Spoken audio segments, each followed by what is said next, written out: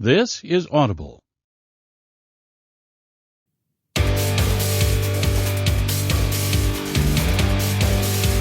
Yen Audio presents The Saga of Tanya the Evil, Vol.1, Deus lo Vult.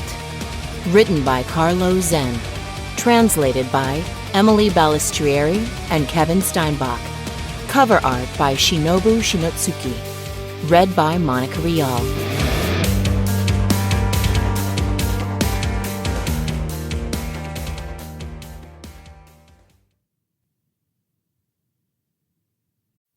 The Saga of Tanya the Evil, Deus lo Vult.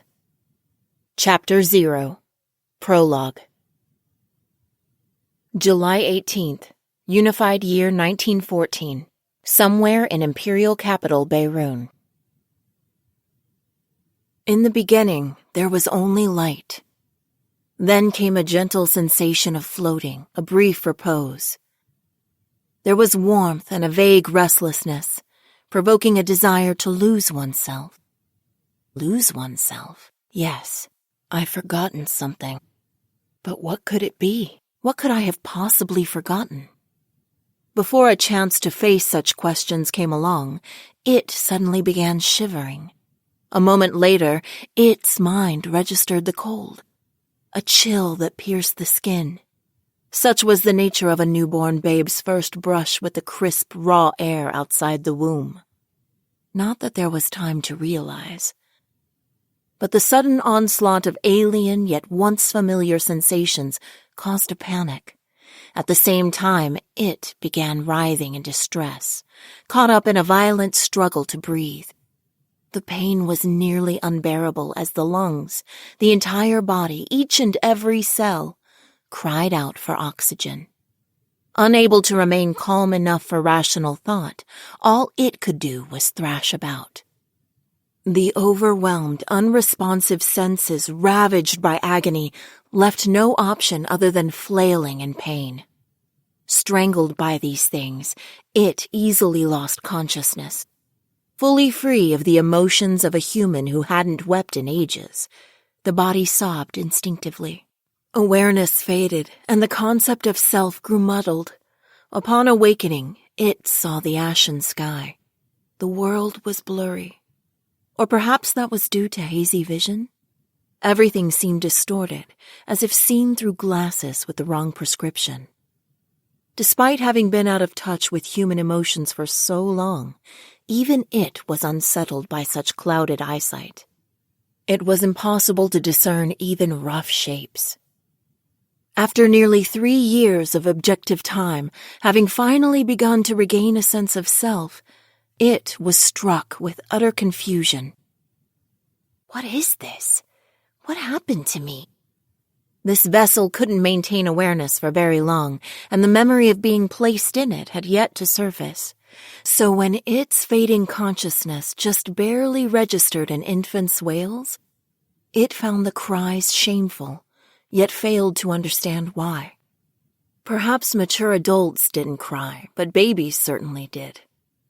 Infants were supposed to be protected and given equal opportunities, not despised. Thus, with a deep sense of relief, it relegated the vague shame to a dark corner of its mind, blaming it on the lack of a clear consciousness.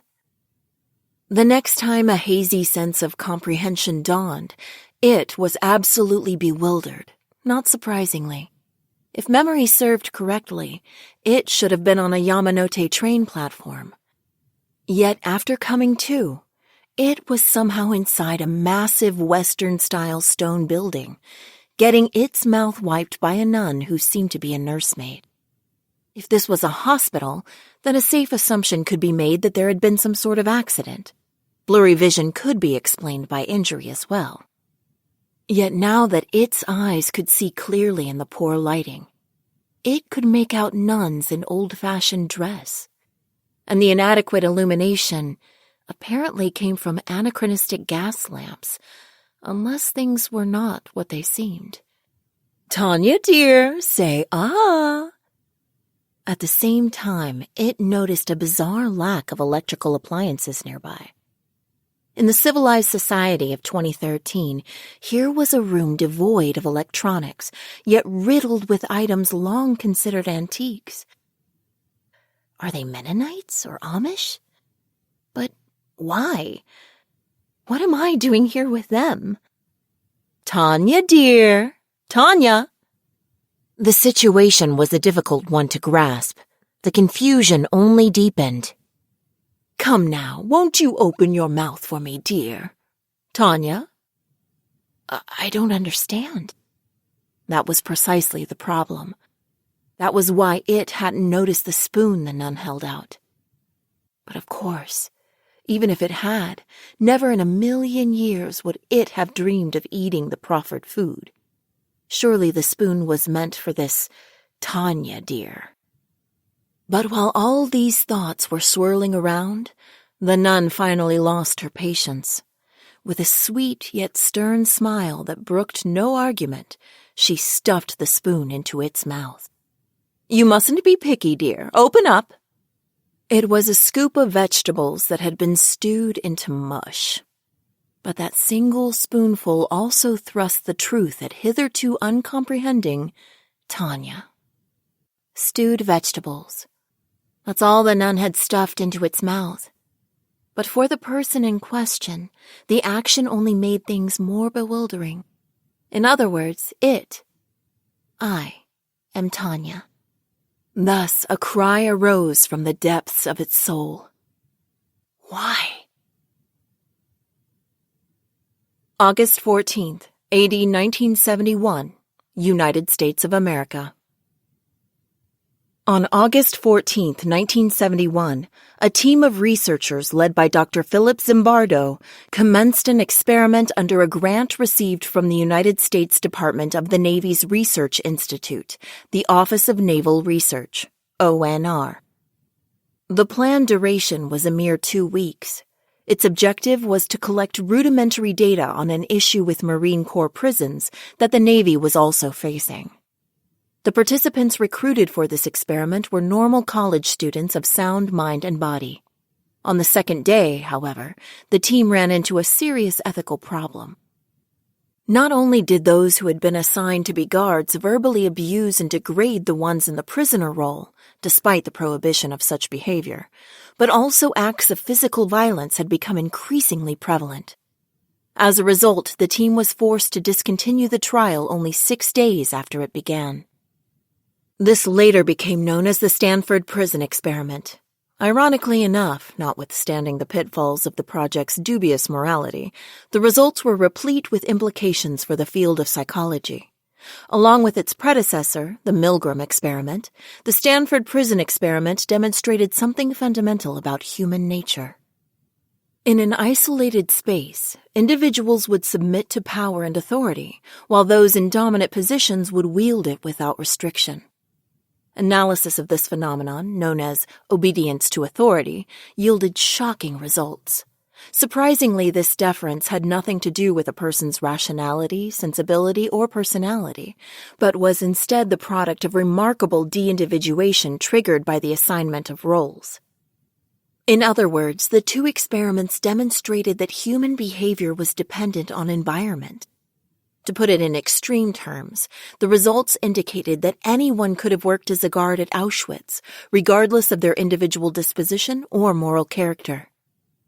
In the end, environment played a larger role in defining an individual than personal traits. When he learned in university that humans were that sort of creature, it felt right rather than wrong.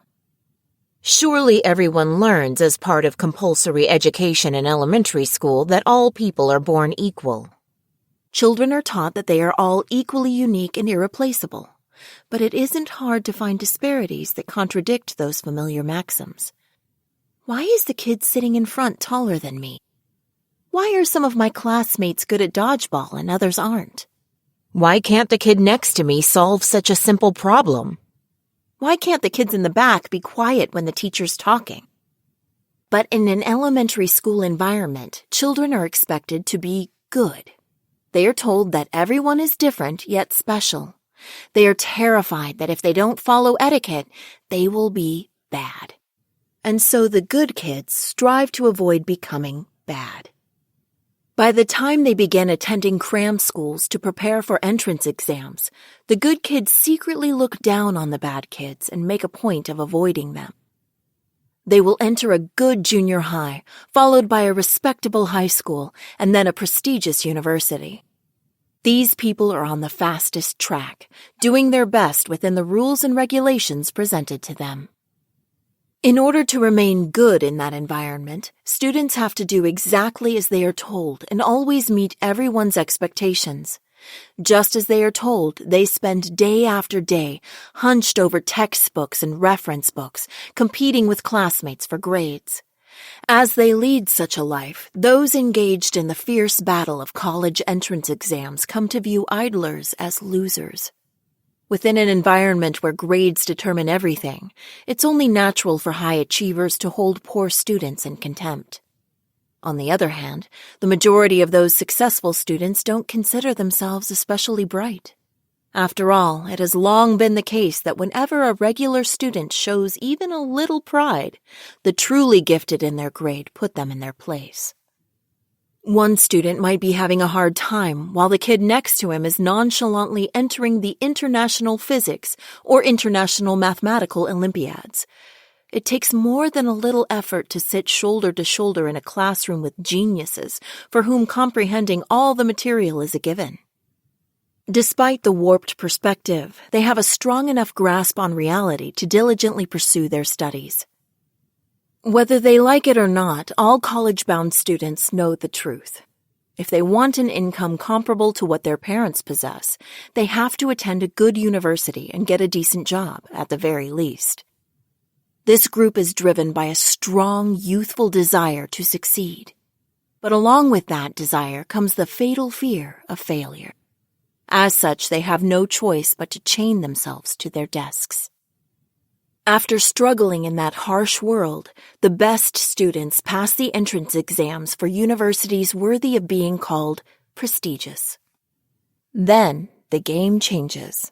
Many are forced to realize that they have entered a world where people are no longer evaluated by grades, but the question, what have you achieved?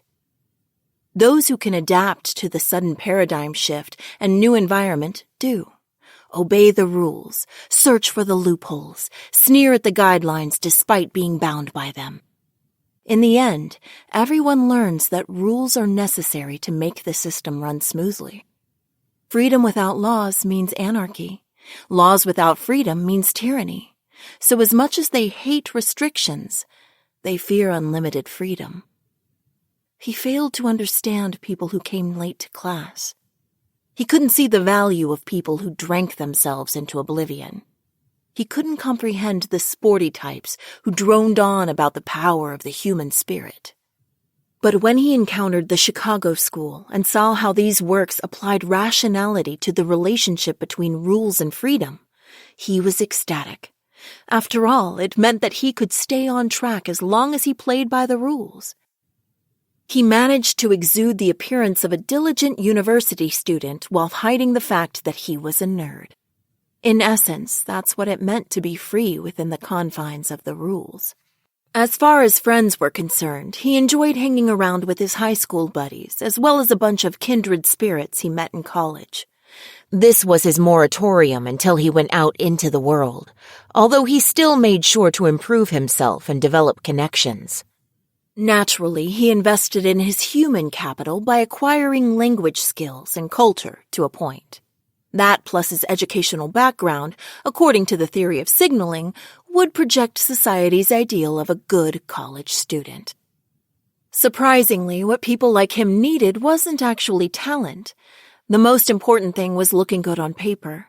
In other words, recruiters preferred someone who passed the company's exam with flying colors, came from a prestigious school, and was a familiar face to the interviewers. It was for precisely that reason that the headwind of the recession's employment slump didn't particularly blow against him. After all, he was on his mark at a different starting line compared to everyone else. In truth, he had the advantage. This contest was completely rigged. From the get-go, it was only natural to visit alumni who came from the same alma mater. In fact, he'd gone so far as to accept invitations to grab a few drinks with the recruiters from Human Resources. Now just imagine if someone on the employment side attended the same junior and senior high, or was a graduate of his college. They would offer guidance about what qualities recruiters looked for at such and such company and how to present himself in the interviews. Footnote: Chicago School. The Chicago School of Economics is, in brief, a delightful school of economic thought hailing the market mechanism. Some extremists even use economic values to analyze social issues across the board: drugs, families, education, immigrants, and so on. You can learn more from the slightly dated book, The Economics of Life, From Baseball to Affirmative Action to Immigration, How Real-World Issues Affect Our Everyday Life, or by checking out the latest on this blog, www.beckner-posner-blog.com. As long as he combined his various connections and did decently in the interviews, he would have nothing to worry about. If he wasn't too picky, he could get a job that put food on the table for sure. By obediently doing whatever he was told, he became a societal gear that performed well at a steady pace. Somewhere along the line, he began to view himself as a mature adult in that work setting. Job satisfaction, individuality, creativity. He was a cog in society, and he could assert that the content of his work didn't matter as long as he received fair compensation. From the company's perspective, the ideal employee was required to complete assignments promptly while maintaining a level of quality appropriate to their salary. Adhering to the company's philosophy in all things, the ideal employee would take initiative and search for ways to turn a profit. It wasn't terribly difficult for him to adapt to life as a slave to corporate logic. Heartless, robotic, callous, impersonal. Concerns of that nature only troubled him in the very beginning. He was terrified of people who howled ingloriously or resorted to violence. It wasn't possible for him to comprehend such disgraceful behavior. But with time, he acclimated. It was just like school. Humans are creatures designed to adapt to change. When it comes down to it, conforming to the environment means assuming one's assigned role. A guard acts like a guard, and a prisoner acts like a prisoner. The days passed uneventfully, alternating between work and hobbies. Naturally, work progressed efficiently. Following company directives and avoiding mistakes as much as possible were important to not let work cut into precious free time. Consequently, by the time he entered his 30s, he not only was close to matching his parents' income, but also had most definitely gotten on the promotion track. He was highly regarded for his devotion to the company and loyalty to the executives, and he climbed the advancement ladder in the Human Resources Department. He even received a Touchstone Award as a section manager. Yes, that's right. I had an important job. There is absolutely no reason, none whatsoever, for a nun to stuff a spoonful of boiled vegetables down my throat. I'm being quite the gentleman, not even screaming at the top of my lungs to demand what right you have to call me Tanya, dear. Growing impatient, he attempted to stand in order to launch his "Why me" tirade. That was when it hit him. His head throbbed as unpleasant memories suddenly surfaced. February 22nd, AD 2013, Tokyo, Japan. Why me? Why? It's obviously because your cost performance is abysmal. On top of that, you've been absent quite a lot. And as another nail in the coffin, I have a report from your direct supervisor claiming that you've taken out multiple cash advance loans of who knows how much. Plus, you adamantly refuse to see the occupational physician at every turn. In conclusion, it's clear that you're becoming a costly employee. More importantly, we can't have you causing some sort of scandal and marring the company's good name. I'd love to ask you, is there any reason we should keep you on board? But due to certain laws, I must conceal such sentiments deep within my heart and respond with as much tact as possible. You've already failed to complete your PIP twice. The company gave you a perfectly reasonable order to attend PIP completion training, but you refused. And you have numerous unexcused absences. False courtesy? That's just fine. It's not prohibited by law. This is a for-profit corporation, not a charity for the societally inept. That said, as you've contributed to our company for such a long time, I believe a voluntary resignation, rather than a disciplinary dismissal, would better serve both our interests. While this may be a huge waste of time, it's still part of the job description. I've never had to go on client visits before. How the hell does that count as training? It combats deteriorating work results by helping supervisors understand sales representatives and find ways to improve their managerial practices. With that in mind, we felt it was necessary for you to undergo this training. Even if it's all in a day's work, this is still tiring. It's an utter pain to deal with this endless parade of weeping and wailing employees who try to cling to us. If you think crying will change things, go for it. In some parts of the business world, that's a valid tactic. But if you think it'll work after calling me things like a heartless monster, boss's pet, or cyborg, you've got another think coming. I've always known that I wasn't the best. Unable to compete with the geniuses and unable to match the gifted through hard work and dedication, my personality has grown utterly warped. I'm a mess of convoluted complexes. Truly benevolent people are awe-inspiring. As far as hypocrisy is concerned, I have what society as a whole deems to be a healthy level, but knowing I'm insincere makes me scoff all the more. Despite being self-aware about this, how ghastly I am, I still harbor the arrogant belief that I'm superior to the inept fool wailing before me. At least as far as cost performance is concerned, I've maintained superior results. So even though restructuring departments assigned for consolidation through layoffs is a pain, I take it seriously. From here, I should shoot straight up the ladder and land in the chair for Director of Human Resources. My life should have been fairly smooth sailing. Should have been. After reflecting to that point, a rather unpleasant event resurfaces. It's said that humans are political animals by nature, but apparently the type of humans who get pink slips are animals who prioritize primal emotions over logic or commonly accepted taboos. When you get down to it, aren't there more people who, unlike the good academic elite, act out their impulses? The director specifically warned me to watch my back at the station, but I couldn't see what he was getting at. Wham! Something slams into me. I fall from the platform in bizarre slow motion. The moment I see the train, my consciousness cuts off. When I wake up, I encounter an unspeakable injustice. Are you really living creatures of flesh and blood? Sorry, who are you? An elderly man taken straight out of a cookie-cutter novel heaves a heavy sigh as he observes me. It has to be one of three possible explanations. 1, I miraculously survived and a doctor is examining me, but I'm unable to perceive it correctly. In other words, it's possible either my eyes or my brain have suffered serious trauma. 2, I'm dying, and this is either a delusion or a hallucination. My life is flashing before my eyes. 3, I've woken up in the real world after mistaking a dream for reality. I could still be half asleep. The whole lot of you have the most twisted personalities. What a bunch of nonsense in that head of yours. Did he just read my mind?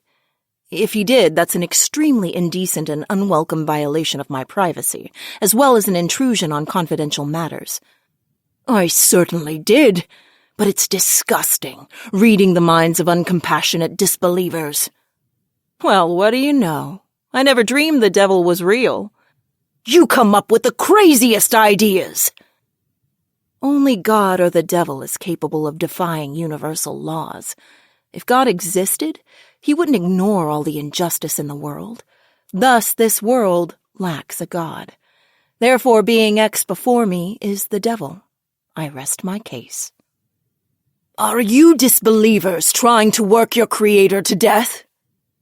You disbelievers? In the plural. Which means he's referring to others along with me. Should I take comfort in the fact that I'm not alone? Hard to say. While I don't specifically hate myself, I don't particularly love me, either. I mean deranged souls like yours. They're everywhere these days. Why aren't you attaining enlightenment as humanity advances? Don't you want deliverance from your earthly bondage? I suspect this is simply the result of that societal progress. Rawls' theory of justice is absolutely wonderful, but actually applying it is unrealistic. Humans have already been divided into the haves and the have-nots. It might be interesting as a hypothetical proposal, but in reality, people can't give up what they have for the sake of others. Isn't it natural to pursue material gain in this life rather than worry about the future? Even so, what does it matter? If I'm dead, what's going to happen to my soul? Let's discuss this constructively. What really matters is what comes next. I'll just throw you back into the cycle of life and death. You're getting reborn, replies the self-proclaimed god, being X. The answer the stranger gives is quite simple. I bet he's fulfilling his duty to explain. Yes, work is not something to be taken lightly. I can appreciate the importance of assuming responsibility and acting in compliance with the law. Like it or not, as a member of society, of an organization, I should probably indicate that I understand how we're to proceed. Very well, in that case, go ahead and do your thing. For starters, I plan on doing a better job of watching my back in my next life. I've learned that there are two types of people, rational and irrational, so I'll undoubtedly need to revisit behavioral economics. Ugh, I've had it. But the words he whispers under his breath leave me perplexed. Huh? Can't you guys get your acts together? Far be it from any of you to attain enlightenment and break free from the cycle when you lack so much as a shred of faith, he complains, making this awkward for me. Footnote: Rawls' theory of justice, a theory that greatly influenced political philosophy. What would happen if we had to create rules to live by starting from scratch, when we don't know our place in society? After that discussion, Rawls explores what fair laws might look like. His conclusions are broadly split into two principles. The first guarantees individual equality and freedom, while the second permits inequality for the purpose of special consideration and equal opportunity for the weaker members of society. It's important to note that while he considers everyone equal, he takes the stance that the wealthy should pay progressive taxes to care for the weak and provide support for the needy, also known as the liberty principle, the difference principle, and the fair equality of opportunity principle. Quite honestly, I have no idea what this being X, self-proclaimed God, is so mad about. I realize elderly folks can be quick-tempered, but when someone who appears to hold a fairly senior position flies into a blind rage, they can be hard to read. If this were an anime, you could write it off as a gag, but in the real world, you rarely get that luxury. Humans these days have strayed too far from the universal laws. They can't tell right from wrong. Jeez. Being X can preach all he wants about universal laws, but I don't know what the hell he's talking about. And if these laws really do exist, it's annoying that he didn't give notice beforehand. He's asking for too much if he expects people to adhere to laws they've never seen, let alone consented to. I can't comprehend something that hasn't been put into words. To my knowledge, I've yet to develop telepathic powers. I gave you the 10 Commandments, you know. 1. Thou shalt have no other gods before me. 2. Thou shalt not take the name of the Lord, thy God, in vain. 3. Remember the Sabbath day, to keep it holy. 4. Honor thy father and thy mother. 5. Thou shalt not kill. 6. Thou shalt not commit adultery. 7. Thou shalt not steal. 8. Thou shalt not bear false witness against thy neighbor. 9. Thou shalt not covet thy neighbor's wife. 10. Thou shalt not covet thy neighbor's property.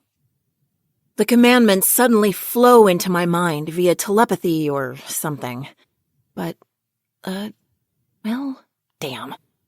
See, I was born in a polytheistic region of the world where we're used to letting things slide as religious tolerance, so I'm honestly not sure how to react to someone bringing up the commandments. For the record, I happen to honor my parents, and I've never killed anyone, but I am biologically male. Certain sexual instincts are programmed into me. Can't do anything about those. It'd be another story if I'd handled the programming, but I didn't. I'll regret that as long as I live. Just how long does God live? I'm mildly intrigued, if only from a purely academic perspective. Unsurprising, given my inquisitiveness and curiosity. I've never fought the desire or impulse to murder someone. Sure, it's refreshing whenever I nail a headshot in an FPS, but that doesn't make me any more bloodthirsty than the next guy. I'm pro-animal rights. I'm pretty sure that, at the very least, I've taken posters to support a movement trying to decrease the catch-and-kill programs of various shelters. So you didn't dirty your hands, but you still derived pleasure from the act of killing, didn't you? I've never stolen anything, borne false witness against another, or had the joy of winning a married woman's heart. Above all else, I've gone through life as an upright, honest person. I fulfilled my duties at work and adhered to the law, and I can't recall ever actively defying the prescribed conduct for a human being. If I had been sent to war, maybe I would have received a revelation from God while parachuting that I should dedicate my life to farming shrimp. Unfortunately, my experience serving in the military was limited to online games. Have it your way. If you won't repent, I'll have no choice but to impose a fitting punishment on you. I'd like to think these false accusations can only go so far. And why me? But as a rule of thumb, I know it's never wise to let things pan out on their own. Wait a moment, if you will. Stuff it! I wish you wouldn't lose your temper. If you're claiming to be the supreme being, even if you're not doing a very good job at it, I wish you were a bit more mentally mature. I suppose you could even keep the disguise. This one lawyer acquaintance of mine comes across as two completely different people depending on whether he's in court or online. The man even has a full social life. While I don't expect you to reach his level of perfection, you could try a bit harder. I'm already overworked managing 7 billion souls. The Bible says, "Be fruitful and multiply and fill the earth." Admittedly, my knowledge of the matter is limited, but I'm fairly certain mankind has been faithfully obeying this doctrine. I can just see Malthus turning in his grave. You might say that mankind has multiplied too much. If you're going to work in administration, I wish you'd keep track of the orders you issue. Hopefully you won't get fired after losing the respect of all your subordinates. At any rate, seeing as you're the administrator, you should take full responsibility for what you said. All I ever get are you skeptics without a speck of faith. You're putting me in the red. Honestly, isn't that a flaw in the business model? I won't take this from someone who broke his contract. Aren't you guys the ones who wanted a shot at enlightenment in the first place? Well, you can't expect me to know unless you notify me. That's what I really think. It's common sense to send important documents through certified mail, and really, a contract should be handed over in person. It would have been nice if you had left the contract on a permanent medium, too. You bowed before the laws of God, you know. The scientific advances these days are almost magical. Overdeveloped science is practically magic. Hooray for natural science! All is right in the world. In our society of abundance, neither a sense of crisis nor devotion will spread without an impending threat. That's why we desperately cling to things. Unless driven into a corner, people won't cling to religion. So in other words, it's like that, you know. You say I know, but I'm afraid I won't until you tell me. There's nothing to be done for the increasingly flippant way I am treating being X, but not being able to have a conversation is truly frustrating.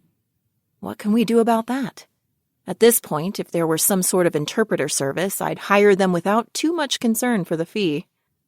You're driven by lust, you lack faith, and you don't fear your creator.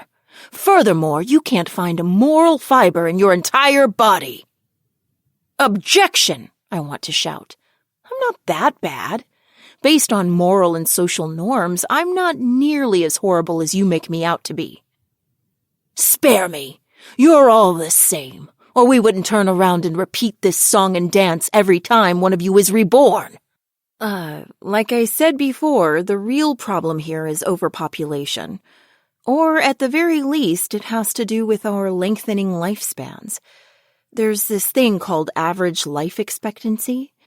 Yes, of course, there's also Malthus's An Essay on the Principle of Population. Oh, you haven't read it? The way we multiply like rats, you must have your hands full. It's not as though we're doing anything in particular. I believe a simple analysis will show that your business model is flawed. If the number of believers increased along with the population, things would be fine. Yeah, so there's the flaw in your business model. All I can say is that you did a sloppy job psychoanalyzing your consumer base. That's a structural mistake from back in the planning stages. So, in your case, you don't believe it's because you were a male, living in a world of science, ignorant of war and unthreatened? Huh? What? I think I might have screwed up. Okay, let's calm down. Right now, being X is as dangerous as the director of human resources was during that mess when another company poached a bunch of our veteran engineers. I understand the situation, and I've already considered how to deal with it. So if I remedied that, even the likes of you would awaken to faith? Aren't you jumping to conclusions? Why don't you calm down? I'll admit I said that overdeveloped science has clouded faith, but God, please, calm down. That's right, relax. If we could feel the grace of the Lord, that would solve everything. Oh, but of course, I understand. I know all too well how graciously you watch over us, as you are guiding me right now. Yes, I fully understand. So would you be so kind as to lower your hand? And, might I add, I'm afraid the part about how I'm ignorant of war was a misunderstanding. Groveling won't get you anywhere now! Wait, my lord. Please remember that neither magic nor miracles have been proven real in our world. Anyone who claims to have seen a miracle smells fishier than a fish market. Same with your existence. And for another thing, it doesn't matter whether you're male or female. It's obvious that both genders have sexual desire. Enough already! You've made your case. Anyway, I'm gonna try this out. Excuse me? I'm going to test this on you! So, yeah, and that about sums up the memory. I wish I could forget it. Footnote: An Essay on the Principle of Population. Mr. Thomas Robert Malthus's classic masterpiece on demography. According to his theory, population grows geometrically, but the food supply, resources to sustain life, only grows arithmetically. In other words, it's a brutal and blunt theory stating that mankind will quickly expand until all usable resources are stretched to the limit. Even without God's decree to multiply, our population would always increase to barely sustainable levels. It's a terrifying concept, yet surprisingly, it cannot be ignored. Chapter 1. The Sky over Norden. June. Unified Year 1923. 3rd Patrol Line. Norden Theater. Northern Military District. Why am I out here fighting in a war? My conscious self, assigned the identity of Magic Second Lieutenant Tanya Degurechaff, poses the question again as I clasp an orb in tiny hands, leave the rifle that's serving as my scepter on the ground, and soar into the sky. How did I end up like this? Ferry 08 to Norden Control. Ferry 08 to Norden Control. Acknowledge. A single dot stands out over the gloomy, overcast skies of Norden. This minuscule speck blending into the clouds is none other than one of the Empire's mighty aerial magic officers. Due to a sick twist of fate, if I take a look at myself, I'm cursed to see a little girl participating in a war. The uniform and computation orb are proof that I'm a soldier. Through scientific means, the sphere I carry controls the supernatural phenomenon known as formulas, which allow mages to influence the world with their will. As implied by the modern name of the ancient orbs, courtesy of science and magic, this fruit of magic engineering has unraveled the numeric values of the world. My mission is to act as an artillery observer from a pre-designated airspace while maintaining a comfortable ground speed at an altitude of 6,000 feet. Ferry 08, this is Norden Control. We read you loud and clear. No problems tracking you. Talk about a piece of cake. This is just an air support mission at the border between the Empire and the Entente Alliance. But this vigilant spotter magician, maintaining her flight formula with the computation orb around her neck, must look surprisingly small. And I am pint-sized. It makes people wonder if my age has hit double digits yet. Moreover, I have a petite frame, even for a girl. Comparing Tanya's height to the physically blessed body of my previous life is absolutely mortifying. It was miserable to hear that Tanya's neck was too narrow to properly wear the aviation throat mic headset. Ferry 08. Roger. I've reached the mission airspace. Reading you loud and clear, I say. I'm already resigned to the voice spewing from my mouth, though the high-pitched tone makes me feel like something's haunting me. No matter how accustomed to hearing it I become, I can't stand it. Whenever my tongue can't keep up with my mind and I end up nearly biting it or stuttering, I feel utterly humiliated. Norden Control, Roger. Proceed to your assigned mission. Of course, the Army is seriously something else for having no qualms even after hearing that girlish partial lisp. Perhaps it's simply a matter of being pragmatic, but the military has adopted the position that a person's aptitude for the magic arts can be a sufficient condition for military enlistment, since aerial mages focus on air combat. In the Empire, where that has been taken to its logical conclusion, age limits for mages are a thing of the past. Hence why the Army has no problem deploying someone who looks young enough that they should still be with their guardian, if only as an artillery observer. Ferry 08. Roger. The area is all clear. I say again, area is all clear. Norden Control, Roger. There is an infantry battalion assigned to your observation area. Call sign Goliath 07. Barring new orders from Airspace Control, continue to perform your observation duties until the area is pacified. Out. The demands of the Empire's geopolitical position have played a large role in this method of procuring human resources. Surrounded by world powers due to historical circumstance, the state has been forced to face potential enemies in every direction. Securing the military strength needed for their large territory's national defense is a perpetually pressing issue. In order to resolve the problem, the General Staff's frenzied efforts have reached the point where they'll exploit anyone within reach.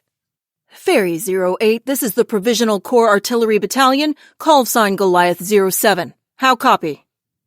This being the case, the Army apparently thinks nothing of tossing a young girl out to the border on air patrol if it can use her.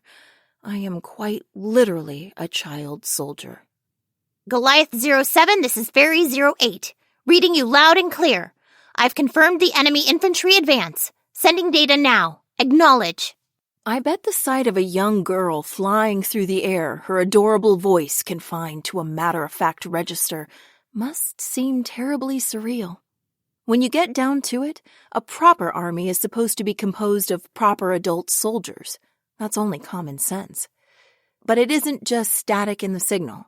Hearing women's and children's voices on the mic has become commonplace among mages.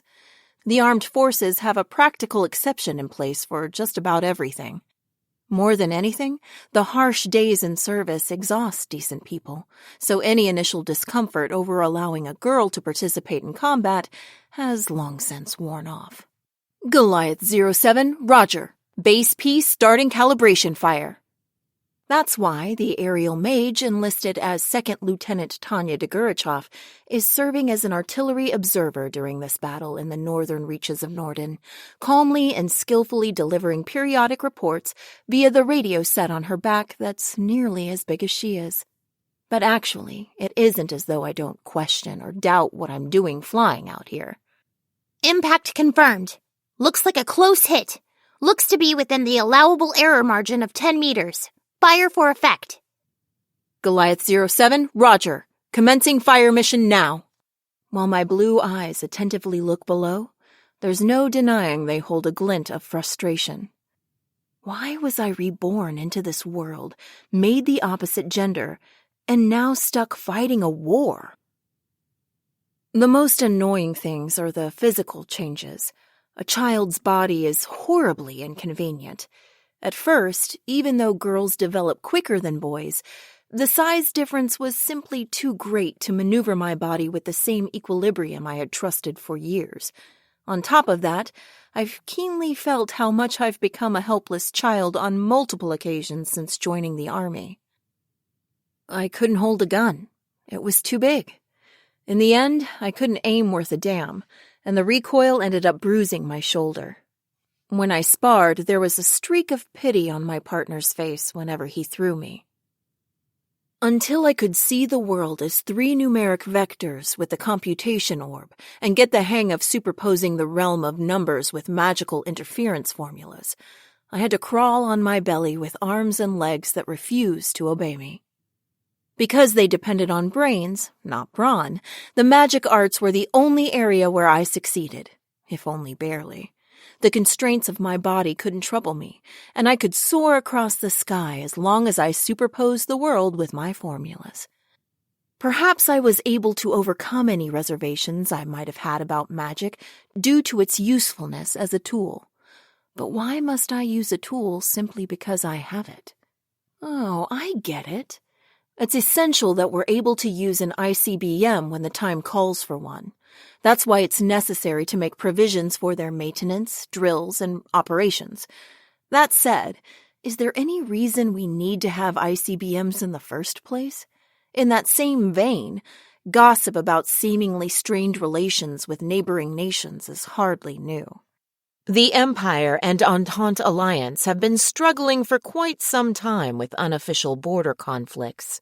But in the international politics arena, at least, there's nominally no dispute over this territory. The problem isn't acknowledged because the Empire is such an incredible powerhouse. As far as Tanya is concerned, it's a simple matter, comparable to how nations surrounding the Soviet Union independently avoid border disputes with it. Well, was. The only regrettable part of discussing the Empire's strength is that it has to be described in the past tense. Multiple isolated accidents have occurred along the border. There has been unintentional fire on both sides, which led to firefights due to misunderstanding. All such incidents were resolved at the level of the local commanding officers, but there's no denying the continually mounting tension. Footnote: ICBM, abbreviation for Intercontinental Ballistic Missile. Dr. von Braun said, "The rocket worked perfectly, except for landing on the wrong planet. Then they went and came up with the most extreme use possible for it." Under normal circumstances, if the Empire entered a state of semi-war at this point, Tanya's position would allow her to fall back to the rear echelon and serve in non-combat roles. After all, Warrant Officer Tanya Degurechaff had been a cadet attending the military academy up until the outbreak of hostilities. A greenhorn would only get in the way on the front lines, so it would be normal for her to serve somewhere in the rear, such as in the technical arsenal or logistical command, once the Empire began making preparations in anticipation of war. Yet despite the unsettling state of world affairs, Tanya's optimistic superiors decided this was all merely brinkmanship diplomacy. Thanks to them, she was stuck completing her training out in the field. The flight patrols she took part of, in coordination with the Army, were only intended to serve as an extension of the education she was receiving at the academy. Having lost her opportunity to withdraw to the rear, Tanya was officially commissioned as a second lieutenant and deployed upon completing her training. She was also assigned the call sign Fairy 08. Clearly, people were obnoxiously comparing her to a fairy. Based on outward appearances alone, she was a puny kid. Really, an incredibly young child. On top of that, she had blue eyes that seemed to reflect a strong will and short blonde hair tied back to make it easier to manage. And considering her pale, clear skin complexion as well, her call sign did start to seem appropriate. The trouble began right after Tanya officially assumed her new post in the field with the Border Army.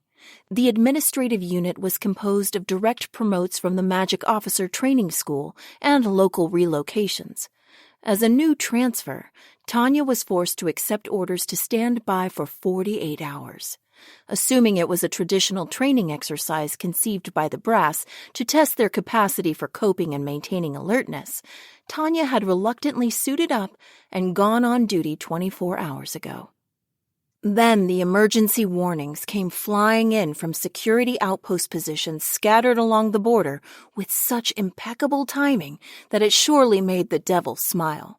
Apparently there had been signs that the Entente Alliance was planning to conduct a large-scale cross-border operation. The Entente Alliance's new policy direction had already been a cause for concern. The reshuffling of executives resulting from a change in administration and the ensuing rise in nationalism had required a dramatic shift in doctrine. Honestly, the Entente Alliance's operation was carried out with such ridiculously poor planning that not only Tanya, but also everyone in the Imperial Army was left wondering, why now of all times? Before they knew it, the Entente Alliance was scattering notices demanding Imperials to withdraw, a declaration of war. In other words, the Entente Alliance had insisted, Imperial soldiers are to withdraw from our nation's territory within 24 hours. Perhaps a lowly company officer was incapable of understanding the Entente Alliance's reasons, but maybe the assumption was that the Empire would avoid full-blown military engagement since regional conflicts were extremely politically sensitive. If the Entente Alliance couldn't face reality, it's possible it would go down in history for all the wrong reasons. Are they stupid? Or so people wondered. Perhaps they devised some great plan that will lead them to victory? Despite being unable to comprehend the Entente Alliance's agenda or objective, the Empire nevertheless maneuvered its finely tuned bureaucracy and military organizations according to protocol. They played it by the book and made preparations to intercept enemy forces. As a cog for her country, Tanya had no choice but to put in work commensurate with her pay. Admittedly, at this point she rather optimistically predicted that all this was mostly for internal propaganda. After all, there was no way the nearby Federation would want two neighboring nations fighting on its doorstep. Everyone expected this to hold the Entente Alliance in check, whether through mediation or intimidation. Moreover, the Commonwealth and Republic were propping up the Entente Alliance.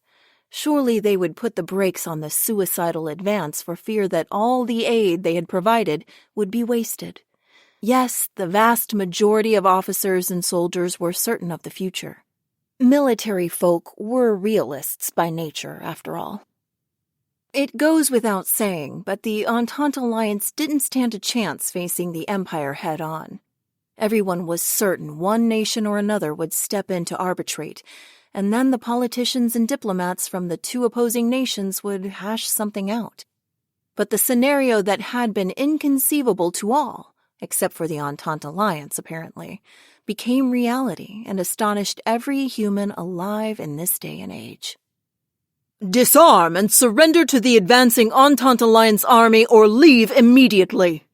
From a common-sense perspective, the Entente Alliance's demands could only be described as shocking.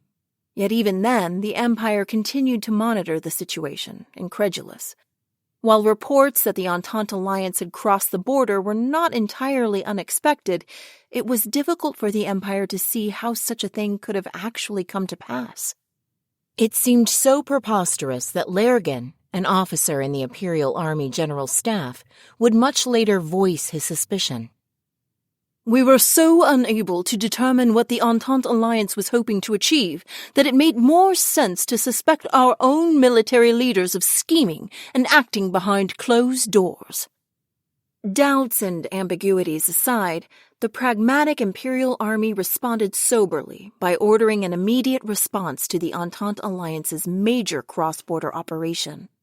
While there was hesitation and confusion over the Entente alliance's agenda, once signs indicated that a potential conflict was brewing, the military began amassing supplies in preparation.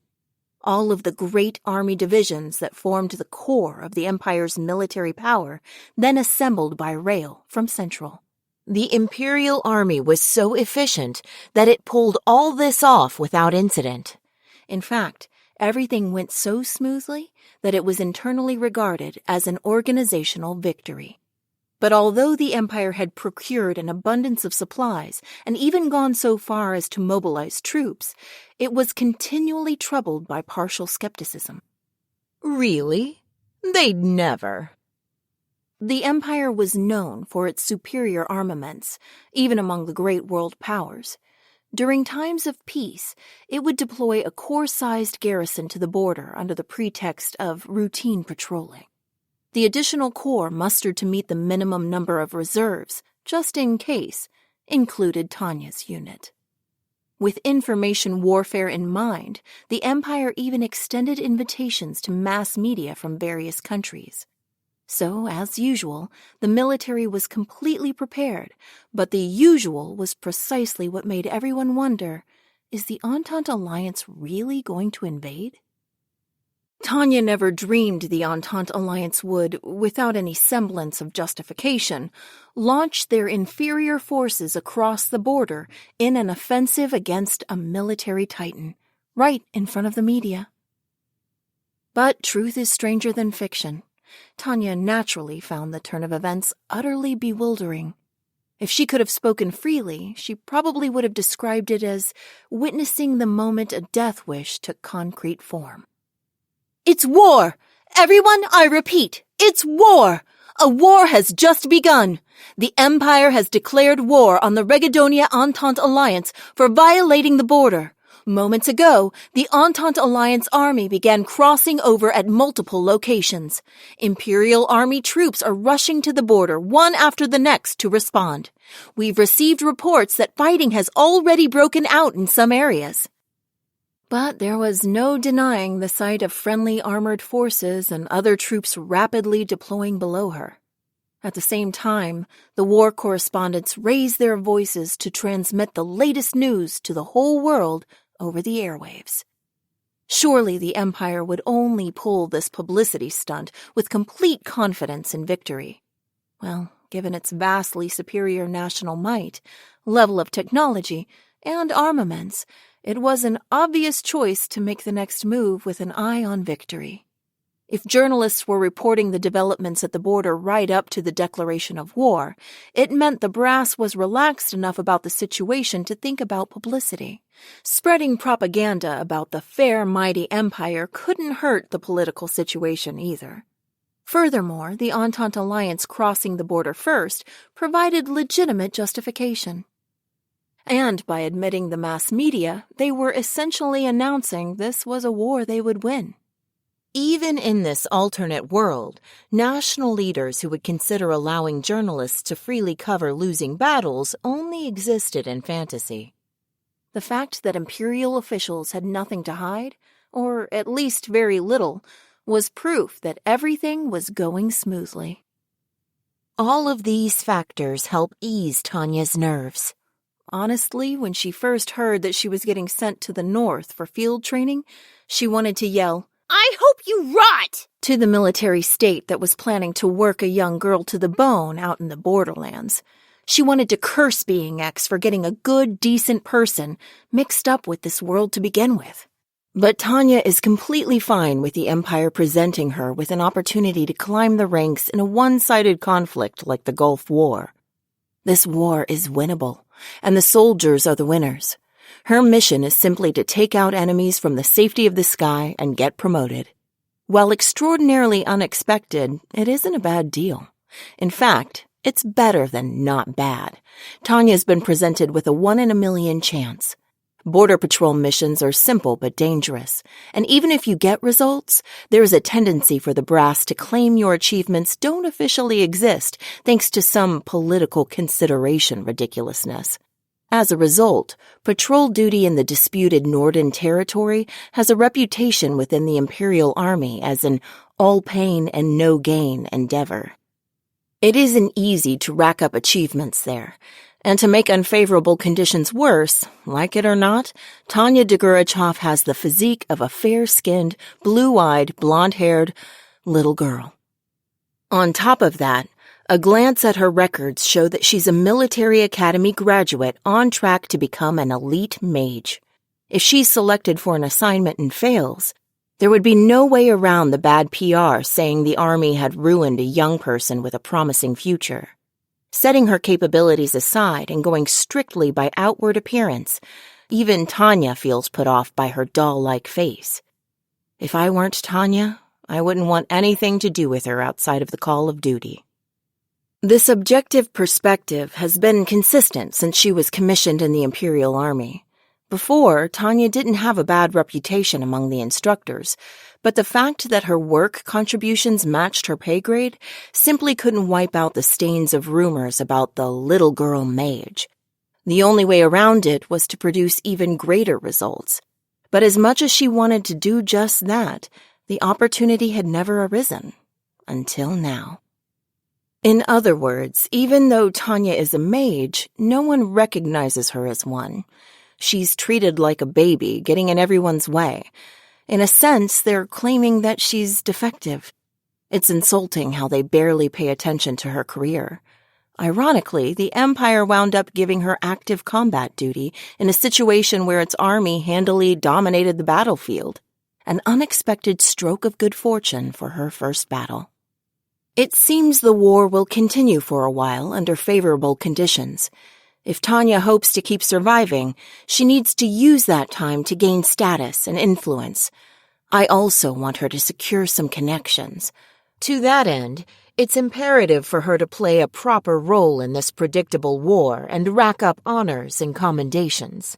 Having thought that far, Tanya unconsciously curls her rosy lips into a grin as she reassesses the situation. This might not be so bad after all. Actually, couldn't this work out wonderfully for my career? I should consider this a pretty sweet deal. No one is around to overhear her egocentric whisper. Even if someone were flying nearby, the howling of the Imperial artillery gunnery below would have drowned out her voice, not to mention the endless echo of shells making landfall and exploding.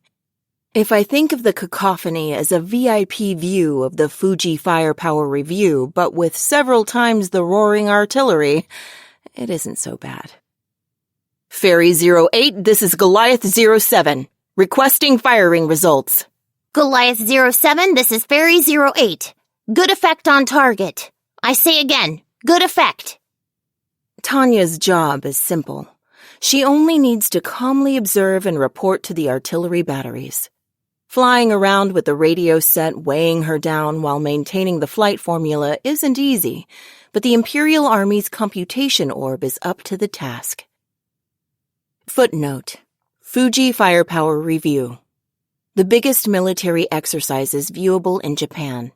They're open to the general public to help civilians better understand the Japanese self-defense forces, but people observe the large-scale maneuvers with the same attitude as watching a fireworks show. Thank you for all your hard work on the drills. Due to the disputed nature of the Northern Territory, many of the troops spread across the north are temporary transfers from Central Command. On paper, Tanya is only on loan from Central after she completed her field training program. If she takes her duties to heart, she could definitely return to the garrison in Central eventually. A position in the rear echelon isn't just a pipe dream. Once she's chosen as an officer magician in the rear, there's a distinct possibility Tanya could spend the rest of the war on standby, under orders to defend the capital. Depending on how she looks at it, personnel might have actually given her a golden ticket for developing a promising career in the long run. Tanya was bitter when she first learned of the decision for her to train in the boring yet perilous North, but it just goes to show that there's no telling in life what could be a blessing in disguise. It's a bit late, but I should probably mail thank you letters to my instructors with my latest updates as soon as possible. I have to build up my connections. I can already foresee a rosy career. Even in the midst of battle, Tanya is in visibly high spirits as she spots for artillery on the battlefield. Ferry 08 to Norden Control. Please respond. This is Norden Control, loud and clear. The exploding shells below are satisfactorily laying waste to the Entente Alliance infantry who have crossed the national boundary. No matter how rugged the mountainous northern terrain, once artillery is fully deployed, the soldiers casually advancing on the border become nothing more than targets. All the more so if the lay of the land leaves them exposed. Ferry 08, roger. Enemy currently under suppressive fire. I believe we've neutralized them. Enemy infantry is breaking ranks. Maintaining a suitable distance, the exceptional artillery batteries fire at unarmored targets under the guidance of an observer in an area where ballistics data was pre-calculated beforehand. It's impossible that the barrage can fail to wipe them out. Down below, the swarms of once orderly infantry fall prey to the howitzers all too easily once they begin fleeing in all directions.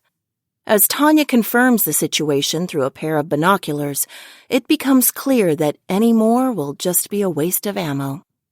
Norden Control, roger. Advance to patrol line 2 and guide suppressive fire against the enemy's primary infantry. Ferry 08, roger. We'll advance and continue observation mission. Her dispassionate exchange with Control is so free of noise that Tanya quietly thinks to herself, I didn't expect radios to work so well in actual combat conditions. The sky is overcast as far as her blue eyes can see, so it isn't as though weather will hinder enemy signal jamming, yet the noise level can be termed the barely perceptible clear. The signal is so clean, it's almost ridiculous that she's carrying the massive airman radio set, which she was issued in anticipation of poor reception due to magnetic abnormalities caused by Norden mineral deposits. Tanya passes over the Entente Alliance's scrambling troops and feels genuinely puzzled as she advances in order to set her sights on the persevering remnants of the enemy army. Seriously, what is the Entente Alliance trying to do? If they want to be targets for live ammunition exercises, they should have said so. I would have volunteered to strafe instead of observe if I knew we were going to be hunting for dodos instead of turkeys. The ones on bombing duty in this fight have escorts and control of the air, and if that isn't enough, they get dibs on the juiciest targets. I'm so jealous I can hardly stand it. Ferry 08 to Norden Control. I've advanced to the designated position. Norden Control, roger. We see that. Relaying the situation to the artillery now. Continue to observe points of impact. Ferry 08, roger. Remaining on artillery observation until ordered otherwise. Over. Norden Control, roger. The same day, Entente Alliance over Nordland. Dear God, why? How can this be happening? Lieutenant Colonel Anson Sue found himself asking the heavens, his rugged snow-tanned face contorted in distress. The volleys of Imperial Army heavy artillery resounded across the sky he had flown so many times as an Entente Alliance aerial mage. The battle unfolding below was completely one-sided. No, Any sane soldier would describe it as a massacre, not a battle. It wasn't even an advance in soft-skinned vehicles. Spongy infantry had marched in formation as if on parade through the wide-open hillocks toward a carefully arranged artillery position. This isn't what we were told. The bastards are opening fire. Help! Medic! Hurry! Get over here! Pull back! Retreat! Put down a smoke screen! My arm! I lost my arm! We still don't have air support! Command! Command! What's going on? What's the situation? The border, according to the Empire, or the Provisional Demilitarized Zone, according to the Entente Alliance, was a type of pseudo-border established under the Treaty of Londinium. If the Entente Alliance forces were simply going to waltz over the national boundary and strike the ever-diligent Imperial Army positions head-on, they should have known this would happen. No matter what was going on in the politicians' heads, the signals coming in over the radio proved that soldiers all across the battlefield were paying for an irredeemable political mistake with their lives. That's the soldiers paying with their lives. Damn those bureaucrats to hell! The economy was in a slump. The gap between classes was widening, and the unemployment rate wasn't improving at all. Domestic problems that the Entente Alliance constantly faced threatened to throw it into a grave crisis due to destabilizing centripetal forces. The government was paying a horrifyingly high price for encouraging nationalism and exclusionism as a solution to those problems. No, the true horrors were yet to come. Footnote: Treaty of Londinium. Some of it is completely original, while a good half is influenced by a real treaty. The reference was the 1852 London Protocol, which was signed as a diplomatic compromise in order to end a war. Since it wasn't a peace treaty, the nations involved violated it out of opposing interests. It's a sad fact of life that inconvenient international laws and treaties are broken with remarkable ease. But if a nation ignores them too much, they will face humanitarian intervention, especially if they have oil. This spelled war. Worse yet, a war the Entente Alliance had no hope of winning. As such, Lieutenant Colonel Sue slung vulgar curses at the officials as he flew. He condemned them for their mistake in continuing to fan the flames of nationalism, refusing to face reality. The Treaty of Londinium was an agreement regarding the border dispute between the Empire and the Entente Alliance, with terms that were just barely tolerable, decided with the Commonwealth as a mediator. The Provisional Demilitarized Zone that divided the disputed territory was in reality a national border, with administrative rights over the region serving as collateral to hold them to the agreement. All the treaty did was make a provisional show of respect for the assertions of both parties out of consideration for the Entente Alliance's claim of dominion. What part of this is just hiking under pressure? In short, the Entente Alliance was free to proclaim its actions as justified on the domestic front, but the treaty showed that in reality the international community practically universally sided with the Empire. No matter how vehemently the domestic dreamers shouted that the territory was officially under dispute and fell within the Entente Alliance's sovereignty, others saw it as nothing more than the wailing of sore losers. Of course, no one would take them seriously. Hiking? This is their idea of hiking? The Entente Alliance sent its military to parade around so it could patrol its own domain? Arbitrarily? That made no sense. Apparently all those politicians had started falling for their own publicity somewhere along the line. Sue wished someone would say it was all just a bad joke. Some government spokesperson, or perhaps a salary thief only capable of spewing useless propaganda, actually had the balls to describe this invasion as a highly organized hiking exercise under pressure at a press conference. It was appallingly thoughtless. Cunningham? What's the status of our remaining forces? Sorry, sir. The signal is unstable and only getting worse. I can't get a grasp on the situation. The troops were in utter chaos. Of course they were. There was no way anyone could remain calm after mindlessly crossing the border under the misconception that war wasn't a possibility, only to find the Imperial Army waiting in full formation to intercept and butcher them. No doubt this folly would go down in history. What about the command centers? Airspace control or the combat direction center is fine. Can you reach anybody? The lines are a mess, and I can't call them anyway. We weren't even assigned the right frequency. First Lieutenant Cunningham, who was considered a veteran even in Sue's outfit, scowled as he fiddled with the long-range radio over his shoulders.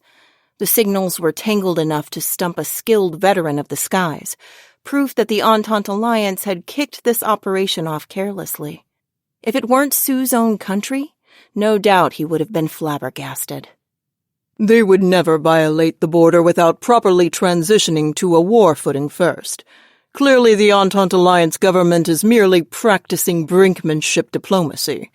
At least the Empire wouldn't play such a dangerous game if we weren't ready to risk war.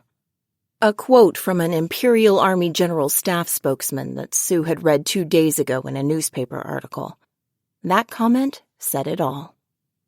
At most, the Entente Alliance's brinkmanship should have extended only to showing signs of increased military activity to discern how the Empire would react. The spokesman had offered a reasonable opinion, his face pulled into the scowl of a man who had bitten into something extremely unpleasant. Who would have thought the Entente Alliance would undertake military actions that risked the fate of the nation without preparing first? I don't care if you use short-range communications. At this point, you can hook up directly with the ground forces. We're gonna help the remaining troops retreat. Roger. For better or worse, Sue's battalion had been in a position at the rear when the border violation incident started. They were reorganizing after suffering heavy casualties in repeated irregular skirmishes near the national boundary. For units the size of a company or larger, it was possible to return to the capital to reorganize. Sue misread the situation precisely because he was often involved in operations that couldn't be written down in official records. If he and his men could fall back, then surely it meant the country had no intention of going to war. It meant the government was up to its usual propaganda. Sue and his men, who were worthy of being called the best, even among the Entente Alliance's frontline troops, had no shortage of profanity to describe the sheer idiocy of the politicians and military statesmen. They were fully aware that their government was a cesspool of imbeciles. They just didn't realize the administration would pull a move so stupid it was beyond repair. Darton, sorry, but could you get in contact with the other troops? I want to get a solid idea about where we stand. Due to their starting position, they had been too late to react and were now faced with the impossible task of helping troops retreat from hopelessly superior enemy forces while essentially blind. To make matters worse, not only were they unable to reach the designated forward controller, but things were so chaotic that they weren't even receiving support from the Combat Direction Center, which existed to guarantee at least the minimum necessary coordination between the Mage troops, Air Corps, and ground forces. If necessary, we'll rendezvous with reinforcements. Platoons, in the event you get split up and can't regroup, you have the option of gathering into groups under whatever authority you can find. Commander, I got through! Sue snatched the proffered transceiver. From a brief exchange, he learned that the situation on the ground was completely unmanageable. The Entente Alliance was paying for its mistake of charging into wartime with the same chain of command they used during peacetime by losing any semblance of control. It was plain for anyone to see. Understood. In any event, we can't fight a war without some leadership. We need to do something about the bombardment causing all this turmoil. Agreed? The situation was so awful that instead of putting up a unified resistance, it was every unit for themselves. Even among their fellow soldiers on the battlefield with whom they could communicate, albeit barely, it was impossible to find a unit that saw the whole picture and possessed enough leadership to take the necessary measures. I fully agree. The artillery positions are certain to be fortified. But what about the observers? Sue had to agree that the most realistic and practical support he could offer, given the forces currently at his disposal, was to interfere with the enemy's indirect fire by eliminating their observers. Commander Sue, this just in from Ground Division 6. We can still observe and signal. Great! See if they can find enemy artillery spotters. As luck would have it, regaining communications with this division, which was maintaining discipline by a thread as it retreated, offered just the opportunity they needed. Bingo! They're sending the numbers! Several observer mages were flying solo, not even bothering to conceal their locations. Based on the frequency of the encoded messages being sent at regular intervals, they were definitely encoded wavelengths unique to artillery spotters transmitting intel. Alone as expected, eh? They're taking us too lightly. Maybe, but aren't they behind a massive warning line? Sue was aware of that. He wanted to groan, watching the way the Imperial Air Corps and mage troops took the sure and easy route in the battle for air supremacy with a coordinated interception network. Clearly, they must have set up an air defense line adequate enough to allow support elements to fly solo. I swear, we're nuts to go to war with a military powerhouse. I should have taken my family and run. Commander Sue, I bet those Imperial dogs are over there scratching their heads, wondering if war is supposed to be this easy. Good point. Let's hope they've let their guard down. Footnote. Warning line. While one can be used in a variety of ways, in this book, the word refers to an interception line or patrol line. Though an enemy breach means trouble, it's surprisingly easy to accomplish. As he thought about how horrible everything had gotten, all Sue could do was turn to God. Honestly, God, where in the world did we go wrong? The mission assigned to Tanya is important, but it's a monotonous job. All there is to do is keep an eye on impacting rounds with a radio and a set of observer gear. The task of processing the data in real time falls on the crew of the artillery arm that receives it. An operator at Norden Control provides the tactical commands. The fact that we're winning probably has something to do with it, but my duty entails nothing more than watching the Imperial Artillery employ airbursts and time-on-target missions with praiseworthy expertise. Indeed, the Empire is a rising military force among the major world powers, and the Army buoying that reputation is supplied with relatively new equipment, so much so that they've gone beyond believing in firepower supremacy and more in obeying it as accepted doctrine. The Empire believes bayonets never lie, but neither do resources. Accordingly, artillery is the Imperial Army's gods of war. For someone like Tanya as well, these are deities much more absolute than some sketchy being who arbitrarily proclaims itself the supreme god. After all, everyone on our side has been on alert for signs of war despite initial doubts. In other words, we were fully prepared to maintain air supremacy with an anti-air mage surveillance network in place. If I report any sporadic resistance or a glimmer of anti-air fire to the gods of war, they'll flatten the area with a single call. This is a safe and sound job that's nonetheless well respected. I hope it stays like this. After all, I get to enjoy a prime view of the Army's victory with a leading role in the firing of so much iron that it makes the Fuji Firepower Review seem cute. It is by no means unpleasant to gaze out over our army effortlessly crushing the enemy from the secured safety of the sky. Artillery churns things up, then the infantry and armored vehicles advance in its wake. Us mages are in charge of air-ground support and combat air patrol. Soaring above the battlefield, the mixed fighter-bomber squadron go ahead as the vanguard for deep penetration. It's hard to say if things would go this smoothly, even in a drill. Cheers to the general staff for pulling this off so magnificently. I can't thank them enough for giving me such a safe and easy way to climb up the ranks. I know it's a bit irreverent, but I'm afraid I have a hard time agreeing with General Lee's quote. It is well that war is so terrible, otherwise we would grow too fond of it. For me, war is such a blast that I don't know what to do with myself. Norton Control to Ferry 08. Artillery commencing observed fire. Send your data. This is Ferry 08. Initial points of impact confirmed. Sending now. No need to adjust fire. I say again, no need to adjust fire. Initiate fire for effect. First and foremost, our artillery is incredible for how it adheres to provided data with such astounding accuracy. The crews have to be awfully skilled to pull off everything from initial fire to consistent near hits with artillery integrated at the field corps level.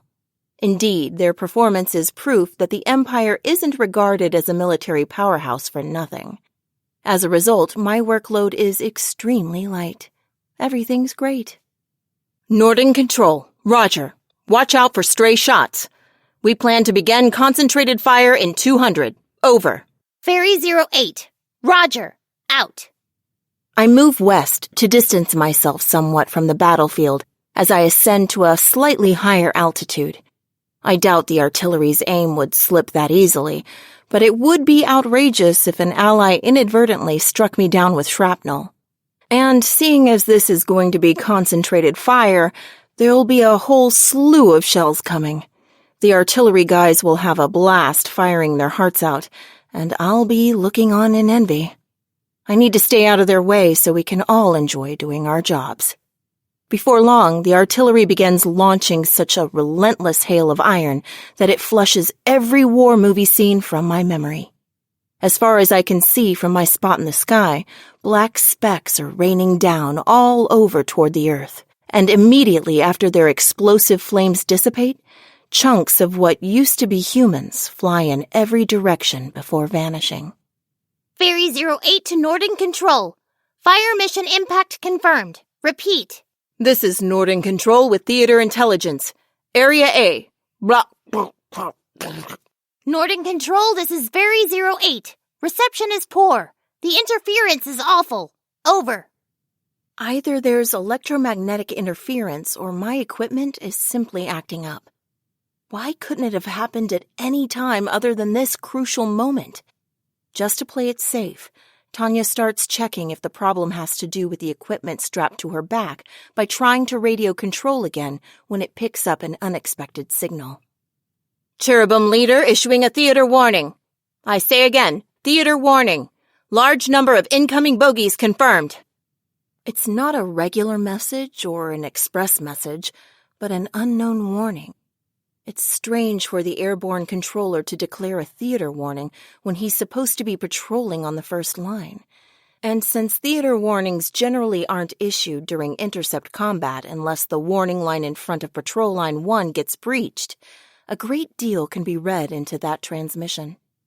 Perhaps a fresh group of highly formidable soldiers has entered the fray. Well, this is war. It looks like the enemy won't go down so easily after all. Norton Control to all airborne interceptors on standby. Transition ROE from Border Patrol to Mobile Air Defense. I say again, transition ROE from Border Patrol to Mobile Air Defense. Upon successfully regaining the connection, orders to intercept rushed in. Obviously, if bogies have been spotted, the only option is to intercept them. That's why the Empire not only established massive formations on the front, but also has reserves standing by in the air. Tally multiple bogey signals. Detecting formula interference. Consider them bandits. These are enemy signals. Take them out immediately. The tone of the incoming transmission hints at rough times ahead, even if the enemy is fighting in vain. Footnote: ROE. Not return on equity, but rules of engagement.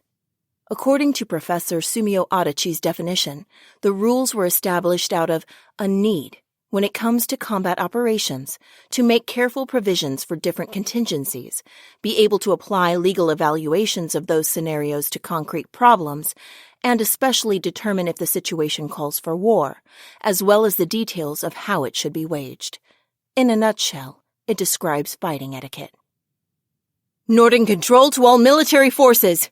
Northern Control to all military forces! Although barely perceptible, a mixture of panic and confusion has slipped into the controller's voice. These people would probably sound as dry as an announcer reading the newspaper, even if allies were getting shot down. Their distress is a good indication of how bad the situation must be. A battalion of Entente Alliance mages has been confirmed violating the border. I say again, a battalion of Entente Alliance mages has been confirmed violating the border. Well, the status report is undeniably surprising as the combat controller reads it with a tinge of confusion. Normally, it would be taboo to employ piecemeal commitment in military operations. How to position reinforcements so they can best function as a relief force is crucial to planning military operations. But at the same time, command needs to keep a certain amount of strategic reserves available at all times. It's a classic dilemma, but also the most difficult to overcome. It's ludicrous for the Entente Alliance to make the infantry cross the border alone and then sortie their air assets afterward. I never dreamed the Entente Alliance would send out reserves when the Imperial forces had already reached the point of transitioning from defense to pursuit. Strategically speaking, it would have made more sense for the Alliance to send in air support sooner, but then that's precisely why the Empire was taken by surprise. Intercept them immediately according to the anticipated scenario. I say again, intercept immediately. The artillery did a half-baked job of crushing the enemy, and right after all their units began changing positions and making minor adjustments, more than a battalion's worth of enemy mages appeared to put up resistance on a massive scale. It isn't as though no one speculated something like this might happen, but the Imperial Army was under the impression they had completely crushed the enemy's main forces on the field. Generally speaking, if the Entente Alliance had been aiming to cover the troop withdrawal, it should have acted a bit earlier. No doubt the unexpected enemy reinforcements have thrown the front lines into chaos. Although I was fretting only moments ago that my lackluster position might harm my chances of a promotion, I'm genuinely grateful to be closer toward the rear. If I were with the airborne forces on standby, I would probably be flying into vicious aerial combat right about now, but luckily the observers don't have to go. Just as I'm admiring my good fortune, noise completely drowns out the communications from Northern Control, even though they had informed me about the drastic change in the situation just seconds ago. This is a critical juncture for the battle, and all my radio can do is put out static. Considering how it acted up earlier, there's a good chance the radio set itself is malfunctioning. It's undeniably regrettable, seeing as how the radio is vital for me to continue spotting for the artillery and receive troop intel. But according to Tanya's memory, the radio took more than its fair share of abuse during various drills. Prized for its durability, combat communication equipment isn't supposed to be this fragile. It's odd, but maybe the breakdown happened because I'm using it in actual combat conditions. But not only does this prevent me from reporting on where incoming rounds are landing, it also worryingly renders me unable to carry out my duties as an artillery observer, even if it's due to technical difficulties. But in the end, I don't need to bemoan my wireless set's failure for long. Radar emissions. It's pure coincidence that I catch it. Nonetheless, I listen to Tanya's instincts and quickly veer off course, narrowly avoiding the attack. Countless magic formulas explode along the flight path I had been following just moments ago. The enemy has arrived. Mayday! Mayday! Ferry 08 to Northern Control! Ferry 08 to Northern Control! Theater warning! Requesting immediate assistance! Tanya shouts into the radio. The wave set at maximum amplitude. The static wasn't due to a defect, but enemy jamming. Without a doubt, these mages are the greatest threat among the surviving enemy forces along the border. The Entente Alliance is considered a developing country in the magician department, so their numbers are few. But to compensate for the short supply, the ones they do have are powerhouses. This has been made possible mostly due to support from nations who are aligned against the Empire. Essentially, it's a classic case of the enemy of my enemy is my friend. But the assumption that the Entente Alliance's mages were lacking led Imperial Army's mages, including me, to drop our guard even after receiving a situation report about enemy mage forces reorganizing behind enemy lines. According to intelligence obtained prior to the battle, the most elite enemy mages deployed to Norden were still hastily mustering in the Alliance a ways to the north. That's why no one expected any particularly dangerous enemy mage forces in the vicinity. I suppose you could say this allowed the enemy to capitalize on our carelessness. In any event, the appearance of enemy forces will be reported immediately to the command post, CP. Not only is there tactical value in doing so, but there's also infinitely vast political implications to consider. Naturally, I follow procedure and report them too. Still, I have no desire to go all out as a hero and single-handedly draw in the enemy. Anyone with a death wish is welcome to go die. My top priority is to survive. The problem is whether or not I can get away. I've detected a group of enemy mages, company-sized, approaching rapidly. I call into the radio as I prepare for air combat after sighting a rather large group of flying bodies swiftly closing in. It's almost sickening how many there are. Coordinates? Theater A, Block 8. Altitude? 4,300. Whatever the other side's conflict or political agenda, they're certainly displaying a fierce will to fight. Honestly, it's an absolute pain the way they remain undaunted by the losing battle, charging forward even as they exude despair. Nevertheless, my foes are hard-working soldiers overflowing with fighting spirit. No way they give a damn about all the trouble this is making for me. On the other hand, the Empire's forces are still winning across the board.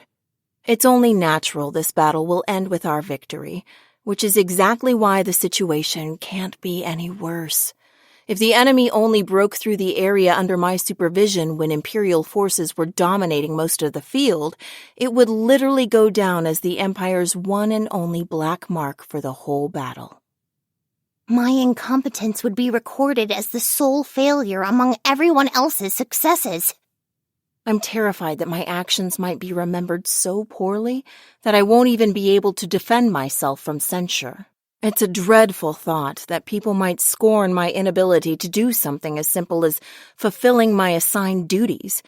Things being the way they are, that possibility alone is enough to rouse fear. And once the superiors give orders to intercept, grunts like me don't have the right to refuse.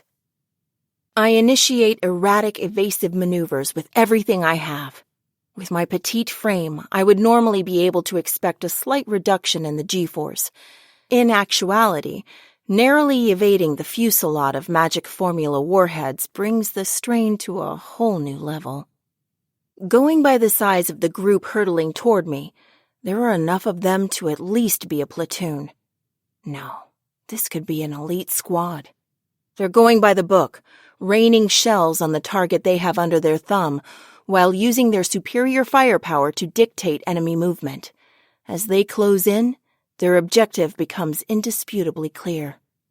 Without so much as a single person providing air cover, the Empire's artillery batteries make superb tactical targets. Since the hostile company's main forces have already broken through, their plan to neutralize fire support is worth the risk from a strategic perspective. In any event, the situation is dire. It might not be so bad if the Corps used self-propelled artillery, but the lion's share consists of towed pieces. Even for the Empire, it's too much to ask to mechanize the artillery crews while also properly maintaining the armored divisions, maid troops, and air corps. Of course, the artillery lacks the time it needs to limber up the ungainly howitzers and run or hide. Consequently, the fate of the weapons on the ground rests on how well the combat air patrol performs. But it's going to take a great deal of strength to halt the advance of a company-sized group of mages. In short, it's essential to keep them busy until Allied air units can be organized. Engaging! Norton Control to Ferry 08. Provide a status update. Fortunately, our electronic countermeasures must be up. The latest transmission is coming in clear. This is it. I predict a 100% chance of trouble. They say a woman's intuition is often right, but despite looking like a young girl on the outside, I don't particularly think of myself as a lady on the inside. So what is it? Why do I have such a bad feeling? This is Ferry 08. I've made contact. I say again, I've made contact. A hostile mage company is penetrating our airspace. Norton Control, roger. Maintain contact and delay the enemy. Also, if at all possible, gather intel. That would explain it. I swear, it can't get any worse than this. Engage the enemy and gather intel? No, trying to slow them down comes first, right? But single-handedly trying to disrupt a whole company? Up in the open sky with no cover? If they're ordering me to die, I wish they would say it outright. There's a substantial gap in fighting power. Requesting reinforcements. Norton Control, roger. We're already scrambling an allied mage platoon. Additional company already in the air on standby should also arrive in 600. Oh, really? Apparently reinforcements will arrive in 10 minutes. That's more than enough time to whip up some instant ramen, eat it, and finish cleaning to boot. Honestly, there's no way I can pull off delaying actions for 10 minutes against an entire company. If I take into account preserving my own life, which I give the utmost importance, my wisest course of action is to beat a hasty retreat. It should be obvious, but I'm simply not patriotic enough to fight a grand battle out here alone. That said, I need a pretext to ensure I don't become immortalized in military history for the horrible disgrace of running from the enemy. If, at the very least, I could get an order from High Command to move from this strategically worthless airspace... Ferry 08 to Norton Control. Requesting permission for immediate withdrawal. I say again, requesting permission for immediate withdrawal. Norton Control to Ferry 08. I'm afraid I can't approve that. Do your best to delay them until the Allied response team arrives. Damn you. Curse this elitist controller. You could take a life with a single order from the rear. I seriously want to scream, asking if they want to try switching places with me. They should come out to the front and give things a go before they start ordering the impossible. Ferry 08 to Norton Control. How is our artillery? That said, I'm an adult. I know that if I let Tanya's physical age get the best of me, act on these emotions, and raise hell, it'll just lead to problems down the line. I can always get my revenge after I make it big someday. And it's precisely because I hope to make everyone pay later that I need to do my best in the current situation. My efforts will allow the mage known as Tanya Degurechaff to dodge criticism once everyone learns about how she gave her all to fulfill her duty, even under the worst conditions. And just in case they eventually court-martial me as a scapegoat, I can take initiative to show that I'm acting with the knowledge of the danger facing the artillery in the rear. I can claim later that I did everything within my power to deal with the problem. It's always wise to have some insurance. The mage platoon is on their way to reinforce you. They should reach artillery airspace in approximately 300. And at the same time, the 7th Mobile Mage Company is en route to intercept. As I said before, we expect them to reach you in 600. The worst-case scenario has been set in stone. Damn the law of causation that brought about this shitty situation. Why do the enemy mage troops have to rush straight at the artillery positioned right behind airspace under my jurisdiction? What the hell are the troops in charge of the early warning line doing? How does a mage company make it this far before anyone notices? It'll be unbearable if I get blamed for this due to someone's complacency after our victory was virtually assured. And if these guys want to take out artillery, wouldn't it all be the same to them if they go to the next sector? Why do they have to come here of all places? Damn you, devil. Are you still cursing me? Okay, fine. If that's how you're going to be, screw it. All these guys are out to get me, right? In that case, I won't go down alone. I've made up my mind. If I'm gonna die, we're all going together. I won't be satisfied unless I take a whole bunch of these bandits with me. Fairy 08, Roger. Nord in control, I'll struggle with all my might. Nord in control, Roger. Good luck.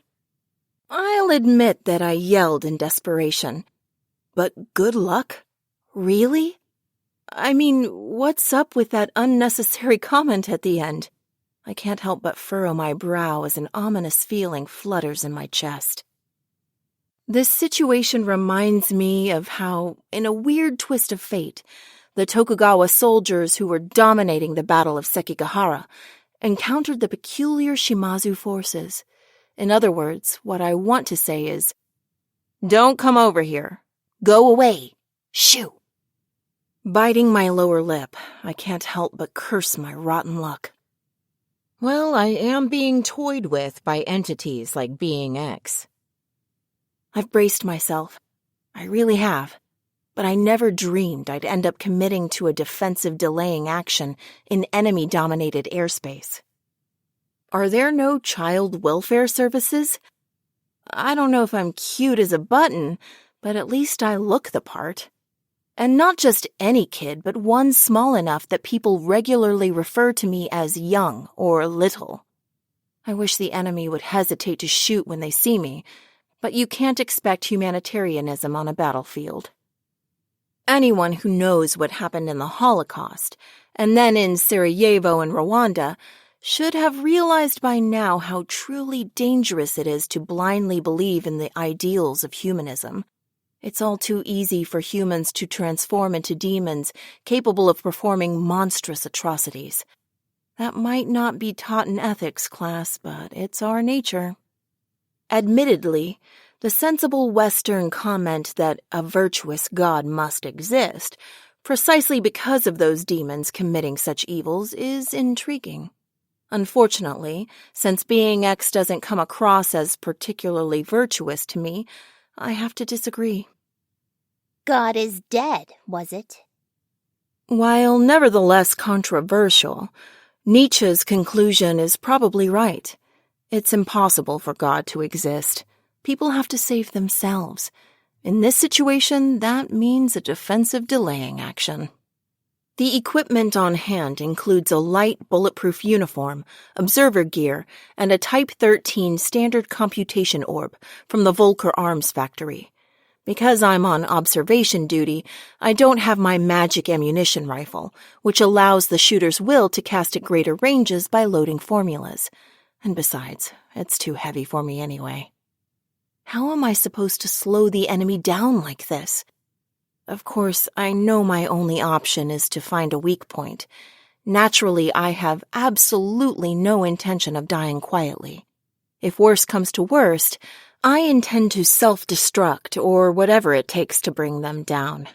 If it's that or get slaughtered, I won't be satisfied unless I take them out with me. Still, if at all possible, I'd prefer to survive. In fact, survival is my highest priority. Really, I want to just make a break for it. If I dump my artillery support equipment, it'll make me lighter. The enemy troops trying to break through are targeting the artillery, so I can definitely take refuge in a safe zone if I focus on retreat and immediately put some distance between us. But even if I manage to escape, I don't stand a chance afterward. It goes without saying that the army punishes desertion in the face of the enemy. Execution by firing squad. From the day I desert, I'll be trapped playing an epic game of tag with the military police that never ends. There's no choice but to fight, despite being completely isolated, without so much as a single wingman. I guess that makes this my own personal war. On a battlefield where my side's triumph is already assured, I'm currently preparing to die in mortal combat. Well, technically, the enemy's goal is to provide support for their withdrawing troops by striking at our artillery, not to eliminate me. In other words, shooting me down is probably something along the lines of swatting a pesky fly for the enemy mages. It's truly insulting that my life and career are being endangered while I'm treated as nothing more than a side note. It's my right to look down on others. No one should be allowed to do that to me. Without a thought about what's going to come after, I start doping up with one interference formula after the next. Improved reaction time, increased instantaneous strength. Before my brain registers the shooting pain of forcing open the magic circuits, I alleviate it with intracerebral narcotics. I'm getting pumped. My body's running hot with excitement. I wonder if this is how it feels to get high. Now, if the worst case happens and the enemy shoots me down, I'll be able to escape without collapsing from the pain. What an honor! This is great! Such a wonderful moment. Oh, this is so much fun! I can barely contain myself. Fairy 08? I've been talking to myself, intending to be heard, so I'm relieved that the CP seems to pick it up. This way, I have a witness who can testify how eager I am to fight. I'm bursting at the seams with excitement. Even when the world is delightfully spinning, a mage's brain manages to sustain clear thought. It's a truly wonderful thing. It effectively protects my thought processes from being clouded by drugs or insanity. I'm so lucky to be a mage, though it's not like I want to be a soldier. I was afraid this job would be boring, but now I'm the star of the battlefield, getting to take on a whole army by myself. There's absolutely no way I should die out here. The world isn't fair, far from it, but that's merely a matter of market failure. The market's shortcomings have to be corrected. As the problem ultimately boils down to cost, I have to raise mine as high as possible. And a marketing strategy is always imperative. I need to put myself out there, giving it my all, never letting a prime chance to self-promote pass me by. In other words, making the most of every opportunity. If I can manage that, life will become rather enjoyable. I was afraid I'd get lost among our friends and foes in the mayhem of battle, but instead I get to stand in the limelight.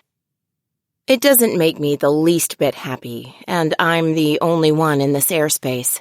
The fact that I can't even sneak away makes this situation all the worse.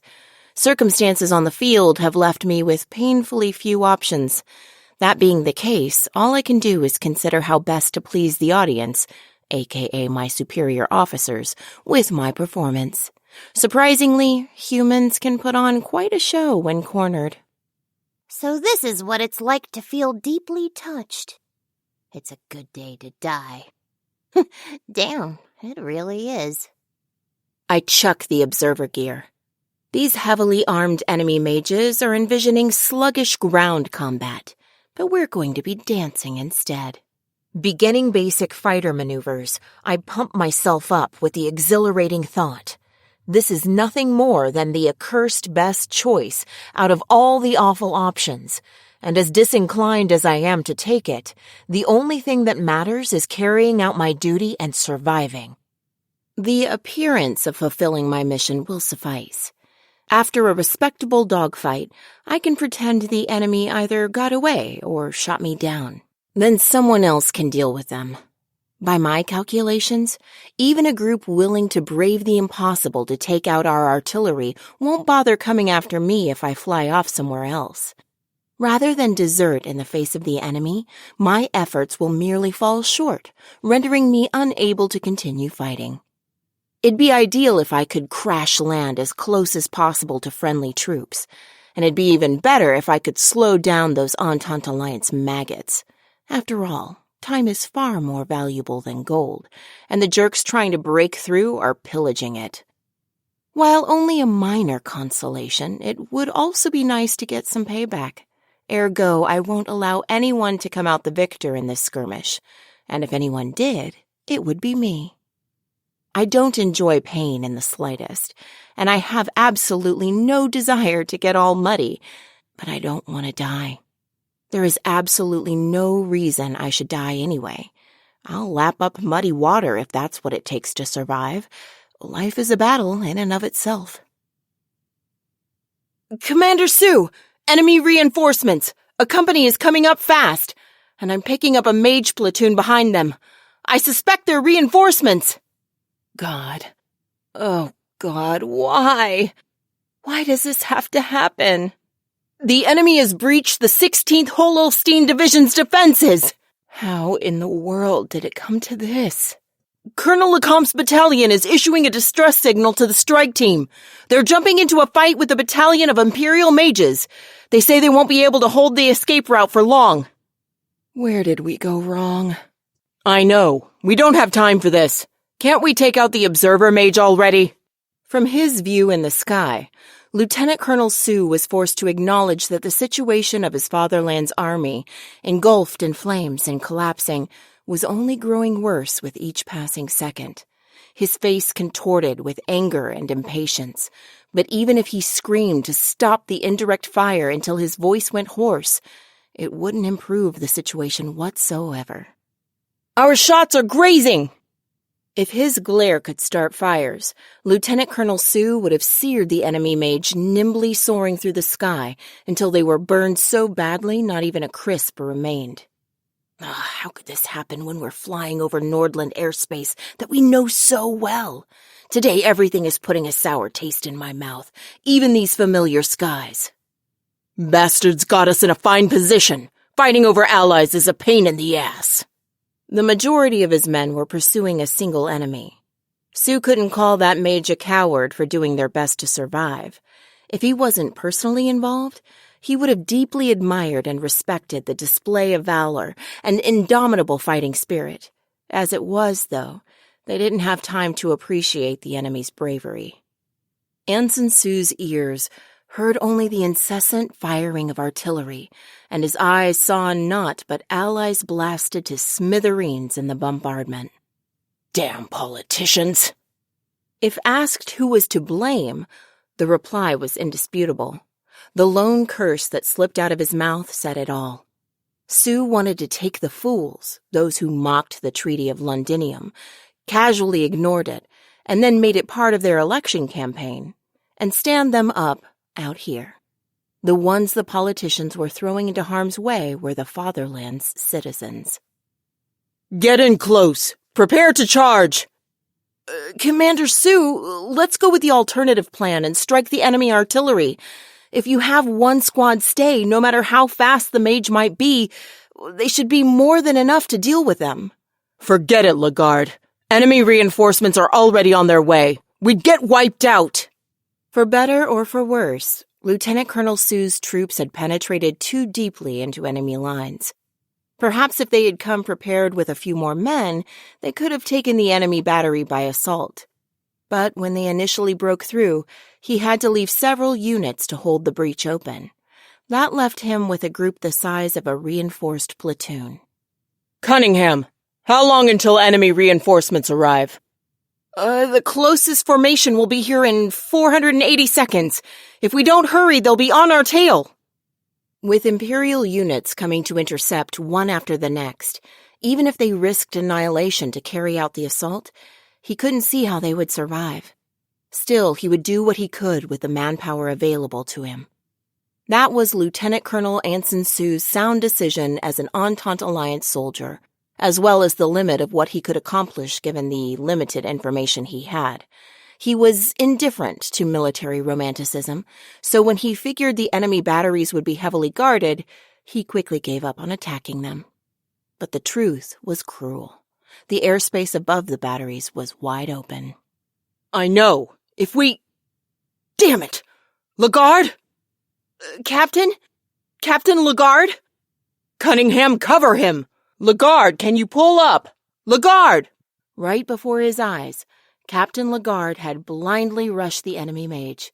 His support, unsure how to react, fell out of sync, and the moment they stopped firing for fear of accidentally hitting the captain, the enemy cast a formula. Lagarde had charged under the assumption that support fire would stifle enemy mobility, and now he was too near to veer away. "Oh, no you don't! Cover me!" Lagarde was caught by much more than just a shockwave. He took a direct hit from the blast itself. Slightly altering his course wouldn't have helped. In an instant, his protective film peeled off, and his defensive shell shattered. He made a split-second decision to shield his face with his arms, but it was still only through God's good grace that he survived. "Break! The bastard was aiming for that! Thor!" Sue's side had superior numbers. They were concentrated on the firing line. But the price they paid for letting go of an enemy after pinning them down was too high. "Casualty report. 2 down and Captain Lagarde is severely injured." With both arms burned, Lagarde was falling, only dimly conscious through the blood loss and pain. First Lieutenant Thor had been hit by the explosive formula at close range as well when he darted into the line of fire, hoping to cover for his comrade. So, practically speaking, he was also no longer combat capable. "They won't get away with this. Commander, I'll make a rush at the enemy. Back me up." "Oh, damn it! Cover him! Hit! Come on, hit! You're mine!" Amid all of that, Sue was certain he heard, "Gotcha." The voice sounded almost happy, like the laugh of a lunatic. "Stop, Boulder! Pull back! That mage is going to—" Sue began to cry out, but in the very next moment, the Imperial mage cast a spell that engulfed everyone around them. A suicide bombing? He didn't want to comprehend such a sight, but he had witnessed it himself. "Commander, time's up! They're almost on top of us! We took out the observer! Pull out!" Unified Year 1923. Imperial Capital Bayonets. Imperial Army General Staff Office. Personnel Division. Section Chief Office. Major von Lurgan, part of the team who handled the Imperial Army's Personnel Division, was smoking as he relaxed ahead weary from overwork. His well-defined features, reminiscent of the Junker aristocracy, gave an impression of masculine vitality and intelligence. At the moment, however, they were drawn into a grimace, and he emitted a groan in spite of himself. The General Staff's Achievement Assessment Department of the Personnel Division investigated frontline achievements and suggested the appropriate decorations and bonuses to the top brass. It was a keystone of the Imperial Army's personnel affairs. The General Staff's mid-level officers were posted there to build experience as candidates to become the Empire's future generals. Naturally, the tradition was to choose the best. As expected, these individuals were highly regarded for their ability. Lurgan proved that the superior officer who designated him Chief of Decorations had a good eye by successfully processing all the award nominations in a timely manner, despite the fierce battles to the north and the ensuing flood of recommendations. Lurgan unconsciously stopped his pen hand mid-scrawl as he stared at documents from the north regarding recommendations for distinctions and applications for medals and suddenly groaned. It was only natural for his subordinates in the department to send him worried looks that asked, "Is something the matter?" "I had no idea she was in Norden," Lurgan whispered as he exhaled a puff of smoke, displaying irrefutable unease and disgust in response to the documents. The name of the recommended officer printed there was Magic Second Lieutenant Tanya Degurechaff. She had graduated from the Imperial Army Military Academy, second in her class, and encountered a disturbance in Norden after her unit training in the north. She then put up a valiant fight with the Northern Army Group, where her brilliant feat and valuable contribution to the Army led the commanding officers on site to submit a joint recommendation. If Lurgan viewed it like all the other papers received by the Achievement Assessment Department, it was truly just another formal document. If anything, it seemed a bit unusual for them to assign an alias. Naturally, as a member of personnel, he had a duty to maintain fairness and objectivity. It wasn't as though he didn't appreciate the valuable acts of self-sacrifice Lieutenant Degurechaff took in combat up north. She had completely dedicated herself to a delaying action and tied down an enemy unit. While she ultimately wasn't able to detain them until reinforcements arrived, she defeated one and possibly two others in a bold move that stopped the enemy assault. Though she ended up literally covered with wounds, she fulfilled her duty and diligently supported her allies the whole time. As large as the Imperial Army was, it was rare to find such commendable acts of self-sacrifice. Normally, Lergen would have no cause for hesitation. On the contrary, he would have drawn up the documents to expedite the process for her to receive distinctions. But unfortunately, Lergen had known of Second Lieutenant Tanya Degurechaff ever since she was a first-class student at the military academy. She didn't exactly leave a good impression on him. It happened during one of the many occasions Personnel Division business took him to the academy. That was when he saw it unfold. Small rather than petite, the girl was young enough that it would have been perfectly appropriate for her to still play sweetly with toys. But instead, he witnessed the surreal scene of her roaring, brandishing her computation orb, and scattering a line of cadets. That was the one and only time that he had ever questioned his eyes. Normally, a simple mental note stating, "She's a gifted mage who skipped ahead," would suffice. In fact, his initial impression was, there really are precocious child prodigies out there. In spite of sympathetic voices that had reservations about deploying a child whose age hadn't yet hit double digits to the front lines, the Army's empirical evidence strongly suggested that mages matured early to begin with. In times like these, the authorities were perfectly willing to send grade school boys and girls to the front lines as long as they were talented mages and had volunteered. Of course, the applicants accepted into the military academy didn't receive special consideration for their assignments. This prodigy had performed within her abilities while demonstrating her devotion to the Empire. Under normal circumstances, that would have been the extent of it. Under normal circumstances. But when he really thought about it, the situation was terrifying. This child, this young girl, had yet to reach 10 years of age. The thought of her flying around the battlefield like a seasoned soldier was inherently chilling. While Lergen didn't mean to speak poorly of the academy, he wanted to ask the girl's instructors whether they had created a killing doll instead of preparing her to become a magic second lieutenant. For one thing, typical officer cadets exhibited massive inconsistencies between their actions and words. For all their bravado, newly appointed officers were surprisingly useless. It wasn't uncommon that all anyone asked from the overly enthusiastic cadets was to not hold back the veteran officers. But Second Lieutenant Degurechaff was a textbook example of a woman of her word.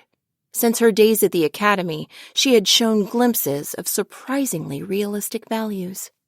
According to the instructors Lergen pumped for information, after learning of the policy for first-class students to instruct second-class students, she proclaimed that she would weed out the incompetent fools. The enthusiasm wasn't uncommon for first-class students, and so the instructors initially laughed it off as healthy enthusiasm. However, Degurechaff stayed true to her word, to such extremes that it made the blood rush from the instructors' faces. While out on a field training exercise, a second-class student started a minor quarrel and foolishly contradicted first-class mentor Tanya Degurechaff's orders, moronically underestimating her young age and outward appearance. Lergen witnessed the moment she attempted to carry out her duty as his commanding officer and literally moved to execute him on the spot for insubordination, as dictated by military law. That incident marked the moment Lergen felt that out of all the countless Imperial Army magic officers, Tanya Degurechaff was a dangerous one worth remembering. Of course, the insubordinate cadet should have been severely punished. Regulations and training formed the very heart of the Empire. If no one heeded them, the foundations of the army would crumble. When an issue concerned fundamental doctrine, standard officer attitude was actually for instructors to take a firm stance. In fact, an officer's pistol historically served as a tool for punishing desertion or insubordination. There was no need to argue that maintaining discipline among one's subordinates was one of the major duties assigned to an officer.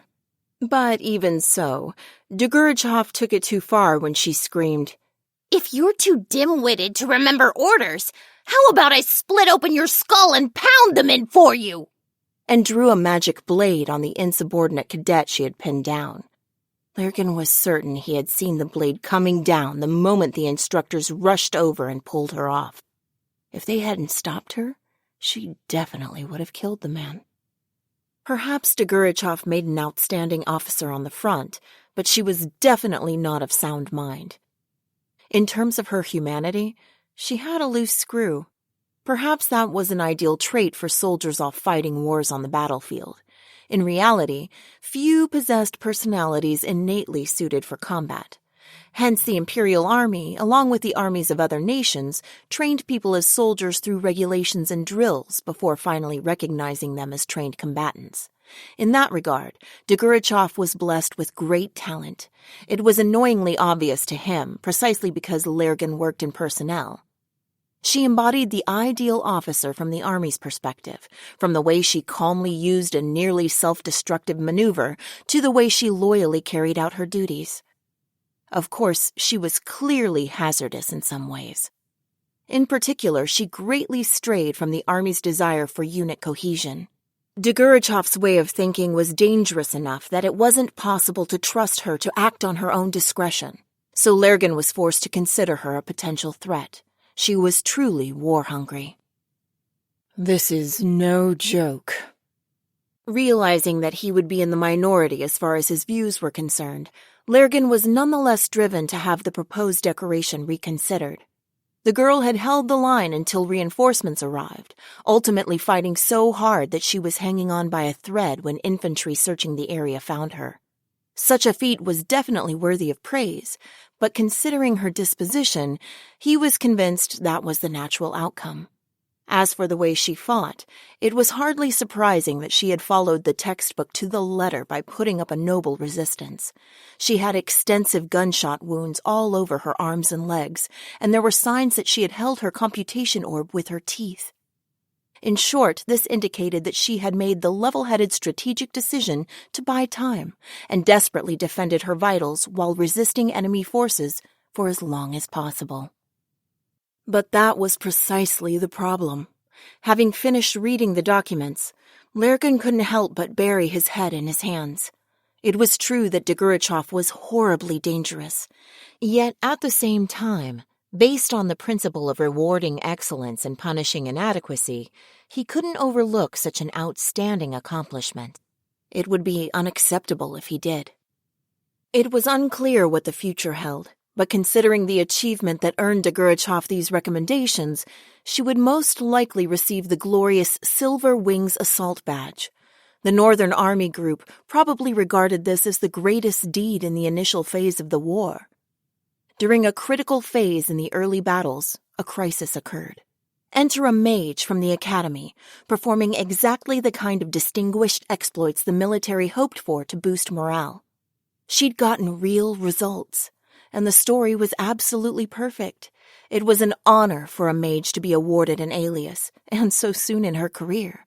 He immediately understood that she'd been given the elegant nickname White Silver because everyone was thrilled. While Degurechaff might not be a hero for boosting morale, Lergen still had to exercise both positive and negative discipline.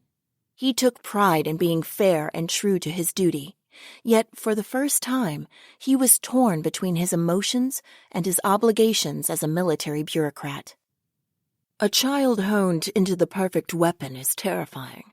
The only way to use Degurechaff is to turn her on the enemy. I'll build you up as a hero. I'll respect your exploits as much as possible. I'll permit you to act on your own discretion to the best of my ability.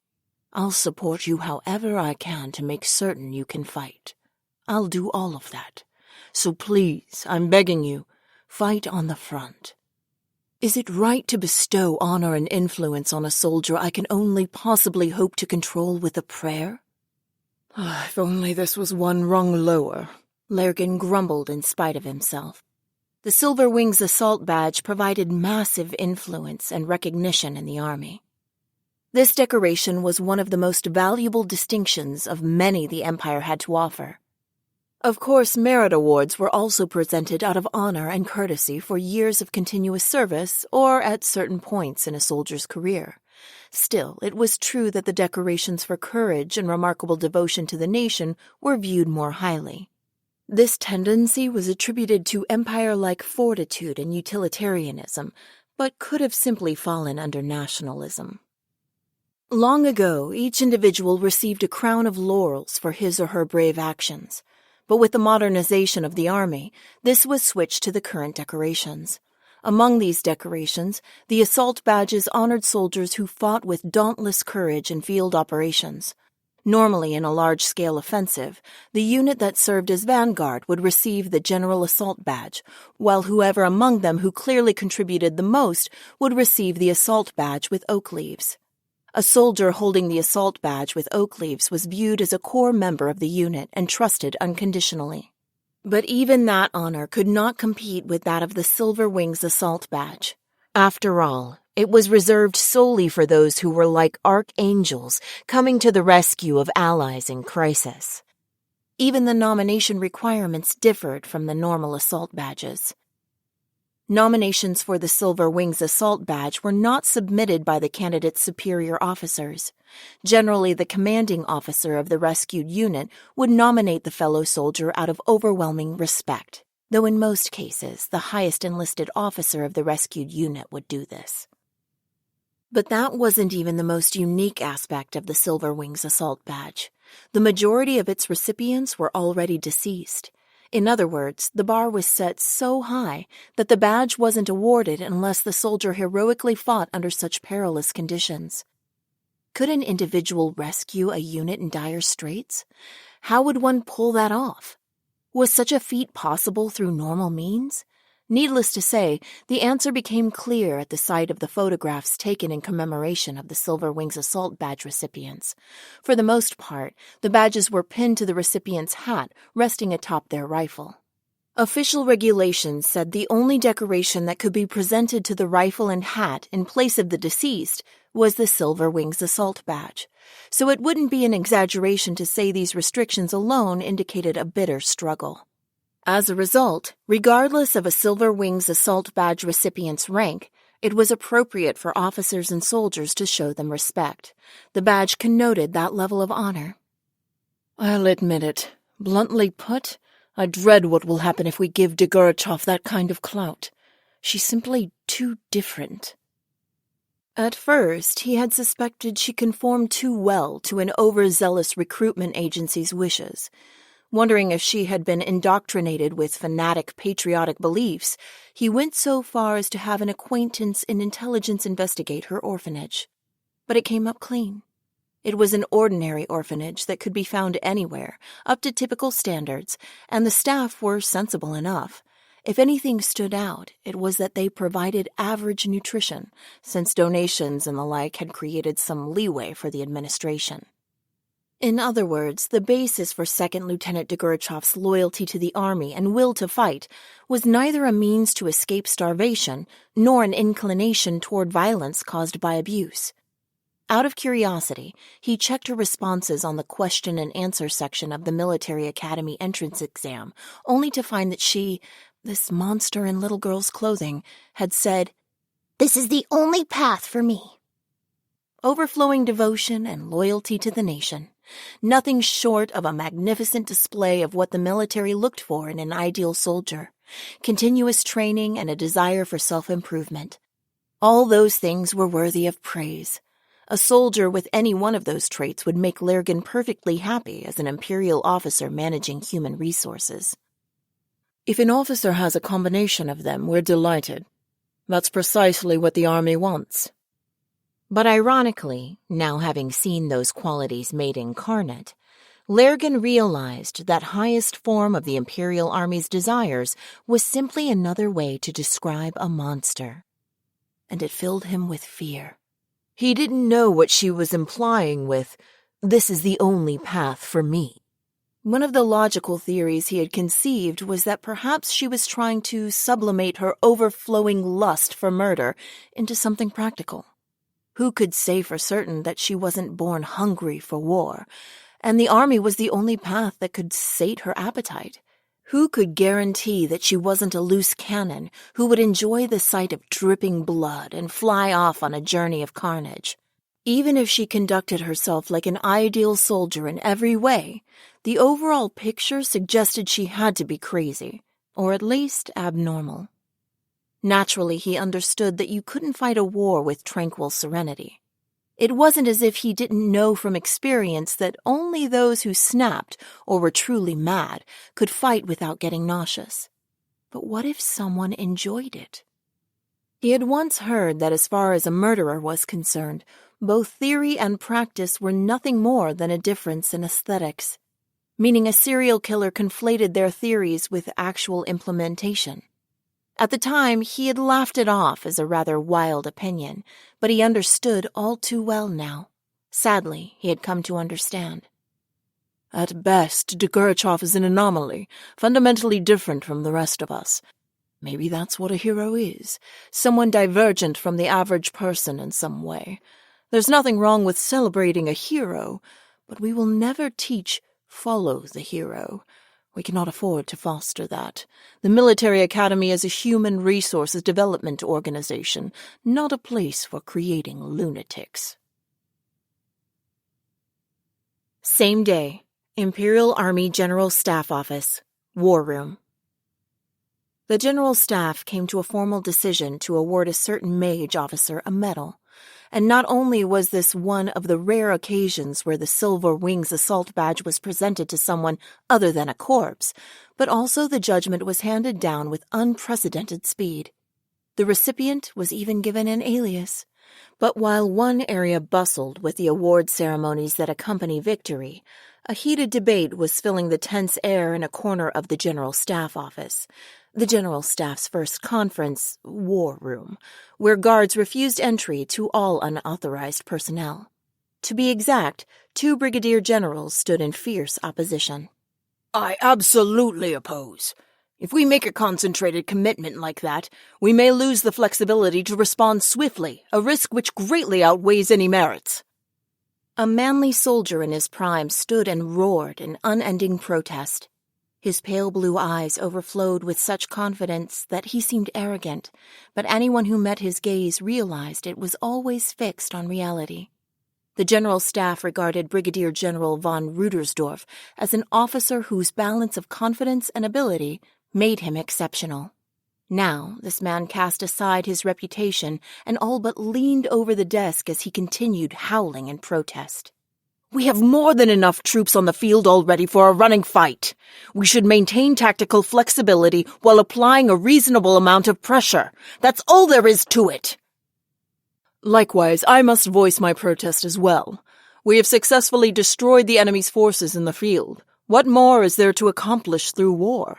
We have already met our national defense objective. Furthermore, he agreed with the need to maintain tactical flexibility. With his quiet disposition and scholarly outward appearance, Brigadier General von Zatour gave off a sensible impression, characteristic of a man who measured himself as a soldier. He joined the debate, speaking as matter-of-factly as a mathematician reading his finalized results. Both of our brigadier generals make valid points. Would you care to comment, General von Ludwig? Presiding as the chairman, Adjutant General Marchese felt that both brigadier generals presented arguments that sounded too reasonable to simply overlook. Naturally, the adjutant general was experienced enough to ignore opposing views in the debate, if he chose to do so. However, it wasn't as though Marchese didn't have his own cause for concern, considering the General Staff's stance would have primary influence over the Commander-in-Chief's office. It was worth digging deeper. As such, he had prompted a statement from Lieutenant General von Ludwig, Chief of the General Staff, who advocated a large-scale offensive. He intended to hear all sides. Prudence is all well and good, but we haven't caught a whiff of mobilization from our neighboring nations. If we want to conduct a large-scale offensive without the restraint of the given conditions, isn't this a prime opportunity? The chief of the general staff had risen, a troubled look on his face. He appeared mildly confused that two of the subordinates for whom he had high expectations were rising in revolt against him. Yet he was also angry. As a result, he was trying to figure out how he felt, so what everyone saw was his bizarrely perplexed expression. "Lieutenant General, sir, at the very least we should limit the scale of mobilization. A full mobilization would destroy the fundamental premise of Plan 315. Rudersdorf strongly objected. His concise criticism stemmed from the Empire's geopolitical situation. The Empire was the only great power surrounded by other world powers, so in terms of national defense, it was in the difficult position of always accounting for the possibility of a multi-front war. Then there was the historical background behind how the Empire built its reputation as a new military power. Compelled by fear and geographic necessity, the Empire had to pursue military superiority to withstand a two-front war.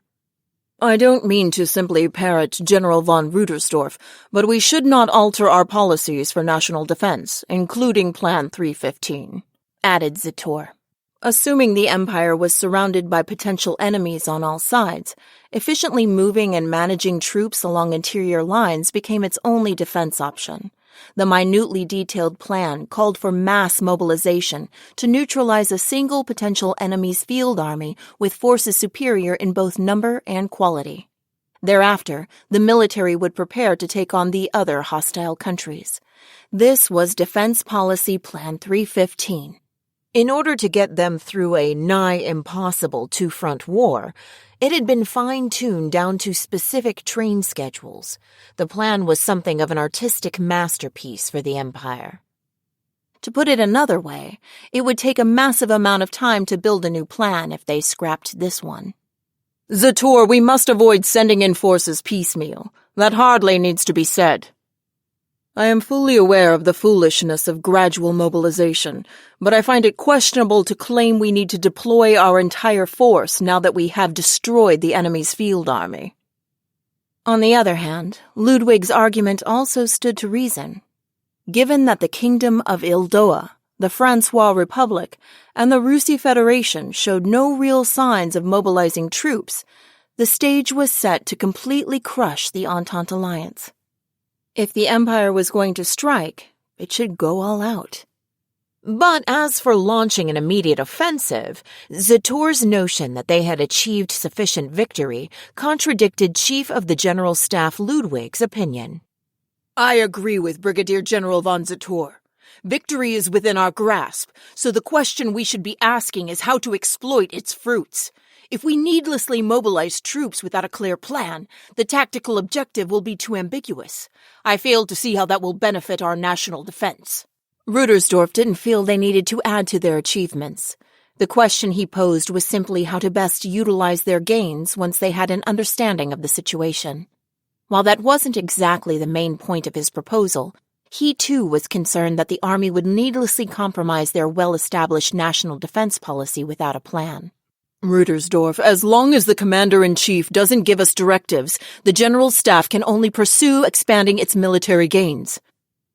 General, with all due respect, it would be unspeakable to conduct a military operation that lacked a clear tactical objective.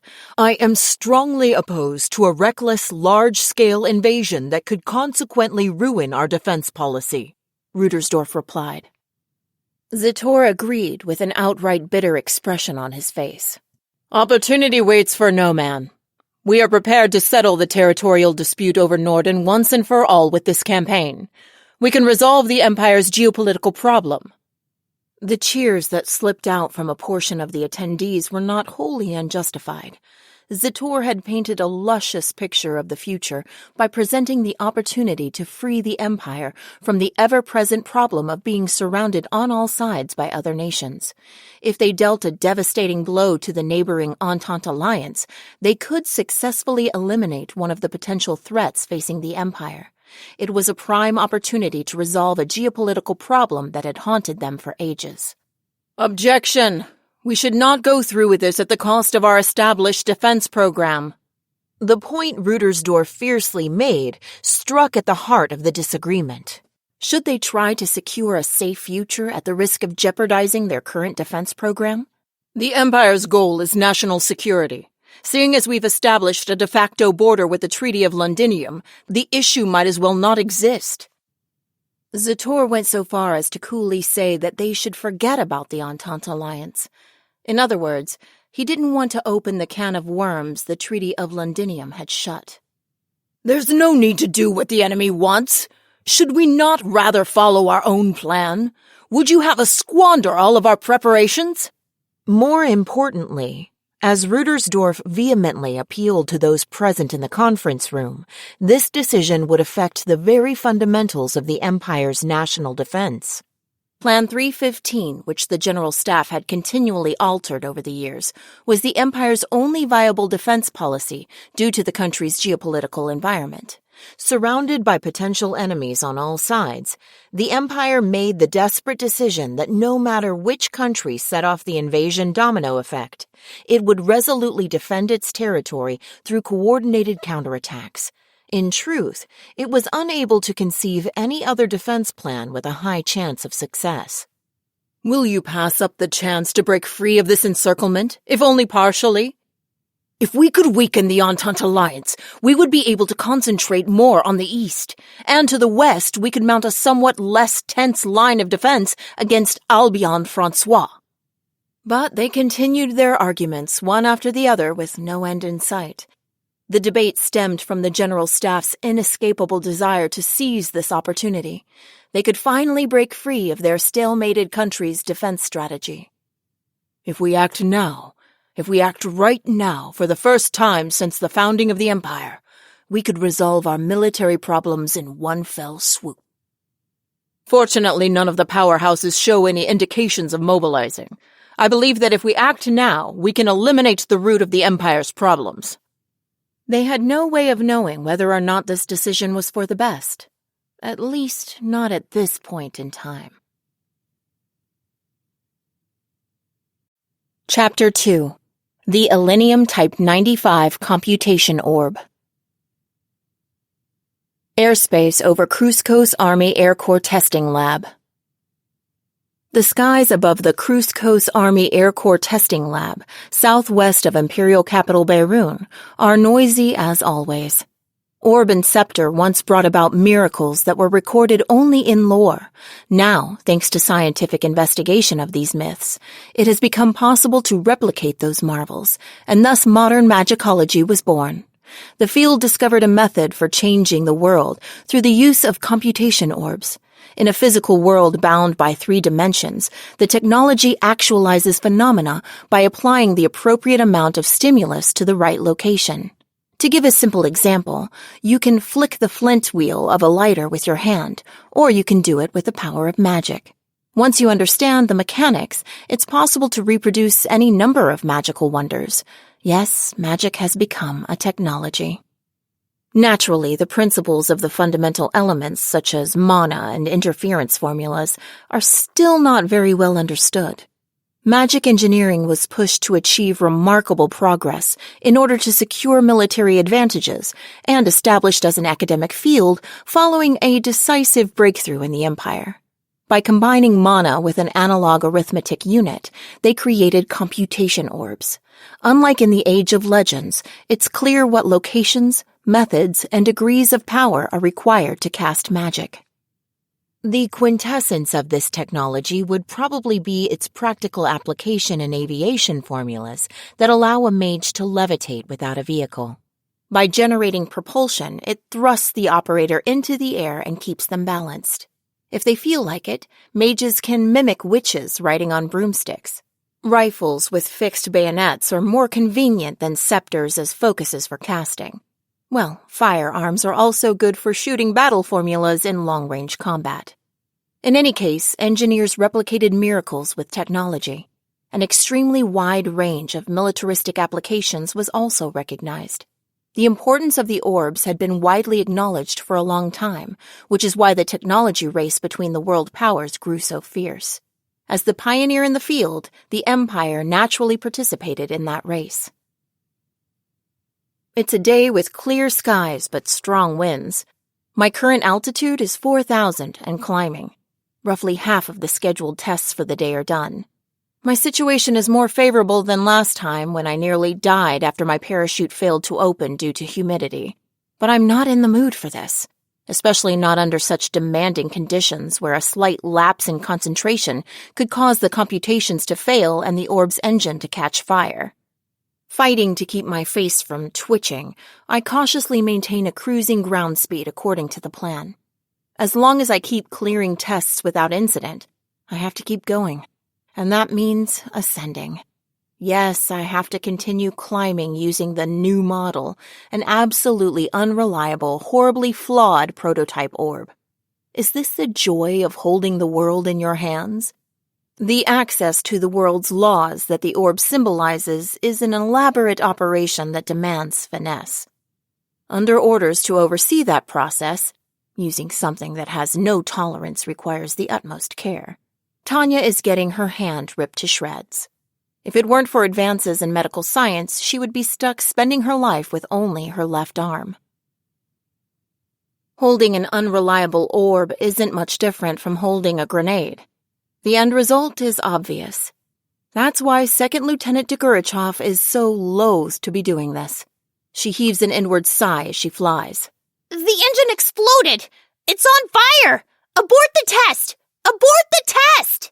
Yet another day of piercing shouts from control and Tanya's agonizing groans echoing across the sky. How did I wind up in this mess? It goes back to when I was ordered to the rear after getting injured in the north. Second Lieutenant Tanya Degurechaff was still recovering at the time, and she considered where she would be reinstated a matter of life and death. She had fought hard, creating something of a war record for herself, and even received a medal. That could be beneficial for my future promotion, but it entailed the delicate problem of potentially trapping Tanya on the front lines. I'll review it now. So when I received an envelope and opened it, the thought running through my mind was, I just hope they don't redeploy me to the front. But my fears turned out to be unfounded. The envelope contained a document from personnel with undated orders for domestic service. In other words, the orders weren't official, but they would take effect once dated and signed by a superior officer. This was the so-called informal job offer by Army standards. Rejoice. It's unofficial notice of your domestic assignment with the combat instructor unit, along with a request that you be lent out to headquarters as technology inspection personnel. In sum, the proposal wasn't bad. In fact, it was rather ideal. A domestic position that was, for all intents and purposes, rear service. But the instructor unit and tester positions were still associated with a strong career path. She could tell they held her in high regard.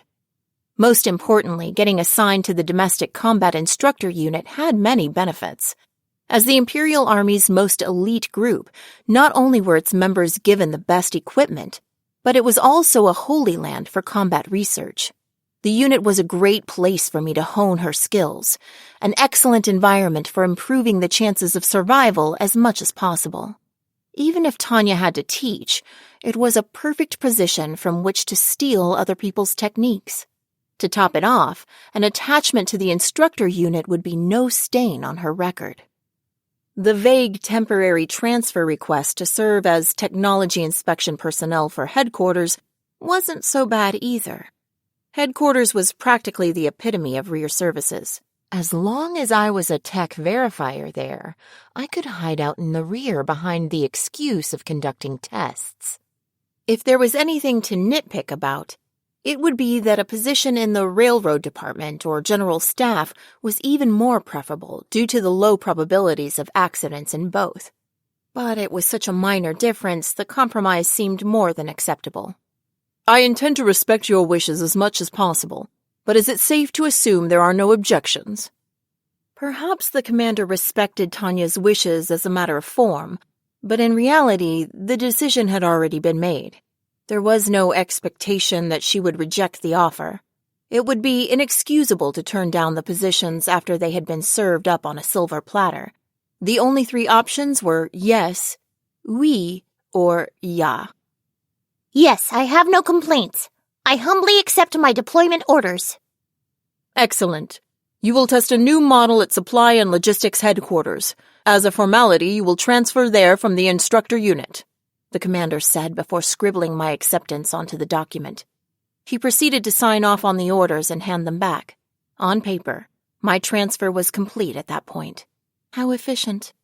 Perhaps the whole unofficial notice was a formality in its own right. Nonetheless, I'm sure you must have some things you want to ask. Permission for questions granted. I always love a sensible superior. He deserved my admiration. I appreciate it. In that case, first I'd like to ask why you went to the effort of assigning me to the instructor unit. Normally, wouldn't a position at headquarters be good enough? I couldn't help but wonder. Of course, I was more than happy to have a career in the instructor unit, but I was keen to figure out the politics and circumstances that led to personnel giving Tanya not one but two great positions. I didn't want to accidentally step in a pile of trouble later and take a nasty spill. But the answer to Tanya's question was quite simple, if exasperating. Ace or not, sending a child to the front is bad for optics. I knew the brass were a bit slow, but it took them that long to catch on. I'm technically a child, meaning I should be cared for. Apparently the bigwigs had finally woken up and smelled common sense. So you're telling an ace to go be a decoration in the rear? Obviously, showing too much enthusiasm over getting away from the front lines would be bad, but I needed to confirm the situation. If things were going the way I hoped, I would be set with optimum conditions for her survival plan. Wonderful. Truly wunderbar. Right then, I felt as though I could reach an understanding with all the people of the world. I was so thrilled behind Tanya's cool expression that it made me worried that I might get strange ideas. What a novel opinion, Lieutenant. It never would have occurred to me. With those words, Tanya was confident her predictions were on the mark. I didn't know what the higher-ups were after, but at least the superior officer before her hadn't denied her conjecture. That meant she was probably in the clear. The safety of service in the rear was truly wonderful. Do excuse me. The higher-ups think highly of you. That's why they've made you a position in charge of developing the new model. Actually, it was within the realm of common consideration from personnel to assign a capable mage back from the front to instruction or tech development. In that sense, it was a plausible reason for transferring a young soldier from the front. Probably anyone in the army would accept it without issue. I'd caught a break. But still, what was this about a new model? I doubted they would use Tanya as a guinea pig, but at least it would be reassuring to know what kind of technology she would be inspecting. May I inquire about the new model? If he said it was confidential, I would simply have to back down. Still, I needed a certain level of preparedness. You take far less damage when you have warning before you get hit, as opposed to a punch out of the blue. In order to personally brace for what was coming, I wanted to know what Tanya was getting into. Not to mention, I was terribly curious. I was only told it's a prototype computation orb. I see. Thank you. All of those things wound up to be undeniably true. Tanya is in the safety of the rear conducting various tests on a new computation orb. Her commander never told a single lie. But neither did he mention that the orb is as unreliable as an Italian red devil.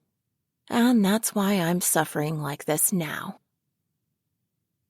At 12,000 feet in airspace southwest of Imperial capital Bayonets, I've already broken the maximum operating altitude for existing computation orbs. Without an orb specifically outfitted for the single-minded pursuit of record altitudes, operating this high up shouldn't be possible. The oxygen concentration is distressing, and if that isn't bad enough, my body temperature is seriously low. Taking so much time to acclimate at 6,800 has come back to bite me. Humans aren't designed to survive for this long so high up. Lieutenant Degurechaff, are you conscious? Lieutenant Degurechaff! With a heavy head and a leaden, sluggish body from the low oxygen level, even just responding to control over the radio seems like a horrible bother. Even dressed for the cold, I can only conduct experiments at this altitude carrying an oxygen tank, an aerial radio, and an emergency parachute. A single thought fills Tanya's mind. Whoever thought it's a good idea to send an unprotected human this high should come see what it's like for themselves. More or less, but I won't last long. Frankly, I've concluded that it's impossible to go any higher unprotected. It's a good 21.6 degrees colder than on the ground. Oxygen concentration is just under 63%. Whether or not someone can temporarily withstand this altitude for air combat maneuvering is unclear, but it's a space that's definitely not for humans. Footnote: Italian Red Devil. Another term for OTO Mod 35 grenades. These Italian grenades, notorious for their rate of misfires and accidental discharges, were feared by friend and foe alike. The typical computation orb has a maximum operating altitude of 6,000 feet in the first place. Any higher and it can't produce the propulsion necessary to break free of gravity. This is why Tanya estimates that mages have roughly the same level of air superiority as an assault helicopter. In fact, the gap in altitude has even convinced the Empire that combat between mages and aircraft is unrealistic. The barrier it presents is that insurmountable. Of course, if the concern is purely altitude, and I have a special orb designed for reaching record-breaking heights, things might be different. However, what Tanya is currently testing isn't a specialized tool for exceptional climbing ability, but a military tool positioned as the new model created in the pursuit of versatility. But even though the new model, Elenium Arms Type 95 Computation Orb Prototype, is intended for the Army, it's creating ludicrous propulsion that usually isn't even possible. The actual method it uses to do that is extremely simple and cliché. It follows the usual engine development scheme. If one is too weak, use 2. If 2 won't cut it, use 4. In the end, minus the tech research stamp to indicate that it is indeed a prototype, the orb doesn't look all that different from any other. Design-wise, it's still a spherical hunk of machinery the size of a conventional orb, packed with countless gadgets. But what really matters is on the inside. Worst of all, this absolutely guzzles mana. Its magic conversion efficiency sucks. Instead of gasoline, computation orbs use mana. A piece of gear with 4 engines would consume 4 times the usual amount of mana. But expanding a human's mana reserve isn't as easy as installing more fuel tanks, which means the operator will get exhausted much more quickly. Maybe this prototype has revolutionary capabilities according to its specs, but the practicality of an orb that demands the impossible and leaves the mage extraordinarily fatigued is questionable. Not only does it consume 4 times the mana of a conventional orb, but it's also hounded by the technical problem of synchronizing its 4 cores. Since the developers have successfully miniaturized the cores, the orb itself is barely any bigger than its peers. Surprisingly, it maintains the same compact size of regular orbs and can fit in a mage's pocket despite the contents. It's very easy to handle. I have to respect the technology that allowed the researchers to shrink down the cores to such an astonishing degree, but as the one using the orb, all I can comment on is how unbearable it is. Miniaturizing a delicate device means losing whatever tolerances the original had. If tuning the quad-core synchronized activation isn't bad enough, the shrunken orb cores make for an unreliable system with poor stability. So while the mana consumption for this new model should be 4 times the norm in theory, it actually needed considerably more. Including mana leakage, even a conservative estimate puts the expenditure at 6 times the usual. While the fact that I'm not used to being this high is probably a major factor, the altitude test alone invariably leaves me feeling horrendously drained, as though I've exhausted all my energy in air combat maneuvers. As I rapidly become more fatigued, it's also getting harder and harder to breathe. But upon receiving Tanya's bone-weary report, the radio spits back an engineer's utterly uncaring voice. "Lieutenant, can't you climb a bit higher? Theoretically, you should be able to get to 18,000. The curse. Damn mad scientist! echoes silently in Tanya's heart as she scowls instinctively at the command plane carrying the evil mastermind on the radio. I can only imagine how refreshing it would be to shoot it down. Tanya heaves a sigh as she fights the truly tempting urge. The voice belongs to Adelheid von Schugel. He is the chief engineer overseeing the prototype, as well as a bona fide mad scientist. It frustrates me that I have to restrain myself from shooting him down because it would only create more problems and resolve none.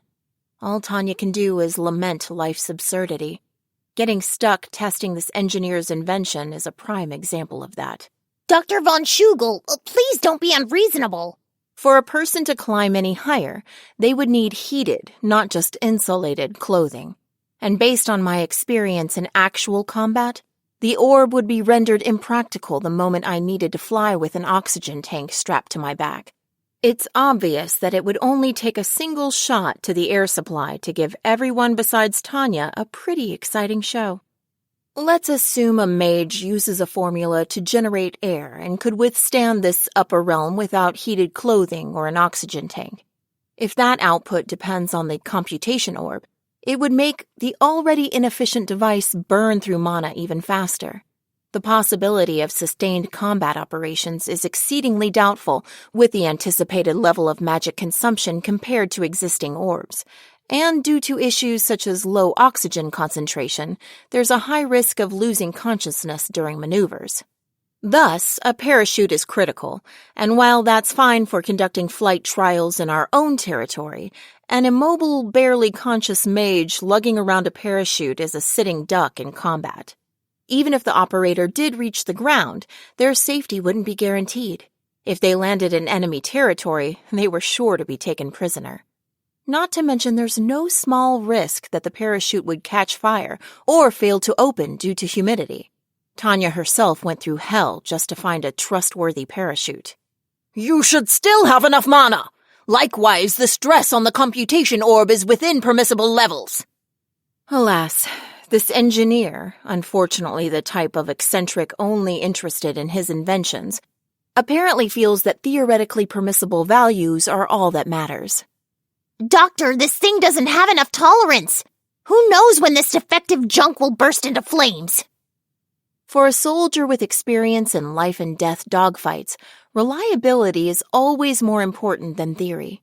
At least for Tanya, even just recalling the last test climb disgusted her all over again. That was truly awful. I lost balance at 4,000 feet the moment the core slightly desynchronized. Supposedly, it happened due to a minor disparity in the magic bypass circuit's conduction velocity. The bypass circuits used for research were built with vastly more precision than the existing ones used for combat, and yet they couldn't fix the disparity? When I learned of the apparent cause, I seriously wanted to scream. How unrealistically precise are you trying to make this thing? Any mana that can't be controlled by the computation orb's inner mechanics will go haywire. As a result, the cores, unable to withstand the overload, blow up in a chain of magic explosions. Luckily, I was able to quickly suppress them with a spare computation orb I brought as backup. But I was only able to handle the crisis because it had happened at around 4,000 feet. Up at 12,000, where the ambient temperature is too cold to move around in, the air was so thin on top of that. I'm not sure I could hold on to consciousness. In the event that the prototype orb catches on fire at this altitude, if I can't get it under control, I'll end up sharing an intense kiss with the Earth. Even if Tanya doesn't have any attachment to her first kiss as a girl, nobody would want a kiss like that. Isn't it common sense in a totally normal understanding of the word to toss something if it can't be controlled? But life isn't that easy for someone with professional obligations. I'd throw it away in a second if I could, but the prototype computation orb is a mass of secrets. I'd never get away with it. The moment I lost it, a mountain of preemptive measures would be taken to secure secrecy. And after all, it was the duty of the tester to safely recover the prototype if at all possible, which was why I have to be careful to control it in a way that keeps accidents to a minimum. Using this toleranceless orb is hard to describe, but if I have to compare it to something, it's like riding a unicycle through a ring of fire across a tightrope while juggling knives. You'd have to be stupid or suicidal to keep climbing with such an unpredictable prototype. Of course, a combination of the two is also a possibility. But apparently my candid opinion as a tester is immensely disagreeable for the chief engineer. How dare you call my greatest masterpiece defective junk? Naturally, even Tanya could honestly recognize the machine's outstanding specs. A system with quad-core synchronization was once only theoretical, so the mere fact that the chief engineer realized it, albeit poorly, is a testament to his terribly fine skills. Then he succeeded in shrinking the cores to their current size while retaining the functionality of conventional models. From a purely historical standpoint, that is truly ingenious. I'm willing to hail it as the greatest technological breakthrough since unraveling the link between the orb and scepter. So I'm begging you, could you please keep the users in mind when you're making these things? As far as I'm concerned, it doesn't matter how high the performance is. People shouldn't be forced to conform to the doctor's invention. It's possible to order someone to adapt to their uniform by altering their physique, but that only works if the size isn't too far off to begin with.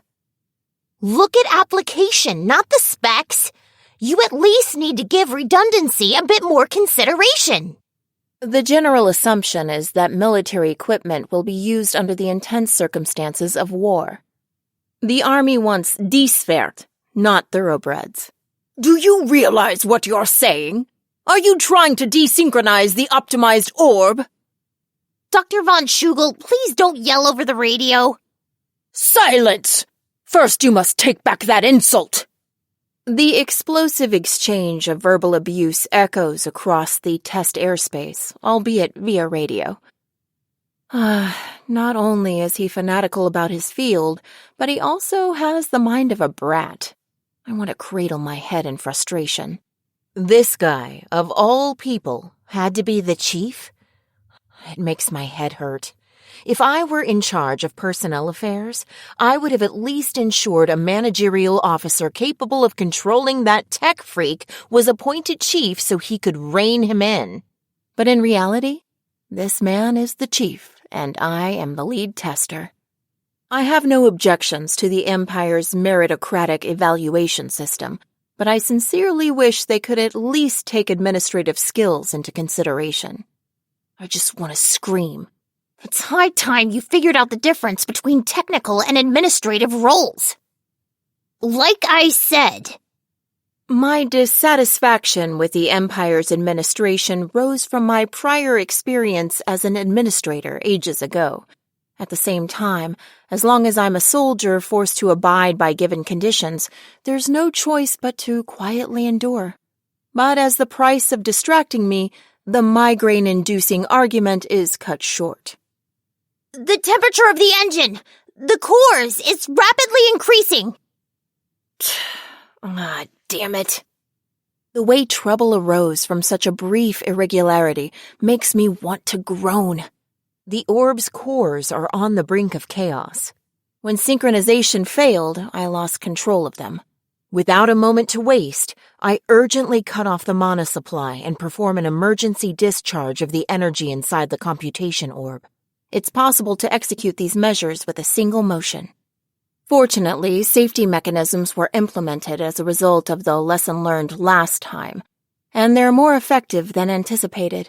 During that earlier test, there was an explosion and the engine caught fire, but this time I just barely managed to stabilize the circuits. Still, that doesn't mean the mana inside the computation orb will simply discharge without causing any harm.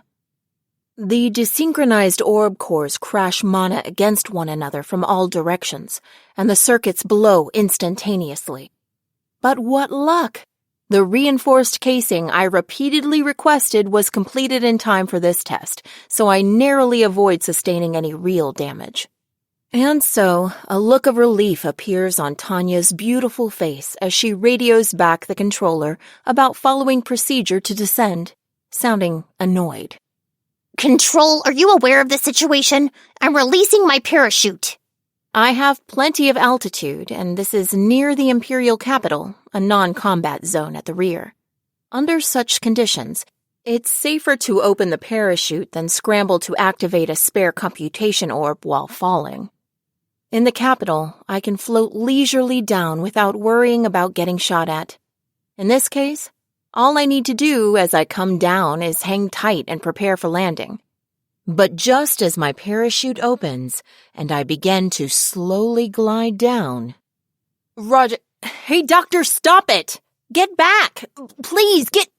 Upon catching the sound of a stupid argument over the radio, Tanya couldn't help but look up at the sky and waste some precious oxygen on a heavy sigh. This is clearly the sound of a struggle for the radio set. Apparently, a certain someone is throwing a fit trying to forcefully snatch it away. Did Chief Engineer Adelheid von Schugel obtain genius in exchange for good sense? While there are plenty of cases where an individual's character isn't correlated with their capabilities, I never expected to encounter someone this bad. Either the world hates my guts or I'm cursed by the devil. Well, given something as unscientific as magic exists, I'm going with the devil, being X. Lieutenant Degurechaff! It happened again? Apparently the signaler's noble battle ended fruitlessly, and the evil scientist has swiped the radio set.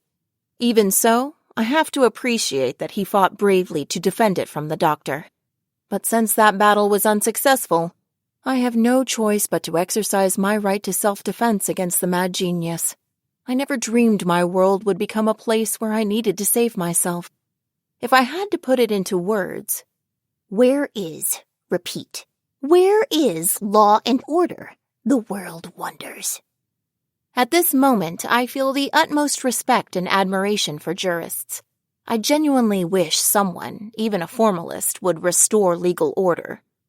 If I may speak freely, that's exactly what I'd like to say. After all, the bizarrely intricate system prevents even simple explosion-type magic formulas from properly activating. Actually, the number of times the malfunctioning system exploded on the ground outnumbers the times I've managed to create an explosion with a formula.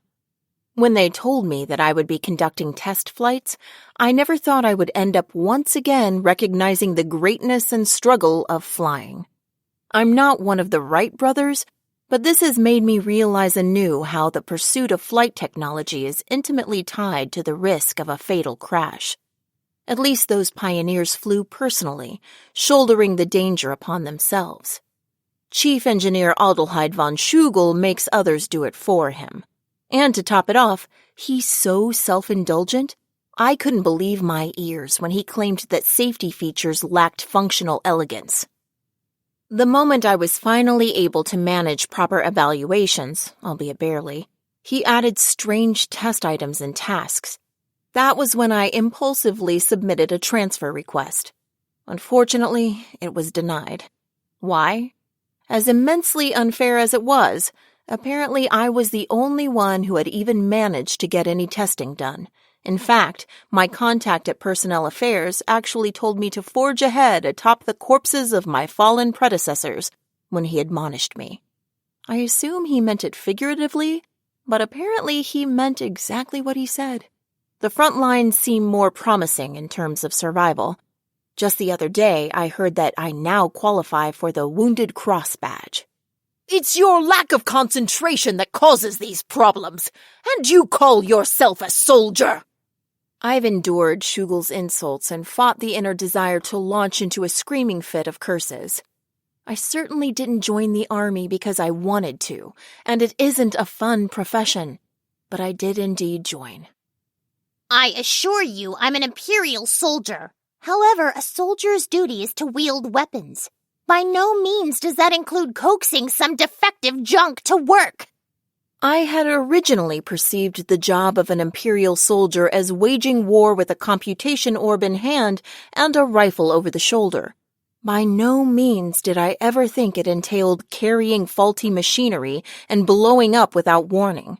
Even soldiers have the right to complain if they're issued a broken rifle or a computation orb gone haywire. At least, That's certainly the case in the Imperial Army. Not to mention reliability and durability are imperative for a mage's equipment in the harsh environment of modern warfare. That's common sense, even among new officers. And it extends beyond mages. Sturdiness and dependability are supposed to be top priority for all military equipment. Bluntly put, a bizarrely elaborate, one-of-a-kind item isn't suitable for combat. It's the same as how a race car designed in the singular pursuit of bleeding-edge performance can't withstand the grind of general everyday use. A delicate, intricate weapon that can't tolerate rough handling by soldiers is practically meaningless on the battlefield. What was that? Did you call it defective again? Naturally, it isn't as though the Army doesn't understand the necessity of technology inspection. And sometimes, to exhibit its technical might for propaganda, the Empire would produce trial equipment that specialized in a single area in order to shatter records. If it's racing to break a world record, that would be one thing, but the prototype orb issued to Tanya is known as the leading next-generation candidate, making versatility absolutely essential. Does this mad scientist even take weapons development seriously? Isn't this more like a hobby for him? As Tanya questions the chief engineer's common sense, she can't help but wonder how supply and logistics headquarters could go along with this. The world truly is a mysterious place. What part of a computation orb that randomly breaks at this altitude could be considered a legitimate weapon? If an aircraft's engine suddenly stopped, everyone would call it a killing machine. If the defects were particularly awful, it would even acquire renown as a widowmaker. But this computation orb has even bigger problems than that. After all, it's nigh miraculous to get the thing to run at all. Not only is it prone to malfunction and breakage, but also its output is unstable and overall it's completely unreliable. I can't help but feel that this thing shouldn't even be called a weapon. Only because you smash them left and right. How do you break my precision instruments so fast? Because you build them so fragile. Do you know what military usage means? This mad scientist definitely does not understand the term. Admittedly, though, he has managed to fulfill all the specs that the Army requested.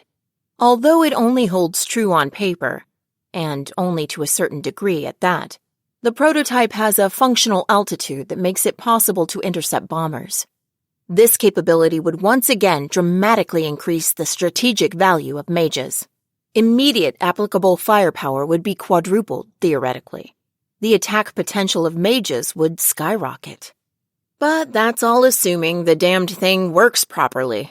It should be a given, but frankly, an orb that's a work of art or requires lab maintenance is useless. It's tempting to ask if all the chief engineer wants to make is a thoroughbred that only needs to deliver top performance for a brief moment during a race. Normally, computation orbs are precision instruments that work fine if they receive basic maintenance once a month. Mobilizing the entire technical staff to work on an orb after every use is absolutely outrageous. By which I mean the full technical staff of the research institution equipped with the most substantial rear support facilities, namely the supply and logistics headquarters. The doctor must have forgotten the meaning of maintenance. Not only did he miss the desired maintenance standards for the front, he wasn't even in the ballpark. The fact that this is an advanced prototype must imply that Tanya is expected to perform a certain degree of certification. But I'm endlessly amazed by just how many of its application problems can be resolved. Why don't you understand how revolutionary the technology behind synchronizing 4 engines is? I'm perfectly willing to admit it's revolutionary. That's why I keep telling you to make me one that actually works. Theoretically, it does work. Why can't you use it right? He's more like an academic scholar than one of the top engineers working in the field. He spouts exasperating nonsense with a straight face. Based on Tanya's personal views and her, albeit somewhat biased, theory on human resource management, In the event there is a scientist at her workplace in the future, there's only one thing she needs to watch out for. Simply put, whether the person is nuts or not. Before even worrying about administrative abilities, first things first. Can they manage the basic communication needed to work in a team? Just that one point. Incidentally, people say there is a fine line between the brilliant and the insane, but I feel like it's actually fairly easy to tell them apart. If by the end of a conversation you're filled with the urge to empty an entire magazine into someone, they're nuts. If you can hold another amicable conversation with them, they're brilliant. Dr. von Schugel, I want it to reach a level fit for practical use. That's precisely why we're conducting these experiments. Haven't you ever heard of the PDCA cycle? It would feel so wonderful to knock him out of the sky with my backup orb. Anyone who provokes this sort of thought is a mad scientist. If the voice of reason wasn't holding me back, I definitely would have dirtied my hands. Needless to say, I know all about the PDCA cycle. Design a plan, try it out, do, evaluate the results, check, and implement improvements where needed, act. A commonly known process. It isn't as if I have objections to using this completely ordinary method. In fact, I'm all for following even stricter procedures. I desperately want to tell him to, at the very least, give his creations a proper once-over. As the one using the orb, I can say the defects aren't the kind that can be fixed with minor improvements. The orb has too many serious glitches, problems, and flaws. The thing is such a mess that despite my obligation to secrecy, I seriously would hurl the damn thing away if it weren't for the safety mechanisms built into it. To top it all off, the safety mechanisms in question aren't necessarily up to standards. It had gone off without a hitch, and Tanya had avoided the worst outcome. But this thing couldn't completely contain the mana. If the circuits do blow, the orb will be rendered useless, so I always have to keep the worst-case scenario in mind. The absolute worst would be if an explosion ignites my oxygen tank. That would not be fun. Based on past progress, I've also been issued improved parachutes made from fireproof, tear-resistant fabric. But even these don't guarantee safety 100% of the time. If Tanya falls unconscious, there's always the concern that the parachute might not open automatically. Or, depending on the scale of the explosion, there's the risk of getting caught in the ropes and asphyxiating before ever hitting the ground. Humans have learned through experience that, as indicated by Murphy's Law, anything that can go wrong will. If an office employee has the ability to cause trouble, trouble there shall be. For example, it's common knowledge in personnel management not to keep a bankrupt employee in a department dealing with finances. In the same vein, flying with an orb that can explode at any time is like sitting around waiting for the blast to happen. Upon landing, I decide to submit a transfer request in earnest this time. An emphatic nod reveals the depth of Tanya's determination. Even if the worst should come to pass, and I fall out of favor with my superiors for a time, I swear that I'll negotiate with personnel. As things stand, 100 lives won't be enough for her. The assignment to the instructor unit is Tanya's only hope. I used my affiliation with them as a shield and begged to assume my duties there, but begging didn't cut it. There's a very real possibility I'll become a human sacrifice to one of the mad scientist's experiments, unless I give up on unofficial overtures and submit an official transfer request. I gotta send that transfer request, and as fast as possible. And so, immediately after I land and fulfill my obligations, I pick up my pen. Imperial Army Supply and Logistics Headquarters, Technology Division. The transfer request adhered to the official format. Magic Second Lieutenant Tanya Degurechaff's application conveyed a dire sense of urgency. As a sophisticated bureaucracy, the Technology Division within Supply and Logistics Headquarters had to accept and process any officially submitted transfer requests. Footnote: Murphy's Law. According to popular belief, the rule of thumb, if anything can go wrong, it will, was first phrased as, if there's any way they can do it wrong, they will, by Captain Edward Aloysius Murphy of the United States Air Force while conducting research. General consensus was that she was very serious about wanting to transfer. This was not surprising, seeing as this was, imagine, her fourth request if they included unofficial overtures. Her previous unofficial attempts were wishes unaccompanied by documentation, so the staff had gotten away with calming her down. But with each attempt, she grew more earnest and imploring. This request was bound to come eventually. It had only been a matter of time. Nevertheless, upon reading Second Lieutenant Tanya Degurechaff's transfer application and petition, all the managerial staff at the Supply and Logistics Headquarters Technology Division were left holding their heads in frustration. So, what should we do? These are all official forms, you know. Should we give it to her? The soldier had commendably allowed herself to be soothed each time in the past, but submitting this request showed that she had reached the limits of her patience. As far as personnel was concerned, there was leeway in the Northern Theater, so they were in the middle of assigning young soldiers random posts in the rear out of consideration for political and international standing. As such, it would hardly be any trouble at all for Supply and Logistics Headquarters to reassign Degurechaff to a random posting. But while it wouldn't be hard to find her a new post, she was too valuable in her current position to let her go. Out of the question. She's the only one even marginally capable of meeting Schugel's standards.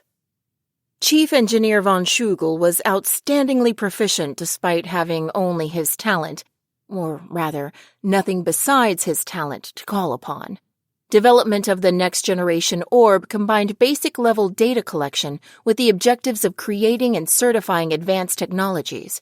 He had managed to meet the standards indicated by the Technology Division, at least in the planning documents, despite how ambitious, to put it mildly, they were. Good point. Shouldn't we also take into account the fact that his research might finally come to fruition? His brilliance was prominent even in the Empire, which had pioneered in magic technology research through scientific observation. Even as magic engineering gained recognition as an independent field of science, there was still room for error, and many elements remained vague. Schugel had made great contributions by pushing the field down a focused, if rocky path, and then improving on it. If, as an extension of his methods, they considered purely the research aspect, it was clear beyond a doubt that the data and theoretical values Type 95 achieved had borne fruit in the form of great progress. That appraisal, however, only held true in terms of research. Groundbreaking advancements might have sufficed for a research institution, but Supply and Logistics Headquarters wanted a product that could withstand military operations, so they required more comprehensive judgment. Conversely, even if she can manage to operate the Type 95 prototype orb, it would be a shame to run someone with that kind of talent into the ground. We should look at the long run. Such excellent testing personnel are irreplaceable. The voices drifting from the department heads expressed concern for crushing an invaluable mage of such talent. In actuality, competition between nations was driving rapid advances in military technology development and innovation, so while it was rare to sacrifice valuable lives in the name of scientific progress, it did happen. Weapons development was put on tight schedules due to national defense concerns, which resulted in the occasional accident in an overworked section. The list of people who died while on duty was by no means short. Agreed. If we look at the long run, the acquisition, cultivation, and retention of capable mages is also a subject of concern for the Empire.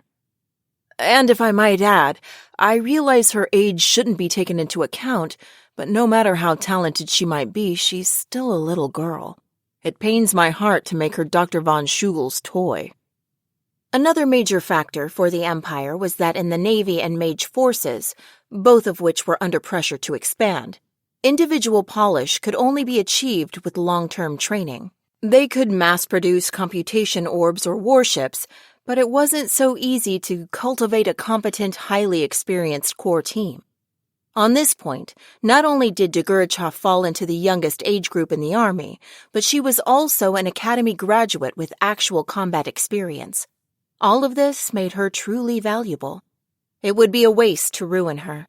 Additionally, Elenium Arms wasn't the only factory striving to be chosen to manufacture the next-generation Imperial Standard Issue computation orb, and that created a problematic political situation.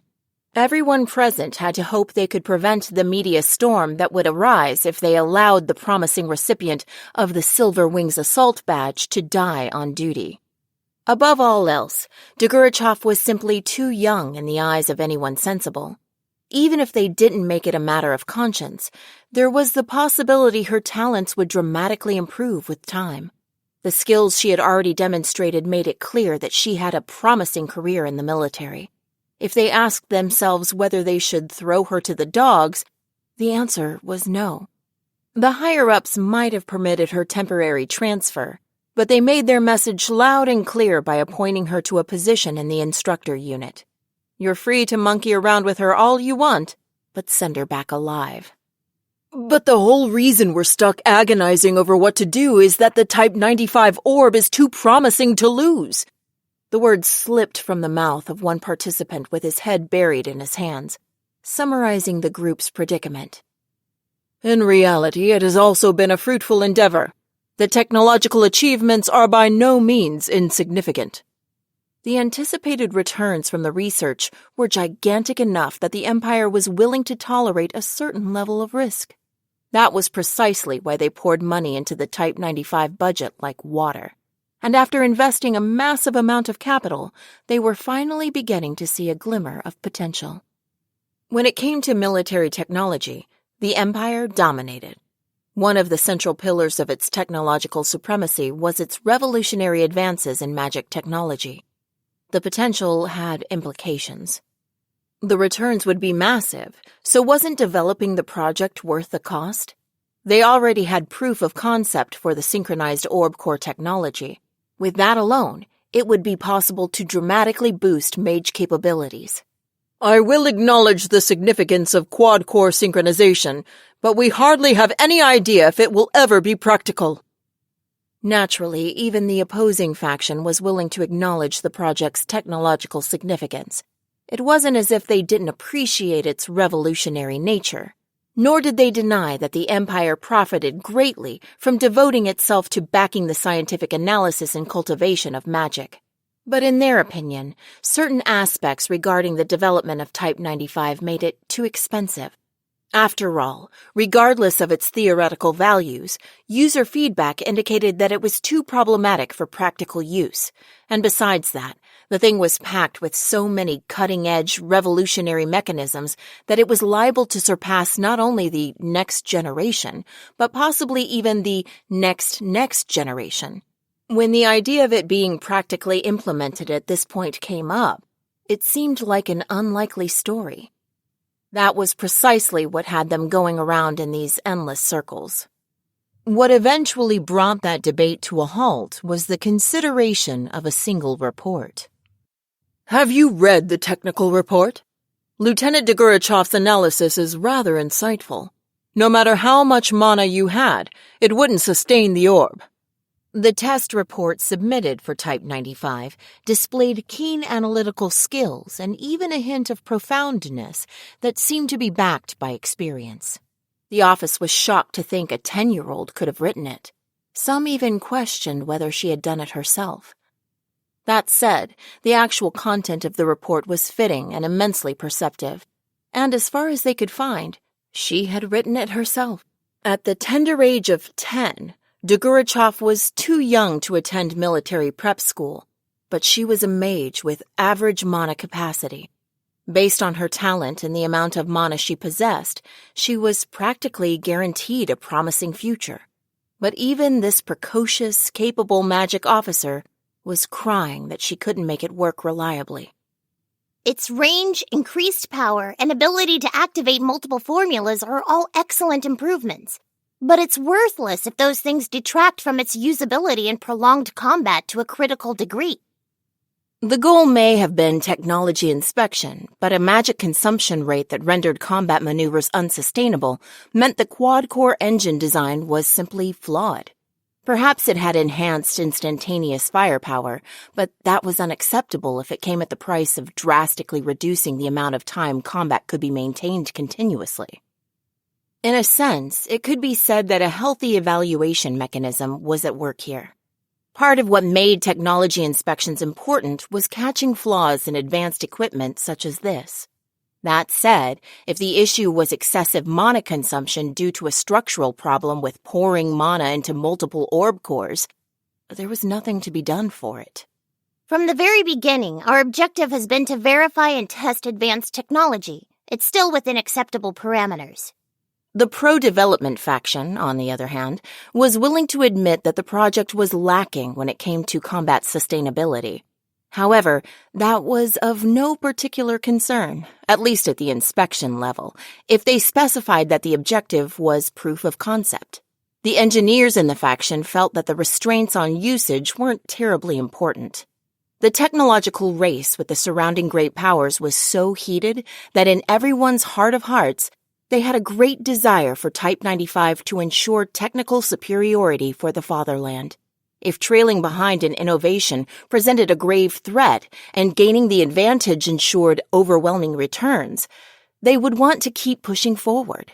If they evaluated the project based on potential, they could have approved all the costs related to Type 95. Its technological significance aside, the Army can't afford to fiddle around. The thing is, only the engineers engaging in development and the researchers supporting them felt that way. The troops, who used a variety of different weapons and weren't terribly gentle with them, had their own theory. As it was, normal computation orbs already cost as much as their most powerful weapons.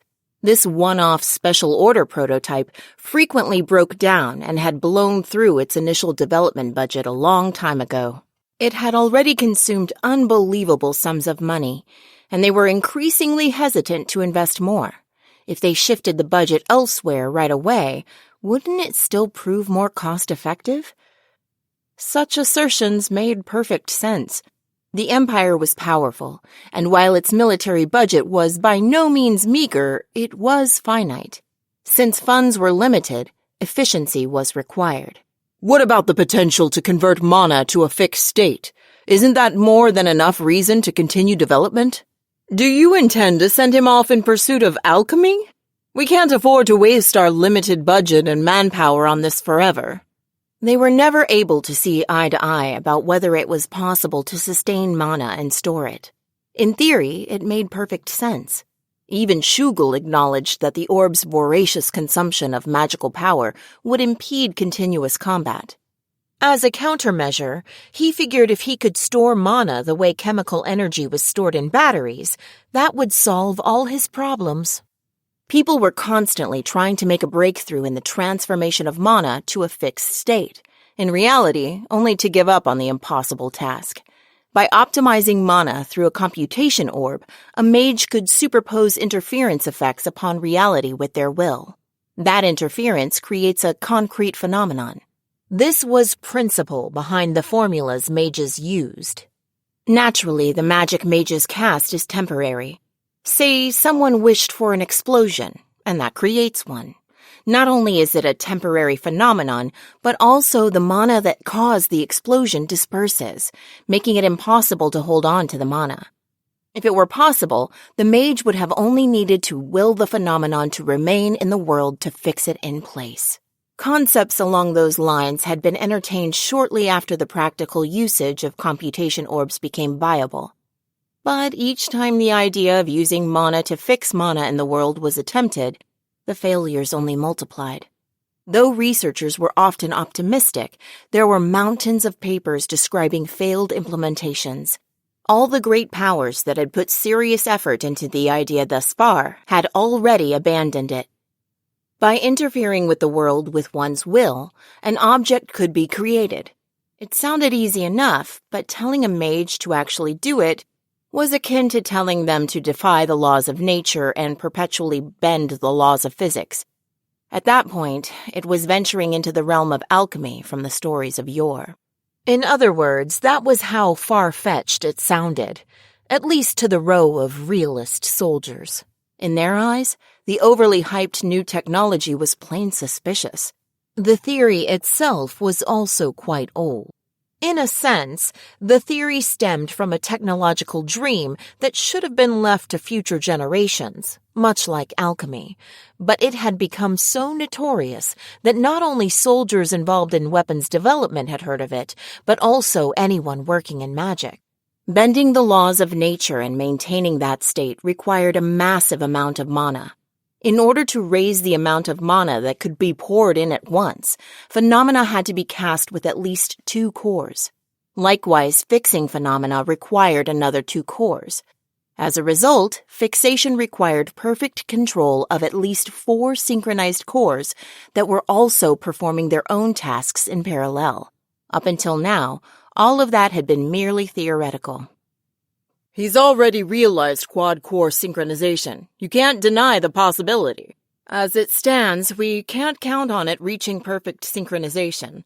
Lieutenant Degurechaff is the only one to have had any luck with it, and even the mission-capable rate she's achieved is unsatisfactory.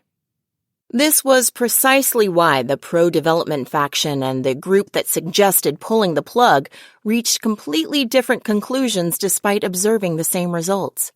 The former saw a glimmer of hope, while the latter dismissed it as futile, and both conclusions were logical, to a degree.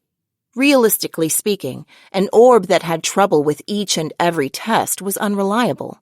Of course, there was no such thing as a perfect first prototype, so a certain number of problems were expected. But such a frequent occurrence of major accidents was unprecedented. Based on what they discerned from the reports, it seemed like Degurechaff was hanging on by the skin of her teeth. And despite risking life and limb on these experiments, she had only just barely managed to operate the orb. This alone was proclaimed a remarkable improvement on existing progress, which made it clear how well it was actually going. As such, when a number of soldiers were about to protest that it was a massive waste of money, a certain mid-level officer from personnel, who happened to be at the meeting, posed a question from a slightly different perspective. I can't help but wonder, why her? Superficially, this was an innocent question. On the other hand, it certainly brought up an intriguing point. Magic Second Lieutenant Tanya Degurechaff's career wasn't bad, but there were plenty of soldiers with superior credentials. Perhaps if they compared her to the previous testing personnel to see why she was the only one to succeed, they would get their answer. Once this occurred to them, they saw the value of delving into this modest question. No, you have it backward. We should focus on why she succeeded. At this point in the conversation, the director of Supply and Logistics Headquarters, who was leading the meeting, brought up one of the most obvious questions of all. Why did she get selected? Who chose her? Without a doubt, the Personnel Division at Supply and Logistics Headquarters approved the assignment, so someone must have dropped off the paperwork, and that paperwork should have included the reason behind her selection. At their superior's question, younger administrators flipped through documents and found the personnel assignment form. It had gone overlooked thus far, but it contained all the answers. Chief Engineer von Schugel chose her personally. Apparently, he claimed she had the highest chance of successfully operating the orb. How would he know that? Given all the previous testers' failures, there had to be something convincing him that Second Lieutenant Degurechaff could do the job. Why did he specifically want someone like her from the front lines? Was it something unique to her? Was it her skills? Something else entirely? It was a truly intriguing question. But the answer Chief Engineer von Schugel wrote on the form was exceedingly simple. It says that since she is not set in her ways with the conventional orb, he figures she wouldn't treat the prototype the way other soldiers treat their orbs. Well, the orb was brand new. His logic was perfectly rational. The quad-core synchronization system was a whole other animal, so trying to conduct mana the same way as before would prove difficult. It took a child's malleability to understand that even if conducting the mana felt awkward, they shouldn't fight it. Someone as precocious as Degurechaff had a good sense for conduction and comprehended the logic behind it, and not only that, she could pull it off. The logic was nice and sound. Assuming they understood everything up to this point, that was precisely why the whole row of participants let out the same groan. It was the groan emitted in the face of an unpleasant truth. Hey, there aren't all that many skilled mages out there who are unaccustomed to conventional computation orbs. That went without saying. Even if they turned human resources upside down searching for such opportune mages, there would be painfully few who met those conditions. Naturally, the minimum requirement for the orb to be issued as the next generation standard was for the majority of existing mages to be able to use it. If it couldn't reach full operational capability, there was no point. The implications were that using Type 95 was a hurdle too high. Until the training system could be overhauled and all the active service mages retrained, the next generation model would be useless. It was also more difficult to use than the existing computation orb, so the drills used for the new recruits also would need to be reevaluated. Even assuming they could accomplish all that, the orb's mission-capable rate, reliability, and cost were enough to give them second thoughts about mass distribution. Considering the level of craftsmanship the devices demanded to function, they would be accidents waiting to happen. We don't have an infinite budget. Are we placing too much emphasis on versatility? We've already achieved innovations in orb safety mechanisms in other areas. Don't you think it's about time we called it quits? In conclusion, perhaps it would be wise to call off development or, at the very least, scale it down. It was hardly surprising when that opinion began to dominate the conference room. No matter how alluring the technology, the Army had no choice but to abandon the project if it couldn't be implemented in the near future. The Imperial Army didn't have the budget, manpower, or resources to play around. The promise of amplifying firepower is just too enticing. Couldn't we just do dual core instead of quad core? Naturally, those who would regret halting development still couldn't shake their lingering attachment. Oh, that's a good point.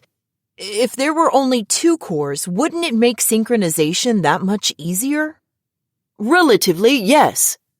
Compared to quad-core synchronization, coupling only 2 cores together would, of course, be easier.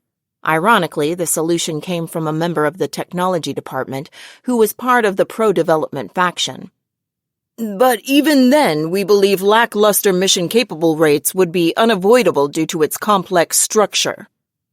The mechanics for synchronization itself had been innovative and complex from the get-go. They couldn't really hope for an improved availability rate. In that case, it'd be quicker to just have mages carry 2 computation orbs. They're useless if their operation is spotty on the front. From the looks of it, we're not ready for synchronization technology yet. They stopped further development. At that point, it was the natural decision. Beyond the realm of perception. Gentlemen, I fear the situation is grave.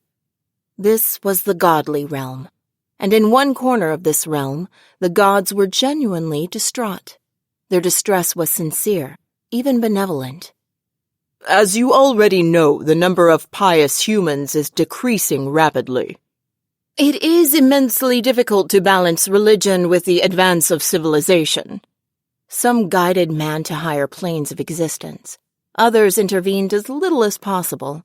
Regardless of which method they subscribed to, a growing number of limitations threatened the continuance of the life and death cycle system. In particular, the more advances people made, the happier they were, and the more their faith crumbled. For the system, there could be no worse nightmare. How did the test fare? Not good. They may have perceived it as a supernatural phenomenon, but beyond that... A radical archangel and some others had advocated for generating supernatural phenomena to restore faith to the hearts of the people. Believing they should follow the example set with Moses, they had been experimenting, but their results were far from successful. Science would probably be able to explain things someday. The phenomena exceeded the people's comprehension at that point in time. It was simply unexplained, and as such, nothing more than a subject for investigation and research. I had a feeling it wouldn't go well. I wonder what the issue is. In the past, all we had to do was talk to them and they would understand that we were gods. Sometimes they would even call on us. Yes, they should have spoken to the people when they were deeply religious. Then they would have been able to communicate their divine will. Not only that, some people would have called out to the gods of their own accord. Now there were none. There were hardly any voices truly seeking salvation. How had it come to this? When an answer proved evasive, even upon extended consideration, it was important to go back and re-examine your successes. That statement was, in and of itself, extremely logical.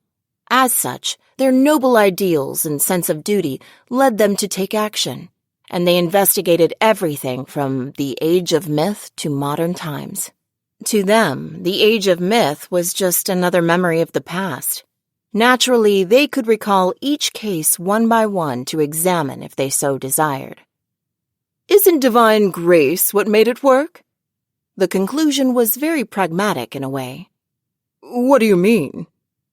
In the past, back when human civilization was terribly underdeveloped, we intervened to protect them from catastrophes that would have been impossible for them to avert on their own. In the contemporary world, storms no longer posed a significant threat to developed countries. Not even a hurricane could crack their foundations, let alone destroy them. Frankly, for the majority of nations, high winds and heavy rain would only manage to paralyze the cities. It was a completely different environment from the age when a single storm could devastate farms, wash people away, and leave entire families destitute. Hence, the gods took care not to intervene more than the humans wanted, and because of that, they were being forgotten. It was essential to encourage mankind's self-reliance so they could develop higher-order cognition.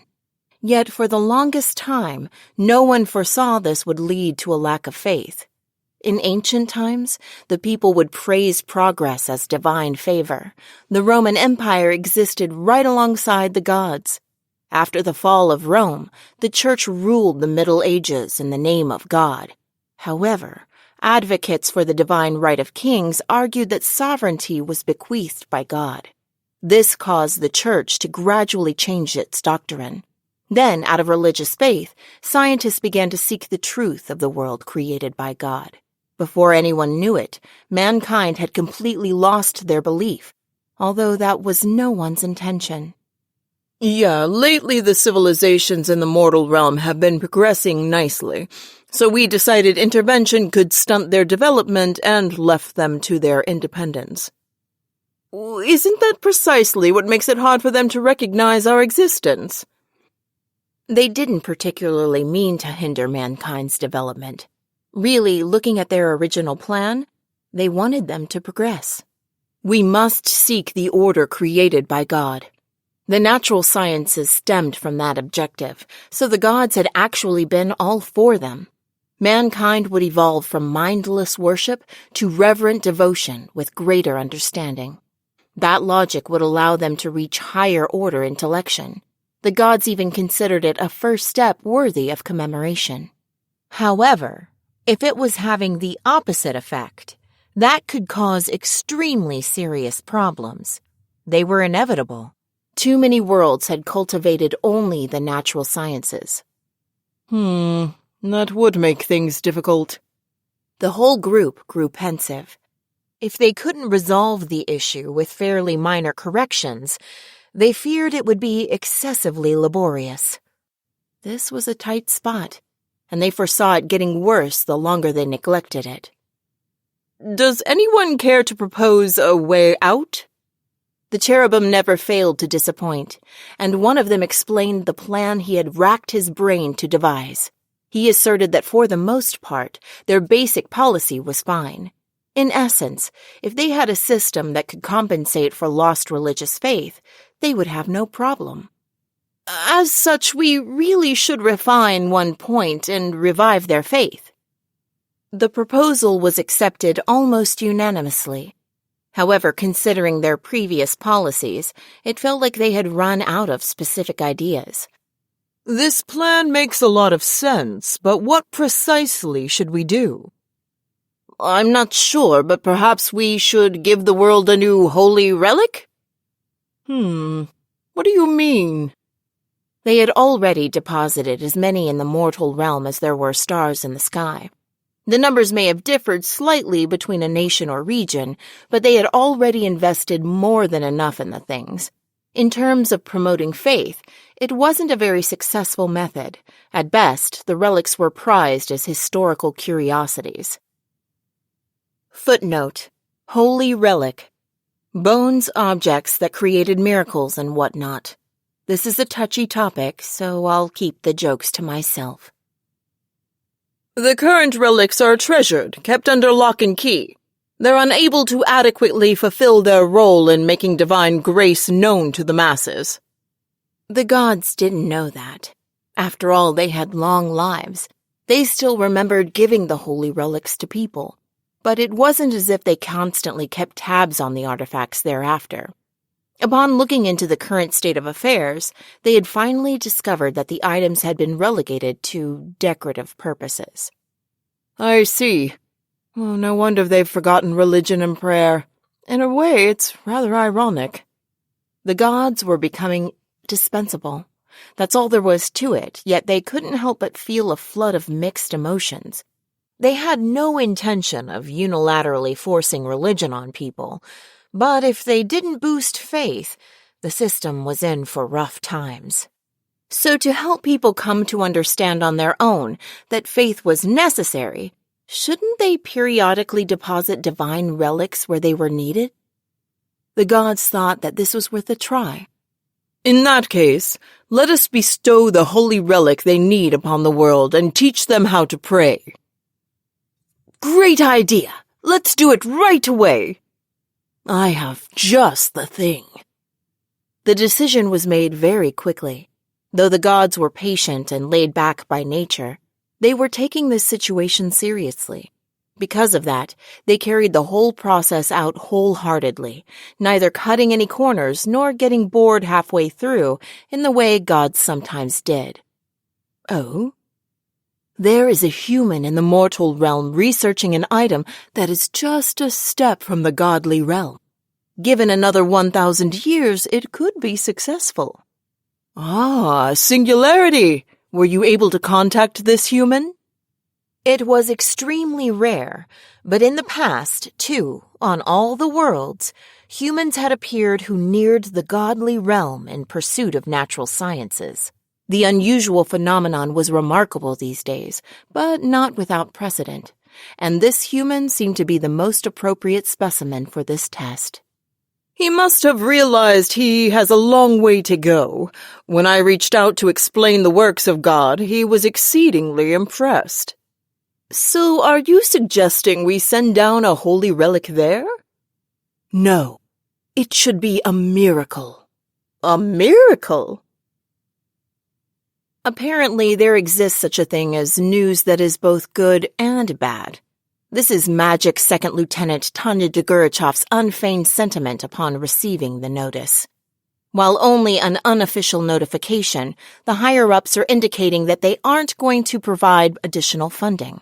The implicit suggestion is probably that they intend to axe development of Type 95.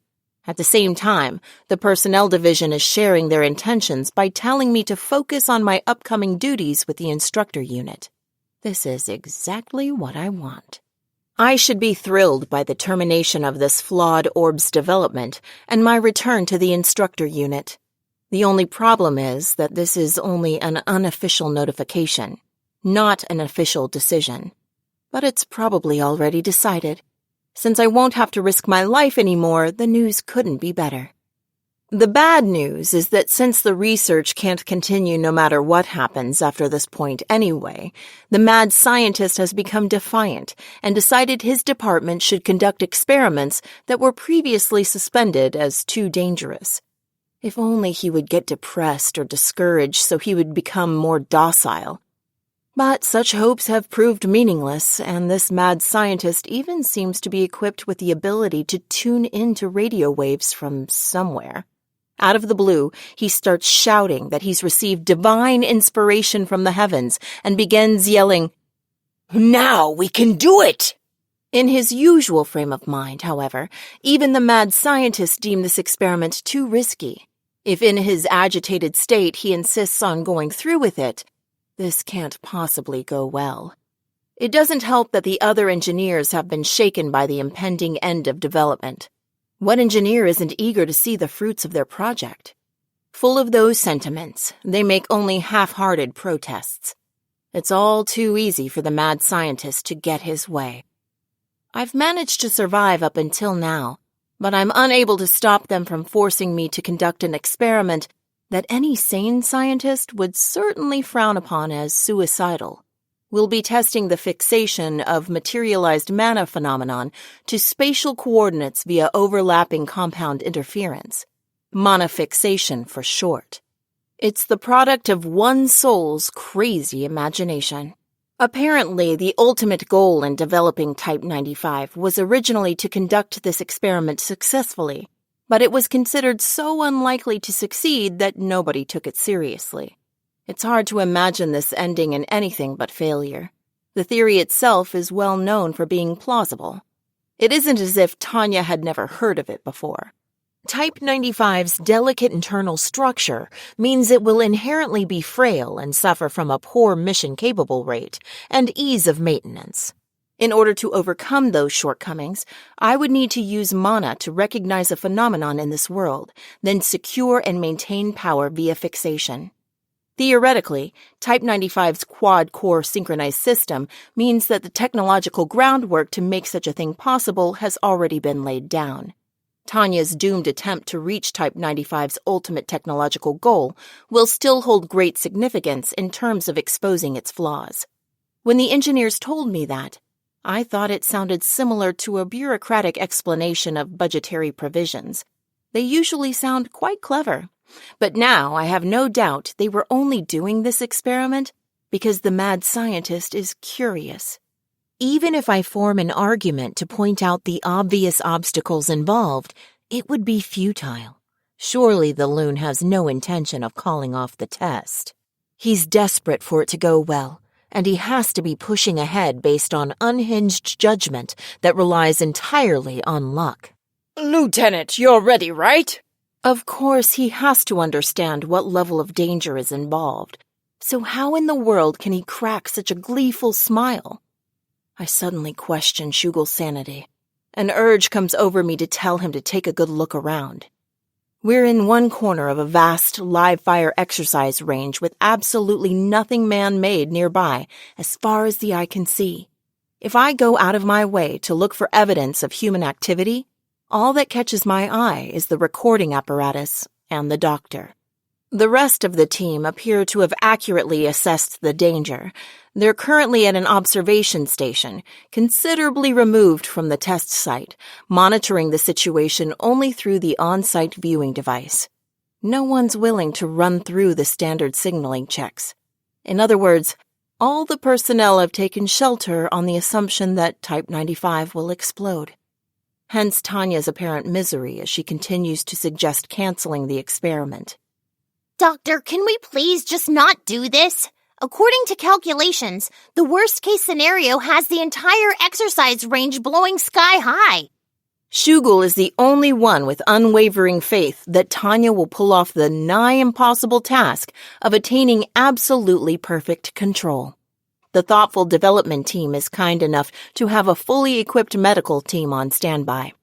Their elaborate preparations include a highly experienced critical care team and a full-scale field hospital. Scientific progress always has its sacrifices. Naturally, it won't just be you. I'm here as well. So what's the problem?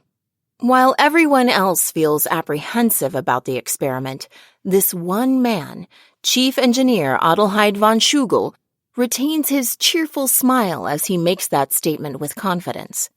How glorious it would feel to smash my fist into that cheerfully smiling face of his. Maybe you want to get blown to smithereens by your own invention. Talk about getting what you deserve. What I want to know is why I'm stuck killing myself with this mad scientist. Isn't a compulsory double suicide a bit too much? But Tanya manages to express those feelings in a genuine but socially appropriate roundabout way. Honestly, I wish you would employ that grace for something else. A scientist must stay loyal to their pursuit. Now stop complaining and start the test. But evidently, the moral madman is too much for Tanya. If that's how you're going to be, then go ahead and die if you'd like. Just do your best not to inconvenience those around you. If that's too much to ask, at least don't bother me. I'm a soldier, not a scientist. Tanya is only working as a soldier. Under no circumstances does the job description include committing suicide with a scientist. And in a sense, the scientist has the perfect response to her protest. Then consider it an order. Now get going. If Tanya is a soldier, she should obey the orders according to the chain of command. He's completely tied her hands with that, but he's absolutely right. Supplying mana to Type 95 now. Having resisted in every way possible, Tanya laments her misfortune as she begins slowly, carefully pouring energy into Type 95. Observation team, Roger. Our prayers are with you. It's common courtesy to say that, but now the words have taken on an ominous tone. The fear that Type 95 will explode at any moment is plain in my expression. Frankly, I feel like my life is in greater peril here than back on the battlefield. Both a mage's tough defensive shell and the protective film for deflecting direct hits are cast using magic orbs. The thought that I'll have no protection when the orb explodes is worrying me to no end. But upon seeing the indescribable emotion contorting Tanya's face in response to the anxiety for this absurd situation, Schugel dares to smile. Tanya feels as though it's virtually the first time she has seen the doctor smile reassuringly out of consideration for her. His expression almost seems to be telling her to relax. What? No need to worry. This is practically guaranteed to work. When Tanya sees how he has the pure, innocent, dangerous gaze of a cultist, skepticism transforms into blaring alarm bells in her head. I should steer clear of that crowd. Doctor, what makes you so confident? If he's simply a psycho, it would come as no surprise. The problem is that his insanity threatens to involve Tanya in an immense, inexcusable crisis. What? It's quite simple. The doctor flamboyantly opens his arms, acting as if he's about to start expounding upon a simple truth. That alone is enough to send chills down Tanya's spine. Confidently preaching the truths of the world with innocent eyes? That is something fanatics do, the type that's immersed in some dangerous religion. And what might that be? The most dangerous move to make when dealing with a blind believer in something is expressing agreement or denial. I was taught back in my human resources days that if I ever needed to peacefully force resignation from an employee under the influence of a cult, it was necessary to avoid affirming or denying their beliefs. The idea is to remain distant and leave no room for misunderstanding. Thus, all Tanya can do in this situation is try to prolong the conversation using the gentlest voice she can muster. I am the chief engineer. Lieutenant, you are the lead tester. That is to say, if we work together instead of standing at odds, we can do anything. All cult members are just like this. They only say reasonable things in an even tone with an innocent expression at the very beginning of an encounter. The other day, I received a divine revelation. A divine revelation? Yeah, figures. I was afraid of this. It's probably just a figure of speech. But this ominous premonition, the voice of reason, won't stop screaming. I've got a bad feeling, like super dreadnought class bad. That's right. If we say a prayer to God for success, those who believe in him shall be saved. Ugh. I groan in spite of myself, although I braced for this. Before realizing it, I also heave a massive sigh. He just said to ask God for success? A scientist just told me to pray? Thinking that far, it quickly occurs to Tanya how unlikely this scenario is. Did the chief engineer lose his mind over the project getting terminated? That's entirely possible. Realizing as much, I judge that regardless of orders, it's too dangerous to go through with the experiment. In a split-second decision, I curb the flow of mana and initiate safety mechanism activation to prevent the orb cores from going haywire. I am told it's important to be humble, free of arrogance. But the safety mechanisms won't activate. Feigning calm externally, Tanya can't hold back her shock as she looks again at the orb in her hand. It's the same all-too-familiar prototype orb she conducted countless tests on. Multiple safety features could clearly be seen, and aren't activating? In which case, they've been disabled? He just had to mess with it, didn't he? The only one who could have done it is the peacefully smiling chief standing before me. He's serious about this. He's so crazy to begin with that it takes me a moment to fully realize. Isn't this a wonderful opportunity? Let us join in prayer for success. Doctor, aren't you an atheist? The god of invention came down to me. Now I'm a devout believer. Crap. Things really do look hopeless. The Type 95 starts acting wacky, much like its creator. I've been controlling its coding with mana, but can't any longer. Something about the circuits doesn't feel right either. At this rate, the mana will hurtle straight down the path to chaos. And the safety features I normally rely on aren't functioning. If I try to extract the mana manually, it'll throw the whole system off balance, resulting in certain collapse. So despite realizing how dangerous it is, I have no choice but to keep feeding the engine energy. But at this rate, I'll eventually lose control. I'm caught by this dilemma, but it seems as good as settled that the orb will go berserk in the near future. At this point, I can't stop myself from imagining my unpleasant fate in vivid detail. We're sure to succeed if we become believers of invention and pray. By the way, what would happen if I don't pray? Well, I suppose we would both become martyrs. The lunatic replies simply. The dangerous smile on his face indicates he would undoubtedly embrace martyrdom with pride. It could be described as the ecstatic smile of a suicide bomber. We should call for a medic right away. Or would you rather I simply put you out of your misery? From Tanya's point of view, if she's doomed to die anyway, at least she could kill this lunatic with her own 2 hands. If she takes him out as she's being killed by his defective orb, at least she won't be the only one suffering a loss. An enticing prospect. Granted, it isn't much of a fair deal, but market principles assure me it's better than winding up completely in the red. Calm yourself, Lieutenant. Have you not met God yourself? If we both trust in God, we'll be saved. He says this at the very moment I'm winding up to make my hidden desire to kill him a reality. Tanya stops short. Whoa, wait a minute. The energy coefficient is rapidly destabilizing. The mana is out of control. This is insane. The cores are about to melt. All personnel evacuate. The observation team is shrieking. Tanya can't hear the screams as anything other than noise, but a second before she falls unconscious, she definitely feels it. I swear I can feel that damn devil, Being X, grinning at me. Oh yeah, it's a supernatural being who plays with the laws of nature. It's the vile devil who toys with human lives. You set me up. Damn you, devil!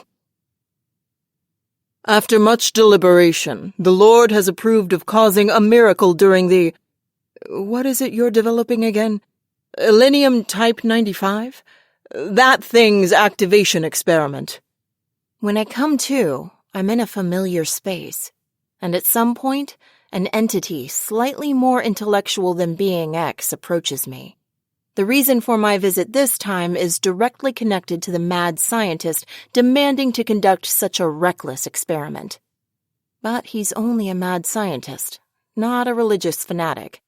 Based on how he was acting just before the accident, he's a victim too. It's probably being X and his sect pulling the strings. They must have been manipulating him, at least as far as this experiment is concerned. Not that I feel a particle of sympathy for him, let alone a full ounce. Ah, I see. The entity before me only seems decent compared to the one that came before it. In other words, this one is more like a fanatic capable of holding down a conversation. I can't let my guard down. I'm basically dealing with someone steeped in a religion of one kind or another. At the moment, I don't care if he's a god or devil. What I need to watch out for is the very likely possibility he'll try to push his values on me, rather than discuss things rationally. His values are completely insane. He might seem intelligent, but the core of his nature is no different from an incompetent worker's. I should eliminate him immediately. If he's at least an incompetent bum, I can put up with him. Still, competence notwithstanding, all religious fanatics are diligent workers. It would be a truly praiseworthy virtue if not for the insanity. Allow me to congratulate you. The Lord has determined that you have led a sinful life out of ignorance. He has decided to guide you down the righteous path. I'll pass on that. Wow, a fastball? I figured he was up to something, but pitching an incredible fastball down the middle?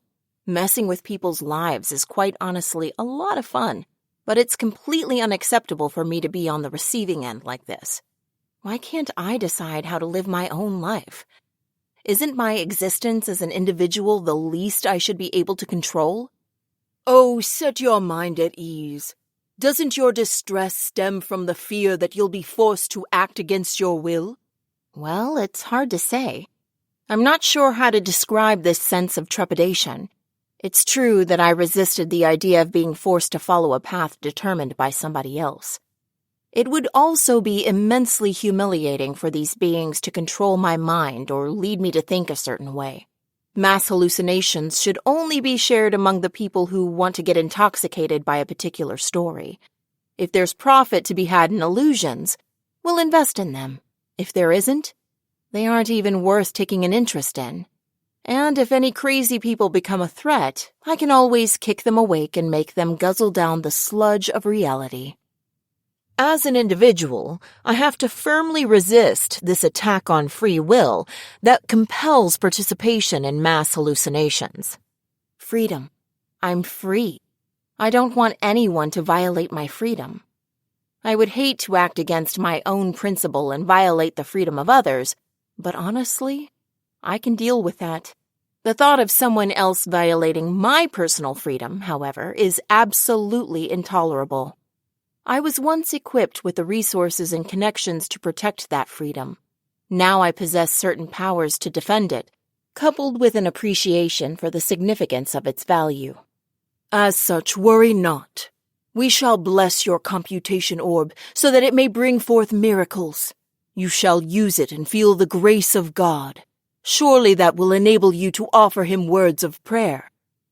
Words of prayer? That's right.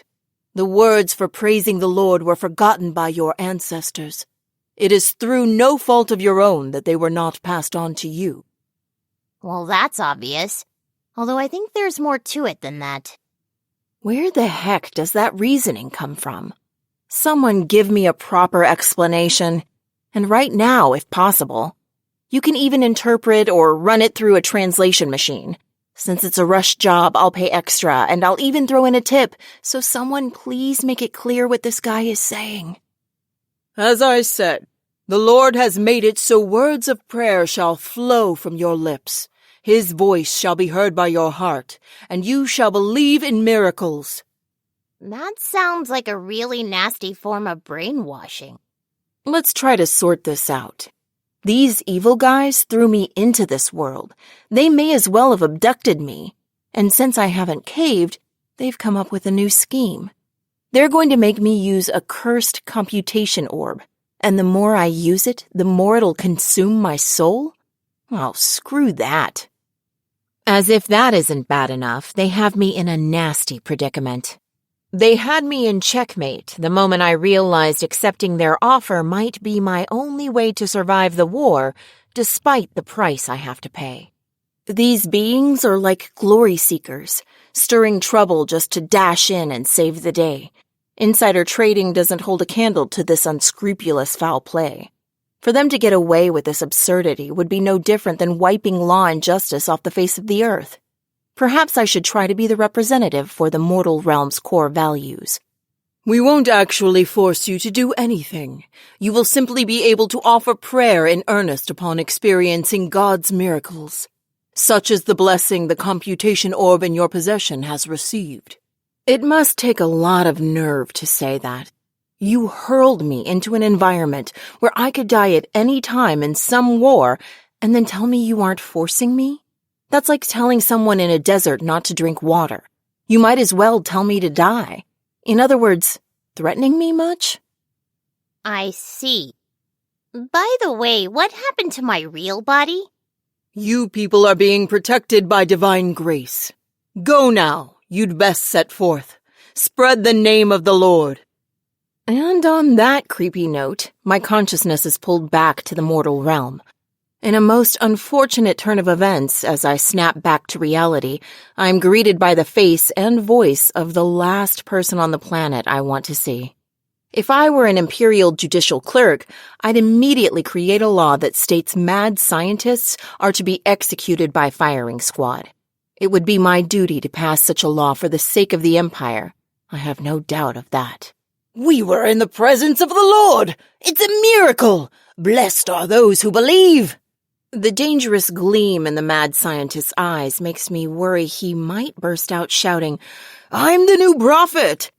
No, he might actually believe he is a prophet now. Calm down, Chief. I'm begging you, please shut up. There's no need to emphatically boast that you've scientifically proven a mad scientist can change jobs to religious fanatic.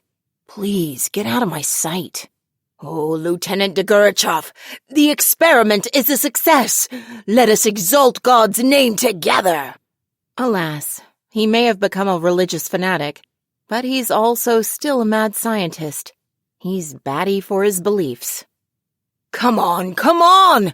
Show me the miraculous gift of God! Degurechaff to control. Is Type 95's control formula functioning normally? I'm hoping they could call this all off due to technical difficulties, but a curse has been placed on this device by more or less supernatural beings. How easily they could trample my hopes and wishes. Alas, how powerless humans are. It is, as far as I can tell, but that could be due to issues with the observation apparatus. Maybe. I guess we don't have much choice. We should probably seal up Type 95 and examine it back in the lab. Excellent. Caution is an indispensable quality in engineers.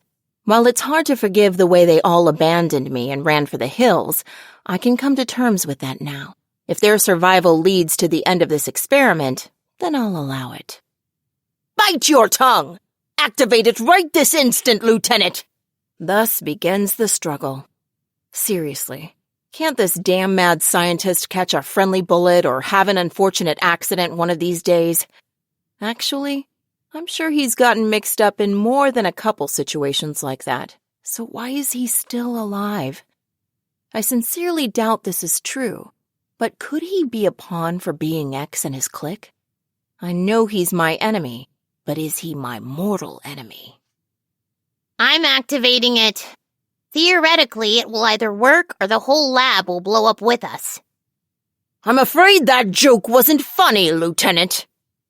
It wasn't the least bit funny, mostly because I was dead serious. But seeing as this thing is cursed, I don't understand how this could end well. I run mana through the computation orb circuits and begin synchronizing the 4 cores. The energy flows absolutely smoothly, no difficulties whatsoever. As for the core synchronization, it's so effortless I do it without thinking. The mana loss is undoubtedly on par with the theoretically projected value. Now I get it. Just going by its specs, I have to admit this truly is amazing. Definitely worthy of praise. But, although it's truly regrettable, this thing is cursed. Oh, great are the wonders of the Lord! Praise the Lord and the glorious name of God! I shout, the emotional words pouring from my mouth. Every cell in my body suddenly yearns to praise the Lord. It worked? It actually really worked? When the observation team plunges into a whirl of astonishment, their shouts of wonder finally bring me back to myself. What did I just do? What was I just thinking?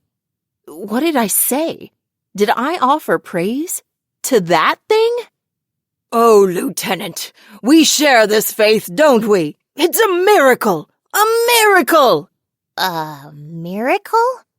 Give glory to the Lord and bear witness to his miracles! Everything that transpires is like a living nightmare. Ultimately, I'm cursed. I have a horrible time, and in the end, I finally get released after we finish collecting a certain amount of data. I don't care where I go as long as it isn't there. I just want to get away. As if to grant my wish, the Republic to the west goes out of its way to declare war. Just the notice I've been waiting for. It arrives right as I'm about to despair for the world. My mind is saved. But I guess the easy life is hard to come by. Chapter 3. The Watch, Guard on the Rhine. The Rhine Front. The sky over the Rhine Front. Among the mages soaring through it is Magic Second Lieutenant Tanya Degurechaff. If anything separates her from the others, it's that she's been ordered to fly solo. Why was I given such orders? Because the higher-ups are idiots. And so I'm flying around the front lines alone. The whole sad story of how I was sent here can be told in 3 sentences. Perhaps this is unexpected for the Empire, but as someone hastily selected for deployment due to the higher-ups' lack of foresight, I can't really let it go as simply an unanticipated turn of events. I've learned from my experience against the Entente Alliance on the Northern Front that there's no cover in the sky. Clouds are about the closest thing you can get. And as for defense, mages are lucky they're tough. But just because I'm resilient doesn't mean I'm immortal. If someone asks me to stand in front of a high-penetration sniper rifle or a machine gun with a caliber that breaks the scale, my answer will be a flat no. Solo assignments are worse for mages than any other branch of the military. Nevertheless, the brass ordered Tanya to fly alone in hopes of drawing out a strategic delay. How can a lowly second lieutenant possibly dodge the order? All I can do is adhere to my employer's regulations like a salaryman. I want to weep for the lack of such a noble concept, a soldier's right to refuse. As for my aerial combat maneuvers, my diligent training in the academy earned me the ACM skill badge. Whining that I can't fly isn't a valid tactic at this point. And so, no matter how loath she was to go, Tanya nevertheless scrambled to fly ahead of the land forces. She would serve as airborne early warning and a scout for the forward warning line. Western Army Group's control center gave her the call sign Hawkeye. It was certainly preferable to Fairy. Hawkeye 03 to command post. Please respond. Hawkeye 03 is my temporary call sign as a member of the early warning team. With eyes like a hawk, my job is to fly ahead to search for enemies and notify the advancing troops if I find any. Other than that, I'm supposed to maintain a fixed distance from the approaching enemy and continue gathering intelligence. Depending on the situation, my duties might eventually include taking on the role of forward air controller to guide direct support groups. Unfortunately, though, I have to admit this job is tougher than I thought it would be. I didn't realize I'd have to work so hard just to contact the controller of the area I've been assigned to. Hawkeye 03 to command post. Please respond.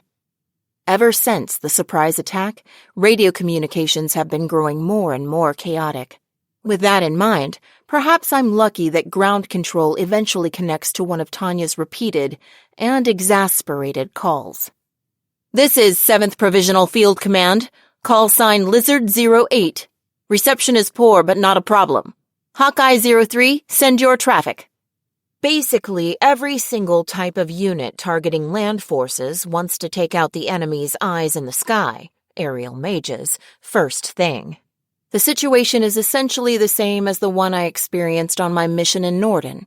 If an army fails to secure air and magic supremacy, it's akin to losing their ability to see. Lone magic officers are preyed upon more than any other unit of the military. In a military operation, the first course of action is generally to eliminate interference, not that you can afford to neglect anything. Roger, Lizard 08. I can hear you on my end as well. Commencing support mission now. Thanks, Hawkeye 03. Glad to have you. We've been needing another pair of eyes. And that makes what's coming next even worse. Now I have to kill the excitement of troops who are sincerely thrilled to finally get decent support. Hawkeye 03 to Lizard 08. Sorry to say this so soon, but don't expect much help from me after all. I've picked up a large group approaching fast from up ahead. As a solo mage under enemy assault, it's out of my hands. If I get attacked the moment I arrive, then I have to defend myself before I can provide intelligent support. Personally speaking, Tanya feels no desire to take pointless risks out of some desire to sacrifice herself for the greater good. She focuses as much as she possibly can on ensuring her safety.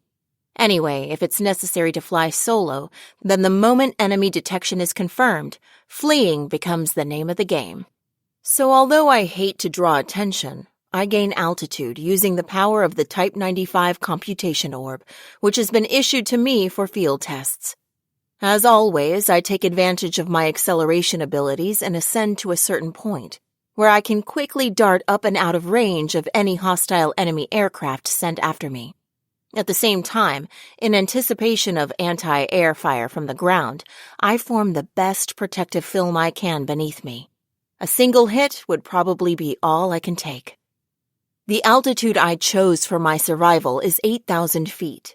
That's the upper limit for combat operations, which were made possible by the protection of the Lord and Type 95. According to the mad scientist, this is the fruit of a miraculous collaboration between the hands of God and man. But the details of how this technological innovation was accomplished are immensely unpleasant for a certain free-spirited individual.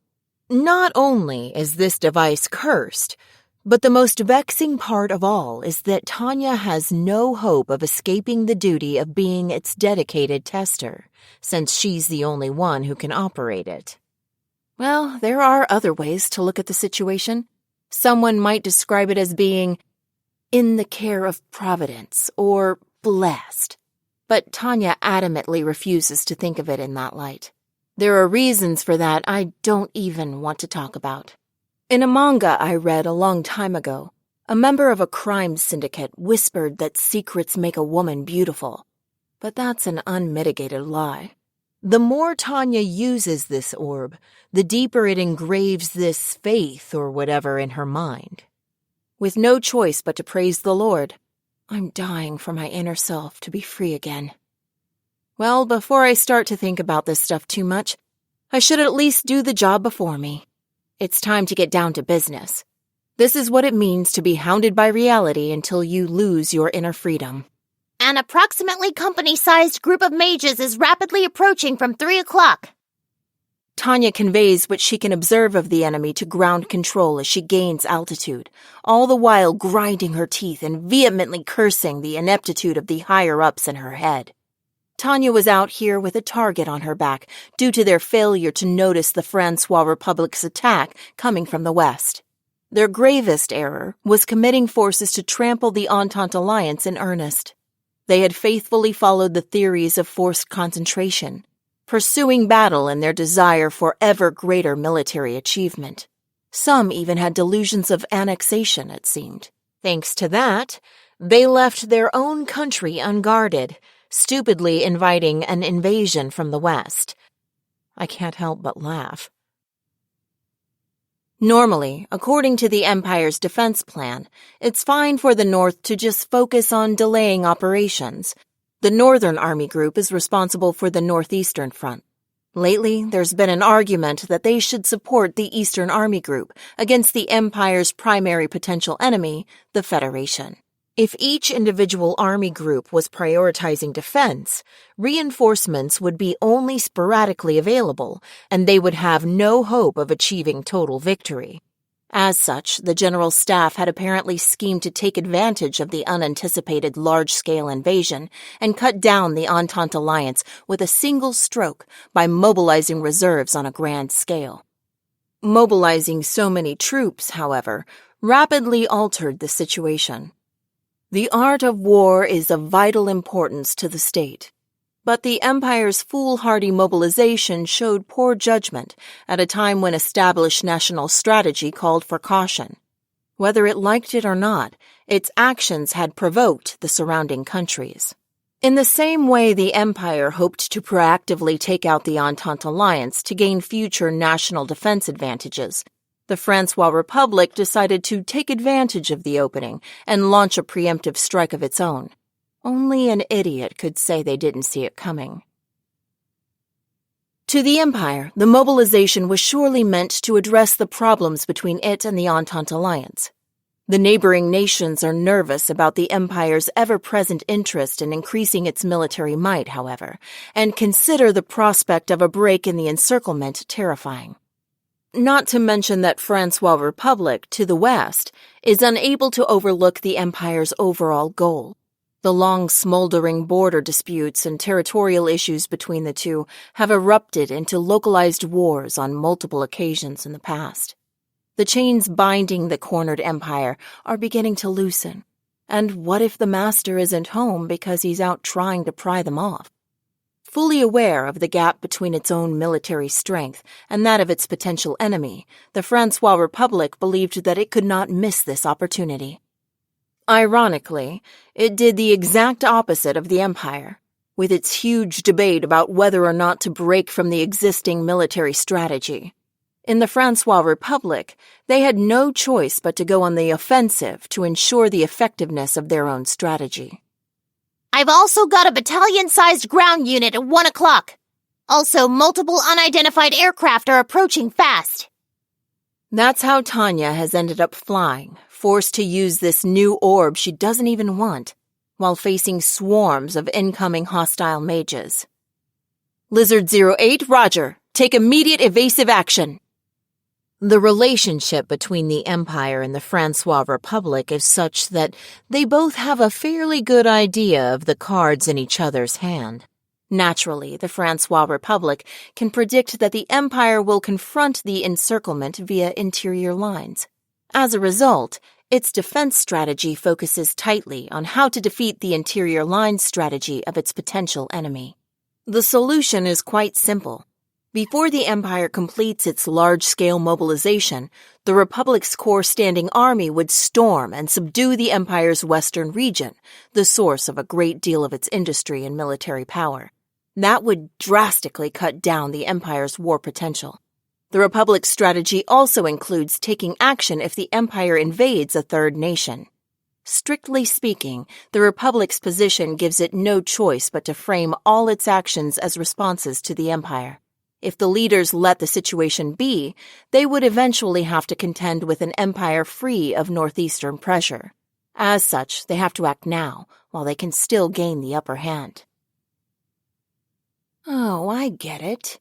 From a purely historical perspective, it's possible to say the Northern Front will be decided in one blow. It would really only take a second. anyone with common sense, even an amateur, could clearly see that the war is going to end soon. The Entente Alliance's resistance wouldn't amount to anything, and it would be forced to surrender to the Empire. That snapshot of the future is too realistic for the analysis to be flawed, but a specialist would have told you it wasn't quite right. A few months is a bit fast for a country to fall into ruin, but strategically, it's also far too long to have your main forces tied up. In a few weeks, mobilization would be complete, and the troops would be able to march in great numbers. Under those circumstances, an offensive would become a seductive option for the Francois Republic. It's akin to the Empire's conviction that it could use the Northern Theater to break the fetters that had kept it bound to their defensive policy for years. The Francois Republic is equally confident that, with this one move, it can eliminate a significant threat that has been plaguing its fatherland's national defense for so long. The Empire is prioritizing victory in the Northern Theater.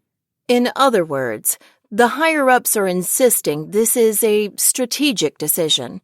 Really, they either foolishly failed to foresee this scenario, or it did occur to them and they underestimated the probability.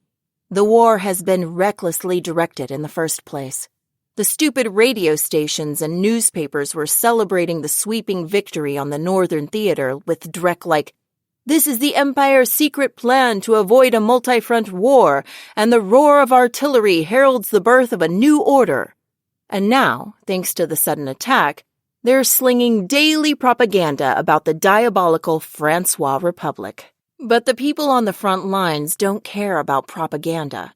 That's only good for making jokes about the brass to kill time in the trenches. They want to yell, "If you can afford to broadcast propaganda all the way to the front, get more men and supplies over here." They're the ones in trouble if the higher-ups keep arguing about causes and ideals instead of facing reality. It looks like the Vanguard mages have spotted me. They're still coming up fast. Reality is cruel, but also simple. The forces in the Western Theater are basically a punching bag until the main forces return. The Empire has reached the limit of its resources. The proof is the special deployment of the instructor squad from the forces at home and the evaluation unit that assesses the practicality of pre-production models. Really, the instruction and research-oriented units are meant to improve the overall quality of the army from the rear, not to fight on the front. Sending them in is usually a taboo that only a nation nearing its end would violate. Of course, these units are universally skilled, which makes them great problem solvers.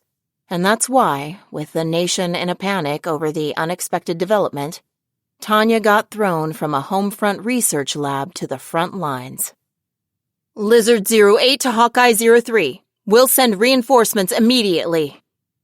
Hawkeye 03 to Lizard 08. I'd appreciate it, but I won't hold my breath. Tanya acknowledges as she promptly begins to withdraw. She's allowed to run this time. No need to tough it out. Leaving this airspace. Hawkeye 03, good luck. Out on the battlefield, incoming reinforcements might seem like a ray of hope, but I know all too well from both personal experience and history that more often than not, they don't make it in time. It's the epitome of stupidity to count on unreliable backup and risk one's life with wishful thinking. So I give my undivided attention to retreating. Hawkeye 03, Roger.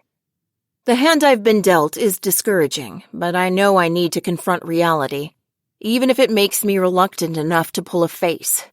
The impatience and conflict in Tanya's blue eyes resemble that of a philosopher yearning to explore the wisdom of mankind. The groan that slips from her adorable mouth in that immature voice, her indignation at the unfairness of the situation, embodies the innocence of a child. Ugh! Tanya Degurechaff's worries are quite simple. She's angry that the duties dumped on her exceed her pay grade, and she's distressed by her evil workplace that fails to comply with safety regulations. She would accept the existence of unions, and she wishes with all her heart for the creation of labor laws. Part of the issue is my personal conflict with the Army's goal-oriented rationale. Armies generally supply aviation personnel with high-calorie diets as a means to relieve fatigue and maintain the concentration necessary for withstanding consecutive days of intense combat. And that's great. In the Empire, too, mages and pilots have to be provided high-calorie diets. But I'm not so sure I want them to make me take Pervitin. And hesitant doesn't even begin to describe how I feel about my orb as a trump card. The fruit of the collaboration between being X and the mad scientist could poison my sharp mind in a manner far more insidious than any drug. Really, I should have gotten rid of it. That's how desperately I don't want to use Type 95. I really hate the idea of relying on that damned computation orb steeped in the grace of God. But what if I need it to survive? Truly the ultimate choice. This was supposed to be a day like any other for the 228th Reconnaissance Mage Company, commanded by First Lieutenant Michael Hausman. The Francois Republic Army had successfully conducted a surprise attack, and this company was its forward-most advance guard. Even if the surprise was beginning to wear off in places and the mission was transitioning to assault, the spearhead's duties didn't change. Crush the Imperial Army's eyes as it attempts to recover from the chaos, and cut off their communications while you're at it. Their duty was to isolate the enemy and prevent the formation of an organized line of resistance, which would help later troops widen the breach. It was the same assignment these veterans and First Lieutenant Hausman had received the previous day. Yet on a real battlefield, unlike in war films or novels, there was no foreshadowing what would come next. Golf 01 to CP. I've encountered an enemy sentinel. CP, roger. We think it's local direct support. Upon elimination, continue searching for the enemy's main forces. Luck isn't on this guy's side. That was First Lieutenant Hausman's impression. After all, this sentinel was up against a whole company of mages, and it was Hausman's company, the vanguard for an entire army. It was obviously not a fair fight. That was why the enemy mage had been focused on running ever since detecting the company's approach. Seeing that response, Hausman immediately recognized that their opponent was extremely accomplished and excelled at quick decision-making. The lone mage had already climbed to the impractical altitude of 8,000 feet. And that was why Hausman couldn't help but consider the enemy unlucky. Soldiers never lived long without luck, no matter how skilled they were. Golf 01, roger. But that mage sure was bold, climbing up to 8,000. Nobody could last long up there, but it was their only avenue of escape in the face of a whole company. Hausman was also perfectly aware of that fact. To shake off pursuit in a confrontation like this, their opponent's only options were to flee where hunters would be hesitant to follow, or to fly erratically low to the ground and trust everything to fate. Units advancing over long distances were usually loath to expend the energy necessary to climb that high, so the Sentinel had assumed they would avoid that option. Not bad. Only little kids can get away with crying. It's too high. I can't reach. Let's get to work, men. They couldn't very well let an enemy mage escape to fight another day. Considering their mission, there was no way they were backing down. Everybody got that? Okay, Platoon Mike will eliminate the Sentinel. Everyone else is conducting recon in force with me. We're gonna bust right through. With the Empire's warning line spread so thin, the Republic had a good chance of victory. That was the guiding light for everyone participating in the operation, regardless of rank. They couldn't waste time on a provisional defensive line when the main enemy forces could return. That was why the reconnaissance mage units were crucial to disrupt the enemy lines. They would start with the usual recon in force, which entailed initiating contact with the enemy to gather intelligence, but they were expected to also create openings to break through. Knowing that Republic victory rested on their shoulders, they were determined not to get routed. Wilco, we'll catch up with him real quick. After the platoon leader's acknowledgement, Platoon Mike climbed rapidly. Naturally, operating at 8,000 feet would be exhausting, even for the Republic's elites. Standard combat altitude was 4,000. Though if they really pushed it, they could tolerate 6,000. In this sense, their enemy was doubly clever for choosing 8,000. First, the chase would exhaust Platoon Mike, reducing the overall strength of the recon and force mission to 2 platoons. Also, the Sentinel was making significant contributions to the wider battle by distracting the enemy and dragging things out. We're taking on a respectable opponent. Engage! Fox 01, Fox 01! The silence of First Lieutenant Hausman's thoughts was suddenly shattered by radio contact from one of his men. As company commander, he followed the calls for long-range magic formula fire. At the same time, the enemy soldier in front of them performed a new maneuver after realizing that escape was improbable. The bandit abruptly circled around to rush Platoon Mike, as if descending upon some prey. Apparently, the lone mage was taking the offensive. Fox 02! Fox 02!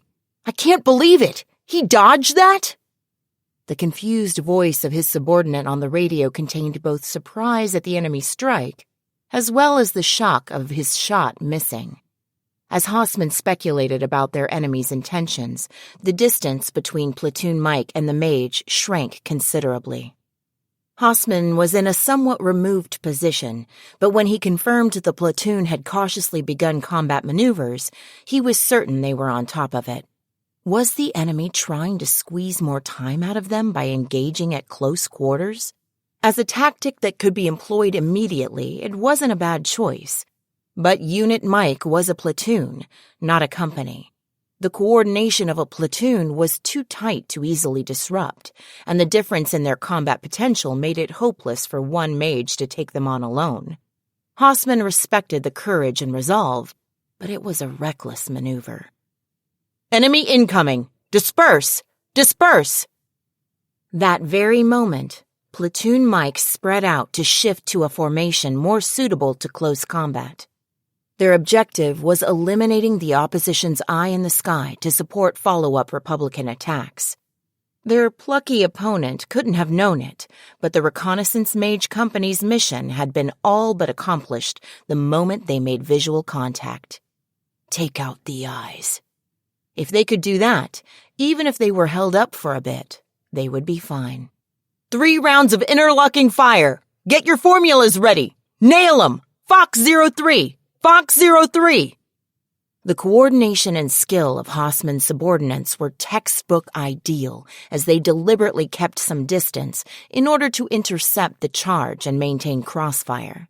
The enemy mage had entered the line of formula bullet fire. Even if he had superior speed, Hausman's men were ready and waiting.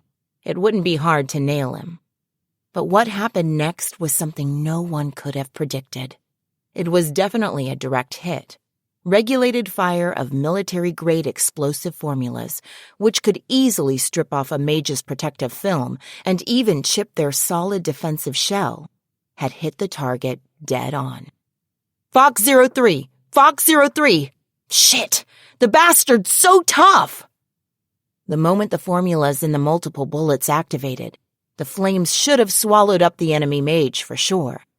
But even so, that thing continued its advance without missing a beat, casually closing the distance as if it were flying through an empty sky. By intuition, not logic, they sensed something bad was happening. However, as civilization had advanced, humans as a species were no longer in touch with their animal instincts. Mike 3! Check 6! Check 6! Ah, damn it!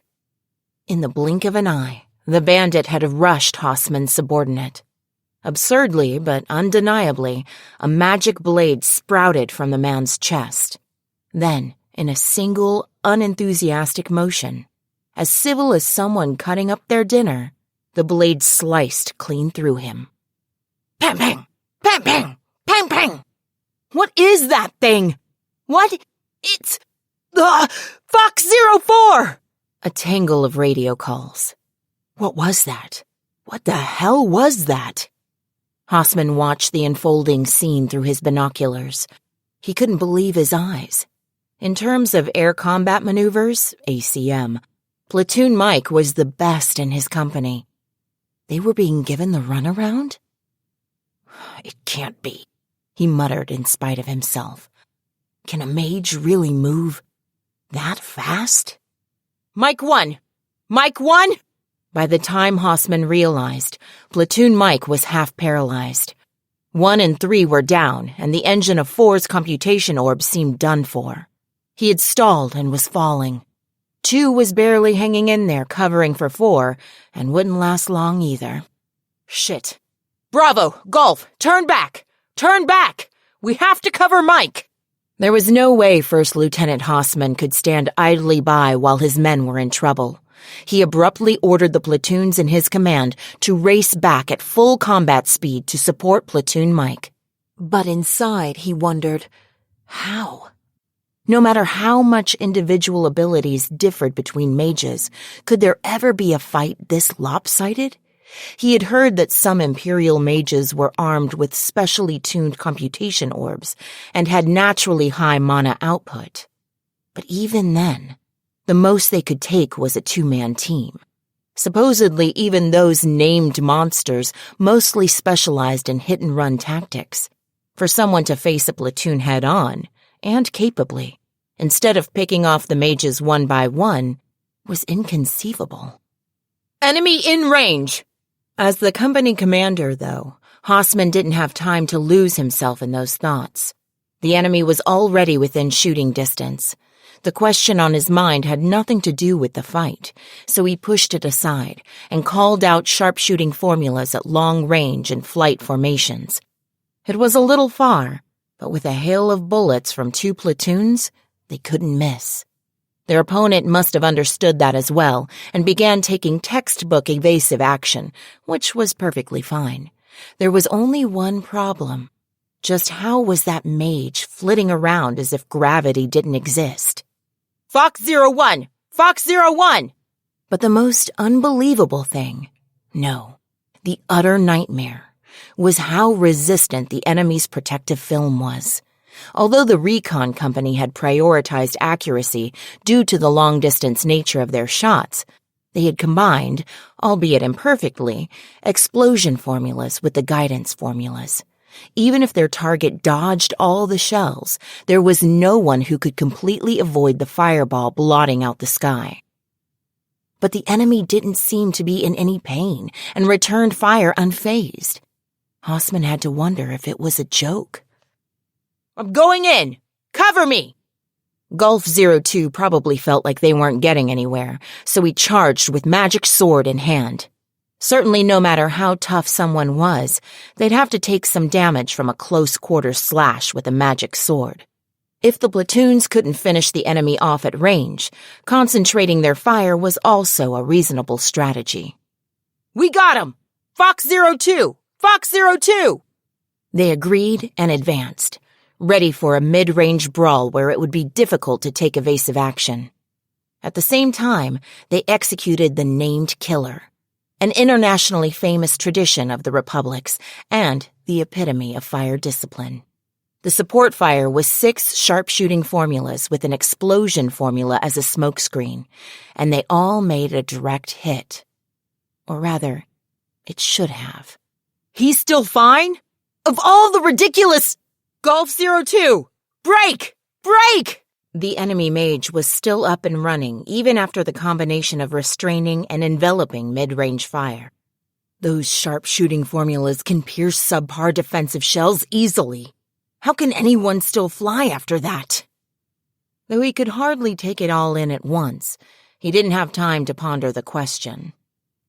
As for Golf 02, who had tried to charge in close, he had just barely managed to escape the tiger's jaws thanks to Mike 02's cover fire. Then the enemy mage shot through 2 protective films like they were nothing and took the men out of the fight. It's a trap! Oh, you piece of shit! Hausman had been had. He didn't like it, but he knew it was the truth.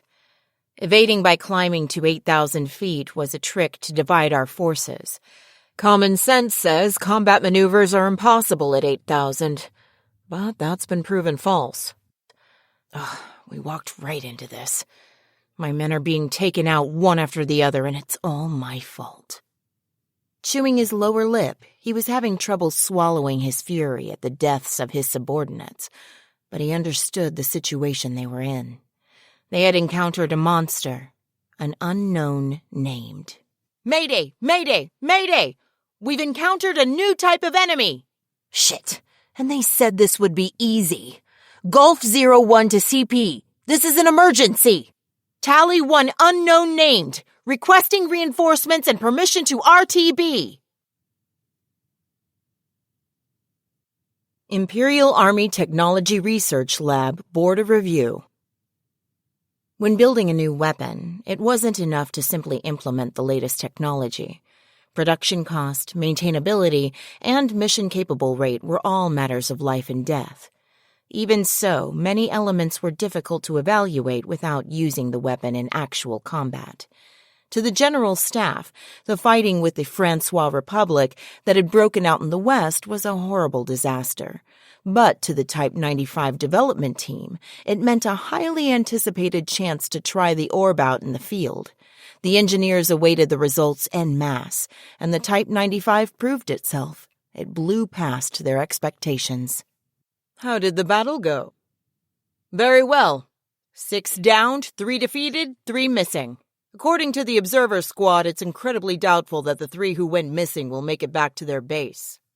They had assumed it would be impossible. After all, the experiment had only succeeded thanks to a miracle, but the test run had yielded surprising results. Type 95's achievements were worthy of all the praise the elated technology personnel were heaping on it. They could hardly stop grinning. Of course, the skill of the user made a big difference. Second Lieutenant Degurechaff certainly had the skills of a Silver Wings Assault Badge recipient, but that alone shouldn't have been enough to overcome such a disadvantage and get such impressive results. She basically took out an entire company by herself.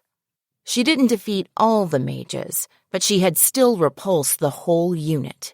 She was overwhelmingly superior in a fundamental sense, nothing more. The theoretical values had indicated possibilities, but she had made them real. Yes, to think it's come so far. From a common-sense perspective, the results could only be described as incredible. The orb was nothing short of revolutionary. This technological innovation opened the door to a whole new universe of combat. Right. Judging from its record at Elenium Arms, I was expecting it to have major issues. The officers who had questioned continuing development were now commenting in wonder, almost self-deprecating. They had been so worried about this thing, but when they saw what it was really like, the results were so good that all previous failures could be forgiven. If it could perform this well, everything was fine. They could even lower the cost via mass production. Oh, it has issues, all right.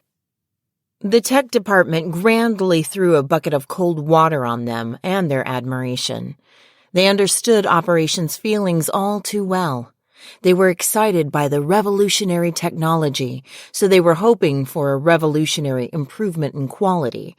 But unfortunately, it was all a fantasy. They had to wake everyone up from the dream. What do you mean? It achieved far more than we'd expect from a solo flyer. Right? This thing could change mage combat as we know it. Certainly, Type 95 had achieved stellar results. That was a fact. In terms of performance, it was in such a league of its own that you could call it a next generation orb. That was made possible by quad-core synchronization. The quad-core engine's demonstration of mana fixation in actual combat and the possibilities inherent in that were enough to make Operations drool. After all, the technology to stabilize mana and store it like bullets was of immense tactical value. The ability to freely use stored mana effectively removed the barrier of mana capacity. My understanding is that all the worries and criticism raised in the past have been proven false in combat, a general staff officer muttered. Really, the achievements spoke for themselves. Quad-core synchronization made quadruple output a reality, increasing combat potential to a whole new level. After seeing the technology was usable, operations had to have it. We only have one successful case. The project has been a huge failure, unless we say the goal was simply to verify the technology. But engineers didn't deploy Type 95 in order to convince the Army to adopt it. They just wanted to see what kinds of issues would come up in actual field use. So when war broke out in the West, they sent it to the front. They had focused on the tech and never even considered mass-producing it. What happened in the other cases? The most successful case was also the only successful case. If anyone asked about the prospect of mass production, they would have to raise doubts as to whether they could reproduce their success. Users of mage technology were already a chosen few, but even then, an orb with only one successful operator couldn't have much chance for mass production as a weapon. In one of the worst tests, there was an explosion in the lab and we lost a whole platoon. The things were constantly blowing up. One defective circuit would cause them to self-destruct. If someone could manage to coat the orb with mana, it could take a beating, according to the actual combat trials. However, the success rate of that critical step was hopelessly low. The worst accident had occurred during a synchronization failure. 4 times the usual mana had detonated and blown away the platoon doing the testing. A group of elites, including instructors from Central and members of the Advanced Technology Inspection Corps. But it can shoot bursts of mana, right? That's too appealing to give up on. The only one who can use it is Lieutenant Degurechaff. The best anyone else has managed is not getting blown up. As developers and engineers, they were ethically bound to push back. Even the engineers who had requested to continue research had only cared about the technological revolution. After their impulsively inquisitive minds had been inspired, Chief Engineer von Schugel and his team had spent their days focused only on testing the limits of what was possible. But when they took a moment to think calmly, they were the ones who best understood the orb's dangers and difficulties. Of course they understood. They built the thing. But you have one successful case, right? Can't you just replicate it? I told you we almost lost Elenium Arms. Even the successful case of Lieutenant Degurechaff was a total fluke. Though I shouldn't be saying that as an engineer. We still don't even really know what happened. Analysis of observed values made it clear that mana fixation via quad-core synchronization was more dangerous than anyone had imagined. The experiment was a miraculous success, but they had measured enough mana to know that if the test had failed, the entire Elenium Arms factory would have been blown to bits. It was obvious to anyone with a modicum of sense that they couldn't afford to repeatedly fail an experiment that would cause destruction on that scale. A fluke? Just when a runaway mana reaction was about to melt the cores, the interference waves harmonized, and moments away from liquefaction, the cores synchronized. For the engineers, it was a frustrating result. They didn't know how, but they had managed to succeed. By some fantastic stroke of luck, the uncontrollable mana had just happened to straighten itself out. That was as far as they could grasp. Even if they wanted to verify the results further, all they could tell was that it was a coincidence. You could propose that it might be possible to duplicate the results if they lost control of the mana and then adjust it accordingly, but that was a conclusion. It was impossible to make conclusions about these results. They simply couldn't be duplicated. This was like seeing a lightning strike that just happened to carve a splendid sculpture and then trying to recreate it with human hands. So the rampaging mana stabilized itself. Basically, it was a miraculous coincidence.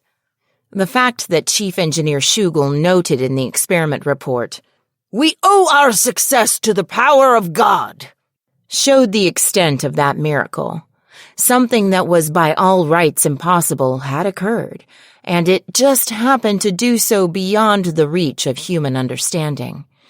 Even Chief Engineer Schugel, who created Type 95, had given up on continuing development, saying, "Going any further would be blasphemy, an insolent act in defiance of God." Even the hardcore techies concluded that you probably had to be chosen by God or something to use that computation orb, which goes to show how hard it had to be. So, what does that mean? We're currently using something we don't understand without understanding it, and it hasn't been easy. In other words, that was about all they knew. Whether unraveling the principle behind the orb or reproducing it, a vast amount of time and effort would be required, and on top of that, their probability of success wasn't worth betting on no matter how they calculated it.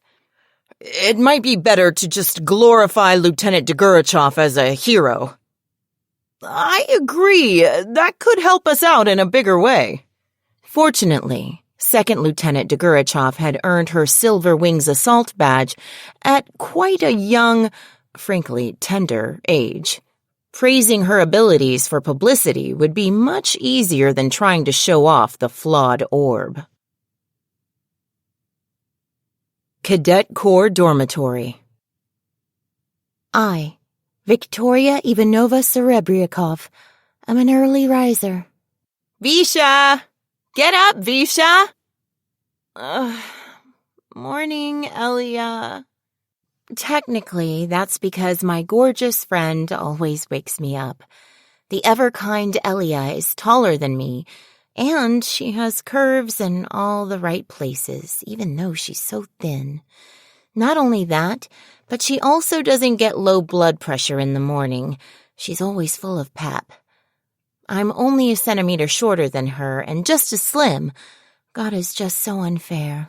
Ellie and I have the same lifestyle, so I really don't get why certain parts of her body are so much more developed than mine. Anyone fresh out of the Cadet Corps wants to stay sound asleep in their warm beds as long as they can. That's because one of the only fun things about cadet school is staying up all night chatting with your dorm buddies. Elia is one of the girls who really loves it. I go to bed before her pretty often. But then she always gets up earlier. How does that make sense? I guess it's just one of those differences between people. I can't do anything about it, no matter how hard I try. I probably sound like I hate my good-natured friend, but really I don't.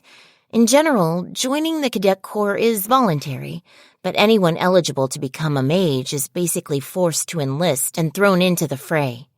So this unlucky cadet was bound by the strictest rules and continually chewed out by demon drill sergeants. Of course I blamed God at the time, but I couldn't stay mad when I'd met such a great friend. Sadly, my time with my good buddy is scheduled to end today. It hasn't sunk in yet, but today we'll be assigned to our respective combat units. I hope we end up together, but that's probably too much to hope for. It's less like we're wearing our uniforms and more like our uniforms are wearing us. But we're still real soldiers. For whatever reason, fate gave us magical potential. And so we've become Imperial Army mages, pride of the Reich. Well, technically, we're newbies. Before I knew it, I was tossed into the dormitory of the Western Army Group as a reinforcement for the Rhine front. My duty as a soldier is to serve indefatigably in the West as a shield for the beloved fatherland at this critical juncture. Or something. I'm an Imperial subject too, I guess, so I do think maybe I should fight for my great country, but it doesn't feel quite right. Maybe that's only natural since I was born in lovely snow-white Moskva. Well, the hazy remnants of my memory are just a torrent of red, which isn't very fun. My parents turned to relatives for help. We thankfully managed to escape the country, and that's my story. I was too young to really remember much, but I might be lacking qualifications compared to Imperial soldiers actually born here. That said, I'm so grateful to my aunt and uncle for taking me in. I'm second grateful to God for giving me my daily bread. Let's eat! Our diet here is different from the rear, but I already got used to the less-than-fresh veggies and the canned goods you tend to find at the NCO mess halls near the front. On the first day, I cried because the food tasted about as awful as combat rations, but lately I've been enjoying it just fine. Visha, did you hear that the platoon you're assigned to is getting a new leader? Mealtime is fun since we get to chat. Given the circumstances, it's no wonder we're interested in discussing our assignments. Really? Isn't this kind of a weird time to add a new platoon leader?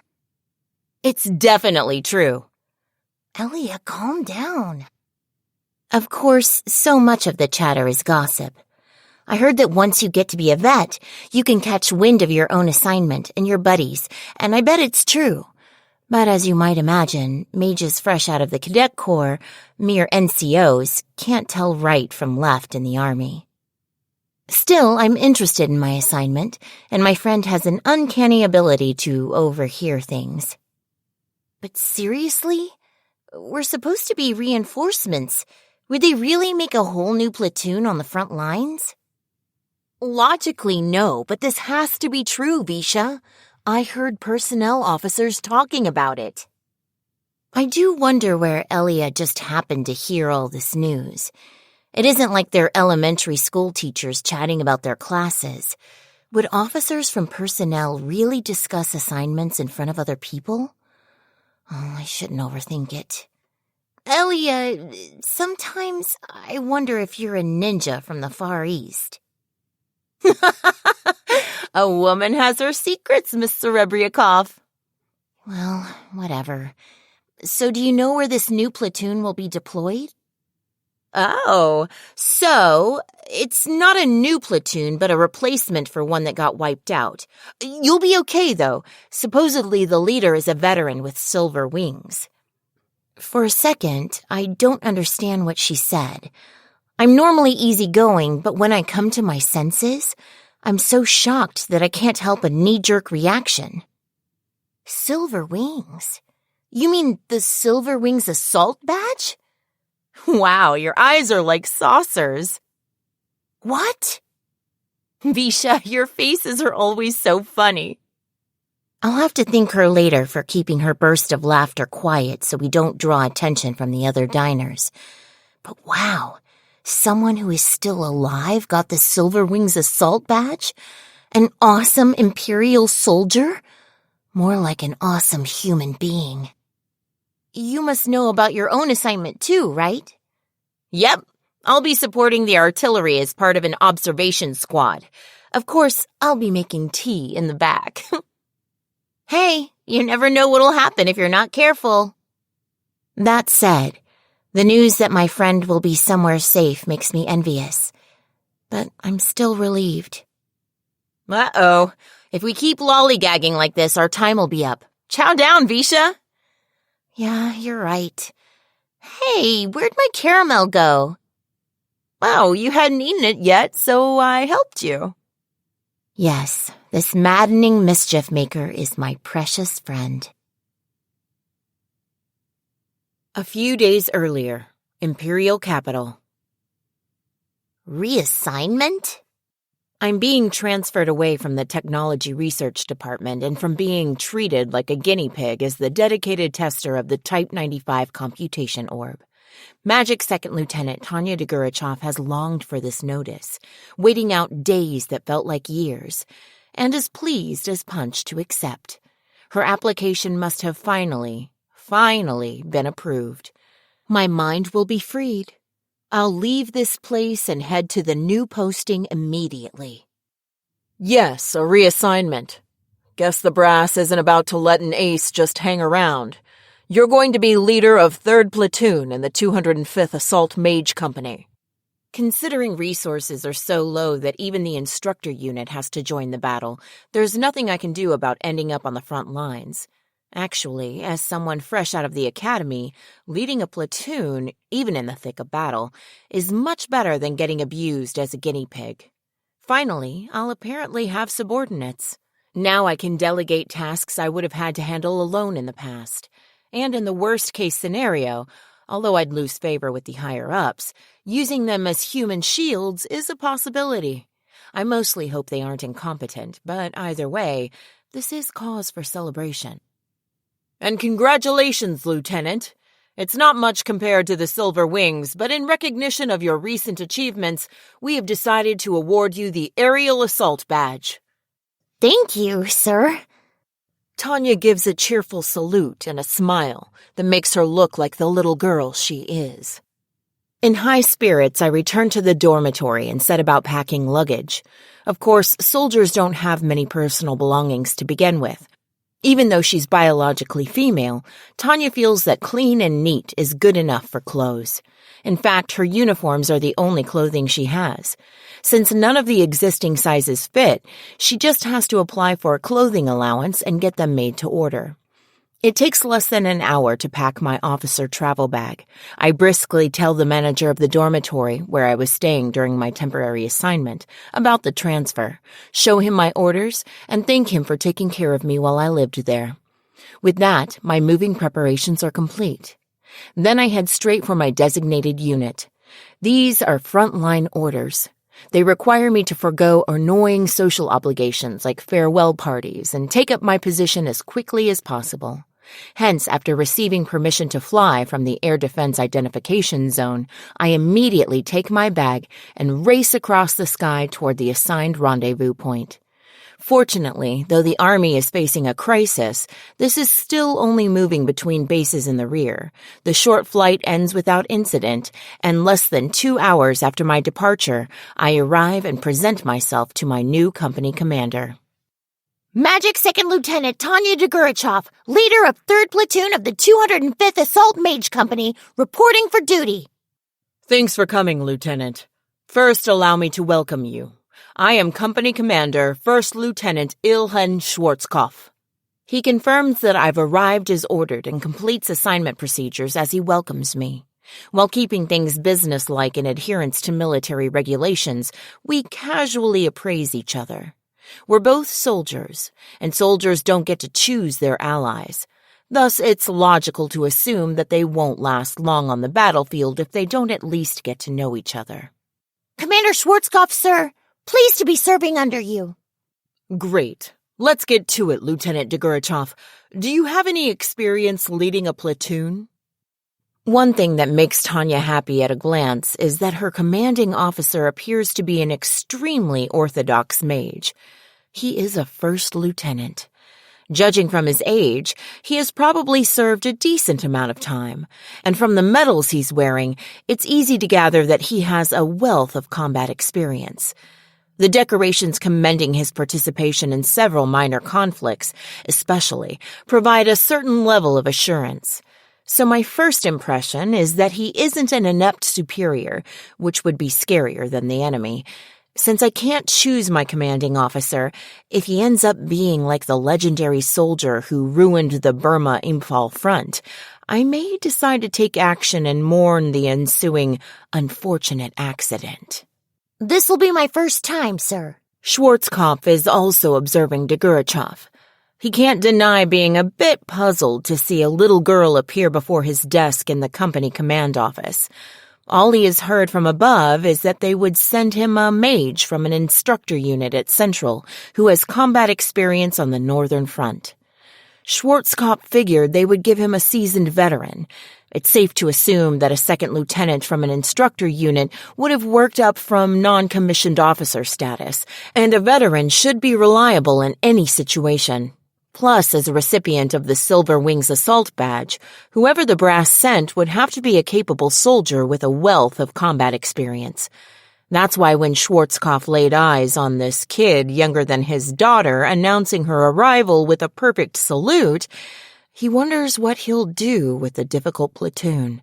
His original intent to give her the command had relied on his expectation that she would be a veteran. Lieutenant, I'll be frank. If the records don't lie and there isn't any mistake, the 2nd lieutenant waiting at attention for him to speak is a significant asset who has splendidly distinguished herself in battle, and she had been dispatched to deal with the worsening situation on the Western Front. But being a great athlete is different from being a great coach, and Schwarzkopf fears this situation is similar. The 205th Assault Mage Company is meant to have 3 platoons, but during the early days of the war, our numbers dropped to less than 2, and we've been operating undermanned ever since. To replace the lost men, a new platoon leader and fresh members have been assigned to the company. Schwarzkopf knows he can't complain, even if every member of the platoon is a raw recruit, but that's precisely why he hoped the leader would be an experienced veteran. Can you command a platoon of recruits straight out of the Cadet Corps?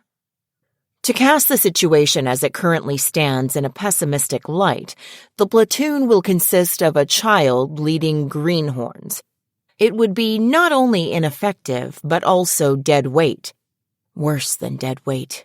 Needless to say, if the Empire's forces could simultaneously babysit and wage war, they wouldn't be having such a hard time.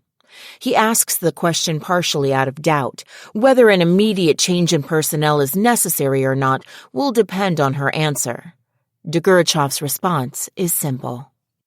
Please give me the order. She keeps her reply short and speaks in an even, matter-of-fact tone. Yet her eyes shine back at Schwarzkopf with nearly arrogant pride, rejecting his misgivings about her ability. I will give you results. Her reply also shows her unfaltering self-confidence. It surpasses his expectations.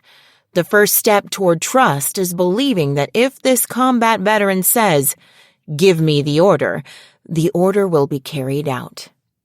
Well, you've got the Silver Wings Assault Badge. I'm expecting a lot out of you. Yes, sir! A living recipient of the Silver Wings Assault Badge from the instructor unit is worthy of that much trust. Tanya, for her part, surmises that Schwarzkopf only accepted her response because of the decoration she's wearing. In other words, the entire worth of Second Lieutenant Tanya Degurechaff can be summed up by the badge. In that sense, she's truly grateful to have received the Silver Wings. Apart from the white-silver moniker that comes with it, which I never wanted in the first place and am more than eager to get rid of, and the sanity checks it forces onto me, nothing about my current situation is harmful, and I have a good reputation. Well, I should probably welcome this. Beneath the face of a soldier, Tanya is calculating. Goodwill and praise are better than hostility and insult, at least. All right, I'll go ahead and explain the situation. Yes, sir! Having gotten more or less good impressions, they decide for the present to trust each other enough that they can focus on their respective jobs. Next, it's time for work. As you know, the Great Army's main forces are urgently being reorganized and assembled.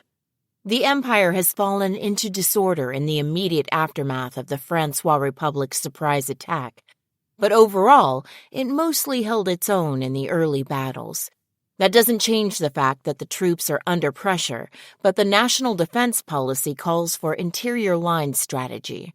In that sense, though it's true the Western Army Group has received reinforcements from remaining units at Central, they have completely fulfilled their duty of delaying the enemy. While that is the case, it will take some time to reach the Western Front. There's only one problem. The reserves and standing troops, who are supposed to be the counterblow, have all been invested in the North.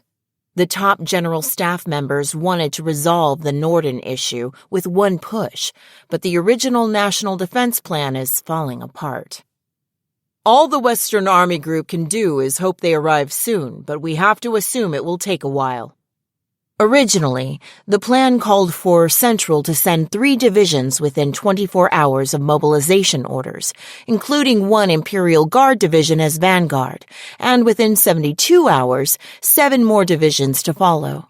Within a week or so, the Great Army itself would invest an overwhelming force, 20 divisions of their dignified regular troops and enough reserves for 60 divisions. That's why the Western Army Group never imagined a need to slow down the enemy on their own for a month. And of course, since they don't have the reinforcements from the plan, even if they only fight to delay, they'll have to do it in a way that minimizes their casualties. The only plan the Western Army Group has prepared is a defensive battle limited to large-scale resistance. The General Staff forgot that while investing the Great Army in Norden, and the price has been higher than anyone imagined. The fact that the higher-ups have mobilized the instructor unit in an attempt to establish Western defenses shows how panicked they are. They even sent out Type 95, a military secret that wasn't supposed to leave the lab, under the pretext of continued evaluation with Tanya. Really, they just wanted the muscle. Perhaps the rapidly changing war situation gave them no choice.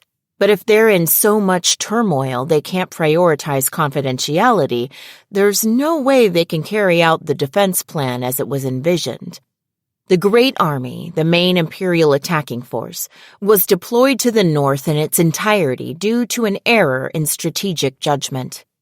Even if it only took a short time to reorganize and redeploy the troops, that was far too long from a military perspective. How is assembling the Great Army going? It's obvious that their difficulties stem from the lack of a plan for this unforeseen need to deploy troops.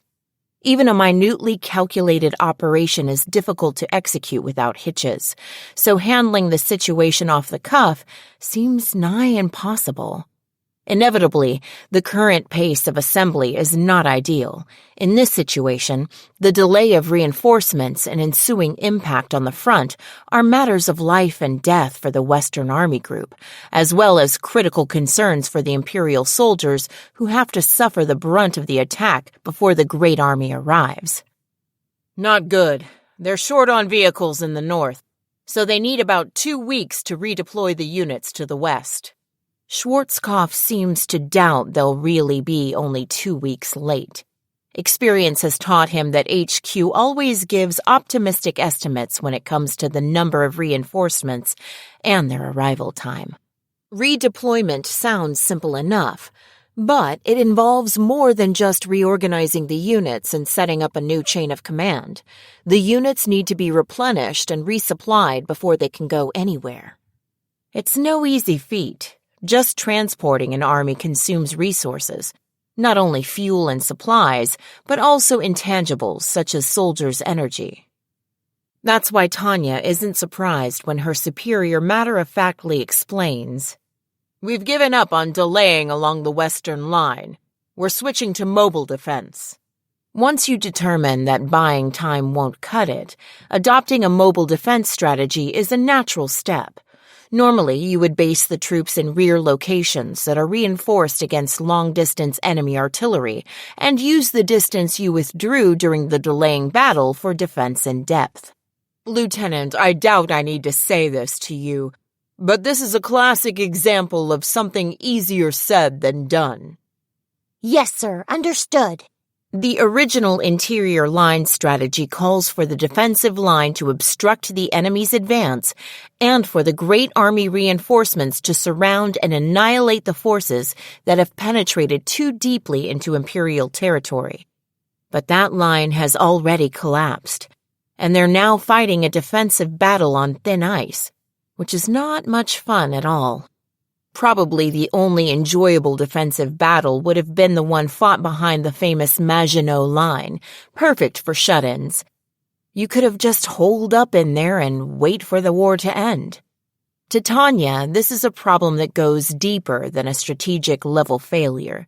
If you're planning on fighting using attritional containment tactics, then it should probably have dawned on you to tighten up your border with forts instead of going for a strategy that will fail before the fighting even starts.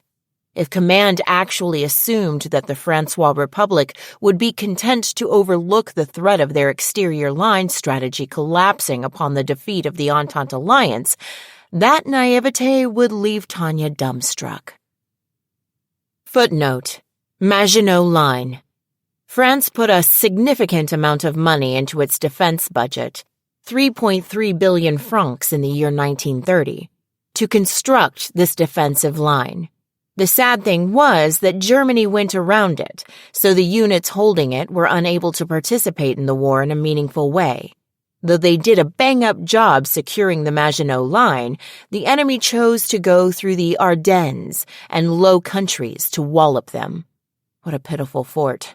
It's a classic example of how even a great idea needs great execution to be any good. Lower-ranking soldiers like Tanya and Schwarzkopf are stuck paying the price of that miscalculation in blood, which is something they can't tolerate. We are soldiers. If the brass tells us to do something, we do it. A patriot might argue that the nation's leading strategists work against the country by dint of their incompetence. Tanya doesn't house even the slightest intention of dying for the Empire. I always have to make exemplary remarks that go against what I truly feel, acting out the expected role to help myself succeed. To that end, I would even give a Sujan-esque speech, though I despise his incompetence. If it came down to it, I would even shout, "Patriotism is not a crime!" I can blather about those things as naturally as breathing, and that plus Tanya's doll-like appearance is enough to suggest my patriotism to anyone listening. Most importantly, the majority of soldiers detest the idealists throwing around words like patriotism and brave loyalty in the rear. But to them, the sentiment of loving one's country is sacred. Combat veterans who earned their praise in the field swear to defend their country. In extreme conditions, they treat that vow as a declaration of faith. Quite right, Lieutenant Degurechaff. Thus, the model imperial soldier is one who indifferently completes their missions in adherence to mission-oriented war doctrine, and those qualities are praised. Good. Back to the topic at hand, then. Yes, sir. He must at least be able to tell that I'm not inept. With a deep sense of satisfaction, Schwarzkopf is able to relax a bit. The situation is unpleasant to be sure, but here's a good asset. He has to take units that were mobilized at the last minute with no clear strategic direction and fight a defensive battle. He's lost a great number of his already harried troops. The replacements are dead-weight recruits, and their leader is a little girl? Footnote: Sujan-esque. In Japanese, Sujinkyu. A joke about the awful tactical planner Masanobu Tsuji. It's used for people who are only halfway competent. Due to his ability to take action and his, for better or worse, inflated pride, in a nutshell, he was toxic. His collection of arbitrary actions teaches us how important discipline is in military units. Even so, he was never punished and actually rose in rank. The world is full of injustice. For just a moment, he feels like looking to the heavens in despair. But for Schwarzkopf, the mere fact that Degurechaff is an officer who can get things done makes her one of his few valuable resources. The 205th Assault Mage Company has been selected as a mobile strike force in the mobile defense battle. Schwarzkopf and his company's skilled fighting and finesse during the initial battles have landed them on the mobile strike duty. Their job is to rush around putting out fires, and it will require playing more roles than ordinary units do. We are the linchpin of the counterattack. That's a big responsibility for us to share. I look forward to seeing what you're made of out there. Thank you, Lieutenant. I'll do my best to protect the fatherland.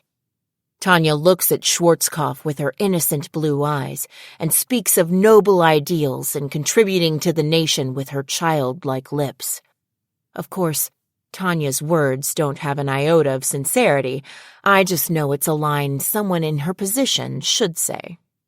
Tanya knows how awful the trenches are, even if my sources are war films and books from another universe, so she's happy to be a counterattack reserve instead of stuck in one of them. Certainly holing up in some field works fortified with reinforced concrete seems like the safer option at a glance. I can understand why amateurs would think that.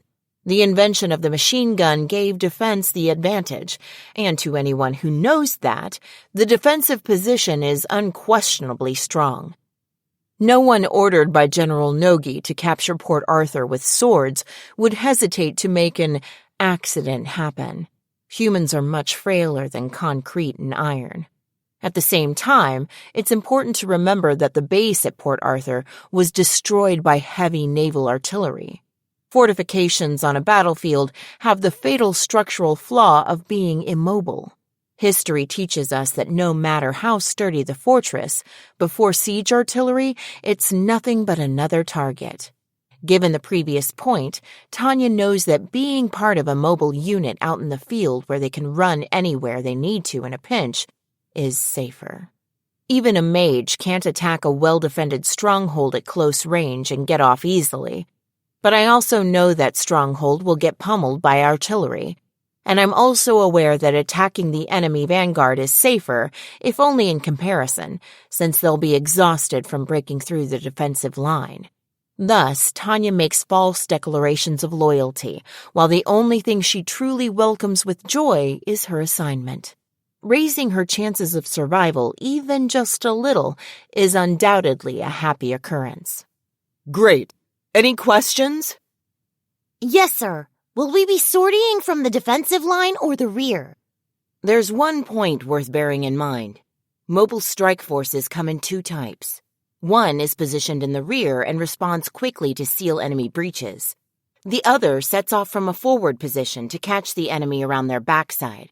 The difference between the two is whether you can kick back and relax as counteracting personnel in the rear, or have to dig trenches and build fortifications while under the constant threat of enemy attack. They are two completely different environments. Of course, the unit that has to seal the breaches will take some damage, since they do have to charge up the front lines, but generally, the act of launching a counteroffensive in the first place usually means they get to enjoy numerical superiority. In other words, I won't need to worry about being sent on counterattacks if the situation is overwhelmingly bad. Rejoice, Lieutenant. We'll be on the forwardmost line. What an honor. This is the worst. Mobile strike personnel on the front? Meaning they would have to defend the line and double as distraction during the counterattack? No number of lives could be enough. If she were defending from a trench, she could use the nearest people as shields, but she can't do that if she leaves the line to be a decoy. Pinchering the enemy with guns from the rear might sound great, but we would only be glorified targets. I never doubted that would make you happy. We may also need to help defend the strong points, depending on what the situation calls for. As expected. Should I be happy? I'm not thrilled that my ominous hunch was right on the money. As a way to hone my crisis management skills, this assignment won't be bad, but I would rather never need to use them. So we'll prioritize mobile strike operations, but also support the defensive line? That is correct. Am I supposed to just accept my fate? Let myself be exploited as part of the mobile strike force after being stuck on the line? There should be a limit to how much you can overwork someone. I'd like to demand better working conditions, or at the very least an increase in base pay. Of course, I don't have any problem with performing duties covered by my contract, but this is a bit much. I'd like to be adequately compensated. However, our mission isn't to eliminate the enemy, just repulse them. We don't need to bend over backward to surround and annihilate them. This is the worst. Assembling the Great Army must be going rough. Oh, you can tell? If we make our only objective to delay enemy forces and don't adopt a mobile defense aiming to exhaust them, we won't last long enough. Even the stupidest, freshly minted officer could see that. They couldn't possibly conduct a successful delaying defense along the whole huge front. Without using a mobile defense strategy to exhaust the enemy forces, it would be impossible to suppress the enemy. Things are so dire that the Empire would have to risk allowing raiders to get through at one location and attack them there. At least they would be organized, so it probably wouldn't be as much of a disaster as the latter days on the Eastern Front in World War I, but I still have to brace myself. That's one way to put it. Well, there's no cheerful way to fight a war anyway. Here's who's in your platoon. Thank you, sir. Tanya takes a mental deep breath and looks over the list of her first subordinates ever. But it's so ridiculous it makes her brain freeze up. It dawns on her that she's reeling. The only reason she doesn't instinctively hurl the document away is due to excessive shock, rather than a triumph of reason.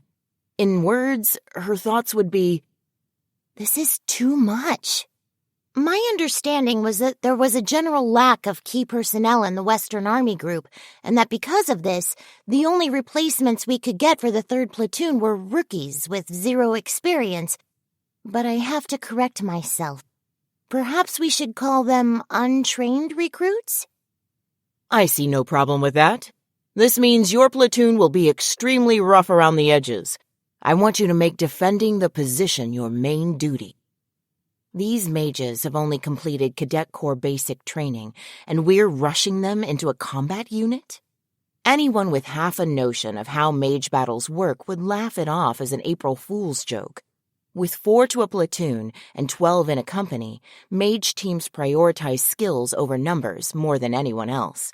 Even someone with innate mage potential would only be in the way as a newbie with nothing more than basic training. This is like taking a guy with only the most basic army rules and regulations beaten into him, putting him in a plane, and telling him to fly. It'll be worse than a turkey shoot. I see. By having us on defense, he's telling me that he doesn't consider them fit for combat. It'd be irrational to expect anything out of this unit, so it's a valid conclusion. Commander, a humble suggestion as platoon leader, if I may. Lieutenant Degurechaff, I realize fighting a war while babysitting is a lot to ask, although it's weird to say that to you. I have to say that, frankly, I would be more useful fighting solo than in that platoon. I get that the platoon lacks training, but you're telling me to make it a stationary force? They can't handle mobile battles, so you're telling me to defend the base while re-educating and training them? Isn't that the same as ordering me to let the incompetent hold me back? Tanya vehemently protests this crisis with indescribable rage. Unless the regulations that she learned at the academy have been revised, childcare is definitely not in a soldier's job description.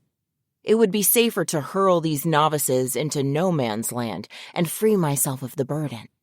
Maybe I should do that if I get the chance. No, I can't judge them without even meeting them. As an officer, I have no plans to abandon my command duties, but I hope you will consider the way to use our forces most effectively. These guys are backup. If the situation calls for it and the timing works out, we'll send you on guerrilla missions. Even though he wants her to whip the platoon into shape, he's implying from the start that he will send Tanya on her own if necessary. Understood. Are we permitted to abandon our position if need be? Regrettably, we can't pull the lines back any farther. So we have to hold it. Command says we can choose victory or Valhalla. Victory or Valhalla? Is that even a choice? It's just a roundabout way of ordering us to die on the line. No, it's not even roundabout. It's just narcissistic bullshit. Why should I die for other people? If someone wants to die for me, that's their prerogative. But forcing me to die completely violates my free will. Freedom reigns supreme. We can be democratic, nationalist, or even imperialist so long as I'm free. So please, stop issuing war bonds.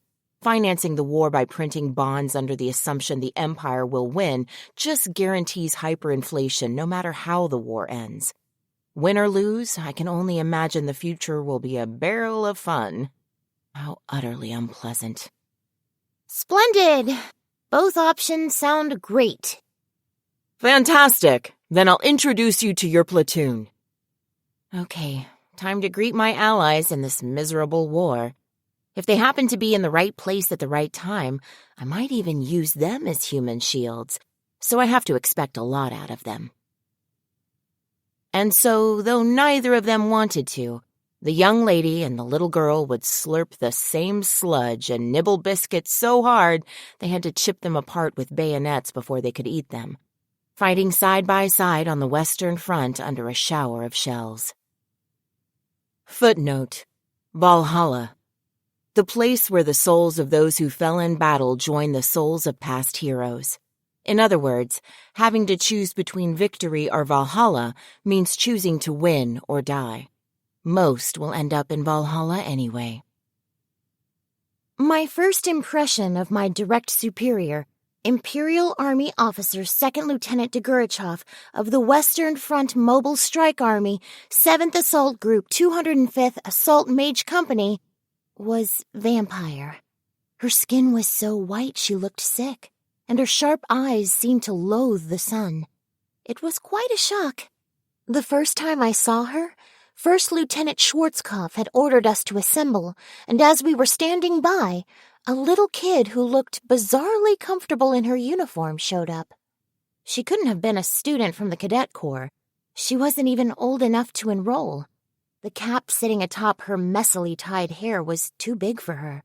Any normal soldier who saw her wearing the rank of second lieutenant would have done a double take. When the company commander introduced her to us, though, I didn't feel like anything was off about Lieutenant Degurechaff. I couldn't quite explain it, but it was like she fit right in. Still, the moment she turned her icy cold eyes on us, like we were objects to be appraised, I shrank from her in spite of myself.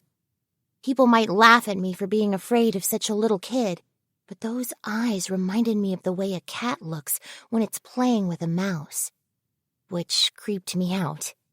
Just like Elia said, Lieutenant Degurechaff was a veteran ace who had earned numerous decorations for her distinguished service, not the least of which was the Silver Wings Assault Badge. She had a thick aura of battle around her, and her face was almost doll-like. It was so pleasant to look at. Vacant blue eyes, blonde hair tinged dark gray. Maybe it was partly because we didn't get much sun on the Rhine front, but I noted in my head that she looked just like a vampire. She urged us, in a calm, businesslike tone that left no room for misunderstanding, to state our rank, name, and where we last served, and I felt, just a little bit, like I wanted to get out of there.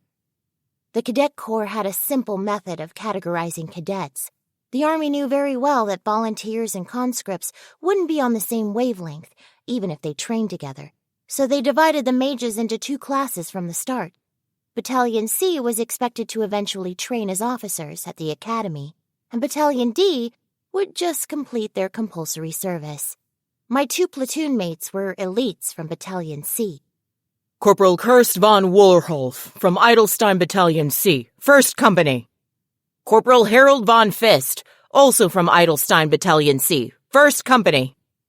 I gave my rank and name after the two Cadet Corps volunteers.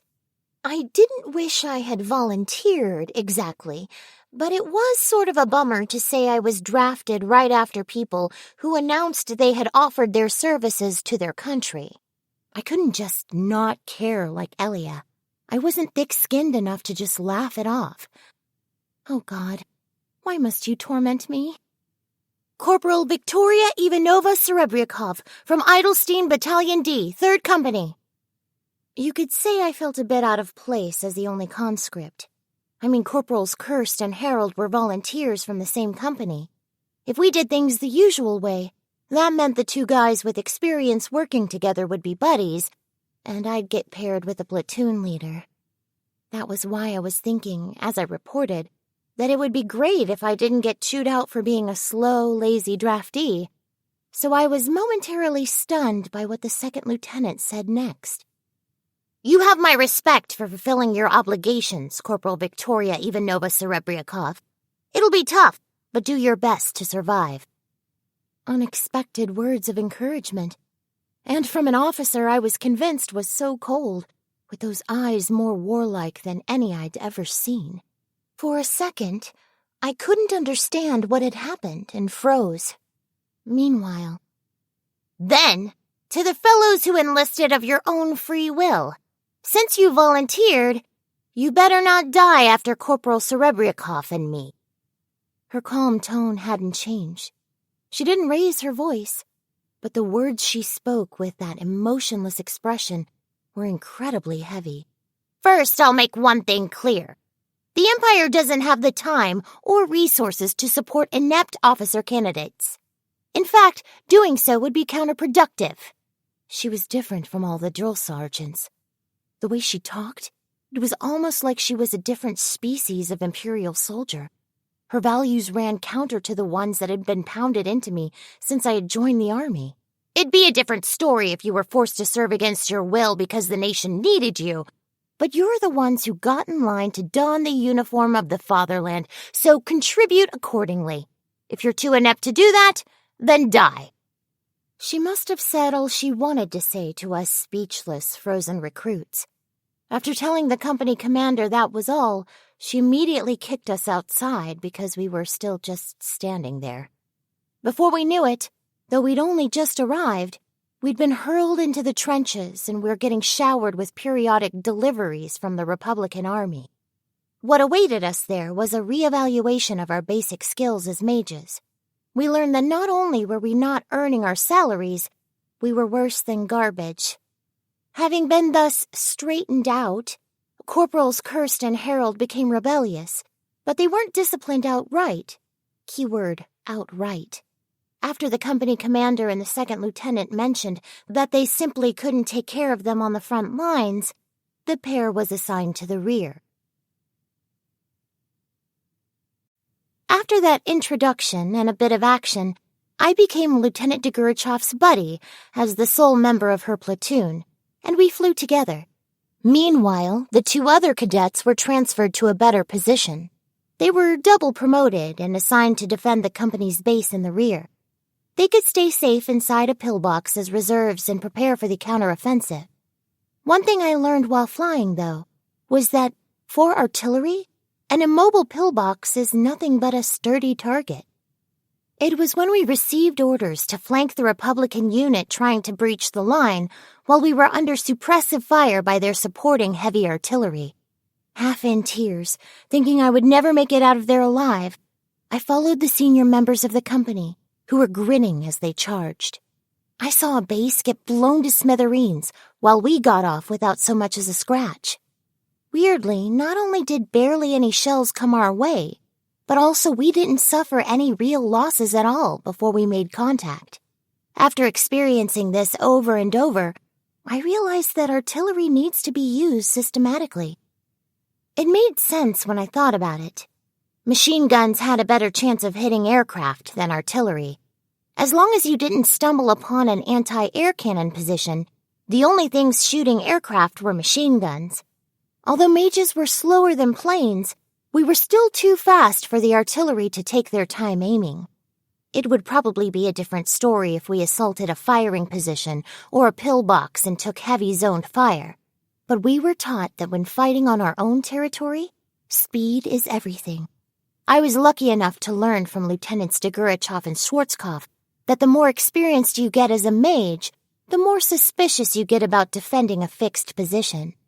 In short, artillery is the god we should trust on the battlefield. It's also the god we should never anger. You can't survive unless you make this god your ally and learn how to avoid its iron hammer.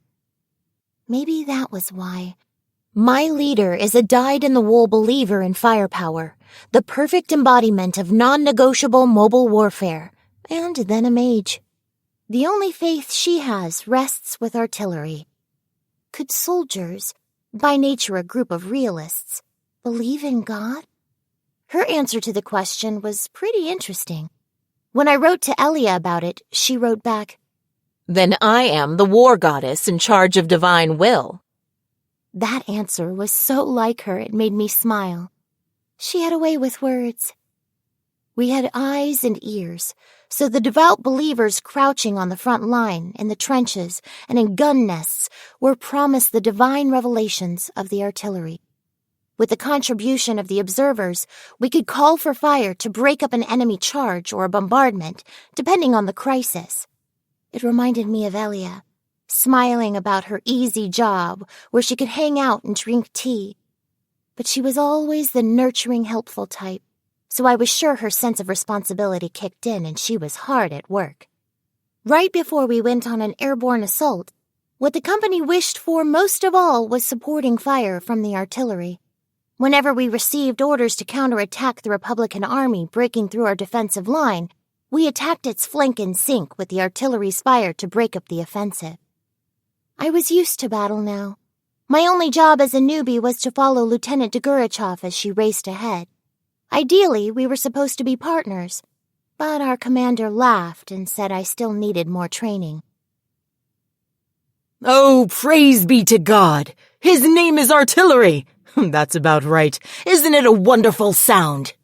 First Lieutenant Schwarzkopf beamed, praising the artillery as their shells rained down with perfect timing. Our taste in music seems a tad different. I'm only just able to get through these intense bombardments without the sound freaking me out. Yes, it is God of the battlefield. God has answered our radio requests. Artillery! Artillery! Thou art our friend. Thou art our savior! The ones carrying on, relaxing their scary frowns, were the intense but dependable old hands from 1st Platoon. Although their opinion that artillery was our savior was a little dramatic, I was learning that it wasn't entirely wrong. We may have been a counterattacking unit, but half of our job was to contain the enemy so the artillery could finish them off. If we just surrounded them, the rabble, an advancing unit, a defensive unit, or even enemy artillery, the artillery would naturally destroy everything. Witnessing it just once was enough to make you want to pray. Dear God, please grant me artillery support. The artillery prep prior to an assault was always reassuring for inconsolably fearful hearts.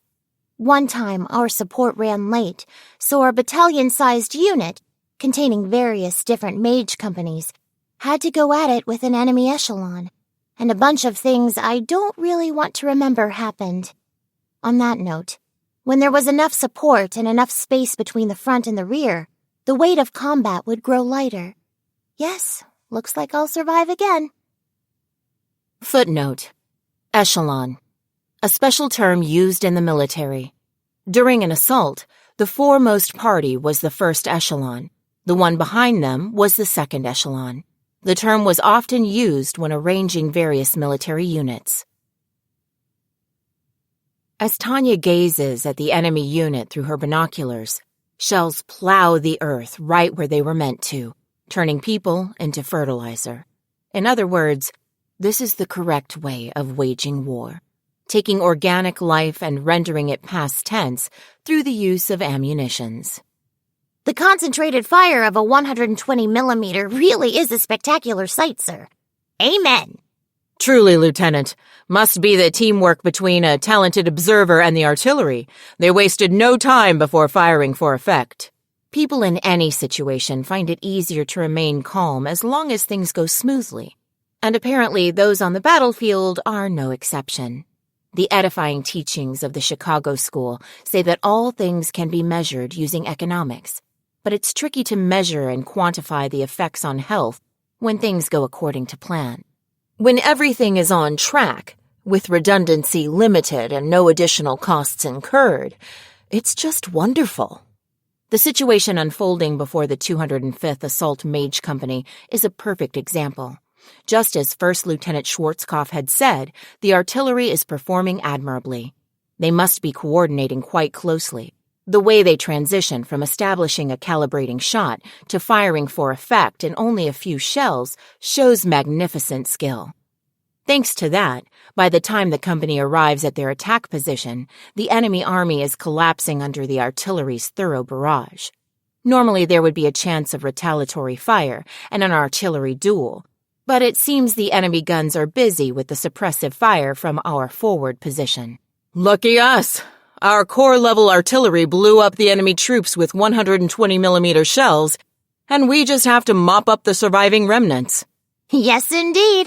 It was just as Schwarzkopf said. The company is in luck. For Second Lieutenant Tanya Degurechaff, it's a great day for a war. All we need to do is take out the decimated enemy infantry on a battlefield they already have an advantage on. A simple, convenient mission. It's almost time. Company, prepare to attack. We're gonna hunt down the ones the artillery missed. And so, following her commander's orders, Tanya shoulders her rifle loaded with formula-imbued bullets, grabs her computation orb, and prepares for the assault. The company is on standby and aware they'll be charging, but right before they leave, even experienced veterans can't help but get anxious. The nervous swallows are a familiar sound in the trenches, distinctly audible over even the shells exploding nearby. Let's go to work! If only every time could be this much fun. For Tanya, being able to fight against the dregs of infantry ravaged by artillery fire under the lead of a competent officer like Schwarzkopf is great. Well, relatively. People don't fight wars because they want to. Ask if she considers herself happy, and you'd learn everything you needed from the string of expletives directed at Being X for hurling such a young, innocent child onto this random battlefield. Still, she has to be objective, so it isn't a mistake to welcome a less awful situation. Lieutenant, don't be a picky eater, or you'll never grow any taller. Commander Schwarzkopf, I rather like having a smaller surface area, since it makes me less likely to get shot. You win, Lieutenant. That's the best excuse for being a picky eater I've ever heard. For Schwarzkopf, who is waiting for the right moment to launch the strike, the banter with Degurechaff is opportune. You don't have to look back at history to know that commanders at all levels consider managing pre-assault stress part of making the job go smoothly. Schwarzkopf's 205th Assault Mage Company may have been veterans of the Rhine front, but even they still tense up the moment before an attack. So when the light joke relaxes everyone to some extent, the lieutenant chooses that moment to move them out. He alerts the artillery units that they're launching the assault. Once he gets the go-ahead from control, the operation is go. Okay, everyone, don't let picky Lieutenant Degurechaff hog all the good stuff. Thanking God that the company is able to remain calm and chuckle in the face of the enemy, First Lieutenant Schwarzkopf roars with his well-trained voice. Charge! On me! Everyone soars from their assault positions and rushes the enemy troops at a reckless speed. To unprotected infantry, rapidly approaching mages are a threat just as serious as artillery. Mages have protective films and defensive shells, so a few shots aren't enough to take them down. On top of that, they have no trouble unleashing firepower more intense than heavy weaponry. They are truly tough opponents. There are a limited number of ways to effectively counter those dreadful mages. One is grenades. If you're lucky, a mage will come into range, and that's it. The best way is to intercept them with a concentrated barrage of fire. Apart from that, infantry units don't have many options. So from the perspective of the enemy army, whose command structure is already in disarray due to the shelling, even an undermanned company of only about 10 mages is a terrifying threat. They probably already have direct support mages to fight fire with fire, but even mages have a hard time on the receiving end of artillery shells. Lucky for the Imperial Company, unlucky for the Republican Army, the Empire's 120mm guns connected with the flying Republican mages, turning them into mincemeat and littering the ground. Make sure to target enemy commanders and communications first! Isn't that obvious? Tanya thinks to herself, targeting a group of soldiers who seem to be carrying the distinctive backpack-style radios. Like the other company members, she uses an explosion formula to greet their uninvited Republican guests with the warm, welcoming embrace of fire and steel. Judging from the sporadic return fire, resistance is weak. At most, there's only a handful of isolated soldiers shooting at random. The majority have already given up and turned tail, so all we have to do is sweep through. Normally, potential enemy reinforcements would be a concern. But this time a mixed group containing another artillery unit and mobile strike team have already taken care of them. The current mission is just mopping up the remaining infantry. That gives Tanya enough leeway to keep a close eye on Corporal Serebriakov's combat performance. whereas before she was only able to make sure her subordinate was still behind her. Even under rifle fire, she never drops her defensive shell. Her maneuvers are still textbook, but compared to a month ago, she moves like a totally different mage. That amount of progress isn't half bad. I can't help but recall Lieutenant Schwarzkopf's comment that this is a combat exercise, using the beat-up dregs of their collapsing enemy as targets. Actual combat really is the best training. And just think, not so long ago they were turning green and puking everywhere. It's amazing what you can do with a bit of training. Never underestimate human potential. Remembering that lesson once again, Tanya can't help but ponder the sacredness of human dignity and free will. For that reason, she pities the Republican soldiers. What an outdated mess their HQ must be to have ordered them to charge into so much iron. It was demonstrated to the whole world 10 years ago during a conflict in the Far East between the Federation and the Dominion that iron dominates flesh. This is the horrifying thing about people who lack initiative. No initiative basically necessitates lost potential, so it's a sad irony that they took human resources that probably did have initiative, an abundance of human capital, and exported them to the Empire as mincemeat. It was to the point where I wanted to ask if they maybe shouldn't rethink a bit and recognize the value of human capital according to the market principle. Unfortunately, everyone in the world is bound by contracts. As an Imperial soldier, the relationship between Tanya and the Republican invaders is kill or be killed. It's fine and good for every country's propaganda to praise the noble act of dying for one's fatherland, but I really wish people would understand the utterly obvious flip side, that they have to kill their fatherland's enemies too. In terms of precious human resources wasted, there's no greater crime than war, laments Second Lieutenant Tanya Degurechaff, having just robbed several young people of their futures with a magic formula.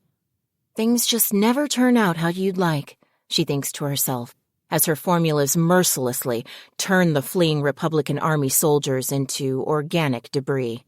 The only word for it is wasteful. Even though it isn't her own country, Tanya can't escape the feeling that something is wrong with squandering so many trained youths. Aha, I see why extravagance is the enemy. Of course, one of the ironies of history, in a sense, is that a certain country adopted that slogan and then wasted their human resources. Perhaps there will always be inept leaders frittering away the lives of their most promising patriots.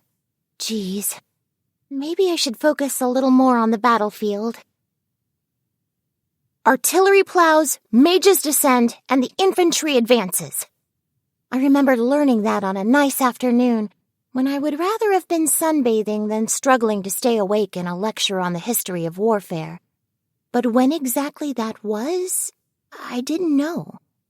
Back in the Cadet Corps, the lessons seemed so ordinary as I sleepily listened, but once they became real life, it was horrible.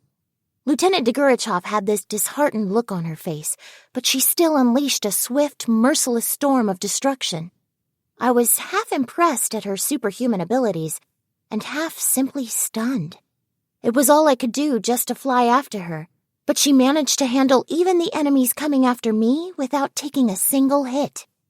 I knew it was pointless to think about these things at times like this, but this kind of stuff forced me to realize that if the two of us weren't basically in different universes, she would never have earned the Silver Wings Assault Badge.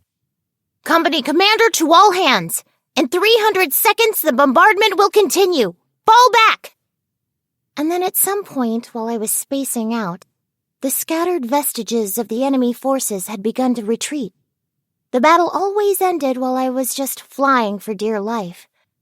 Naturally, then, I had braced myself for the usual orders to pursue, so it was a bit of a relief to answer, "Roger!" Yes, relief. Relief that I wouldn't have to guiltily chase down the enemy. I was different from Lieutenant Degurechaff, who could calmly nail fleeing soldiers in the back with optical sniping or explosion formulas. I was relieved because I wouldn't have to shoot. When I was doing everything I can just to fly after her, I practically went into a trance, scattering formulas at random with no time to think. But I still hesitated when I had to aim at a fleeing soldier and cast. I mean, I would wonder if killing them was the right thing to do. Of course, as Corporal Victoria Ivanova Serebriakov, I should shoot. But as Visha, I have no motive. We're all here. No casualties. No losses besides gear. When we landed at the rendezvous point, the sudden release from tension left me dazed. The sole thought occupying my mind was a desire to sleep like a log. I did wonder if that was all right, as a young lady of a delicate age, but on the front. Where there was barely any water, you couldn't hope for something as convenient as a girl's shower room.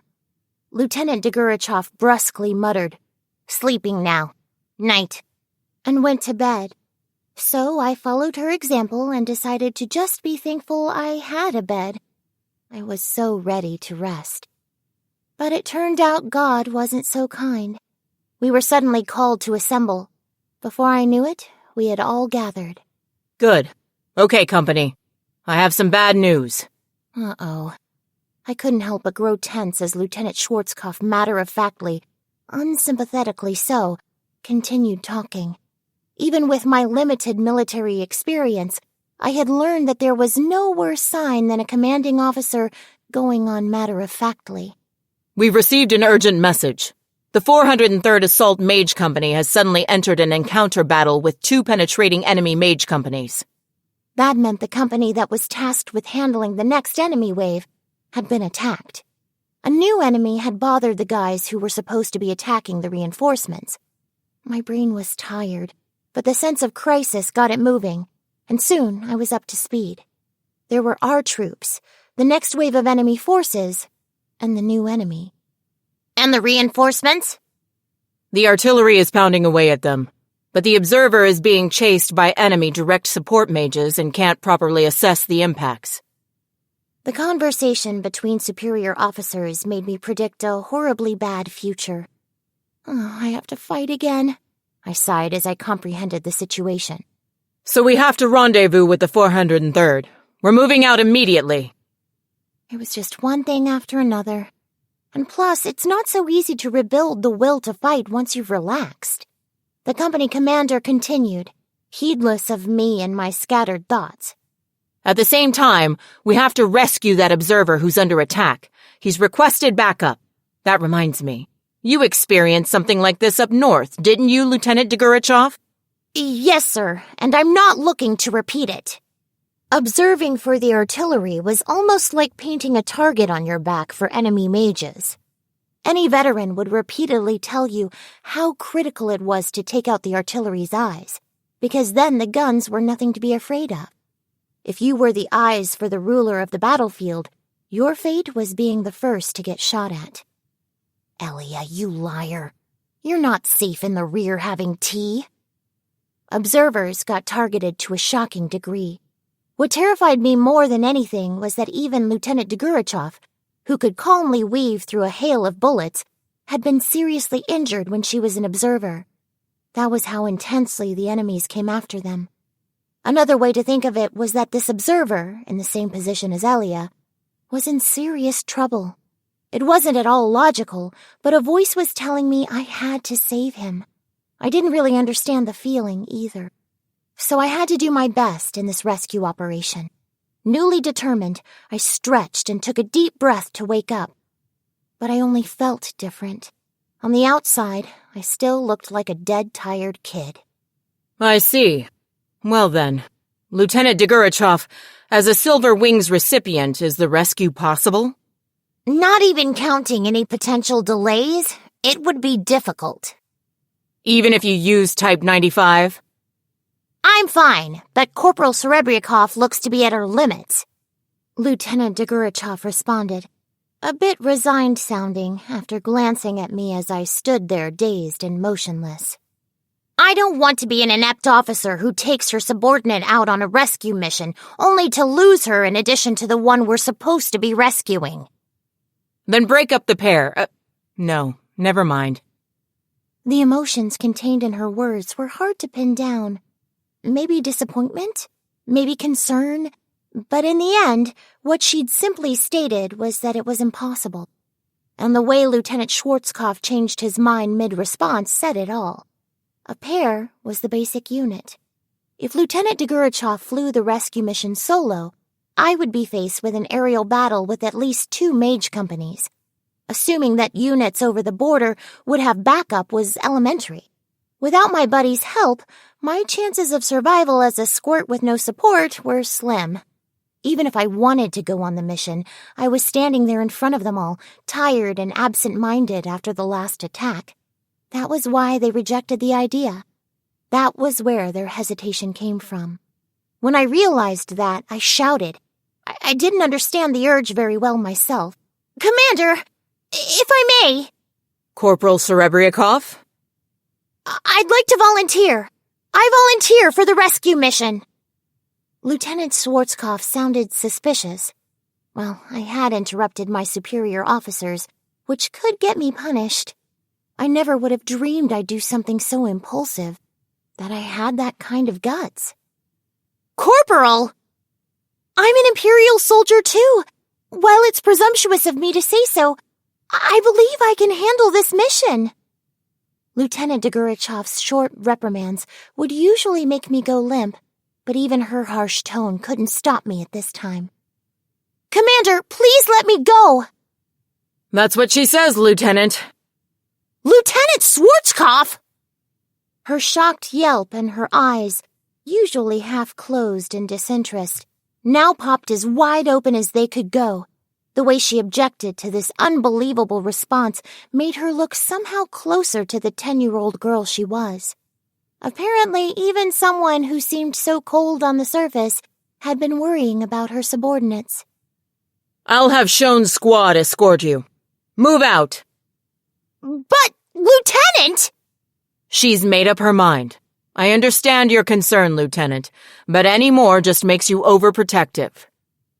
Lieutenant Degurechaff looked astonished. Maybe she's more emotional than she lets on. The thought was impertinent, but her expressions were so funny that I couldn't help it.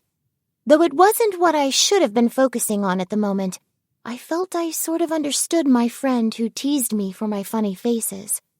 Lieutenant Degurechaff's vampire-like coldness had faded, and a little bit of distress took its place.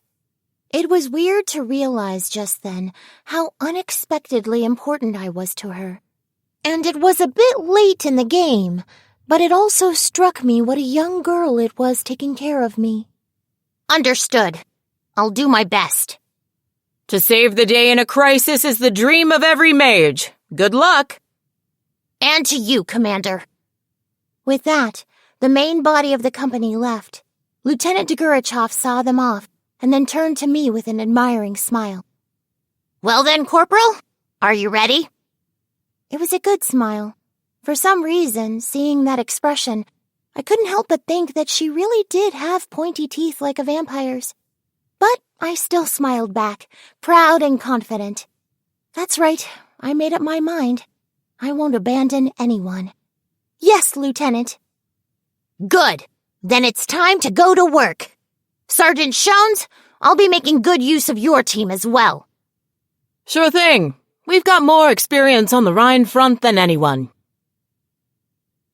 Damn intelligence to hell! How could they tell us this area is underdefended?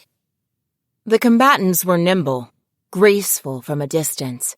But in reality, the Imperial mages were desperately taking evasive actions as the observer cast his optical formula with a shower of mana glow. This was finally shot number 4.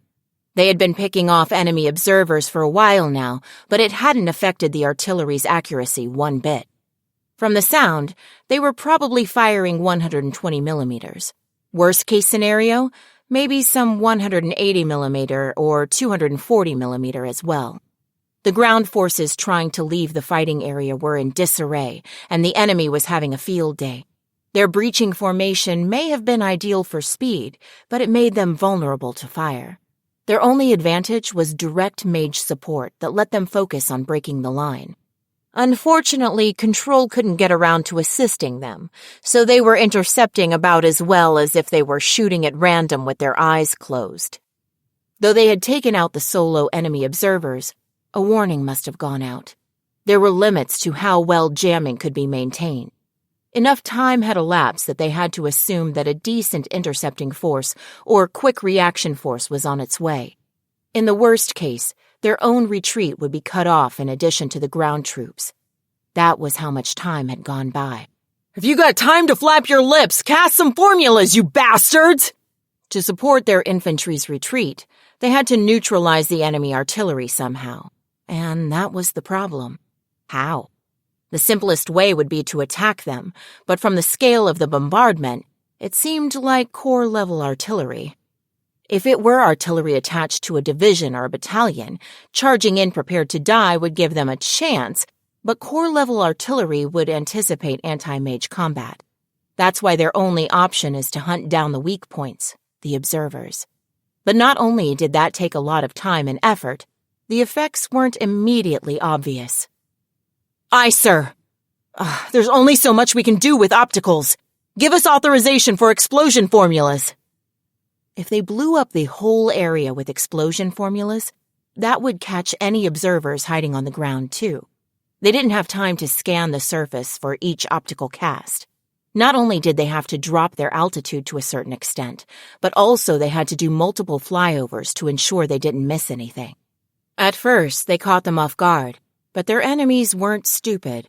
The ones who expect their opponents to be fools are the real idiots. News of their attack must have spread quickly, so the other observers had probably gone into hiding.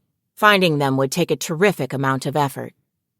At this rate, we won't even be able to get half of them. Hence the idea of blowing the entire suspicious zone away. That was one valid method. Actually, in the preliminary stages of artillery battles, both sides would send out scouting parties to search for the enemy position and lay down high-explosive anti-personnel suppressive fire. If they were lucky, they might take out the observer squad, but this method presupposed a certain amount of firepower. Basically, they would need at least an entire mage company sustaining maximum available firepower. That would certainly give them a boost, but it would be too heavy a burden for the current forward direct support unit. And if they suppress them with a formula big enough to burn up the whole area, it would seriously hamper them in sustaining combat later. Out of the question. In the long term, it will just make finding them harder. But in the long term, it was really not their day. Detecting high mana! Suspected reinforcements! Mages coming up fast! Aw, damn it! Forget hunting observers. Get ready to intercept. They were scattered and exhausted. Military doctrine would emphatically recommend avoiding combat in such a state, but logic was first and foremost idealistic. Things wouldn't be so tough if it were actually possible to follow doctrine in combat. Since the leading army had yet to finish extricating itself, if the backup were to retreat, literally everyone would get killed. Of course, the ground units had been retreating since the moment they failed to break through, and an overhead view of the battleground showed the entire army was pulling out, but mages could move far faster than troops on the surface. They could just see the observers returning to direct the batteries and take out their ground army while they were fighting off the reinforcement mages. That was why they had to secure this airspace. There were some battles you couldn't run away from. All units, our observer is down. I say again, our observer is down. Hearing that, Second Lieutenant Tanya Degurechaff makes an irritated face and mutters, "Just great. If only we had sortied slightly earlier or even a bit later," is the lament that crosses my mind. All I can do is curse the terrible timing. They didn't make it in time to help their ally, but have come too close to the enemy to turn back now. This will be all pain and no gain. As you all just heard, unfortunately we didn't make it in time, but that just means our job is a bit different. Lieutenant Degurechaff, isn't this too much for one platoon? Sergeant Shones, on loan to Tanya from the company commander, gives a warning. According to the latest from the Combat Direction Center, they've lost contact with a mage. They're sure he was shot down. Before his signal went dead, he reported a group of enemy mages that looked like at least 2 companies. In a sense, retreating is the correct answer despite the danger of being pursued. They were dispatched to perform a rescue. If the object of the mission has been taken out, there's no need for them to stick around. Sergeant Shones, your opinion is correct in most cases, but not in our current situation. Common sense would never have them undertaking this fight as a solo platoon. Even Tanya would turn on her heel and return to base if there was enough distance between them. But rather than risk pursuit and be constantly watching their backs, it's better to take the initiative and strike. I can't deny that we're outnumbered, but we don't need to wait around for the enemy to regroup and assemble. Taking out enemies one by one is an elementary war strategy. From the way they're moving, the penetrators are probably 2 companies equipped for long-range movement. They're probably elite forces, but they've come a long way on high alert. Surely they're more than a little tired. They had to break through the Empire's defensive line and save energy for the equally long trek back to base. That greatly limits the amount of energy they can expend in the fight. Meanwhile, the Imperial mages can put up a fierce defense and then just wait for friendly forces to pick them up afterward. If the artillery makes it to their position in time, a clean-up bombardment could be arranged. Of course, even if the enemy is exhausted, I can't count on them to be careless. Still, the body often betrays the will. My platoon's chances of victory are not slim. More than anything, the enemy is scattered due to the sweeping operation. Their units are too spread out and can only coordinate in groups up to platoon size. Although this battle is following directly on the previous one, the mages from the Imperial Army can go full throttle since they're on defense. Meanwhile, the Republican side has to operate on enemy territory with limited support and supplies. Assuming even numbers, the scale will tip heavily toward the Empire. In other words, this is a simple task of taking out 1 exhausted platoon 6 times. Maybe it's a slapdash strategy, but they have the supplies. They even have support, though not much. 1 on 6 sounds hopeless, but 1 on 1 gives them a chance. If they do some damage despite their numerical inferiority, the army can't ask for anything more. Okay, guys, I'll take 3 platoons. The rest are yours. This shouldn't be too hard. I can't expect to wipe them out completely, but it's a perfect opportunity to rack up points by taking out 1 at a time. It's a good chance to put my capabilities on display. The rescue was a failure, but thankfully, we've got the artillery battery behind us. A little energy to spare. I heard they even saved some shrapnel shells for us. How perfect! I had been upset that I didn't get away with using my exhausted partner to refuse the mission, but I guess you never know when you'll get lucky in life. Still, Tanya thinks, with a glance at the face of the subordinate behind her. Corporal Degurechaff may be nervous, but she's flying steady. She's skilled, yet she was drafted. She didn't join up because she wanted to. She's a young girl who was pressed into service. I would never have dreamed a corporal with such a background would volunteer for combat. Was it out of a sense of duty? Patriotism? Love for her buddy? Someone willing to do jobs above their pay grade is a promising human resource. Are you trying to monopolize the title of ace, Lieutenant? Good question, Sergeant. Nah, just if I take out 10 more, I'll get a bonus and time off. I'm about ready for a vacation. If my score breaks 50, I'll earn a special break. Specifically, 2 weeks off, plus a bonus and a raise on top of that. I would be given flex time and authorization for limited discretionary action.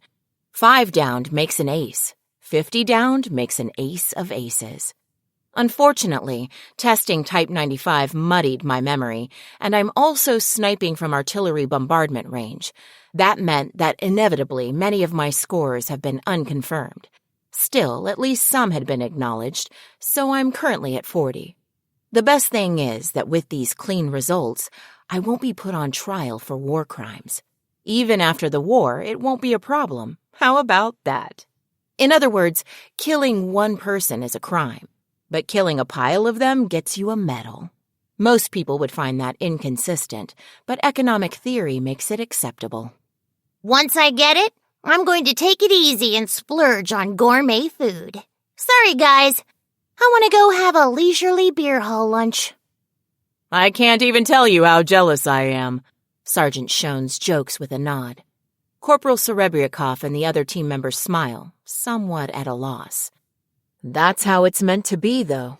After working to accomplish something, she should be allowed to enjoy the fruits of her labor. Winners on vacation even get to eat tasty food in the rear. There are opportunities to dine with corporate managers. In short, she would be in the best environment to build social capital. Just wonderful. I feel bad since you're accompanying us as a favor, Sergeant Shones, but, well, first come, first served. Schwarzkopf, concerned for their lack of manpower, dug into his hurting personnel pocket and lent them this squad. Maybe it's only 2 people, but in mages, that's more than a little muscle. It also means that the Empire still has the resources to make a considerate gesture. In other words, I still have time to fall back to the rear. If I don't take my chance to go back now and get stuck here till I'm worn down, all that would be left of me is happy times in a psychiatric ward. I definitely don't want that, so I have to make winning the war my objective and be ready for anything. Can we win? True, the Empire is a war machine of unparalleled precision, just like the Germany I knew. If they fight against a single country, they'll surely win. Fighting on 2 fronts is not impossible. But though those facts speak to their military strength, they don't guarantee victory. After all, this is one nation against the world. It's less like a world war than me versus the rest of the world. Can such a war be won? Honestly, it'll be difficult. War is only fun when you're winning, Tanya says. Oh, and here I thought you would enjoy the despair of the defensive line. I could consider it if it would advance my career. But frankly speaking, I can't rapid-fire miracles. Type 95 is the crystallization of a curse. Even if I use this thing, and I don't want to, it doesn't mean I'll win for sure. I'm a soldier. I go where I'm ordered. Company staff fulfills directives. Similarly, if military officers don't swear loyalty to their country, at least as a formality, they're in violation of their contract. Tanya was forced to fight this war. Who would take such a gamble with their own free will? Her answer is short and to the point. Sorry to butt in, Lieutenant, but you don't like the war either? But perhaps unexpected, because Corporal Degurechaff takes the rare step of joining their conversation, looking puzzled. Of course, Corporal. Even I prefer a quiet life. What about you, Sergeant Shones? I'm with you, Lieutenant. Maybe it's part of his plan, but Shones jokingly gives a smart-looking salute. Mainly he does it to ease the other pair's bizarrely tense mood. Nicely accomplished. No wonder they say an outstanding NCO is invaluable. Well, that goes without saying. All right, time to plan the welcome party. After wrapping up their conversation, Tanya rapidly ascends to combat altitude. Her wish for tranquility and her hatred for the ones who disrupted it are making a storm in her heart. Who actually wants to carry a rifle and fight? Her fury is intense. Let this cursed world go to ruin. Well, let everything except me go to ruin. If that's not possible, may I at least avoid ruin. She mutters in her head as she races across the sky. What's your plan, Lieutenant? Let's give them a grand reception. We'll treat them to lead and Montaglow. Lead is a government expense, and wasting the budget will lower her evaluation. But investing resources via sales effort is part of business. The costs of entertaining clients can be expensed because they are a necessity. So if something is a necessity, they can use as much as they want as long as they get results. If mages can mass-produce enemy corpses, no one would complain about how many bullets they use. I do worry about the stomachs of the finance officers. I feel genuinely bad when thinking of their stress. I really do. So I hope the people in charge of mental health will help them out. My job is to spend money to defeat the enemy. The finance officer's job is to come up with the money. And our mental care is the task of professional support personnel. In an ideal world, everyone contributes in their own way. We should praise order and applaud economics for foreseeing this evolution of the division of labor. Should we check if they have passports and visas? Yes, let's! That's right. The law of war shouldn't invalidate border control laws. If someone crosses the line the Empire has determined to be its border, it goes without saying that the newcomer will have to go through immigration. How careless of me, needing a reminder from my subordinate. Okay, that's our signal to begin. How about we make it a contest? Then let's say whoever downs the most enemies wins. If you can beat me, I'll steal the commander's secret wine stash. I remember when I peeked into his tent one time, I saw wine so fine it looked totally out of place. He must have won it in a card game, but it shouldn't be too hard to convince him to give it to someone for a job well done. If he refuses, I'll just abandon civil tactics. Sure, I may not be old enough to drink, but I still know a good bottle when I see one. Well then, all right, if Lieutenant Degurechaff snags the win on her own, we'll all give you our allowances for today. Not bad. Not bad at all. You're on! The Rhine front. My head felt heavy, and my consciousness was hazy. My unit, my subordinates, I no longer had the wherewithal to worry about them. It was all I could do to stay conscious through to the next second. Though I'd quickly deployed a refracting optical decoy, I was still performing more evasive maneuvers than was deemed safe. Though I just barely managed to maintain control, the company, proud to be one of the Republic's finest, was at the mercy of a single enemy. Everything had happened so fast. Mayday! Mayday! Mayday! First was the distress call notifying us of enemy contact. I'd never heard the forward controller scream like that. Break! Break! The commander instructed us to scatter. Nothing would be stupider than all getting shot at once from a distance. Even though we obeyed immediately and had trained to pull it off, it wasn't enough. I'd cocked my head, unable to spot the enemy, and my buddy got his upper body blown off. Sean? Bandit! Angel 12! Angel 12? I scanned the sky for the source of the attack, and when I found the bastard, I was speechless. 12,000 feet, an altitude that made the practical limit of 6,000 for mages look like nothing. Not only was it a harsh environment, where oxygen concentration was roughly 60% of ground level, but the bigger problem was that you would run out of mana. The aerial mage limit for practical maneuvering was 6,000 for good reason. Impossible! It's not a fighter plane? Fucking hell, it's definitely a mage! We wondered if it was maybe a plane, but no. There was no doubt about it. We detected mana particles and glow. It was definitely an aerial mage. The air up there was thin. The temperature was low. Running out of mana was fatal. Acclimating to the altitude was also a hurdle. While it was hard to believe, the enemy mage had overcome all those things and was managing to fight a war. I couldn't stop thinking that the leisurely soaring figure was an incarnation of imperial military might. Climb! We're climbing! We'll engage at 8,000 feet! My unit was completely exhausted. Eliminating an enemy observer squad had worn down their concentration, and they were also worn down from being in the air for so long. If two forces of equal numbers and strength fight, the odds are in favor of the side that is better rested. That's simple logic. The Empire's aerial mages were known for being elite, whereas our side had a tendency to make up for inferior quality with quantity. And this enemy was something else. Even if we were to attack at peak performance, we'd probably still be in for a tough fight. For starters, approaching an enemy at 12,000 feet was impossible. Captain, there's no other way.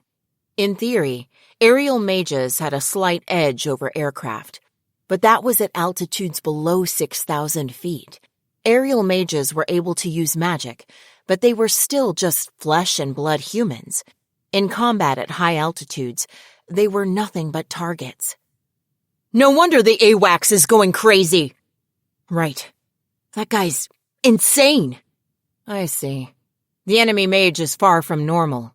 I could understand why the Airborne Early Warning and Control System, AWACS, was going nuts. I mean, according to the standard aerial mage rules of engagement, it wasn't possible to ascend beyond 6,800.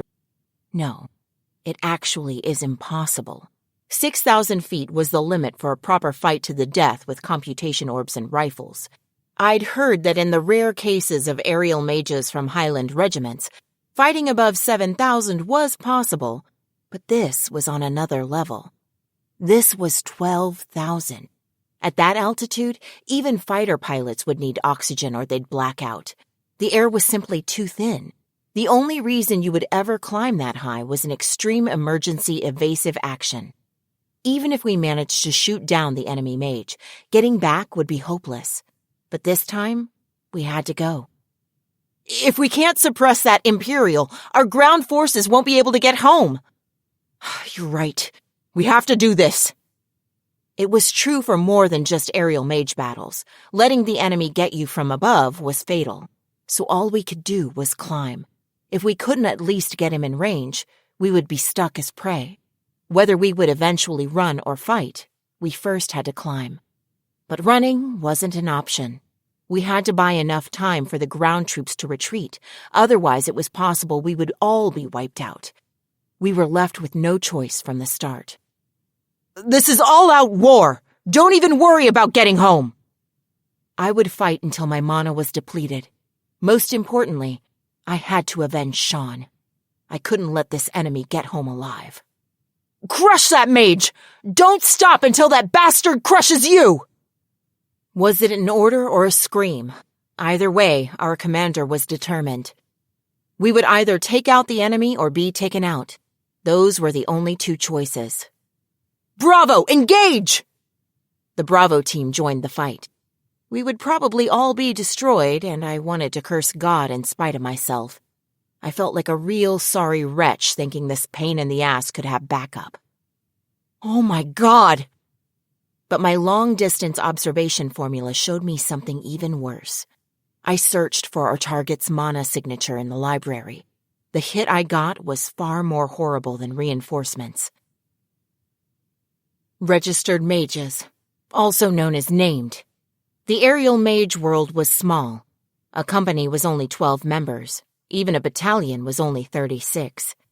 That was the kind of world it was.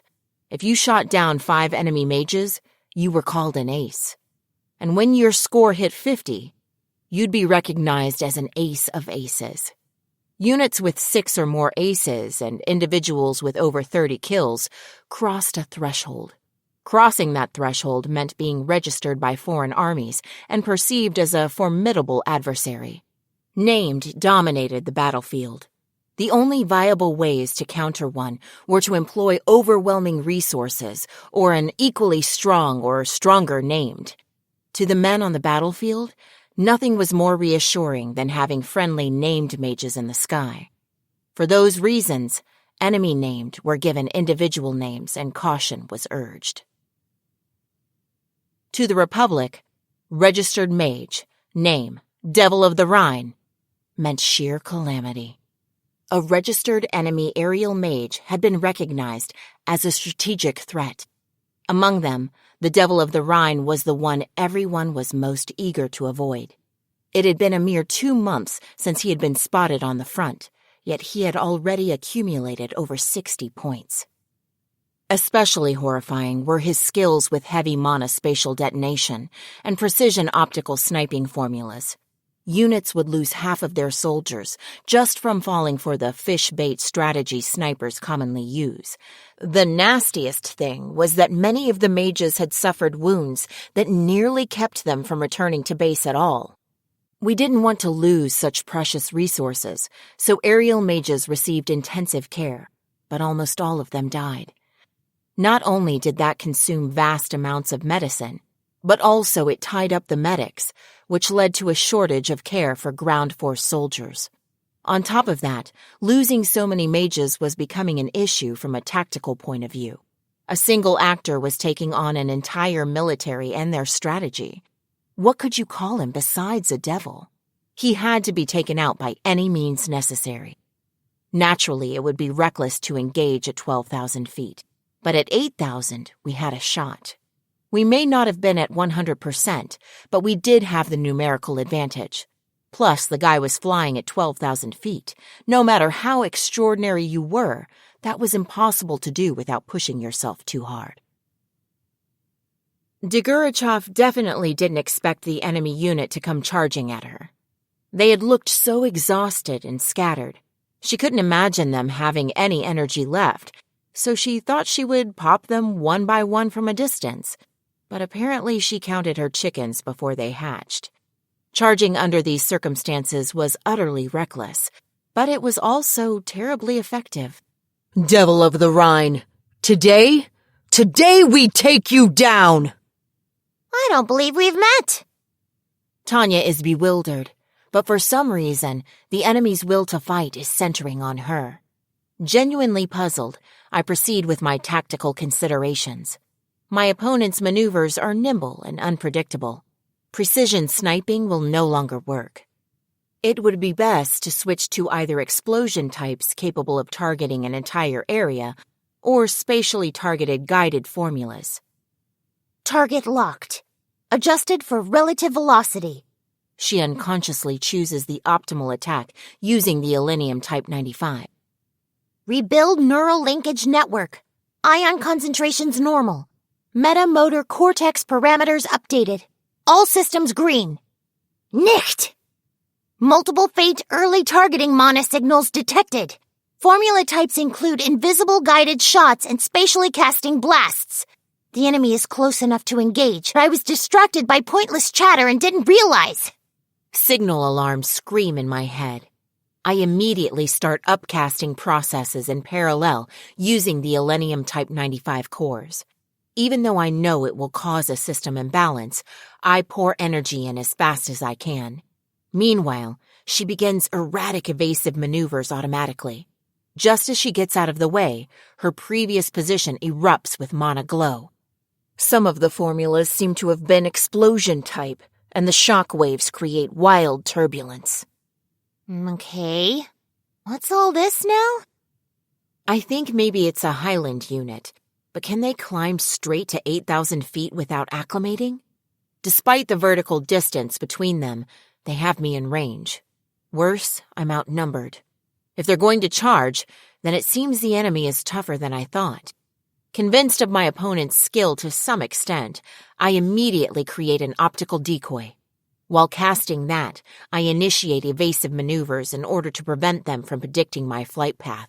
But even after a number of illusions, a magic shot comes flying at my actual body. How is their disciplined fire so accurate so fast? That shot missed? What a monster! These guys are obnoxious, shouting like that on the open channel. Wait, they must be doing it on purpose. They're capitalizing on their numerical advantage. They want to distract me with radio chatter, but I won't fall for that again.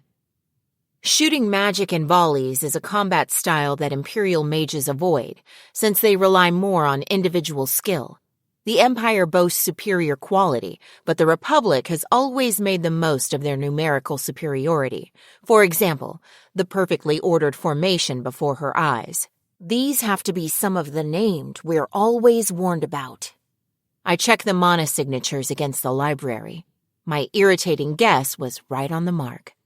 These guys are such a pain that the combat instructors warned everyone about their fire discipline. I am clearly going above and beyond my pay grade. CP, this is urgent.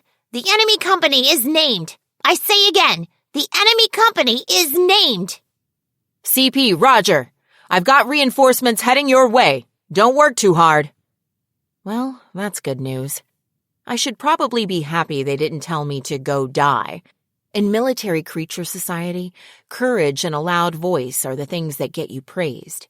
When you're in an insane group that respects the foolhardy over the cautious, it's rough to be the sane one. But this is all for my advancement. I have no choice. Reinforcements acknowledged. But this is my battlefield. I don't want to, but I have to at least rush them. Otherwise, it could adversely affect the evaluation of my achievements in this battle. Now that I recall, I wonder how the Kwangtung army was able to puff up their self-image so much. That said, I can definitely get ahead if I act like them. Nobody who calls themselves a patriot is worth a damn. True patriots demonstrate their love for their country through actions, but the fakes express it in words. To get ahead, you have to do both. Patriotism is a really handy tool, and tools are meant to be used.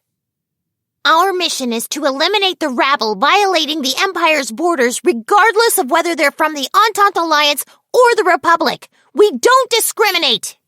Elenium Type 95 comes with a curse that corrodes my mind the more I use it.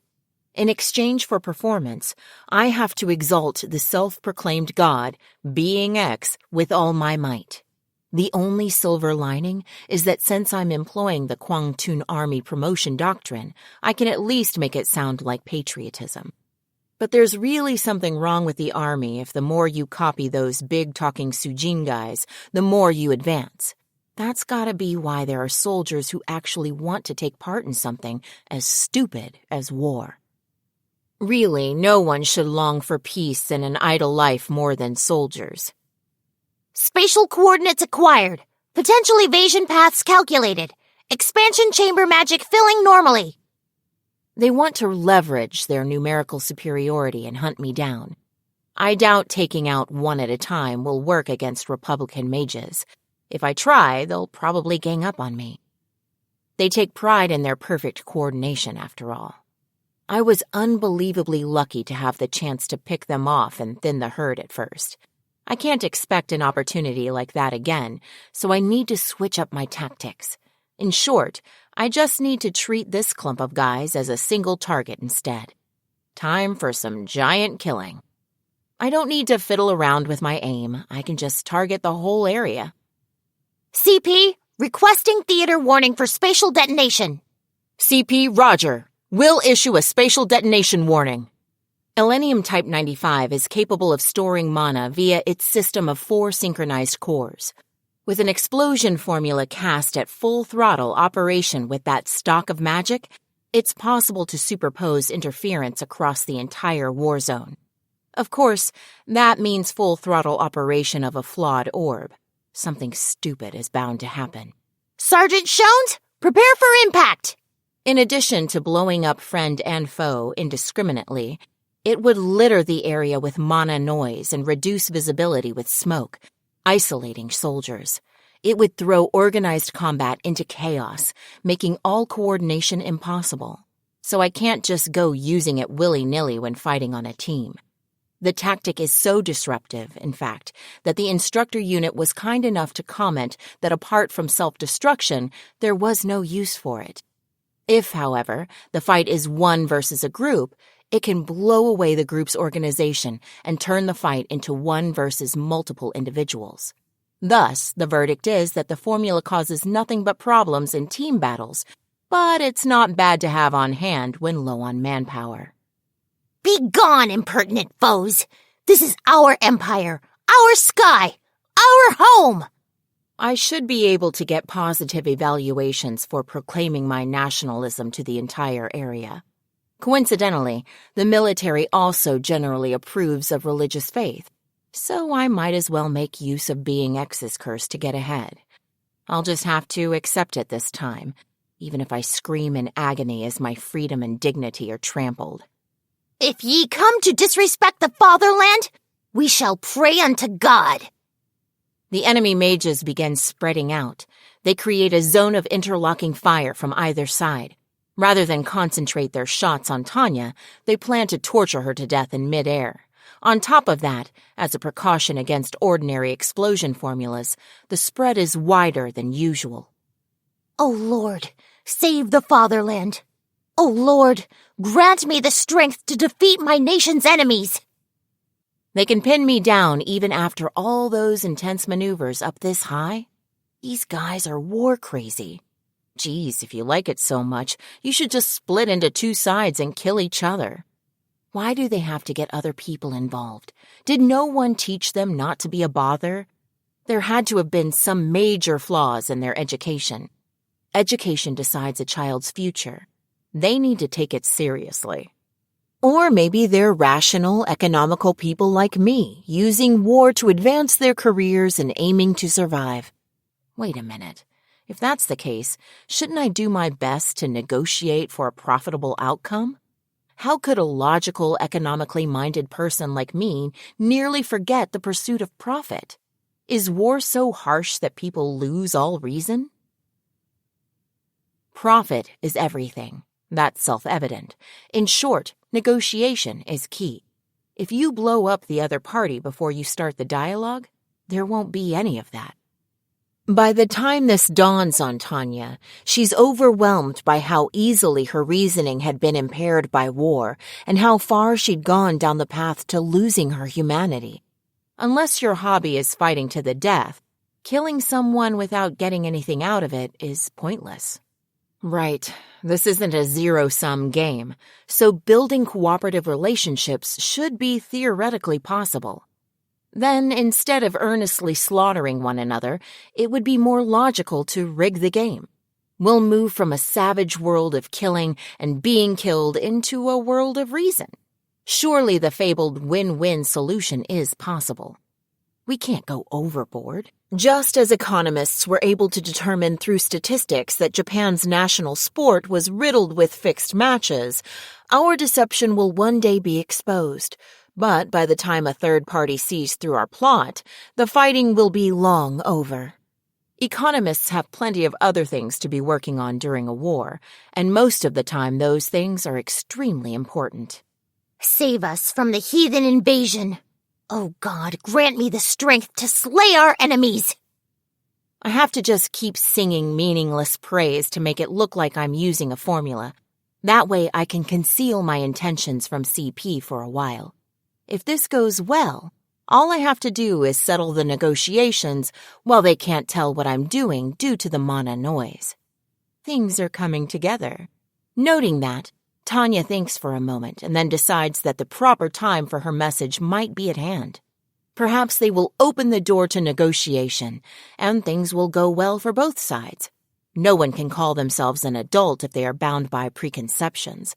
Maybe she's only been looking at Republican soldiers as stereotypes. People are more than appearances. Surely we need to gain a thorough understanding of people's true inner selves to interact with them properly. All individual personalities are one of a kind, and thus deserving of respect. Even in the middle of a war, if it might be possible to negotiate with someone, you should be sincere with them. Of course, negotiating with the enemy will naturally get you court-martialed. Forsaking combat is treated the same as fleeing before the enemy.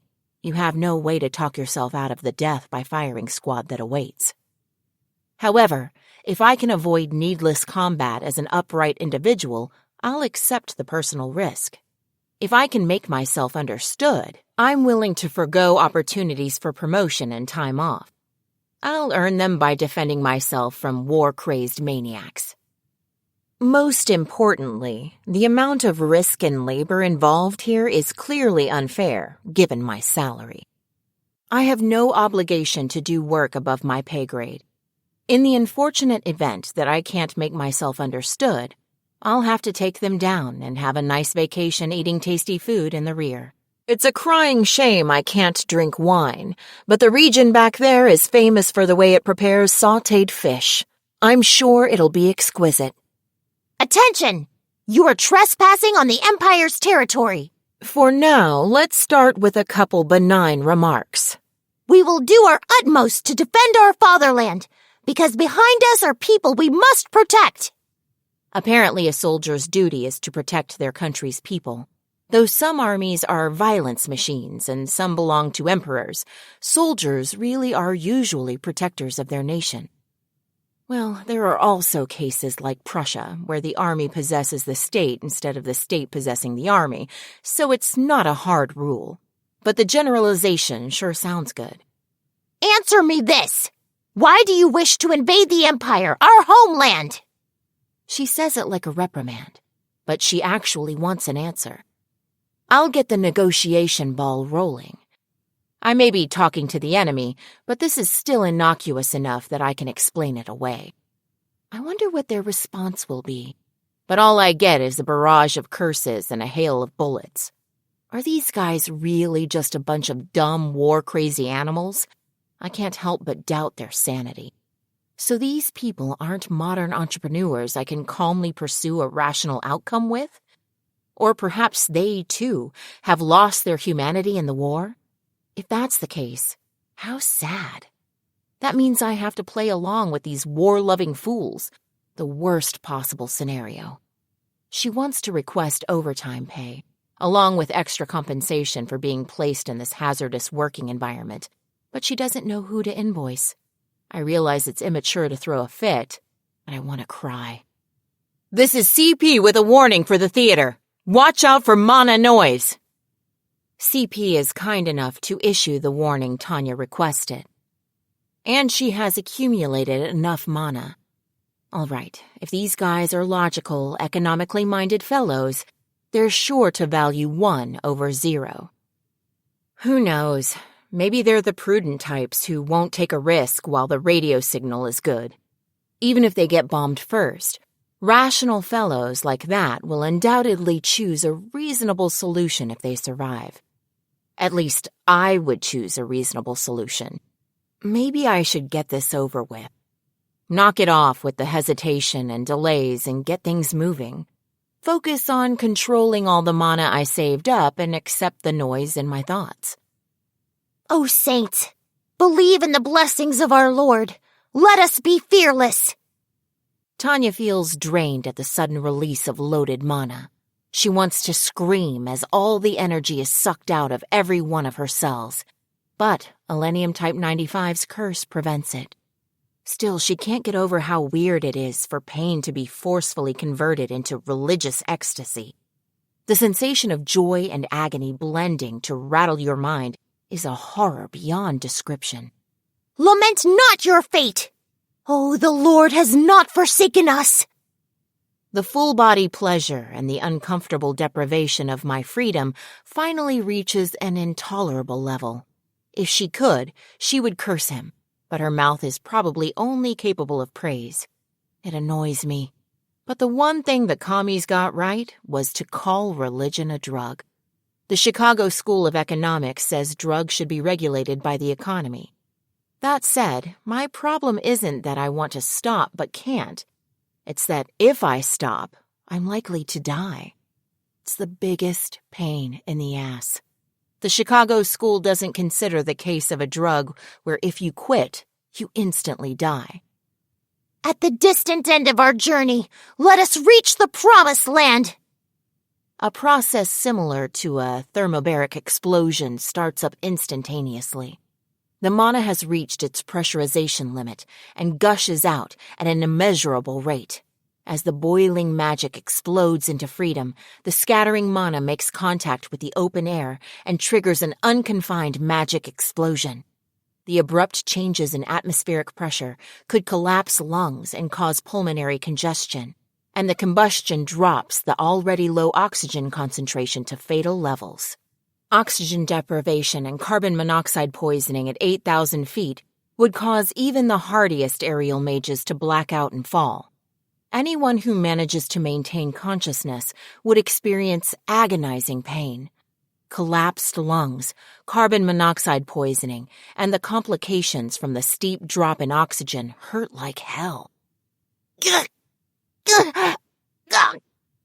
Even Degurechaff, who is out of range, has trouble breathing as the oxygen concentration falls.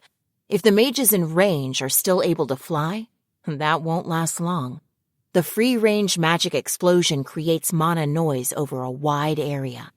Not only does it cut off communications, but also it makes sustaining flight formulas difficult, so continuing the battle is impossible. Although smoke limits her visibility, it's easy to imagine the state of her opponents who have received a direct hit. Attention! Fighters of the Republican Army! This battle is over! So Tanya attempts to suggest they surrender. She has to wonder if after all that there were any survivors, but it doesn't cost her anything to try. Well, if there are no survivors, I can take my accomplishment of annihilating an entire company and enjoy a tea break in the rear. If you surrender, we'll guarantee your rights as prisoners according to the Worms Convention. The Republican Army, which had a strong tendency to rely on numerical superiority, had extraordinary faith in their named. They could put up a fight against the imperial elites, after all.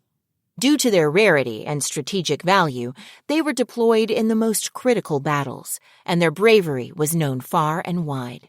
The 106th and 107th Reconnaissance Mage Companies of the 42nd Magic Brigade, belonging to the 4th Aerial Mage Division, were also famous for their skills. Until recently, at least. The Tactical Council regarding the recent annihilation of the 106th and 107th Reconnaissance Mage Companies is now in session. Initially, the Republic had assumed that the Imperial Army's powerful magic units, including the named, were deployed on the front lines against the Entente Alliance, so it should have been impossible for its named and equally elite troops to be wiped out. And yet, that was what happened. It happened despite their overwhelming numerical advantage, and at the hands of a single mage. When the news came in, no one could believe their ears. They thought it had to be some kind of mistake. While the 106th and 107th companies were engaged suppressing enemy observers, an enemy mage unit came to intercept them. They had sent named units out of necessity due to the long-range nature of the invasion. The mission was too difficult and strenuous to give to anyone else. As hard to believe as the news was, if a numerically inferior unit had inflicted massive damage on them, it was possible it would have repercussions for the entire war. It was no wonder the ranking members of the General Staff, who understood that fact, looked so grim. What I'm handing out now is a report combining the logs from recovered computation orbs and survivor accounts. The expressions of the magic officers who had done the analysis were even darker. To prepare the data, they had to review the computation orb logs and recorders. The debriefing of the survivors was limited since some of them were severely injured, but what they had heard was shocking. If the information hadn't come straight from half-dead survivors, it would have been hard to believe. No, they wouldn't have wanted to believe it. Anyhow, first, please take a look at this recording of the battle. Mayday! Mayday! Mayday! That was the emergency distress signal used when encountering an unexpected enemy. The frontline combat controller, whose job was to remain calm and clear-headed at all times, was shrieking. It might have been funny if it had been a newbie, but he was a veteran. He had been the first to report 106's defeat, and the one to request assistance for retreat. Thanks to him, the survivors of the 106th and 107th companies could be recovered. Break! Break! The screen, though awash in static, showed the unit promptly following their commander's order. The aerial mage officers who had done the analysis still found it difficult to accept the reality of what followed. At that moment, according to the log, the user was sniped from a distance far greater than was thought possible. It was hard to believe. The 106th was performing erratic evasive maneuvers. Sean! The screen kept jerking around due to sharp changes in flight path. During that short time, several soldiers were shot out of the sky. Bandit! Angels 12! Angels 12! And then, incredibly, an attack from 12,000 feet. They had already received this information as an emergency report. The issue was that an Imperial mage had climbed to double the current standard. If it was true, all of their aerial mages would be rendered virtually powerless. Of all the... It can't be! No one was sure who had spoken, but the sentiment was universal. The number 12,000 momentarily paralyzed their brains. It was too extraordinary. In fact, the unit had wondered if their opponent was a fighter plane, but it was undoubtedly a mage. After performing a series of optical processing techniques on the video, they had managed to make out the standard-issue Imperial Army rifle and signs of an unknown computation orb. The distance kept them from getting a clear view of the enemy soldier's features, but they could make out an incredibly small silhouette. Still, the way that mage cruised so calmly, like the ruler of the sky, told them no one could interfere. Then it was confirmed that the 106th's opponent was a registered mage. Even worse, this was a new named who had recently appeared in the theater and rapidly racked up achievements. All details were unknown. They didn't even know what sorts of tactics this unfathomable threat would use, much less how to counter them. They had kicked intelligence's butt to get a reinvestigation underway, and so far they had found several unconfirmed reports that had been previously dismissed as frontline rumors. Things like a lone enemy soldier taking down an entire company, a mage flying at an impossible altitude, and so on. It was a war zone, after all. They understood some of the intelligence coming in was confused, but it was too bad the unusual nature of their opponent was delaying their identification attempts. Damned devil of the Rhine! Cut it out! Captain Kgeir, who is the devil of the Rhine? An unknown enemy named. We can currently identify them only by their magic signature. The intelligence officer had paled at the sudden question. If they were only able to identify this enemy by magic signature alone, that meant they knew nothing. This was as good as admitting to the other high-ranking officers present that everyone in intelligence was incompetent. They could get the gist of what had happened by analyzing the logs of the computation orbs used in battle. In other words, either the intelligence officers had neglected their duties, or nothing had been recorded. Did you analyze the logs? The chief of staff, who was running the meeting, asked the obvious question. Essentially, are you bastards so inept that you couldn't even do that much? We've inspected 17, mainly from recovered orbs of mages who were shot down, and the survivors have all been debriefed. The response from intelligence, however, made it clear that they had done a proper job. They were the ones who sent the notice that an unconfirmed mage had inflicted heavy damage. They formed a special task force and even launched an operation to retrieve the bodies of fallen mages who hadn't been recovered. As a result of that effort, they were able to recover a number of computation orbs and investigate the wreckage to see if there was any salvageable data. But they didn't find anything useful. They had a mountain of evidence indicating the mystery mage's existence, but they had no idea what he was like. So only a magic signature? What does that mean? Almost no one survived an encounter close enough to see him.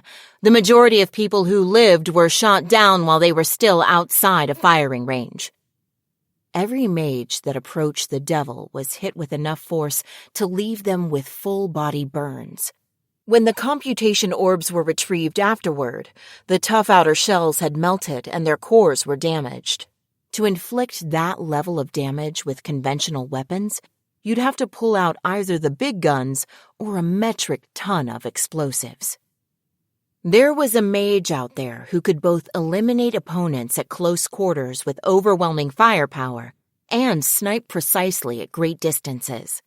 This named had been classified as a strategic level threat, and although they didn't know the mage's identity, they had registered the Devil of the Rhine in their library by magic signature alone.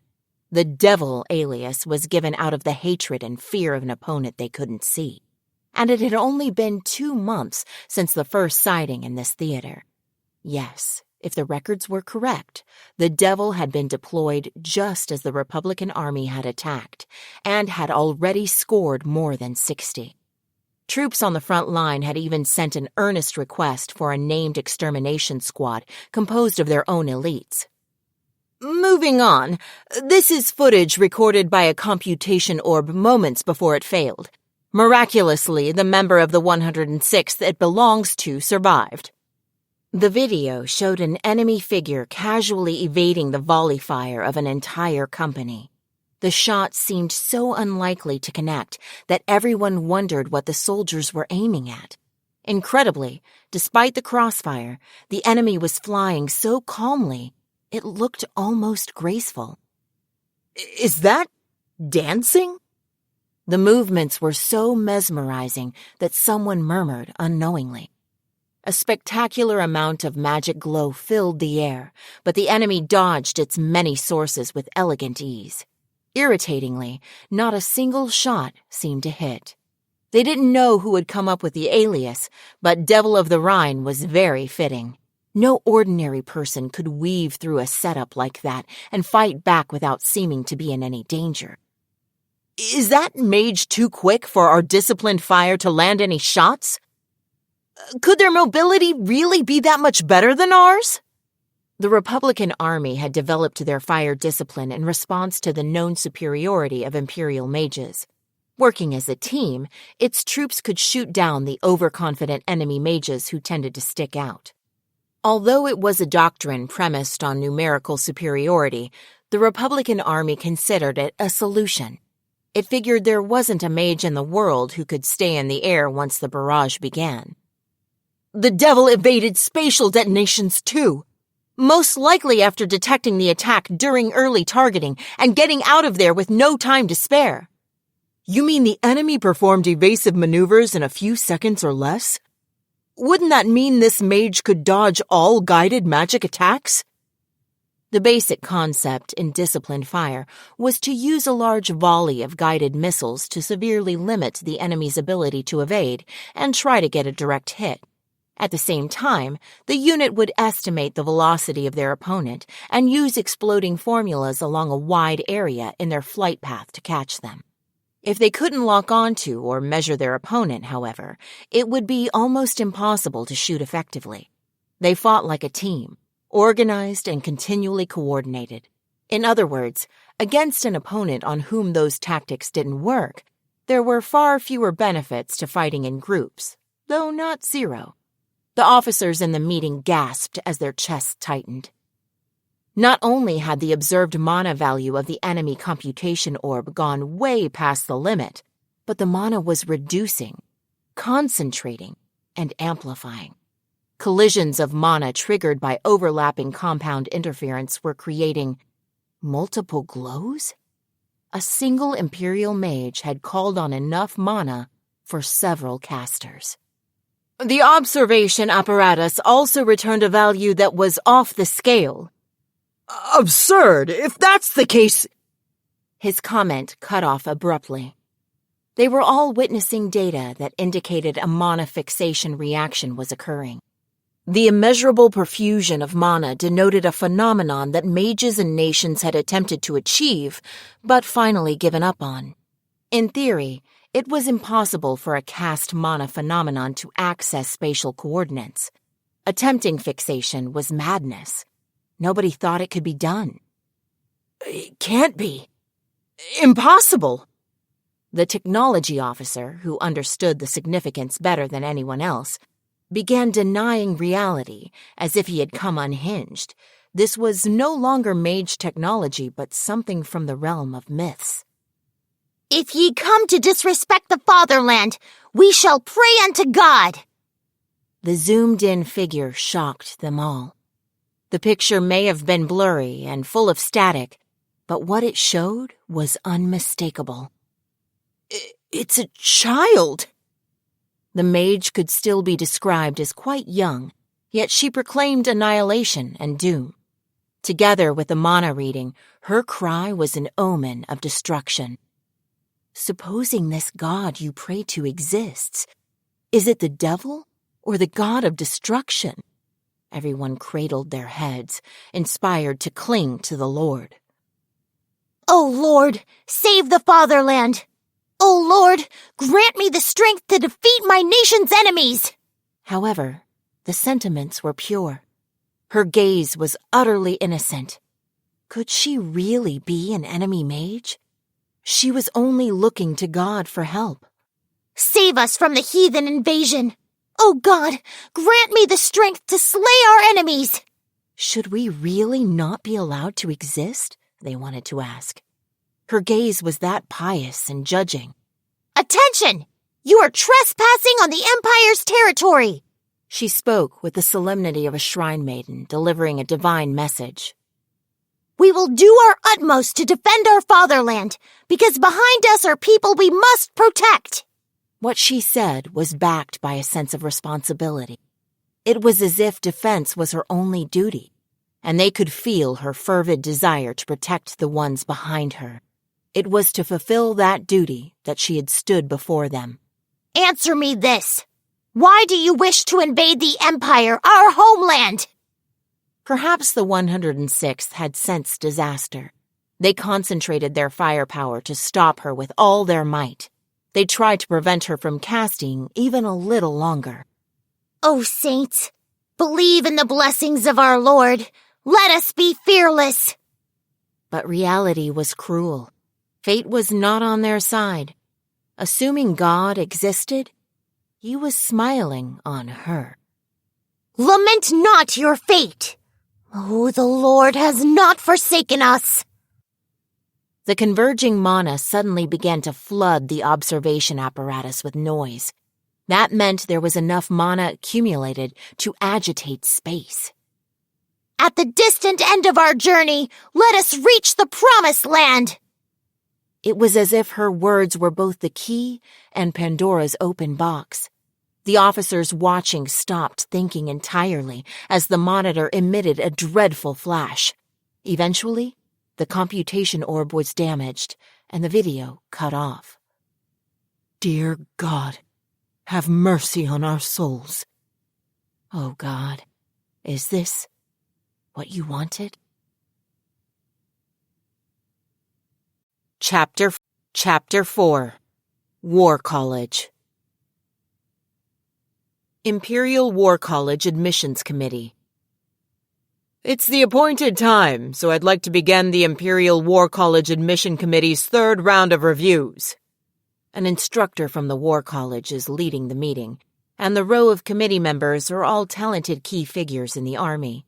The Empire has a long tradition of investing people and time in the selection of next-generation leaders. The result is outstanding commanders at every level trained to a high standard of excellence. Today we'll be reviewing candidates up for re-examination. For that reason, War College admissions are discussed as a matter linked directly to national strategy and defense. Naturally, they spare no effort to discover the ideal candidates, considering multiple future placement options during the process. The Army values diversity, so the committee holds second and third rounds of review with different members for candidates who don't pass. It would be a horrible loss for the Empire if an exceptional candidate were dismissed as unfit. And history has proven that this process is the correct one. Many people, including distinguished officers of both the Army and Navy, have become central figures in the armed forces thanks to the multiple stages of assessment. General Moltke the Great is such a fine commander that the reviewer who selected him said the greatest accomplishment of his military life was discovering the magnificent Moltke the Great. But he still received severe criticism to the tune of, "I can't imagine this candidate becoming a soldier," and only barely managed to squeak by in the third round. As usual, I hope we can make this a lively debate and hear from the perspectives of the front lines, the General Staff, and the War College. And the Imperial War College traditionally chooses to downplay the question of how many rounds it takes someone to pass. Two recent examples are Zator and Rudersdorf, both selected in the second round.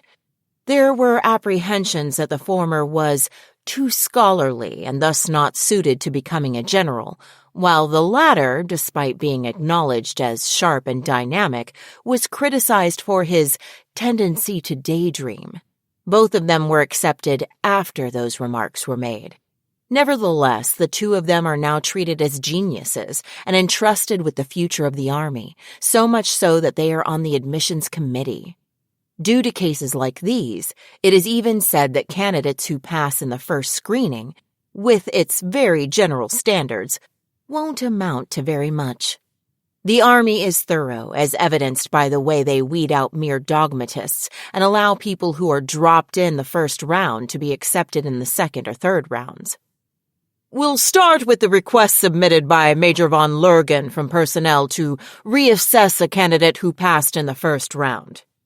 The Empire is so thorough that a candidate accepted in the first round would normally never be deemed unfit. That's why everyone is so confused. For a moment, no one can help but look at the presiding War College instructor with bafflement. The request is to reassess a candidate who already passed the first round and doesn't even require a second. What exactly is Major von Lurgen trying to say? The War College instructor has to continue the meeting, but he probably doesn't know himself. During the first screening, which is done anonymously to ensure impartiality, the candidate up for review was given a superior rating. The first screening consists of multiple reviewers examining documents from which all personal information about the candidates has been omitted. The reviewers are given only a list of the candidates' achievements and evaluations from their academic advisors and intelligence. That eliminates any bias, which makes it possible to examine the candidates more or less accurately. Eventually, the personal information would be released, and the committee would make the final decision on which officers would advance along the Army's elite track. The screenings have to be strict and fair. Naturally, receiving the best evaluation possible means the candidate lacks nothing, according to the Army. But the Major has objections and has requested a reassessment. We're holding this review in response to that request. The comment indirectly implies that he finds it hard to understand why the reassessment is happening. In all reality, if the request hadn't come from a section chief in personnel who was able to investigate candidates in more detail, it would most likely never have gone through.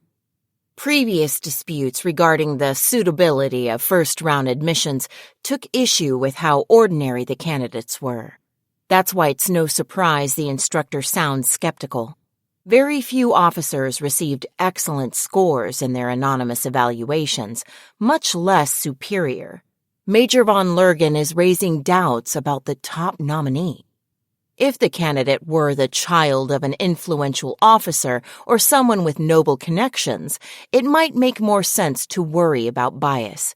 Cases of suspected favoritism are rare, but they are not unheard of. The candidate in question, however, is the orphan of a soldier. It goes without saying, then, that there are no influential relatives.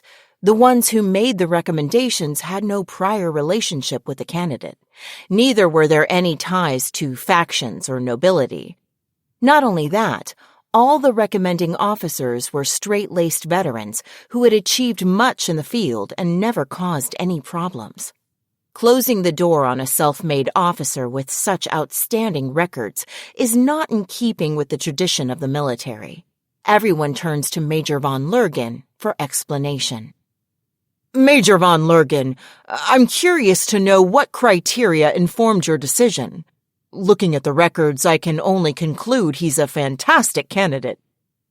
He sounds somewhat amused, but Brigadier General von Rudersdorf is voicing the question on everyone's minds.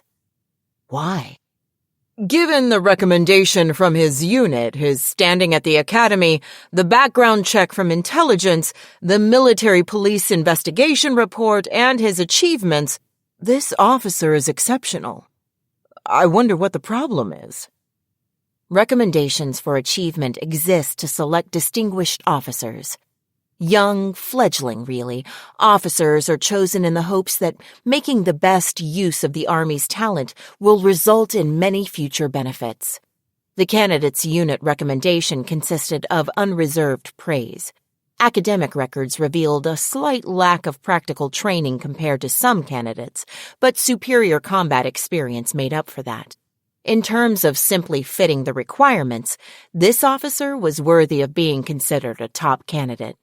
And, in fact, the review score was nearly perfect. Even intelligence and the military police, who were usually so particular, both came back with the highest praise. How many times had that ever happened? How to say? I believe, and I think many of you agree, that he's one of the most promising candidates we've had in recent years. Uncommonly good. In other words, even Brigadier General von Rudersdorf, who prides himself being contrary, has a hard time understanding why such a great candidate would be doubted. If the reassessment request hadn't come from one of the top elites in personnel, who was known for his intolerance of flaws, everyone would have shouted him down. True, the candidate has performed at the highest level in every area, but nevertheless, I find this a difficult one to admit. Major von Lurgan, however, declares that he asked for the reassessment despite acknowledging all the candidate's strengths.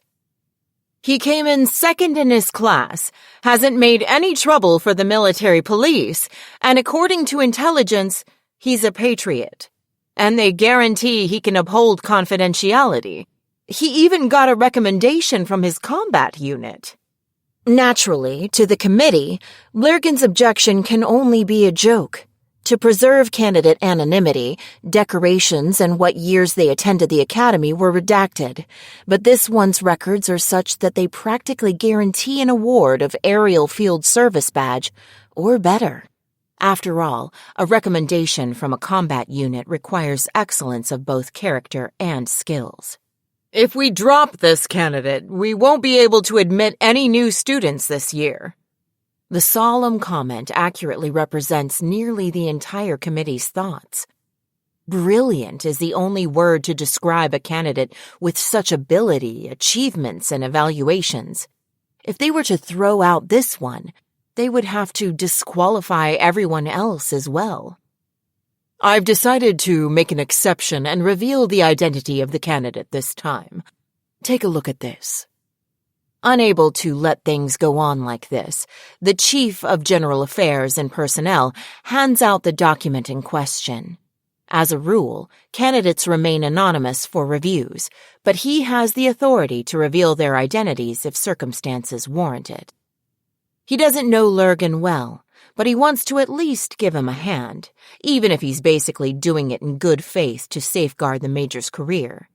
The candidate is a rare, and that's an understatement, Silver Wings Assault Badge recipient, and was also nominated for an Aerial Field Service Badge for frontline accomplishments. Such an officer would normally be wholeheartedly welcomed as a future leader. The problem is that the one who achieved all these things is a child of 11. Any sensible officer would hesitate to send a little kid into battle.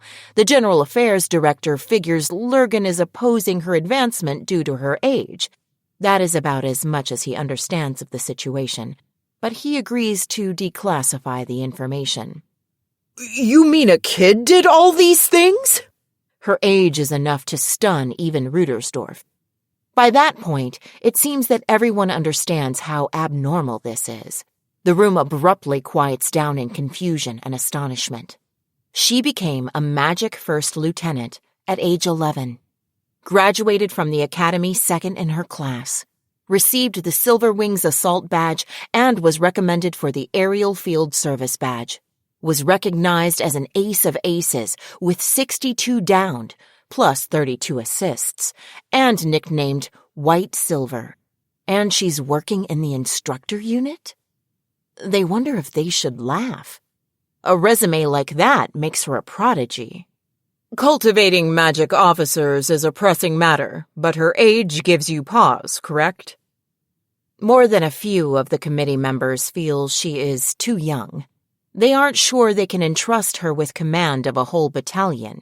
More importantly, even though there has long been demand for more magic officer training, some people criticize magic officers as short-sighted. Yes, she may be a competent magic officer, but whether we can use her as a commander is a different question. Excelling in a highly specialized field is hard enough. Plenty of aerial mages boast outstanding individual capacities, but surprisingly few of them make decent commanders. No, a magic officer's high competency doesn't necessarily make them a great superior. Not all famous athletes become great coaches. The qualities required for commanders are different from the ones it takes to be an individual ace. Thus, some of the officers interpret Lurgan's doubt as a response to the girl's age and ability level. From those angles, there is indeed room for debate, but her reviewers dismiss those concerns. She's plenty talented, and her achievements, unit recommendations, and so on fit the requirements perfectly. She has nothing to find fault with. Her records include her experience leading a platoon with no mistakes. Well, if she couldn't even lead a platoon, there wouldn't be any point in officer training. More people than you might expect get tripped up there. That said, at this point, considering her unit recommendation, it wouldn't be right to express doubts as far as her command ability was concerned. She's an officer from the accelerated training program. Her tactical knowledge might be too specialized. Maybe it would be better for her to do advanced officer schooling first. Some of the generals still raised doubts. She took an accelerated course, after all. Even if she can put what she knows to use in actual combat, she could have holes in her knowledge. Regardless of whether she can give simple instructions at the tactical level, does she have the appropriate skills to give commands that take complex situations into consideration? It's only common sense to wonder. But the reviewers who rated her so highly during the anonymous screening stand their ground. Her graduation thesis was The Logistics of Swift Deployment. The Railroad Department thought very highly of it. As of her graduation, there is already proof that she is capable of debating strategic issues, the thesis in question. For a cadet to write on such a subdued topic was rare. Usually they preferred something more rousing. Considering the results she had attained on the battlefield, it was even stranger. During the anonymous review, everyone figured the candidate had to be someone with extensive field operation experience if they could write logistical analysis like that. Anyone who read it would assume it was written by an expert and think no more of it. And when people who knew logistics read it, they were impressed by the superior writing and viewpoint, even if they didn't want to admit it. The outline was simple and clear. She emphasized gathering resources and said that supply lines should be secured through depot organization and a standardized distribution process. She argued that efficiency should be a top priority with the goal of eliminating all long-term storage, except for emergency supplies. After her criticism of hoarding resources in the rear, she proposed a way of managing essential materiel that would support continuous combat on the front lines. Apparently, it was common knowledge in logistics that the Railroad Department had read it, loved it, and practically begged for her to be assigned to the team. In fact, a number of skilled field officers reviewed the paper and gave it high praise. They said that anyone who had ever launched an offensive from the front line and run out of supplies had a keen understanding of where it was coming from. Rudersdorf, always worrying about operation logistics himself, was no exception.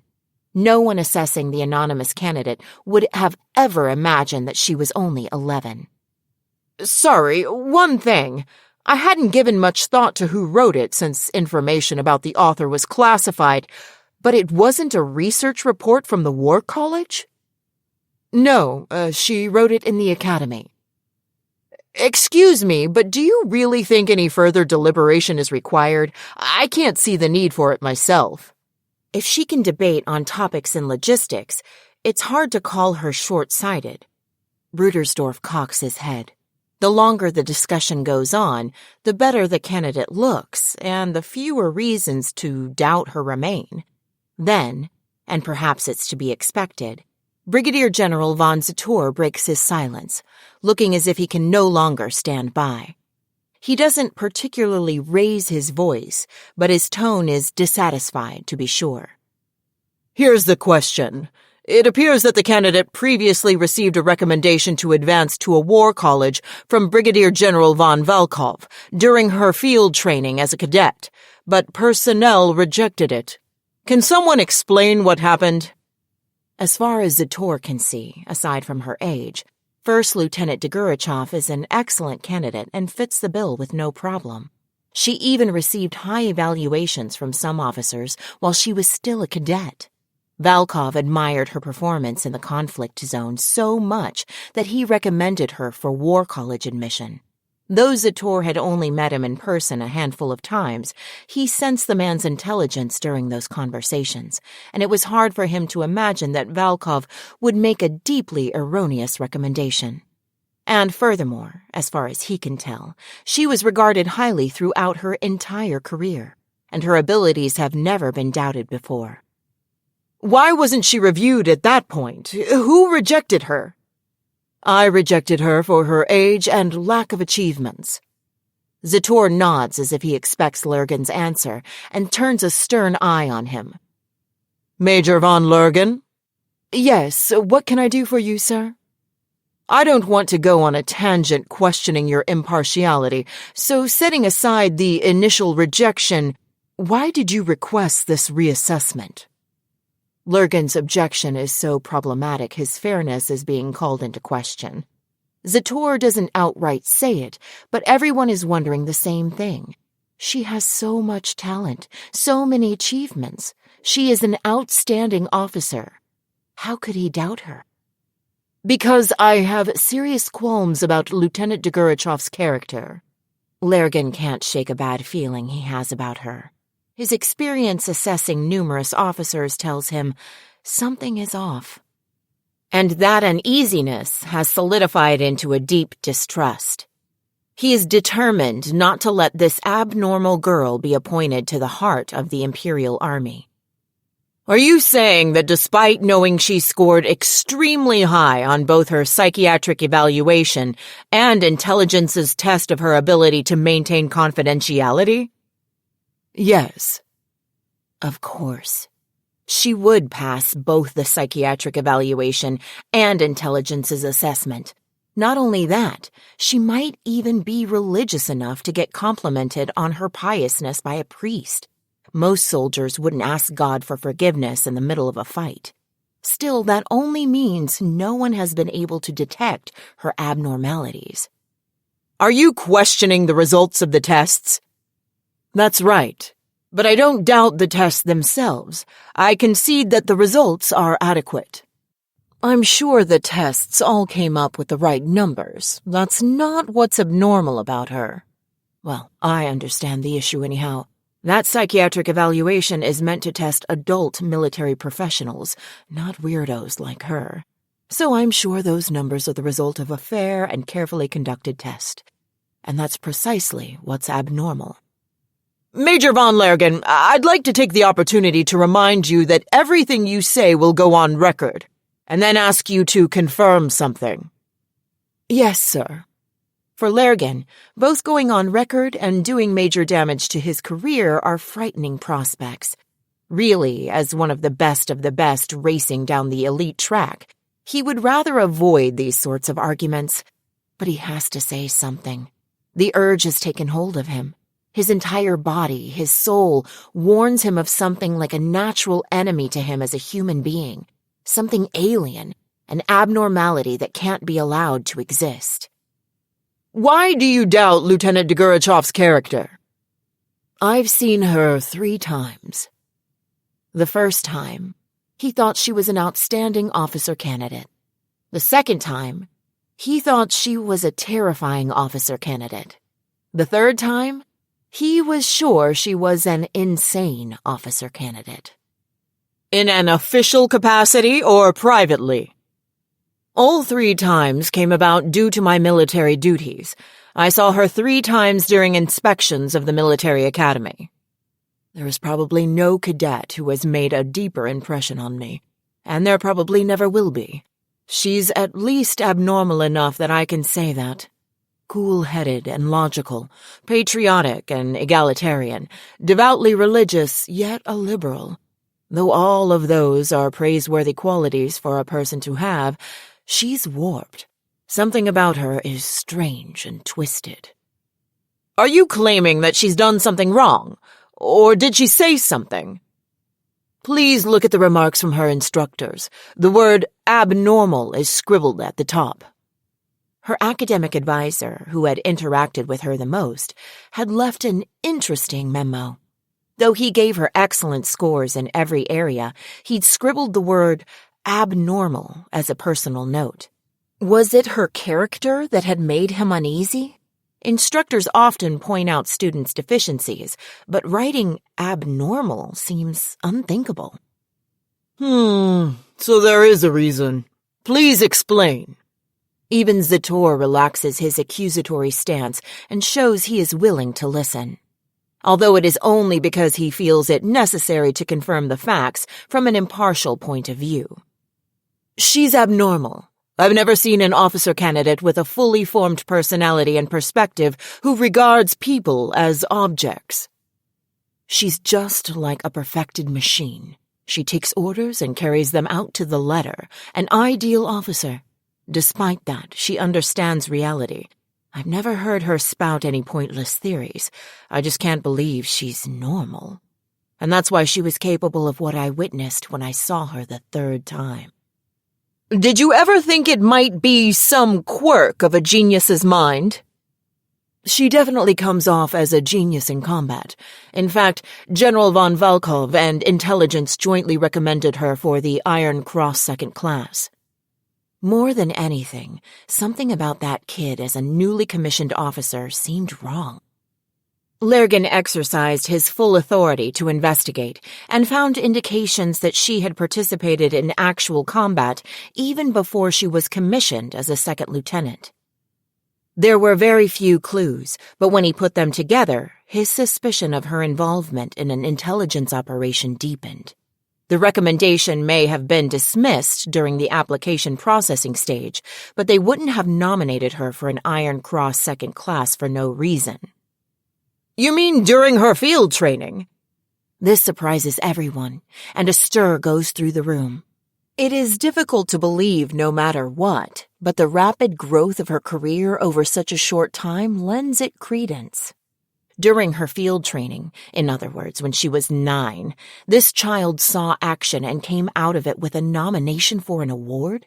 If they heard it anywhere else, they would write it off as a bad joke. The abnormality here is this nonsense coming up during a review of candidates who may hold the future of the Army on their shoulders. When I grilled Intelligence, they hinted that they might have involved her in some kind of top-secret operation. A border conflict zone.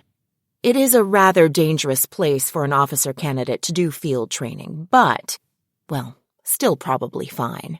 But the long-range penetration training makes even the hardiest soldiers scream. And doing it in actual enemy territory?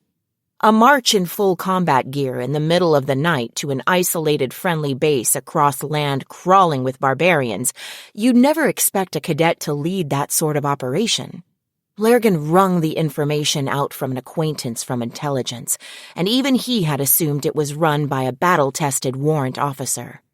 Well, it made sense. It was only natural that Intelligence would look to such a capable leader for help.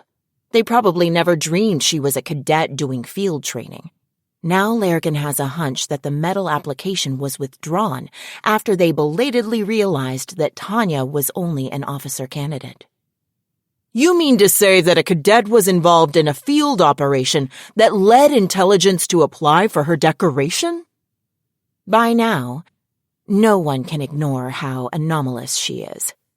The Intelligence officers fend off glares by shaking their heads as if they know nothing about it. But it's common knowledge that Intelligence's right hand doesn't know what its left hand is doing. They have to know that they'd come up with something if they investigated. Their faces became awfully pale a few moments ago. If possible, I'd like to get that information declassified. I'll check on it. And, if that's it, I'm pretty sure she's just an outstanding officer. We'll ascertain the truth of this matter. That's what the chairman means, but he is already convinced. That is why none of this makes sense to him. Why is Lergen so skeptical about an officer with whom, aside from her age, they have no issues, not with achievements, performance, or anything else? While attending the academy, she pulled a magic blade on someone for insubordination. Isn't it the senior cadet's responsibility to smack the rebels into shape? To come out and say it, although military law prohibits taking punishment into one's own hands. There are unwritten rules. For example, injuries incurred during training are accidents, and they happen quite commonly in sparring matches against upper classmates.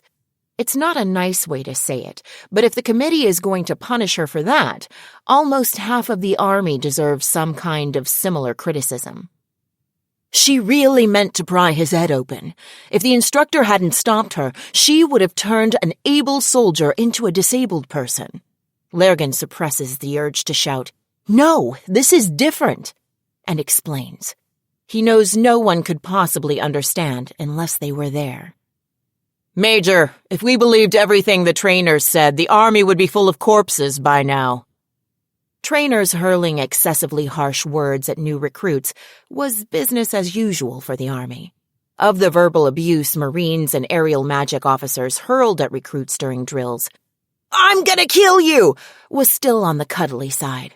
In the army, it wasn't rare to see instruction that completely rejected a student's worth as a human being.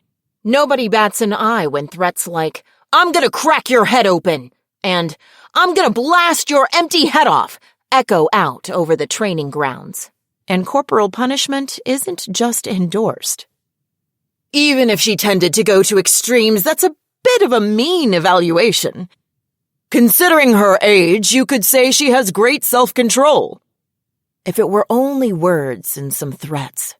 Frankly, if that were all, most of them would go by what they know and think it was cute. But they hadn't seen her with their own eyes. Actually, they probably even think they are being considerate by not court-martialing people for every failure to obey. After all, disobeying a superior officer can, at worst, result in capital punishment by firing squad. To put it a different way, they believe it's kinder to the new recruits, who might not have great judgment, to punch them out rather than execute them. Well, if your worries are her age and capacity for self-control, then I suppose I understand. They aren't going to change their minds at this point. Coming down hard on a new recruit, as the major commented, may have been overkill, but it was still within bounds of the permissible. And it isn't as if they don't understand his concerns about her unusual ability.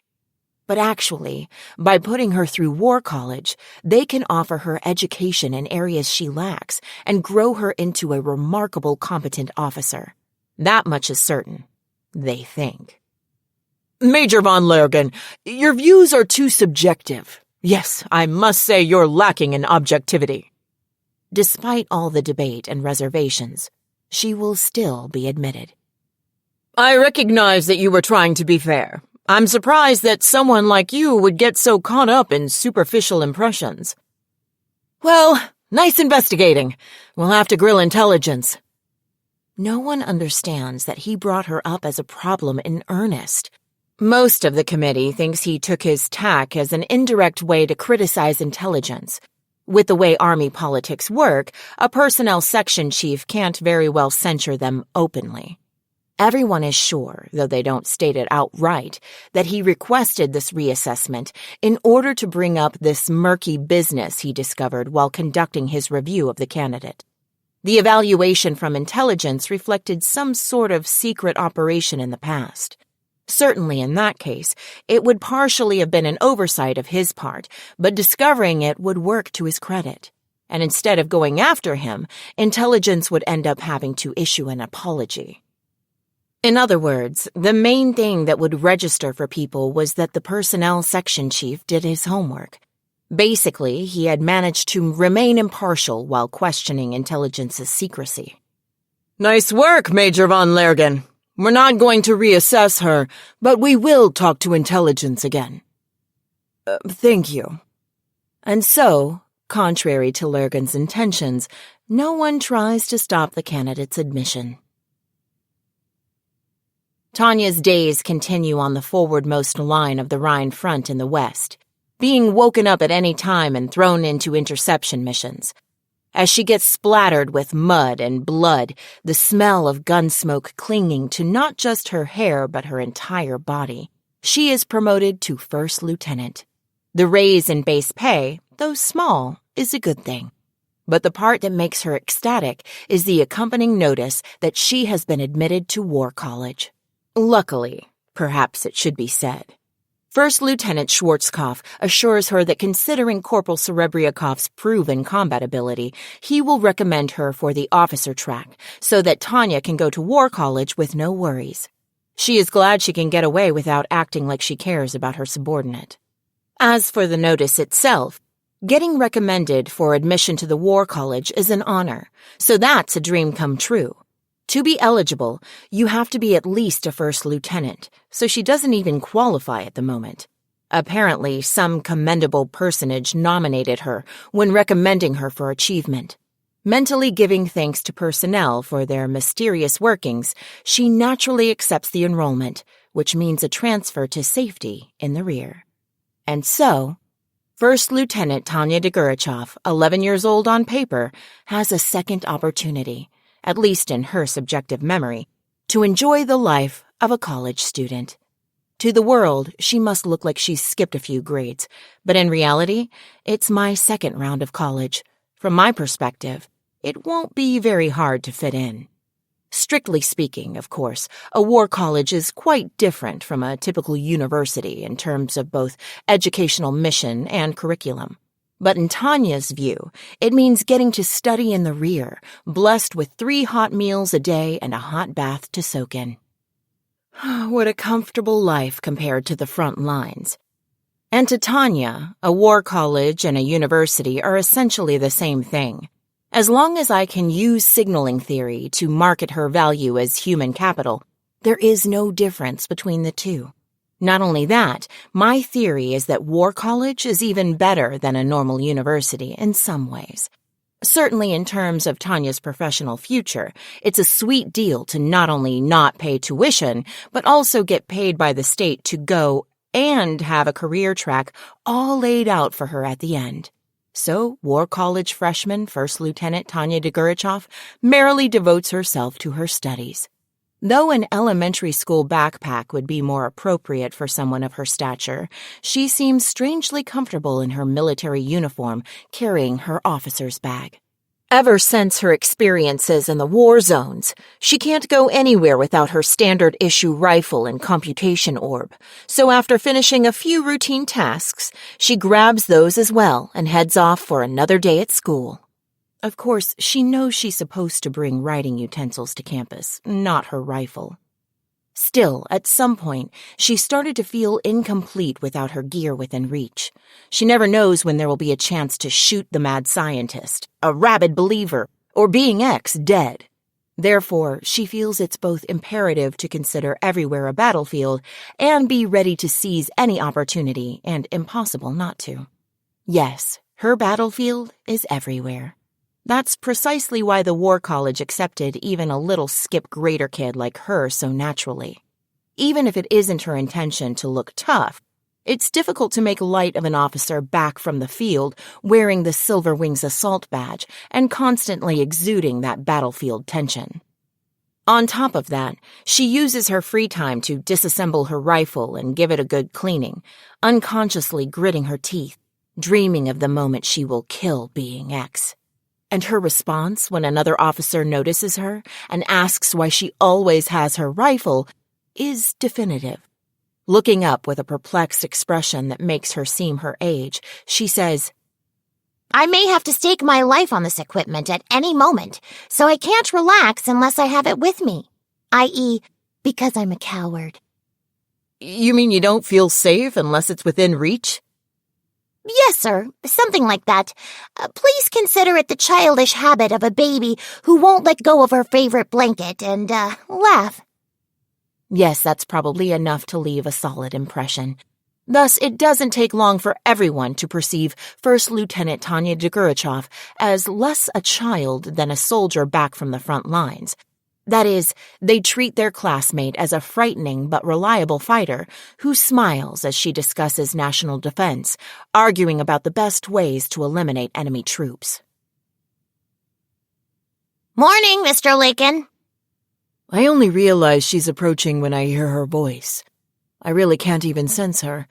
I do have a little combat experience, but I guess I've gotten pretty soft compared to the officers just back from the front. Or is she simply that great of a soldier? Good morning, Lieutenant Degurechaff. Beg your pardon, but do I see you have your rifle again today? In my time as a warrant officer, I've seen a lot of commissioned officers, but probably none of them have as bright a future as she does. She's barely over 10 and enrolled in the War College, which they say is unheard of. Well, it's incredible that a kid that young would even have enough career experience to be a first lieutenant in the first place. But I guess the world's a big place. I was just as good as everyone else on the battlefield, but here's an officer who can get around my back. Lieutenant Degurechaff is clearly not the type of officer you can judge by looks. I hear she brings her rifle and computation orb to school every day and leaves them with the on-duty commander of the guard. The reason she can't be without her weapons must be related to her combat experience. There are some guys who come back and have psychological issues that don't let them leave their weapons, but her case seems different. She doesn't seem like she would be particularly nervous without them. Basically, she's making a habit of carrying her weapons. That means she must be ready to do battle at any time, but, and I'm repeating myself a bit, she did receive the Aerial Field Service badge very young. She's well trained and addresses non-coms properly. Next time I'm on the battlefield, I won't separate enemy soldiers out by age. If I don't shoot, I might die. I'll count that as one lesson learned. Yeah, it's embarrassing, but apparently habits are hard to break.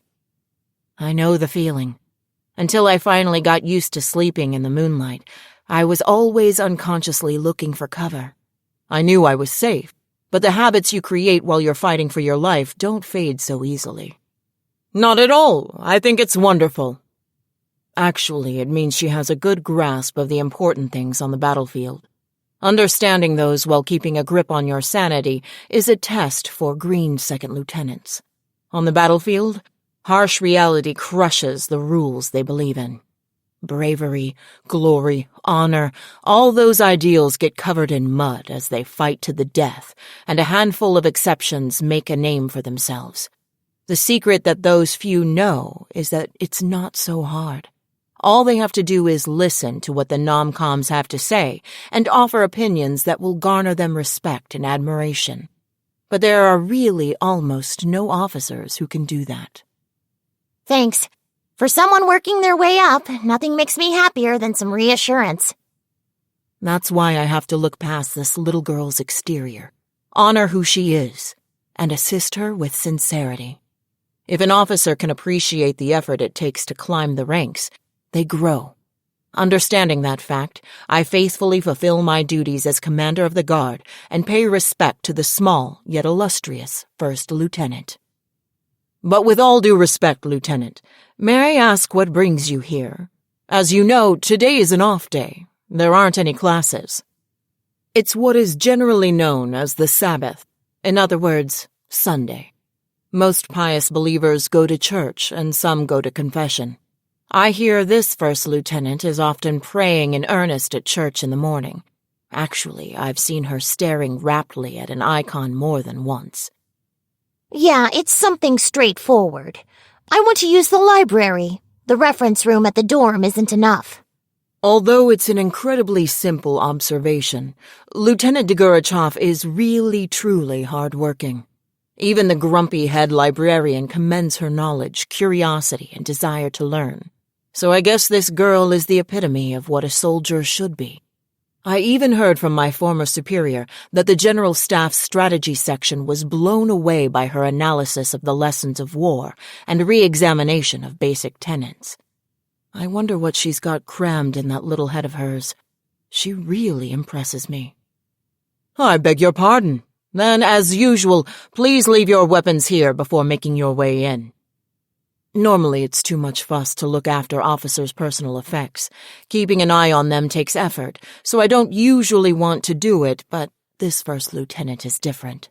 A soldier has no greater friend on the battlefield than their rifle, and for a mage, their computation orb is just as invaluable. Watching over these is an honor, so I don't even notice the workload. Oh, thanks. Then if you'll excuse me. After quickly filling in the application and accepting the proof of storage receipt with a practiced hand, Lieutenant Degurechaff proceeds onto campus. I glance after her, and even from behind, I can see that although her stride is small, she steps with confidence. Her narrow shoulders seem incredibly broad. The thought that such an officer trusts me enough to hand over her brothers in arms with no hesitation makes me happy in spite of myself. She's an awfully cheeky little bedwetter. But an idiot shows up to rain on my parade. He doesn't understand how lucky I feel. It's amazing that she's a commissioned officer so young, and this bozo doesn't possess anything to commend him on besides his age. Are you stupid? She may look young, but it's not piss she smells like. She's got the scent of combat around her, gun smoke and blood. So even a sergeant with combat experience can be this naive. Achieving that level of perfection as a soldier takes enough skill and love for battle to rival the old-timers. To put it a different way, even if you despise war as a human being, there has to be something about it that you love, or you'll never be able to understand her. Sergeant, is that all you think about her? No, of course. I think she'll make a great officer. Of course she'll make a great officer. If she were my battalion commander, I'd gladly follow her. Whether on an assault or breaking up a penetrating enemy force, performing delaying action or even rearguard duty, I'd follow her anywhere. War loves her. She'll make her mark. Her whole unit is sure to get the highest honors. I'm convinced. I know because I've observed so many officers. She's what they call a hero. Pay attention, moron. She carries 2 computation orbs, but she only gave you 1. But there's no use trying to explain that to a numbskull like this. She turned in her rifle and backup computation orb as a compromise to respect my duties. It's virtually her right to keep the other orb, the one she's used the most. So yeah, I don't feel like pointing that out to a guy who doesn't even notice that I tacitly allowed her to take it because I understood. Maybe she kept it unconsciously, but boy, she doesn't let her guard down. If the officer of the week finds out, there'll be trouble. Is that still all you think of her? Tanya's mental state as she walks the increasingly familiar War College campus is a bit complicated, as usual. If a human loses their sense of shame, they become shameless, which is dishonorable to a social creature. In that sense, being ashamed is a phenomenon that's particular to social creatures. Which is why... how embarrassing. Though I'm intent on revenge, I know I can't be proud of carrying my rifle with me everywhere. So after an instructor indirectly chided me for it, I've taken to leaving my firearm with the commander of the college guards. Tanya compromises by carrying a combat knife specifically made for non-magic battles, so she's never completely unarmed. Still, it would be a lie if I said the way they look at me when I go to turn in my weapons doesn't bother her. I don't like being exposed to their amused glances, as if I'm some weirdo under observation. But considering they have a point, there is nothing I can do about it. Maybe it's my imagination, but I can't help but feel the guards are laughing at me. Here's that dork again, bringing her rifle to school. But Tanya can grasp why they might stare at a fully outfitted mage wandering around the rear. I can't get upset if it's something I would do myself. Still, I have a reason for always being prepared that I can't tell anyone else. It's a simple issue of dignity. If my rational mind gets buried in faith, my sense of self will fade. I can just see myself becoming Being X's toy if I don't keep my raison d'être clear. This guy calling himself God has a lot of time on his hands if he's playing with dolls, but the one being played with isn't going to stand for it. So to clarify and renew her knowledge of her enemy, Tanya has been going to the nearest church on Sundays for a while now and cultivating her hatred before a false idol of Being X. Inside her, a chorus of curses joins her unbounded loathing, a healthy state of mind. That is the individual Tanya Degurechaff's response to the manipulator of humans, being X. She takes her rifle with her so that if a chance materializes, she can shoot him. But unfortunately, she never runs into him there. Of course, I know that's an unproductive way for Tanya to spend her time. Even so, if I neglect the practice, it's possible Elenium Type 95's curse will turn Tanya into a pious believer. She needs to take care of her mental hygiene. It's an unavoidable necessity to ensure her mind abhors the mere image of being X. Slacking off on that would be the same as slacking off on breathing or abandoning thought. Footnote: raison d'être, a reason to exist, the firm line demarcating you as you. So we don't want to be dolls? Tanya has an unwavering belief that human dignity lies in thinking.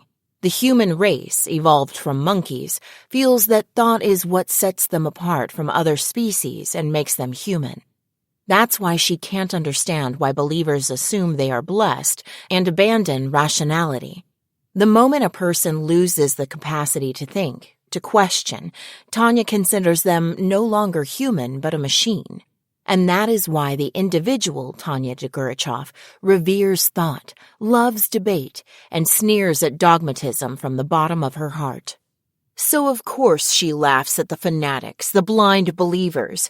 She can't stand that those dumbasses are just like the blind followers of communism and other dogmas, essentially another type of religion, who built mountains of corpses through social experimentation.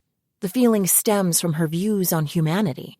Thinking is sacred because trial and error is inherent to existence. When unthinking people force their dogmatism on others, she wonders how stupid the world could be.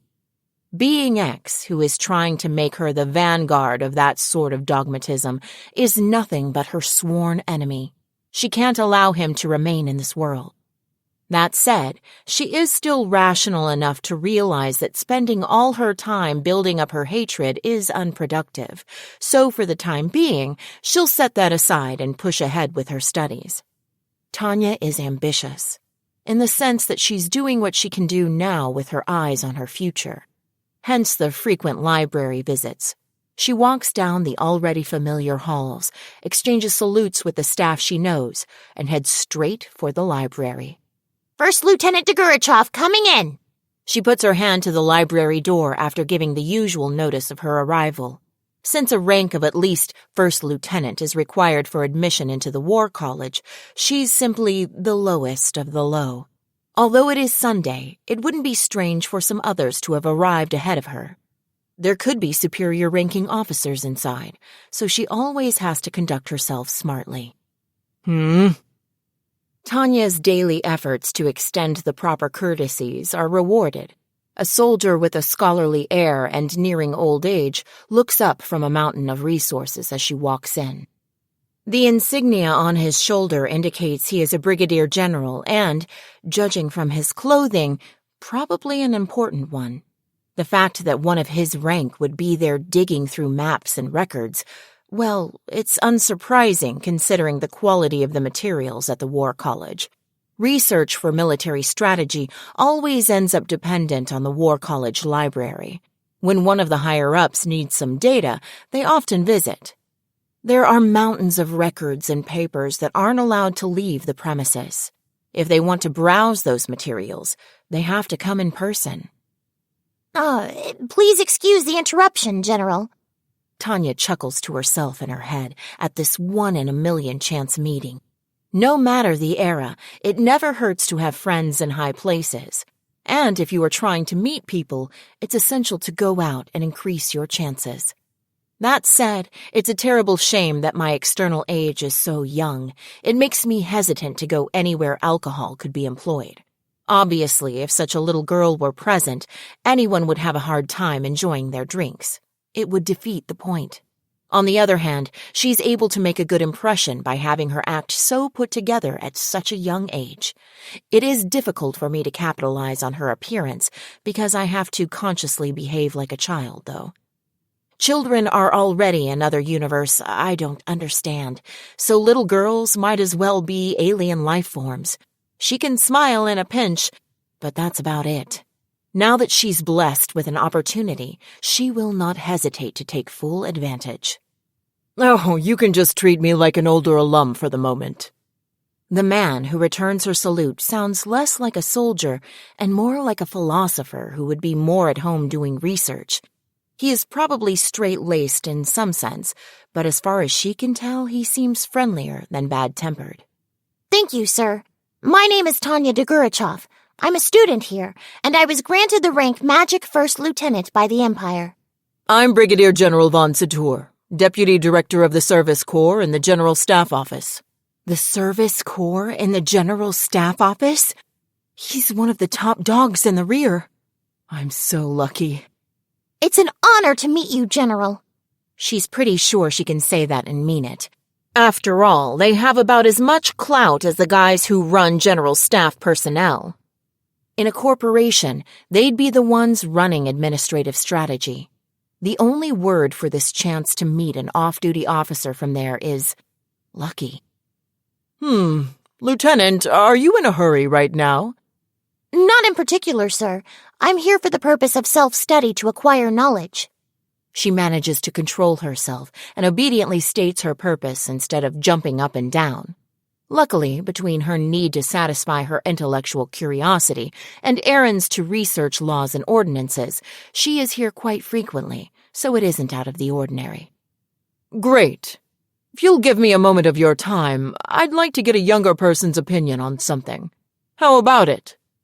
Gladly, sir, if I'm not interrupting. No, it's fine. Relax. Yes, sir. Perfect. He's interested in me, too. It's so much easier to talk to someone when they're interested. This will be infinitely better than giving a presentation on personnel cutbacks to a bunch of execs who oppose the idea because they don't understand the necessity. I've heard a bit about you. It seems you've been quite busy. My reputation is undeserved, sir. That agonizingly annoying nickname, White Silver, has convinced me the Army needs to reconsider its taste in names. But apparently it does attract attention. It seems like getting some name recognition will be good for my career as a young elite. Although the nail that sticks out gets hammered down. I need to keep an eye out for ways to keep my fame under control. I think everyone intends it as a fitting appraisal. Oh, but let me ask you this. And apparently, even false reputations can contribute to a good first impression.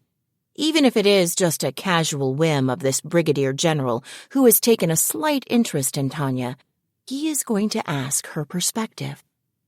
Lieutenant, you can give me your subjective opinion. How is this war going to turn out? What's your view? Two soldiers having a conversation about the state of the war. Well, that's a kind of military small talk.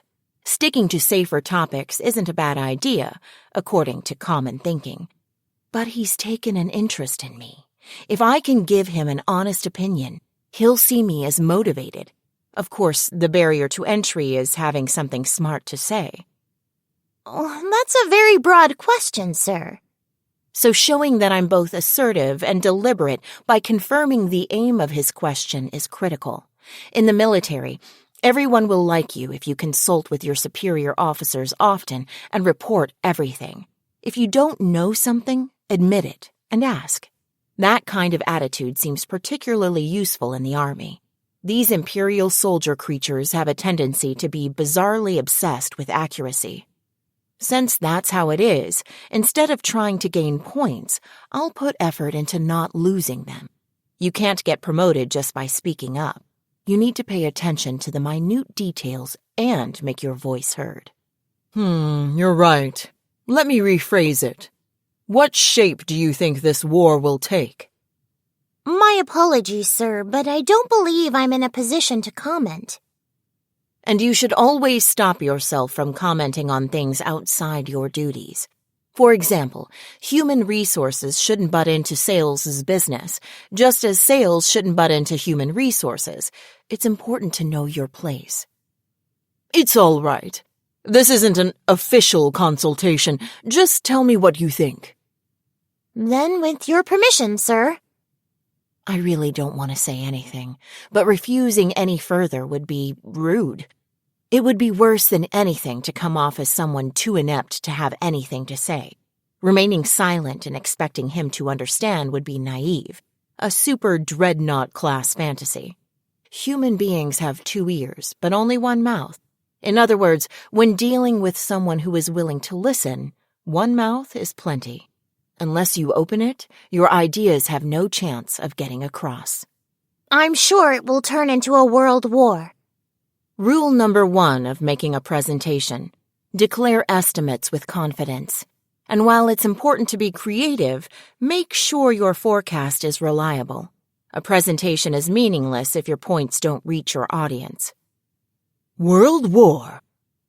I believe most of the major powers will become involved, so the fighting will take place on a global scale. Will this be this world's first world war? Well, there's no mistaking that the major powers are going to have a serious fight. It's definitely going to be big. In that case, perceiving it as a world war is only common sense. World powers will clash with world powers, seeking hegemony. Each side will fight like they mean it for sure. So showing I'm not taking things lightly, that I'm facing reality, is more likely to work in my favor. What makes you say that? Though the Empire is an emerging state, compared to the existing powers, we boast quite an advantage. It's also important to avoid convoluted explanations. The only way to prevent pointless meetings is to thoroughly establish common understanding. In that sense, this Brigadier General seems very smart, so much so that it's surprisingly open-minded of him to have a conversation this serious with a first lieutenant. But then, that's precisely why he's worth talking to. If we were to fight each nation one-on-one, we would surely come out victorious. Right. Against the Republic, we could win. He said the hard part for me. Against the Republic can mean that it might not hold true in other cases. Since the superior officer hinted at their other potential enemies, it's easier to continue the conversation. Genuinely impressed by that nuance, Tanya realizes she is perhaps talking a bit much. She even senses that in the Army, where you don't really get to choose your subordinates, they invest in their juniors more than in the corporate world. This perspective was impossible for me to have had when I was doing layoffs in human resources, so I should take this lesson to heart. In the Army, unlike in a company, you don't get to choose your subordinates. All you can do is educate them. But actually, it's difficult to imagine the Commonwealth and the Russi Federation simply standing by. I'm not sure about the Kingdom of Ildoa. And they shouldn't have any direct interests in the current war. And with that, Tanya reconfirms what is already obvious. Yes, this is good. This is fantastic. This is what you call an intelligent conversation. It's the type that doesn't occur unless the person you're talking to is interested in finding out how smart you are. This is delightful. It's what being an adult member of society is all about. Not direct interests, no, but they will be forced to confront the question of whether they will allow the birth of a dominant state or put a stop to it. A dominant state? Yes. If the Reich, situated in the center of the continent, eliminates the Republic, we will have not a relative advantage, but absolute superiority. I can consider this to be similar to how it was possible for Imperial Germany to defeat France and the Russian Empire. Was the British Empire stupid enough to let that happen? If it had been, that island nation would be treated like a backwater about now. Instead, they participated in the war because they understood the severity of the situation. Won't the great powers of this world join the battle as their national interest dictates? So if we can't get rid of the Republic quickly, in a way that doesn't give other nations enough time to interfere, the fighting will trigger a domino effect of other countries getting involved. I see. You may be right, but isn't the alternative that the Republic ends up the dominant state? They shouldn't want that either. I didn't say enough, so he filled in for me. If I assume he's taking my youthful appearance into consideration, I've been pitied. I can't make any more mistakes. Hang in there. Look him straight in the eye and answer clearly. I agree. That's why I think they'll try to make it so both the Empire and the Republic fall. You mean other countries will intervene? Yes. I imagine it will start with financial assistance to the Republic. Other conceivable methods include providing them with weapons and dispatching volunteer troops. Think of the famous Lend-Lease policy and how wars are financed. England and France won, but they were still in a precarious position by the end. Considering that, the Empire and the Republic would have their fun little war, and the natural result would be for everyone else to intervene right when the pair had exhausted each other. If they wanted to, they could even pretend to be good Samaritans about it. Aha, I'm beginning to see what you mean. Yes, I would think the general plan of the other powers would be to lend large amounts of money to the Republic and then intervene to take down both of us in the end. States are honestly so evil. They take good people and turn them into members of an evil cult. We need to consider their potential for grossly warping people's true natures. For example, the hateful Soviet and East German secret police caused massive harm to human nature. Behold society's fear under the eye of the Stasi freedom. Give them mental freedom. It's high time the human race realizes that individualism is the only path that will save the world. Footnote: Lend-Lease. A wartime service that allows mainly allied countries to rent everything from weapons and supplies to bases and land. The key word is rent, so they would only be borrowing. But to the opposing side, it doesn't matter if these are rentals or not. If the enemy's war potential increases, that's a problem. Everything is supposed to be returned, but as you can see from the example of the Soviet Union sometimes failing to pay back the United States, things basically have to be offered with the assumption of taking a loss. And if the Empire overwhelms the Republic? It's very likely that its national security policies would say to team up with other powers and intervene directly. Even if they can't do that, they may not hesitate to intervene on their own. The noble proposition of freedom of thought may be important, but I can't take this intellectual conversation lightly.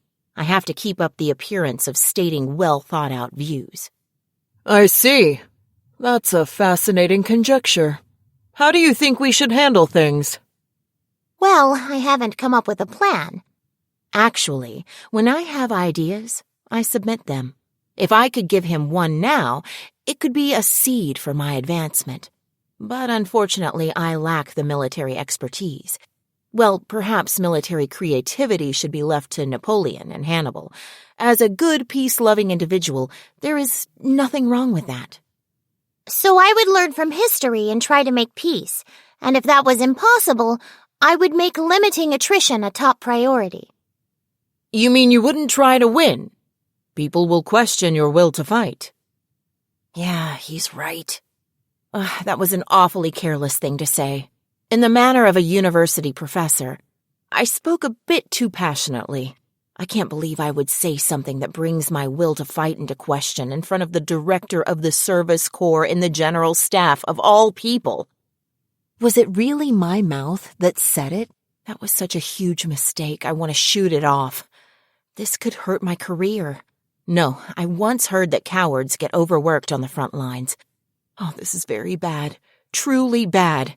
Somehow, without letting any distress show on my face, I need to indirectly state in an utterly calm tone that that is not my intention. At the same time, I'll probably still be at risk unless I say something kind of brave to show off my fighting spirit. Footnote: Napoleon. France's great revolutionary soldier and politician. Just like Germany's fellow with the toothbrush mustache, he's an example of how an outsider manipulated the powers that be. This one lost, but he is well regarded, so you won't get thrown in jail for talking about him in France. In a literal sense, yes, General. But I don't mean that we shouldn't aim for victory. It's a problem of definitions. We must deconstruct our assumptions. And? Go on. Yes, sir. I believe that if we aren't defeated, we should define that as an empire victory, since our national defense plan would have worked. So in your opinion, how do we achieve victory? We carry out a thorough bloodletting and crush the enemy's ability to continue fighting. Tanya seemed to specifically choose words soldiers like to hear. Carry out, thorough, crush, groping for a way to speak realistically while projecting that she was full of fighting spirit. You mean annihilating the enemy field army? Annihilating their field army? Well, that would be ideal, but it's not an easy task. In other words, this question is a trap. In order to show him I'm not just taking a hard line because I think that's what he wants to hear, I have to dare to disagree here. That would be ideal, but quite difficult, I imagine. Perhaps we should make attrition of enemy human resources our goal and devote ourselves to positional warfare defense. Can we win that way? I don't know, but we wouldn't lose. And saving up enough extra energy to deliver a decisive blow at that point would increase our strategic flexibility. I can't declare we can win, but this is the best thing I can say so he doesn't interpret my answer as saying we'll lose. I put the words decisive blow in there as insurance. I need to keep making comments that show my motivation to sock it to the other guys. How intriguing. But what would you do if the enemy arrives at the same strategy? Now's the time to be assertive. Once someone shows an interest in you, the final impression they take should be the strongest. If that's the case, I need to make my aggression clear and gloss over the extremely inconvenient truth that I am lacking in the will to fight department. Yes. Having considered that possibility, I propose switching our main strategy on the battlefield to infantry defense and mage offense. Mages may have destructive power and impact, but I don't think they're suitable for capturing positions. I agree. However, the objective isn't to occupy, but to eliminate enemy soldiers. To put it another way, the combat maneuvers would be carried out not to extend our sovereignty over enemy land, but to exhaust and eliminate enemy countrymen. We need to acknowledge the reality that in all-out war, cutting off the root of the enemy's ability to continue fighting is the only path to victory, and we should develop measures to achieve that. In World War I, Germany slaughtered Russia and hit France and England hard. They were overwhelming the other countries on the tactical level. The biggest reason it eventually lost was that it ran out of strength. When in addition to France and England, they had to fight the United States, it was precisely because they knew they couldn't win that the German General Staff gave up. They realized that even if their lines hadn't broken, they could no longer continue fighting and had no choice but to accept their defeat. So they lost. There's an important lesson to be learned from this memory. That is, how defeat looks in total war. No matter how well you compete on the lines, if your country runs out of power, you can't continue the war. It's not a question of mentality, but the limits set by the laws of physics. As such, I'm convinced our main purpose should be to exhaust enemy soldiers with tactical disruption and penetrating raids from aerial mages. Honestly, I think penetrating raids are crazy talk, but as long as there's a slim possibility that mages could succeed with them, they're worth proposing. Besides, I won't be the one doing them. If it's just unreasonable blather, I can keep it up all day. Take a look at Sujin. Didn't that idiot get promoted at home for doing whatever he wanted in Manchuria and Mongolia? Or the general who forced the Battle of Imphal? They called him the best spy for the Allies. Full of shit Gucci? Brute Gucci. Or wait, was he the I'm dying scammer general? Didn't he say he was dying and then get money in an out-of-court settlement? Maybe not. I can't remember. Well, whatever. If I can be that irresponsible, life will be a cakewalk. But unfortunately, I'm a good person. Since I haven't abandoned that much of my humanity, I'll draw the line at this plan, which should be doable based on my experiences so far. I'm such a sensible person. I'm just a bundle of good intentions. Yeah, I am undoubtedly justice incarnate.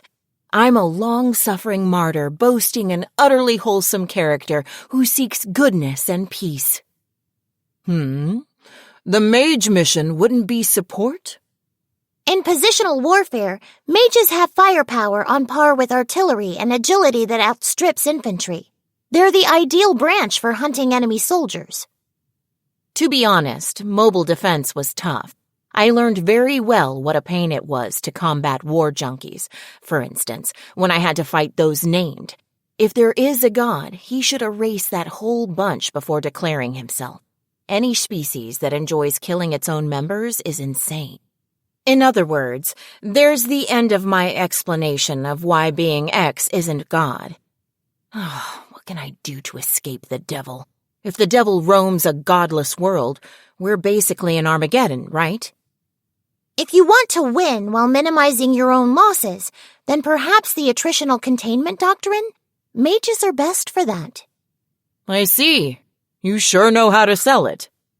My humble thanks, sir. Now I should probably back off a bit, but his reaction's not bad.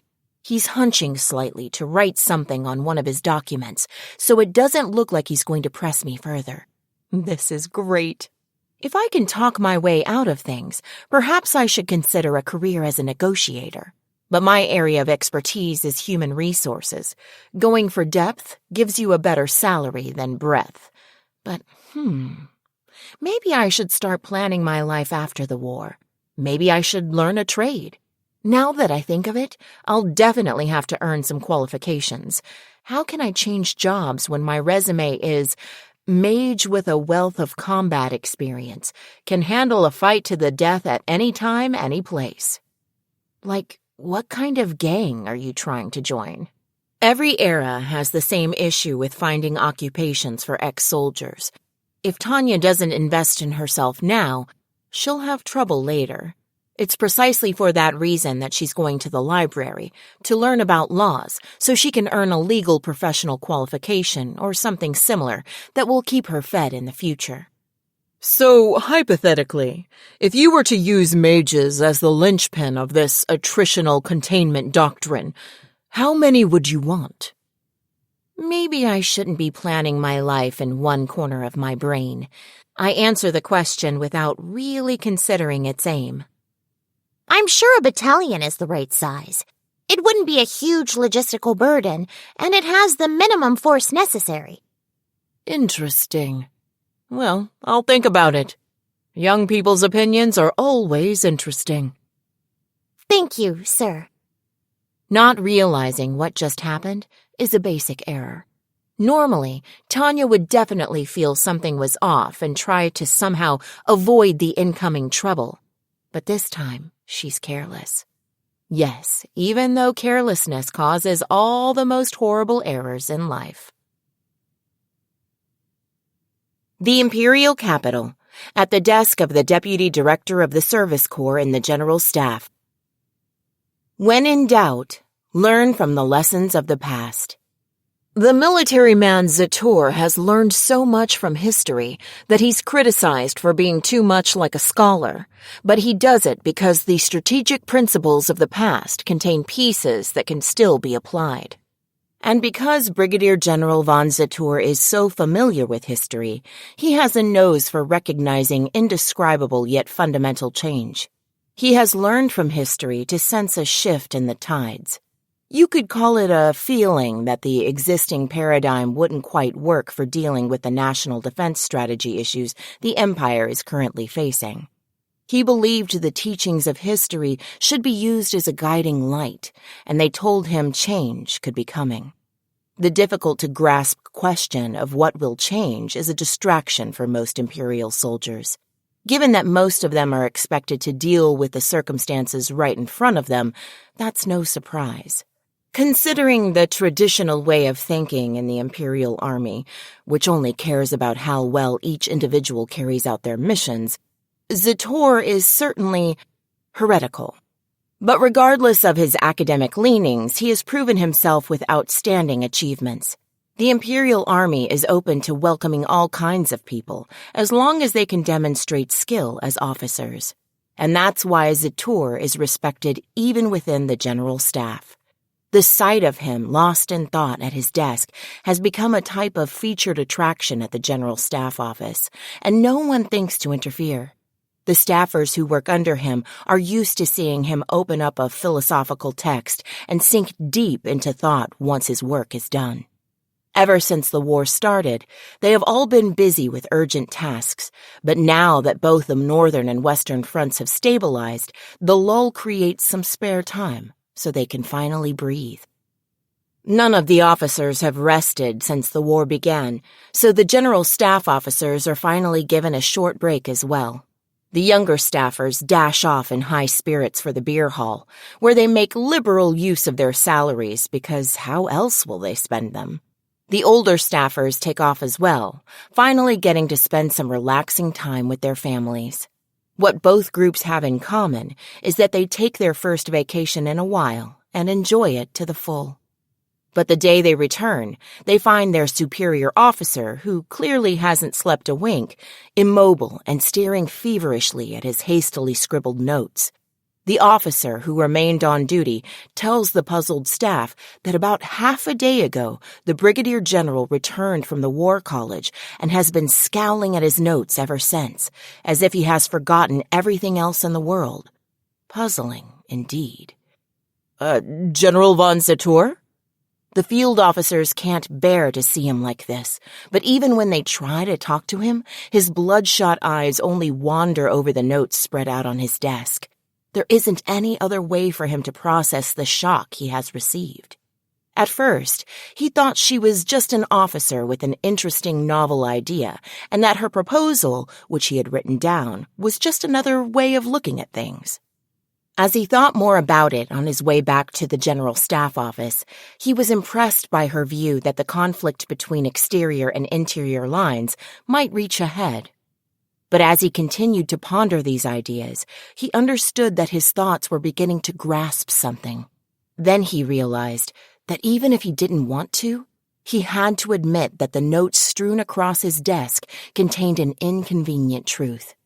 He's shocked that she can speak so lucidly on the direction the war will take, when even the general staff is unsure. Where did such an accurate understanding come from? As far as Zator knew, Brigadier General von Rudersdorf was the one most sharply hitting that the tides of war would change, but even Rudersdorf didn't seem able to see things as clearly as First Lieutenant Degurechaff had proclaimed them. She said that this was a world war, and that total war would be inevitable. Anyone else hearing that would say she was deluded. But he has the feeling she just put into words the changes that the Federation and the Dominion were hinting at. She fully understands the something that both Zator and Rudersdorf were feeling, though they were unable to explain it. It's a borderline delusional plan, but strangely persuasive. She said it as if she'd already seen it happen, and Zator has to agree with the analysis and understanding of the situation that provided the foundation for her conviction. Suddenly, he realizes that a number of staffers are eyeing him with concern. I can't make a scene in front of my men. His usual officer values clamor, but he has received such an intellectual shock that he is still reeling from the after effects. Not in the mood to shrug it off as nothing, he lets his actual feelings slip. It's World War, men. Do you really think we'll go to war against the entire world? Huh? The lower-ranking officer's expression says. What's gotten into him? As awkward looks appear on everyone's faces, Zator wants to tell them he can't believe it either, but that would be more awkward. Besides, his experience and knowledge judge that young brain's horrific picture of the future to be a valid prediction. Yes, Zator knows the words of this child, who would look more natural cheerfully laughing, can't be laughed off. He heard of that officer, that little girl, during the war college admissions process. He felt lucky to have run into her on campus, but when he tried to test her in conversation, The result was Pandora's box. Sorry, I can't reveal the source, but I want you to consider this possibility. It's an awfully extreme prediction, radical even.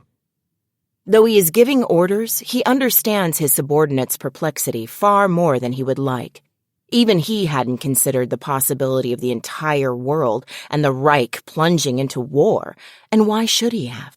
How extreme could you get within the bounds of reason? And radical was exactly right. But the more he thinks about it, the more horrible the possibilities that flicker across his mind. Something like that could never happen. I'll find a hole in it somewhere, he thinks. But hypothetically, only hypothetically, what if? What if she were right? In that case, the Empire would have to go to war against the world, literally. If that happens, it wouldn't be a bad idea to give her a battalion. If we can't win unless we go insane, then we'll just have to do that. The one thing I didn't want to be when I grew up was a horrible person. Suddenly aware of his own thoughts, Zator is shocked. Send a child to war? That would be the worst sort of shame for a soldier. Yet he was assuming it as a given. I regret being so incompetent.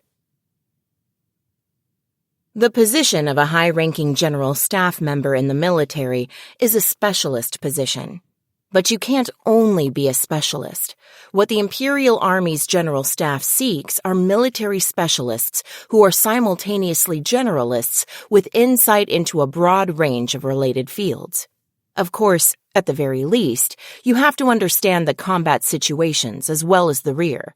For that reason, officers on the elite track frequently encounter transfer milestones. Major von Lergen, stationed in the hub of this activity, personnel at the General Staff Office, is used to transfers.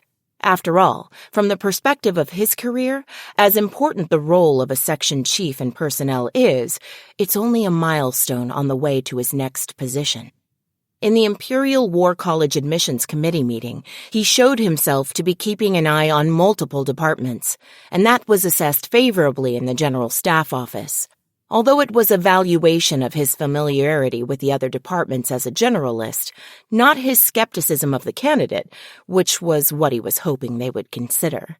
In any case, you can never have too many skilled generalists in a war. Before long, he's promoted to lieutenant colonel. And to Lieutenant Colonel von Lergen, who has risen at a quicker pace than usual, they offer a position as a high-ranking staff officer in the operations division of the General Staff. Although his role isn't specified, a position under a high-ranking officer where he would get to be involved in the drafting of various overarching plans is proof of the Army's high opinion of him. And right upon reporting for duty, the lieutenant colonel would get a taste of the traditional slave driving. The Operations Division is a body at the center of the Army within the General Staff. The General Staff building stands in a quiet, prime location in the Imperial capital.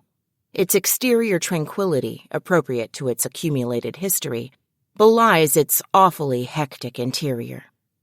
Congratulations on your promotion, Colonel von Lergen. We're glad to have you. Thank you, General von Rudersdorf.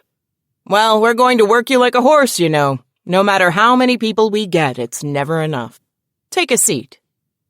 Felicitations upon his arrival and promotion. He has taken his orders, gathered up his things, and with his bag in hand, entered operations, where he is met by the deputy director of the division, General von Rudersdorf himself. Despite the long strings of hard-working days familiar to every general staff officer, the general grins energetically and urges him to take a seat so they won't waste time. The moment Lergen sits down, Rudersdorf launches into the topic at hand, as if they really have not a moment to lose. Okay, Colonel, this is sudden, but I'd like you to go straight to the Northern Front. Here are your orders. Though he knows of the general's reputation for quick decisions, even Lergen doesn't expect to be dispatched immediately upon reporting for duty. As you know, the strategic confusion has had serious repercussions on the way things are going up there. But Lergen wears the staff braid too. It isn't just a decoration. He instantly adapts his mindset to the situation and refocuses. In almost no time, he's listening closely to his superior, leaving no word unnoted. Well, it's no wonder given we're suddenly performing a large-scale mobilization for an offensive on a front where we weren't planning on attacking. The Imperial Army is paying a steep price for misjudging the situation. On top of tensions in the West, the massive unexpected deployments of the Great Army are having dire consequences. It's easy to imagine the difficulties the armies in all theaters are facing as a result. The strength of interior line strategy is movement across domestic territory, but it can't be pulled off without extensive preparation. If conditions deteriorate, they can't avoid chaos. There's nothing so atrocious and wasteful for a nation than people who aren't fulfilling their duties getting paid in positions they aren't suited for. Naturally, we reshuffled. As a result, most of the general staff members who advocated for one big push have been dismissed or demoted. Of course, the ones who did their duty without any gross errors didn't get it quite so bad, but the current mood is definitely favorable for promoting promising talents. It can be said that Lergen himself, considering his rapid advancement and important post in the general staff, is one of those who is benefiting from the situation.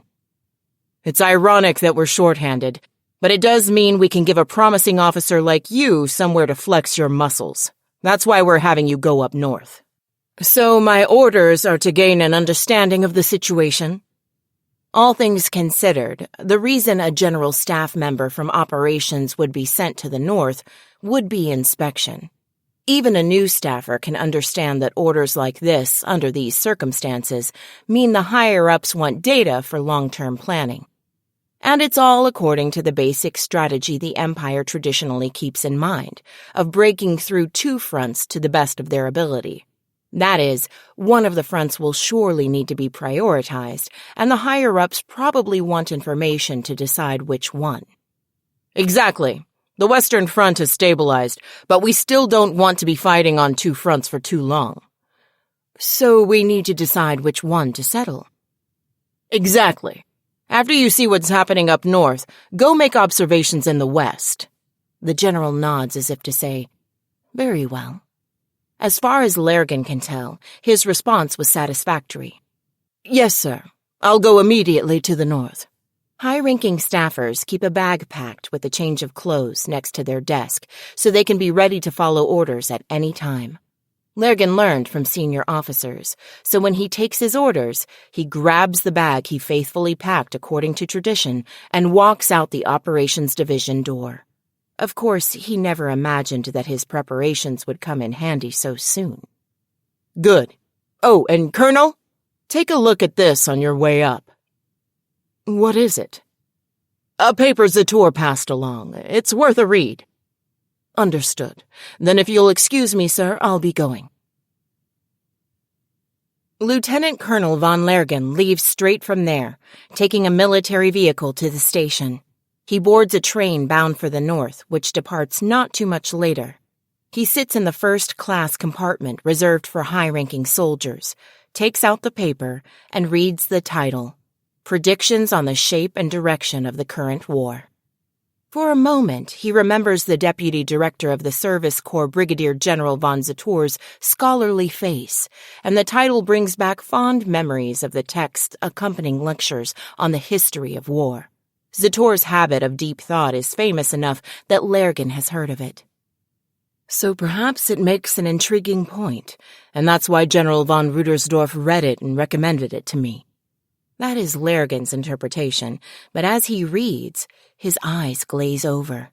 Not only that, as he reads further, his expression grows confused. It's the emotional disturbance of fear and astonishment. He can't help his shock, as if he's just been whacked in the head. What is this? Is this the current war? Wait, is this kind of war even possible? His mind murmurs, profoundly doubtful. It is. The answer comes from his professional consciousness. As far as Lergen knows, Zator isn't the type of officer to go around shouting wild nonsense. On the contrary, he is rather restrained. It's the General Staff's common view that reality should be analyzed and understood. That scholarly yet realistic officer is warning them of a world that is, simply put, one of global war. Outrageous. How happy he would be if he could just laugh it off. But Lergen, head in his hands, moaning in spite of himself, is forced to confront reality. These kinds of strategy papers always entail furious debate. As a member of the General Staff, he's aware what a dilemma exterior lines versus interior lines is. Naturally, he understands how world war is possible if the parties faced with the Empire's interior line strategy were to discuss how to beat it. In that case, this is saying that the current war will inevitably develop into a global conflict? The Empire would be under siege. The problem of its fragile national defense environment, stemming from political factors, gives those in charge of it a never-ending headache. It's why they are still concerned about national defense, despite having a military superior to those of nearby powers. But the countries encircling the Empire also have the security issue of having such a powerful neighbor. Naturally, the Empire anticipated them to construct a united front, employing an exterior line siege strategy with the aim of dividing the Empire's forces and tipping the power balance. Those loose chains are the thing threatening the Empire. In order to crush the siege, slowly strangling them, it has turned to interior line strategy. It also cut off its diplomacy efforts, agreements such as its alliance with the Kingdom of Ildoa and its non-aggression pact with the Rusi Federation long ago. Normally in a situation like this, most countries should have been hesitant to negotiate, fearing a local flare-up. But is that really the case? If the Entente alliance were to drop out, Francois, with an active conflict zone, would be forced to resist the Empire's pressure on its own. The question of whether the cunning Commonwealth would obediently ally with Francois is another that can't be answered easily. To maintain the balance of power, it would probably join in support, but it is entirely possible they might aim to take both the Francois Republic and the Empire down at the last moment. Once that was pointed out for him, he can't deny the possibility that all the other sparks blazed up in a chain reaction. Russie and Francois are allies, historically, but a rift has grown between them over communism. The Empire seized that opening to make their non-aggression pact with the Rusi Federation. From the Francois point of view, that pact meant it has to count on the Entente alliance to restrain the Empire with a second front. And that's why the Empire is stuck fighting both the Entente alliance and the Republic. And if, fatally, the fall of both the Republic and the Empire is the only outcome of this war the other powers will accept, it's possible that the one thing they won't allow is a hegemonic state overwhelming all the others. With his knowledge and experience, Lergen can hear the gates of World War opening. It's possible. And then, when we wage war against the world, the concept of total war comes naturally to mind, along with something else, something unfathomable but snickering like a witch. Total war, when a country finds it necessary to mobilize all of its power to accomplish their goals in battle. The desire to refute the paper suddenly wells up inside him, but the inference makes it based on the truth. The nature of war will fundamentally change. Ammunition and fuel consumption will drastically increase. The things he saw and heard at the General Staff office backed all of that up. It's undoubtedly the truth, especially considering the Western Army Group has already gone over the projected weapons and ammunitions usage in a head-on clash against another power. A striking amount of combat casualties. Yes, that's also right. I heard our recruiting speed is already hitting a wall. We're losing so many more men than expected that the peacetime recruitment plan is already failing. We would have to fight under the assumption that we will expend large numbers of weapons and soldiers. There would be vast consumption of personnel and waste of materiel on a scale that could destroy the national economy. Yes, consumption of human lives. Not even sacrifice, but simple numerical consumption. Will this insane struggle go on until one side or the other collapses under the burden? He's suggesting a type of war in which people and things are consumed until you go completely bankrupt. Plus the idea that this would be taking place on a global scale? Normally such a prediction would be considered delusional. If I agree with this, what awaits us is a horrifying world where people will be numbers, disposable products. But this argument has a lot of parts that seem plausible. Still, when I think about what it would mean to accept it, no, of course, it's possible to criticize both the total war and World War theories, but for some reason, this still feels realistic. I want to deny it, but there is something in here that is undeniable. But why? Why can't I deny it? I have this bizarre sensation sticking in my throat. What is this weird feeling? I should be somehow familiar with both Total War and World War. There's no way I could be familiar with awful things like that, but I definitely have some memory of them. It's like I have a memory in some other sense. No, I'm forgetting something? No, something is bothering me. Did I see it in some other paper? No, that's not it. I just now heard the words Total War and World War for the first time. I just learned them. Then are there some similar concepts? I don't remember anything like that. The closest thing was, yes, something I read in an SF novel. So is it derived from some experience I've had? I barely have any frontline experience, though. I was in the field up until I reached first lieutenant, and after I was stationed in the Commonwealth as a military attaché, I've been serving in the rear. Did I hear something in the Commonwealth? I wrote a mountain of reports while I was there. I remember them all very well, but I don't recall any concepts like those. Am I overthinking this? I'm sure I've seen some part of this before, though. Even in the middle of a war, no, precisely because it is wartime, capable staff are a must-have. That's why money is being poured like water into staffer education. As one of the students benefiting from that funding, First Lieutenant Tanya Degurechaff is on the traditional staff trip as part of her military education. Rhine is a well-known hot springs getaway.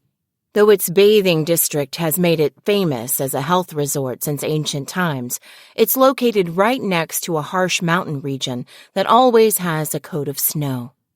On one of the nearest mountains overlooking the peaceful town, Tanya is among the War College students getting put through the mill. She is the only female and the only child who made it through the admissions process. Honestly, she doesn't sense as much subjectively, but as a biological fact, it can't be denied. But in the far from gender-free world of ladies first, Tanya, with her outwardly girlish appearance, is, albeit only relatively, blessed compared to the other students. A simple example is when they spent the night in a village on their hike. The men not only slept in a pile, but they were forced to dig trenches to do it in. Fearing the Army's reputation, the superior officer allowed only Tanya to borrow a bed. She was also allowed to use the local Army facilities. Basically, apart from the mage branch, the Army is a man's world. Actually, even most of the mages are men. Of course, there are rules and regulations about the treatment of women officers, and naturally, the dense Army regulations you would expect from the Empire include provisions on how women soldiers are expected to behave. That said, most of the few women soldiers who existed before mages were from the imperial family. Drafted under that assumption, the regulations envision an imperial princess and her attendants, rendering only nominal service, so they feel outrageously out of date. As you might imagine, the rules for mages on the front lines, where the members of the imperial family would never be sent, have been overhauled in recent years to make them more practical in combat situations. The regulations for treatment of women officers in the rear, however, still read much like an old-fashioned guide to manners, since most of the women in those positions were nobles or imperials. And since so few female officers continue on to the War College to begin with, no one has bothered to update the War College rulebook. The regulations drawn up for imperial family women remain wholly intact. Even if they're so outdated you want to ask how many decades or even centuries ago they were written, any rule in the Empire that hasn't been amended or abolished is enforceable. Maybe it could be counted as an adverse effect of bureaucracy, but the law in the Empire is to follow the rules that exist, even if they privilege certain people. For that reason, they've practically rolled out a red carpet for Tanya on this trip. The purpose of the trip is simple: endurance training under extreme conditions that dull the ability to think. Tanya knows that most of the operations that staffers running on fumes come up with are Sujan-esque nuclear landmines, so it makes no sense to the instructors to treat First Lieutenant Degurechaff like a woman when she's strong enough and has such a wealth of combat experience. And there are no stipulations in the now classical regulations concerning women war college students about how to treat magic officers. In other words, they can't ignore women officers should be provided with appropriate accommodations.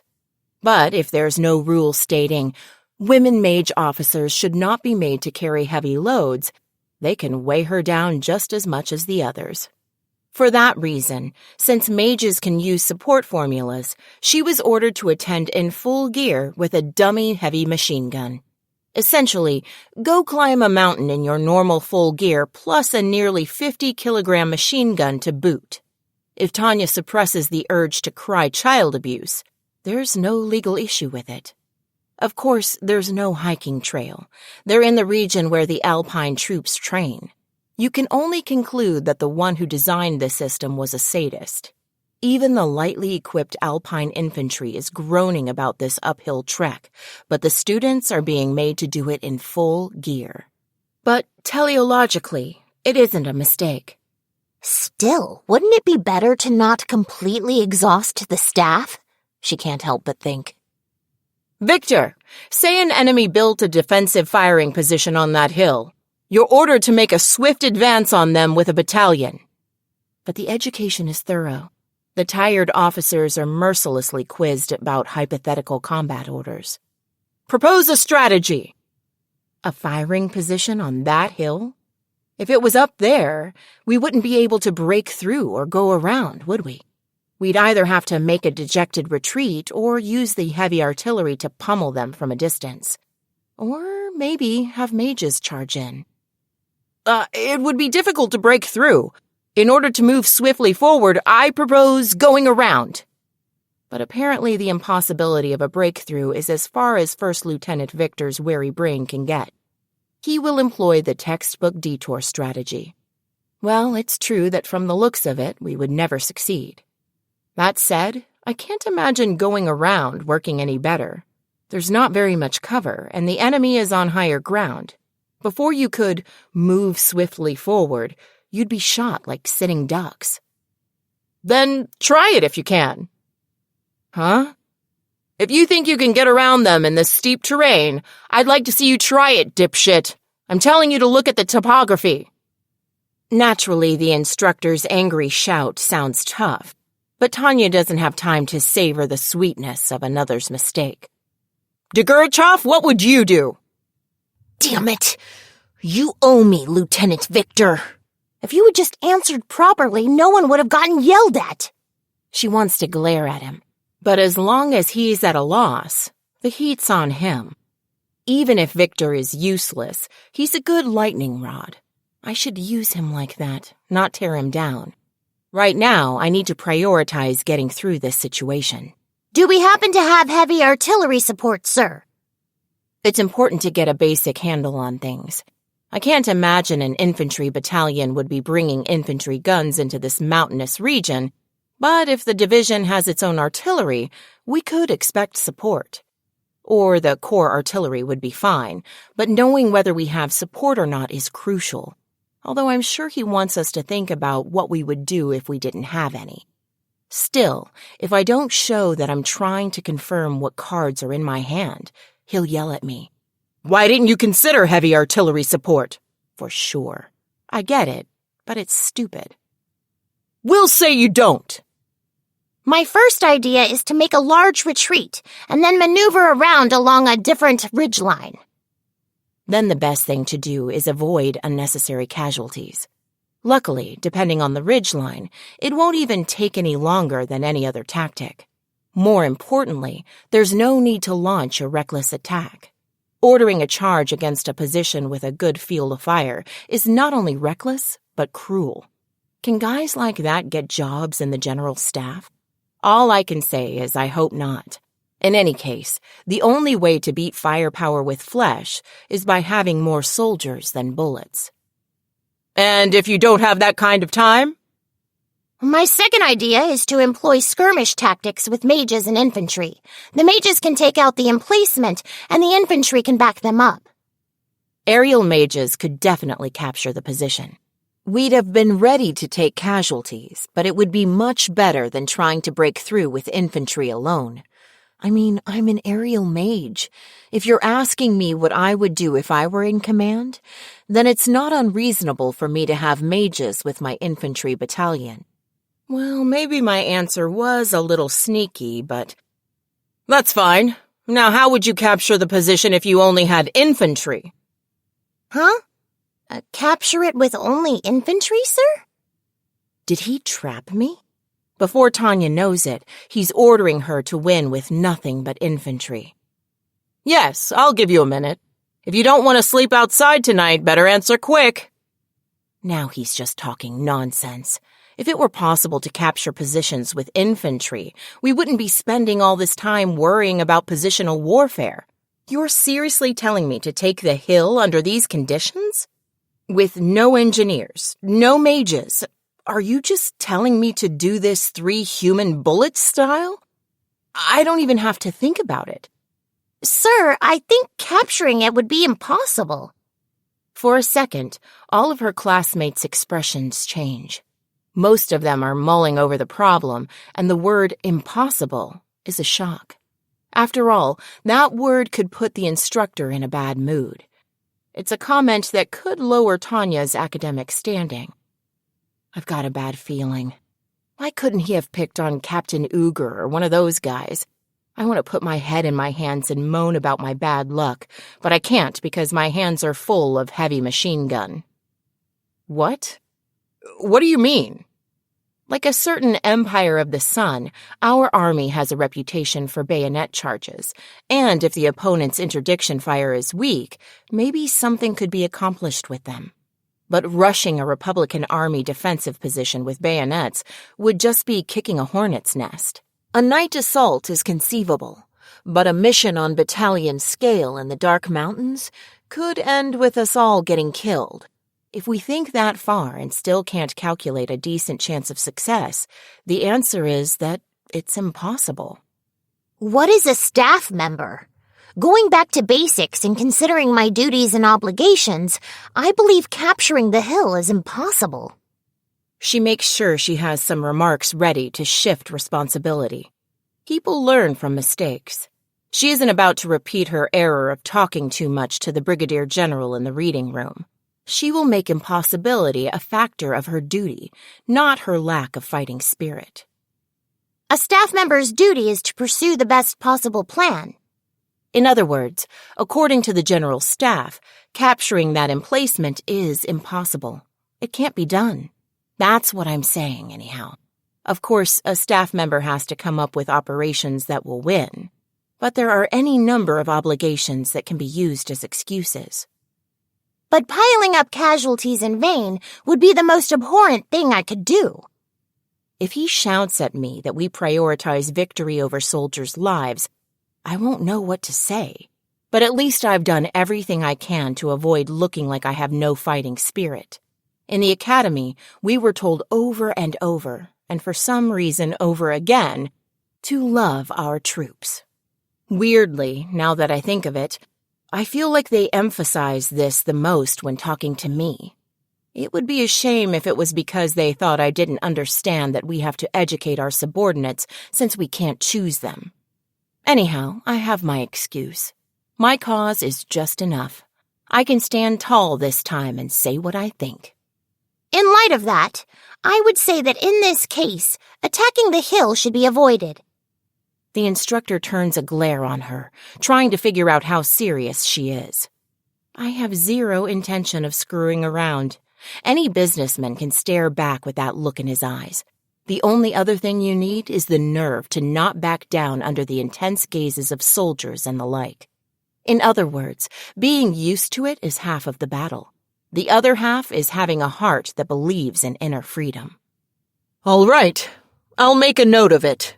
Okay, we march! So he's going to make a note of it after all? I guess soldiers don't like the way businessmen think. Oh, what should I do? I want to believe I faked him out okay, but I have the feeling getting noted isn't a good thing. Chapter 5. The Primeval Battalion. General Staff Office, Conference Room 1. We finally curbed the deterioration of the situation on the Western Front. Brigadier General von Zator, who was in charge of the Service Corps, was in Conference Room 1 of the General Staff Office, relaying a report that gave everyone the first cause for relief in a very long time. The dire situation in the Western Theater had marginally improved. We do, however, remain somewhat cornered overall. A map on the wall of the conference room showed that the Western Army was still stubbornly holding out. Their failure to make the first move had allowed the Francois Republic to push back their lines, but at least the advance toward the Rhine industrial region had been stopped. Of course, the fighting strength of forces on the front lines was nearing the limit. The dogged resistance had left nearly every unit with casualties. They were on the cusp of resorting to prematurely scraping together new units and rushing them from the capital in piecemeal deployments. Slowly but surely, pressure was increasing along the whole line. Even some of the rear positions were within range of strikes by enemy mages. The assembly and redeployment of the main forces of the Great Army is complete. The Western Army Group had held out even longer than the National Defense Plan, Plan 315, imagined they could, and they'd succeeded in buying a decisive amount of time. It was just enough for the Empire to deploy the Great Army, its primary fighting force. The reorganization of the lines was proceeding apace. This entailed, of course, a large-scale redeployment from the north to the west, but the railroads were an even bigger bottleneck on mobility than they had feared. As a result, everything was behind schedule. That said, with the defensive wall of the Great Army, there was still time to reorganize. Although we've only just managed to make it in time. But the faces of the general staff did not look happy or relieved. They and Zator were all aware of the problem facing them, the difficulty of responding quickly in the time they had. Time. It was one of the great, ever-present challenges in waging a war. Yes, the Great Army had been redeployed in time, but the General Staff recognized that the situation had gotten down to the wire. Though they had counted on moving their forces efficiently via interior lines, it was proving harder than anticipated. That meant they couldn't hope for the strategic flexibility they had expected to have before the war began. The standing forces from Central were meant to compensate as relief forces, but the Western Front had shown that deploying such a small force would be like tossing a thimbleful of water at a raging fire. Even if they could respond quickly, numbers were a huge problem. The Service Corps has to recommend that we focus on developing a unit capable of rapid response. Operations concurs that we need a mobile force that can be used at will and that has a measure of firepower. Essentially, they had to make the Great Army easy to move. That was the military's unanimous opinion. They wanted to adjust the rail schedules to enable the smooth transport of troops on a vast scale. After all, the Empire's strategy, focusing all their strength on one front to achieve victory there, would succeed or fail based on speed. But there was also a pronounced desire for a better quick reaction force, a reserve unit that could move quickly to address any situation, as Brigadier General von Zator had calmly suggested and Brigadier General von Rudersdorf had seconded. It was critical to have a unit that could help fight fires when large-scale deployments would be unable to address a problem in time. In addition, the Service Corps suggests we look into a national defense strategy predicated on the assumption of fighting a two-front war.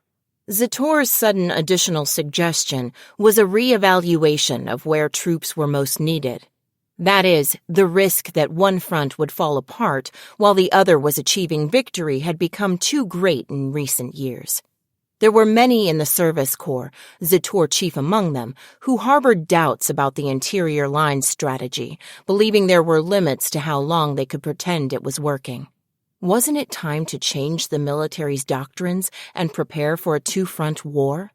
They felt it was no longer feasible to have regional commands mainly focused on defense and use the venerable Great Army for offensive maneuvers.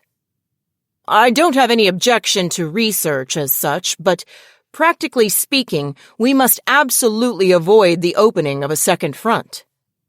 But the ironclad rule against dividing one's forces had been constant in every era. Bring all your power to bear on one enemy, and once you've dealt with them, turn to the next foe. The General Staff saw this as the golden rule of their interior line strategy. Above all, Rudersdorf and operations had a hard time denying the effectiveness of overwhelming the enemy with an all-out frontal attack by concentrating their forces. Operations agrees with building a shelter against every storm, but we need to prioritize finding a way to avoid a two-front war. It'll be difficult, considering the Empire's geopolitical situation, General von Rudersdorf. I can't deny that, but what you're proposing, in the worst-case scenario, would leave all our lines undermanned. Gain partial superiority and employ the regional armies to buy time until overall victory can be achieved. It was a strategy born of the Empire's history as a polity surrounded on all sides, as well as simple geopolitical necessity. If the nation was powerful enough to put up fierce fights on two separate fronts, this wouldn't have been a problem to begin with. And what if things don't go so well? We have no choice but to shore up the regional armies until we can improve the functionality of our interior network. Although the regional forces were decently sized, the Republican Army had nonetheless brought the ones in the West to the brink of destruction. The fact also loomed large that if the Great Army hadn't arrived in time, the critical Western industrial area would have fallen. The interior line strategy hinged on the premise that one front could hold the line. Hence, Zator and the Service Corps' claim was not necessarily mistaken that their most pressing task was to strengthen their defense. At present, a large-scale restructuring of military districts would be difficult. Does anyone have any other ideas? Reorganizing military districts was a massive undertaking, even in peacetime. Trying to reorganize commands while actively fighting a war was next to impossible. It was like trying to switch all the forwards and fullbacks around in the middle of a soccer game. The best you could hope for would be chaos. In that case, I'd like to propose the creation of a quick reaction force. We need a unit with improved ability to theater hop, one we can deploy when needed, where needed. The idea of a quick reaction force was one some had been advocating for some time. There had always been those who wanted a unit on the scale of an army that could move fairly rapidly to wherever the fighting was. The Service Corps had been pulling for it recently in particular, rallying around their deputy director Zator. That's something operations can agree to. Depending on the scale, that is. Operations, which had to deal with the practical employment of troops, was able to see eye to eye with the Service Corps, recognizing the need to improve their ability to react quickly. Up until now, the Great Army was intended to fill that role, but it had grown too large. Without the heroic fighting of the Western Army, the Western industrial area would have been captured, and the Empire would be drafting provisions for peace talks. On that point, the Service Corps suggests beefing up the reserves by strengthening central troops. The prompt resistance from the Western and Central Army groups was truly superb. That was why Zator was making his recommendations now. They had always avoided the step of creating a standing reserve that they could deploy in an emergency to the west on the grounds that it would leave soldiers idling. But with necessity closing in, no one could argue. We would also have to consider the Eastern and Southern regional armies when conducting the reorganization. Absolutely. It's not right for only the troops in the West to get all the medals. It's skewing the War College's admissions recommendations by achievement, and they're getting more of the assignments to Central. I'm sure it irks the regional armies. As with any organization, there would be a great many things for the Imperial Army to consider if it was going to do any restructuring. It was true that the Western Army Group had been getting an overwhelming number of decorations and bonuses because of their stalwart fighting. Budget limitations meant there were only so many awards to go around, and the other regional commands were getting the short end of the stick. It had already begun to warp the officer corps. Some officers were being surpassed by not only their former classmates, but also those who had started after them. Thanks to the flood of recommendations to the War College, the Eastern Army Group had grudgingly given up some of their slots to the West. I wouldn't underestimate the effect this is having. Indeed, discontent is especially rife among the Eastern Army Group. They're bearing the brunt of it. As personnel pointed out, this was not an ideal situation from a human resources perspective. Soldiers were being left behind, while the Western and Northern Army Groups amassed achievements. Those who had once been treated so well for their crucial defense of the eastern border suddenly found themselves paid less, their ranks lowered. It was only natural for them to feel upset. Brilliant deeds in battle were all well and good, but the fear of being surpassed by juniors and peers was a significant worry, though it lurked below the surface. The Eastern Army Group have had nothing to do with either the Entente Alliance or the Republic. They are holding down the eastern border, but people look down on them as freeloaders. Lack of combat experience is another problem. We need some kind of balance. The soldiers' feelings were an issue, but the real problem was the imbalance in combat experience. It wouldn't do to fight the entire war with troops from the Western Army Group. They had to assume the troops in the East would engage at some point. It would be a waste to have them watch from the sidelines until a battle began in their region. Yet transferring large numbers of veterans from the West to train the men in the East was equally out of the question. In other words, you want to create a unit with some degree of flexibility, drawing mainly from the Eastern Army Group? In that case, the most realistic proposal would be to take a unit from the Eastern Army Group to form the Quick Reaction Force. What Rudersdorf of Operations wanted to confirm with personnel was whether they felt forces from the East should be used to form this new unit. It wouldn't be real war experience, but it would be more beneficial than leaving them totally bereft of any sense of meaning to their fight. On top of lessening the burden on the Western Army Group, it was also liable to reduce the amount of squabbling over the budget. So we'd like to attempt this on the scale of a division. Consider it an experiment in strategic mobility. Even so, the suggestion would not go without debate. Zator's group was very interested in this experiment in rapid deployment, but materiel was limited. If people agreed to the idea but not to the scale, consensus would be hard to come by. They proposed experimenting on the division level in conjunction with the railroad department, but that was too much to ask during a war. It had revitalized interest in a quick reaction force, but the opposition was entrenched. I'm against it. We only have 2 reserve divisions in the East. In the eyes of operations, the idea of pulling troops was out of the question given the limited number of reserves.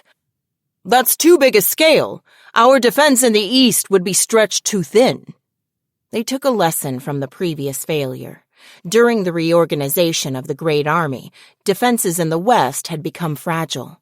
The whole reason the Western Army Group was in such a tough battle was that the assumptions of the national defense strategy had failed to prove accurate. Thus, although the Eastern Army Group was far from the main conflict, it would be dangerous to take too many troops away. After all, aside from stationary personnel, the Eastern Army Group had only a single army as a strategic reserve. It was only natural that there would be objections when they were already at the minimum possible number of reserve forces, and the proposal was to take even more away. What if we were to draw from both the Eastern and Southern armies? Maybe after the situation in the North is resolved. They would gain some leeway after the Entente Alliance troops in the North had been mopped up. But as a practical issue, although the main Great Army force had crushed the main enemy force, it would take time to truly overwhelm them. To take units from the East and South at this point would be like putting the cart before the horse. It was completely unacceptable to create a rescue squad at the expense of weakening their national borders. Then let's just try one part of it. How about putting a battalion of mages under a readiness command at Central? He appeared to be proposing a compromise, but in fact, this was what the Service Corps had wanted all along. The idea of a quick reaction mage battalion had already been suggested by a group helmed by Zator. Your pet project? Very well, I agree. A battalion-sized experiment didn't leave much for operations to object to. Their division was primarily concerned with tactics on the corps level. They could compensate for losing mages if it was just a battalion. And actually, they would even welcome having a battalion of mages they could flexibly deploy anywhere on the front lines. You want to pull an entire battalion's worth of mages? The Eastern Army should have the forces available. Anyway, a battalion of mages would be easier to transport by air. They'd be very easy to deploy. Some were leery of drawing down the fighting power of the Eastern Army Group, but others pointed out how mobile they would be. A battalion of mages was 36 people. It would be easier to transport than a company of infantry. Even if a unit of 36 people needed 45 days of regulation supplies, the logistical impact would be relatively low. If need be, the unit would even be able to move from the west to the east within a day. Very well, then. We authorize the experimental creation of a mage battalion under the direct command of the General Staff Office. It was never an idea that would invite much objection. We'll pass on the idea of a readiness command for now, but let's see how the unit performs. The readiness command he had tried to squeak through had been too much to ask, but they had been permitted their experiment. The creation of a quick reaction mage battalion would almost certainly lead to the creation of a readiness command in the future. All right, gentlemen, let's proceed to the next order of business. It looked like he would be able to keep his promise. Zator surreptitiously sighed in relief. Then he switched gears and focused on the next issue. June 23rd, Unified Year 1967, Londinium, WTN Press Room. The World War has many mysteries. Materials from the Empire, in particular, are full of questions, owing largely to the chaos of the final days of the conflict. Both sides are believed to have committed wrong, but everything is hidden behind a thick veil of secrecy to this day. I was part of the war, too, as an embedded reporter with World Today News. Like so many of my generation who were connected in some way with the Great War, I want to know the truth. It isn't about assigning blame. I just want to know what really happened. I teamed up with some like-minded friends, and together we decided to seek the truth. We pitched the WTN editorial staff on the idea of a documentary. I have to confess, even I didn't know where to start. Luckily, though, I was able to gain the support of my friends and sympathetic superiors. Still, the question of how to begin remained. What was the truth of the war? Some argued that it might be different for each person, which left us directionless. Several documents were declassified, but rather than clarifying the big picture, they only raised even more questions. Initially, we focused on materials from the Commonwealth, which was relatively quick to declassify things. To start with, we tried researching the Dakar incident from the latter half of the war.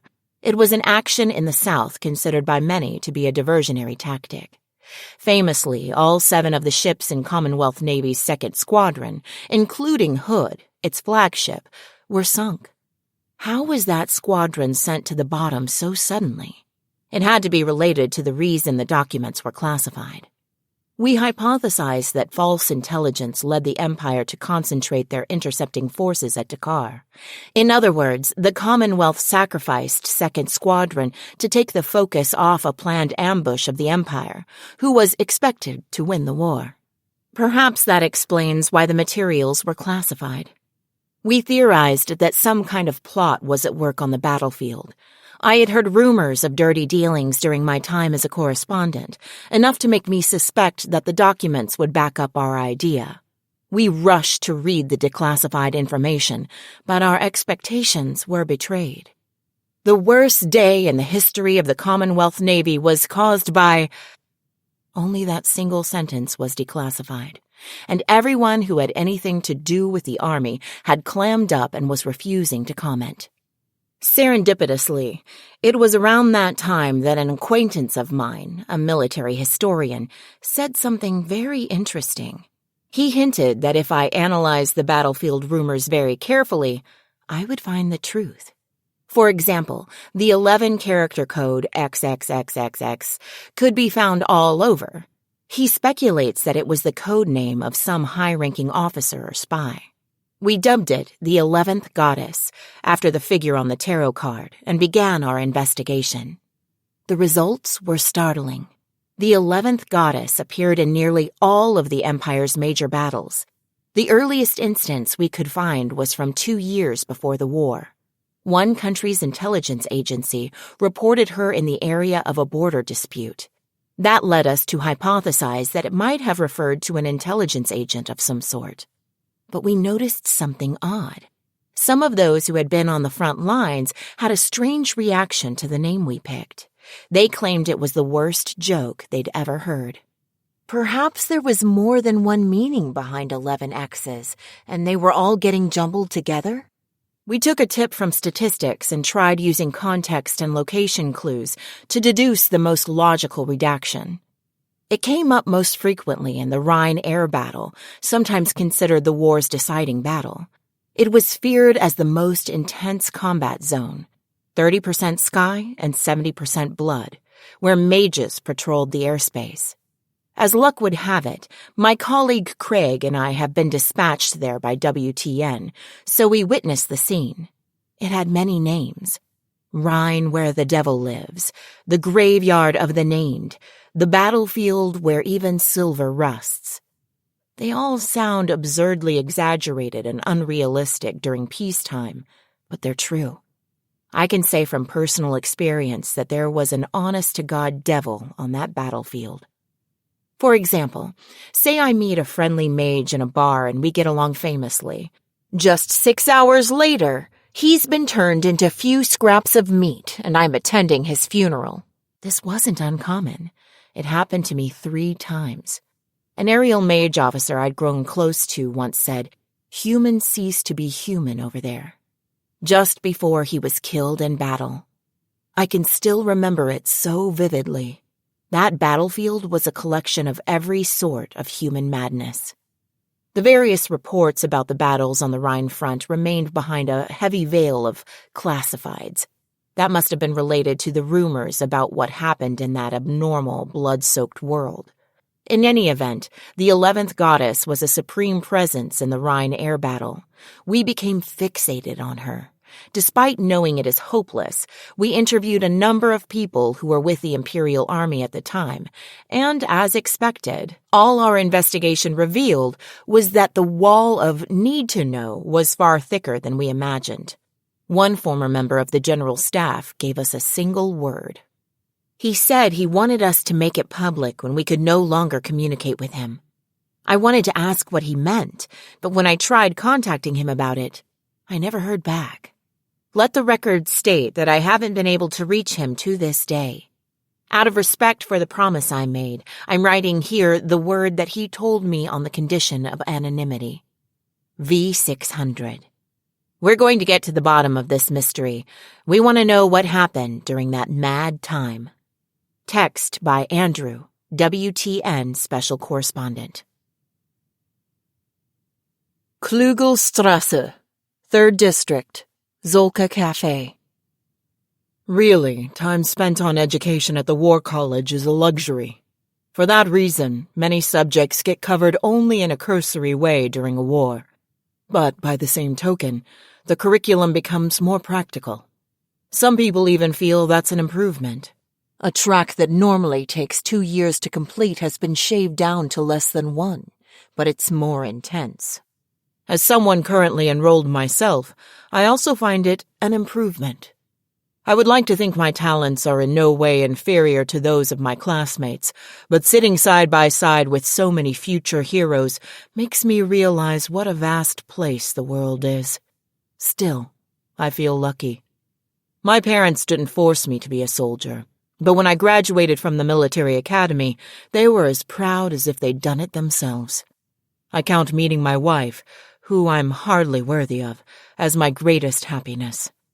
My daughter, who was just born the other day, is utterly precious. Perhaps it was being a new father that made me want to ask about something I'd never paid much attention to before. I was in a quiet cafe near St. Gregorius Church. Just as I was told, a little girl has casually dropped her rifle and computation orb on the table and is ordering lunch. A member of the military police I know clued me in that she eats here every Sunday. His theory was that it was because there were no other cafes that happened to be next to churches you could enter with a weapon. Captain Uger, what a surprise to see you here. Suddenly, I find that First Lieutenant Degurechaff has followed the waiter's gaze to me. She greets me with a perfect salute. I return it and approach her seat, ordering something or other from the waiter and pressing a tip into his hand to buy us a little time alone. This won't be an easy conversation to have with so many people around. I just heard you always eat here. Do you have a moment? Certainly. Please, join me.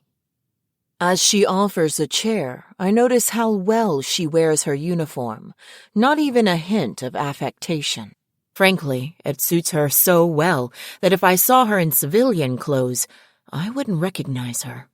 It makes more sense to call her a first lieutenant than an 11-year-old. She doesn't appear to have any personal belongings that weren't given to her by the government.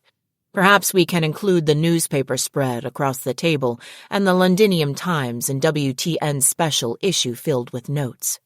Ah, yes. The War College did encourage us to learn the languages of surrounding countries.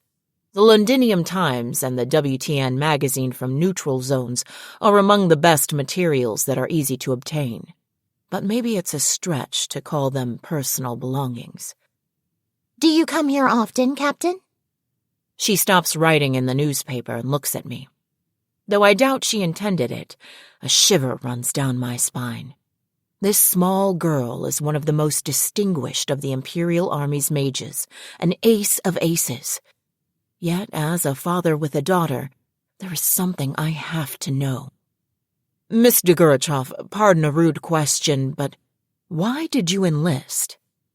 Huh? I mulled over what to ask her, but decided there was no point in dressing it up. That blunt question was the result. But now it sounds too simplistic, and she doesn't understand what I was trying to ask.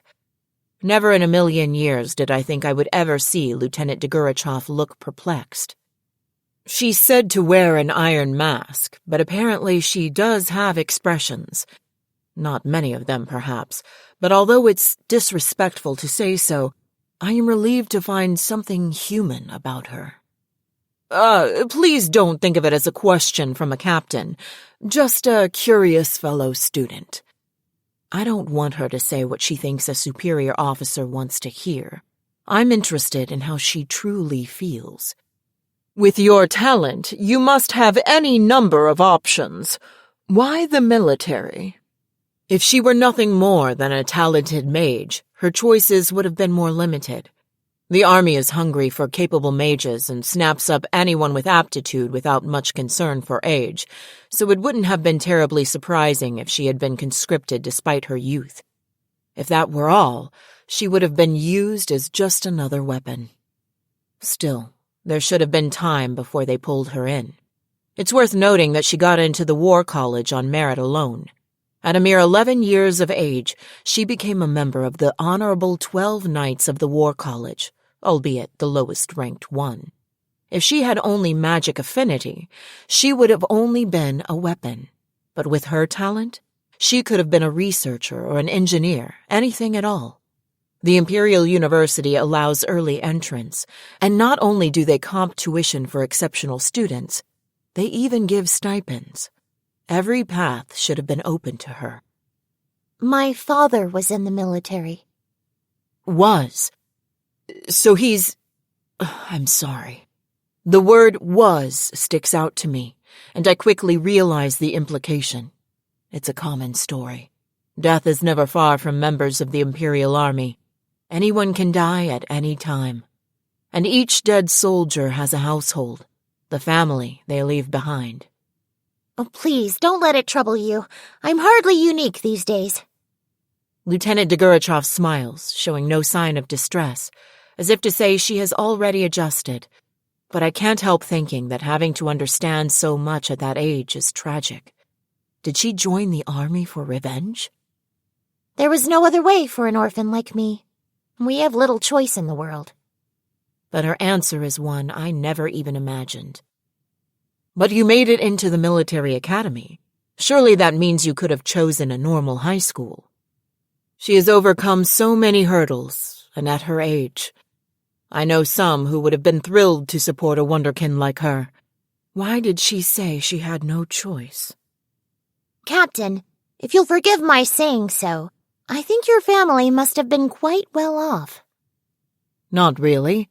Happy, yes, but ordinary. My father was a mid-level bureaucrat, and my mother from an average household. We had no ties to any higher status. My grandfather on my father's side was in the Navy, so they were happy when I expressed interest in the armed services, but that was about it. What Lieutenant Degurechaff says next shocks me beyond words. I really envy you. An orphan simply has no options. All I could do was scrape by day to day. In her mind, she seems to be going back to the times she went hungry. Though she doesn't say anything, her whole body exudes an aura that tells how terrible her circumstances were. The atmosphere becomes heavy, and before I know it, my back has hit the back of my chair. I realize I'm being overwhelmed by an 11-year-old girl. But if your father was in the military, surely there must be a pension. Captain, I'm a bastard child who can't even remember her mother's face. If it weren't for the orphanage, I would be dead in the streets right now. One of the church orphanages. That explains a lot. Though she had a rough start, she was saved by the church. Is that why she's so passionate about attending? Perhaps that's why she prays so fervently. But even if that is true... But, how do I put this? You're still a child. You should quit the military. Even if there is no way she can leave in the middle of a war, she shouldn't abandon other potential future paths. These creatures, called soldiers, are fundamentally idlers by necessity. And yet when the time comes, they have to be prepared to die. For a child to choose such a vocation is a tragedy. Captain Uger, do you doubt my ability? She asks me with a pale face, telling me I've gone too far. I made the mistake, if unintentionally, of showing a soldier what amounts to pity. She may be young, but she has her pride and honor. Absolutely not. I just can't help feeling it's wrong that a child like you should go to war. It sounds like I'm trying to defend myself, but I mean it. Her eyes challenge me, but she is still a child, a little girl who should be protected. Who would want to send their daughter off to war? Just the thought of sending my newborn child to the battlefield nearly drives me mad. Surely Lieutenant Degurechaff's father, who risked his life for the Empire, wouldn't want this either. As a father myself, I just know. It's my duty. So long as I'm a soldier, I can't avoid it. Her response is calm, an unfaltering declaration. She seems to embody what it means to be a soldier. This is no mere facade. It's as if, with no other way to go, she has built her self-awareness around being a member of the military. Where is her true self? Do you really mean that?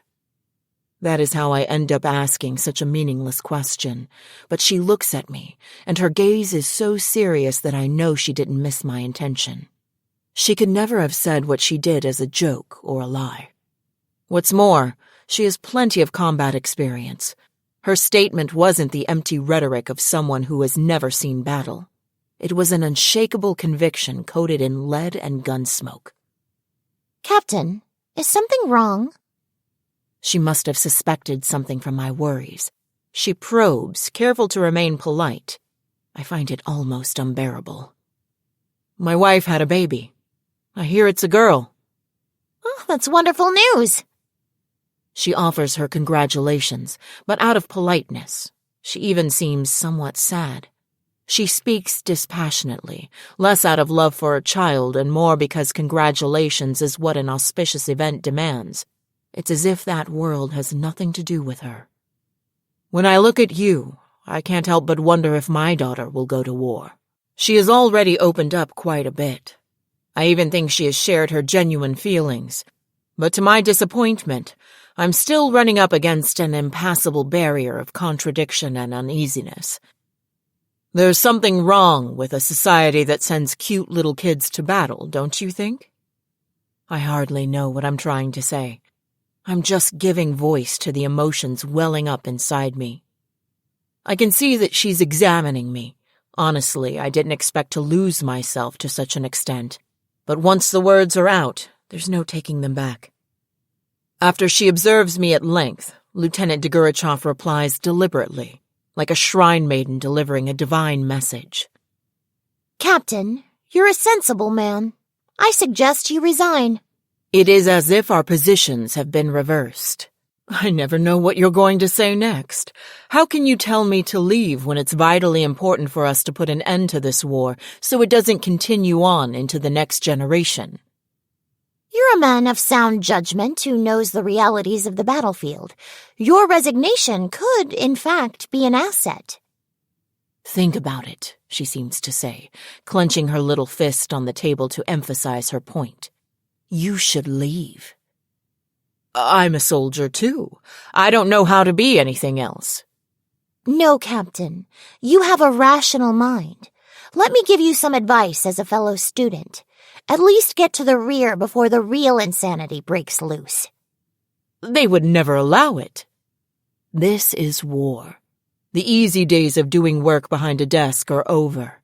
And how can I shamefully withdraw on my own, leaving my friends, classmates, and brothers in arms? We vowed to fight together. I could never abandon them. Captain, living is a battle in itself. You can fight to keep your daughter out of the fray. I'll think about it. I have no counter-argument.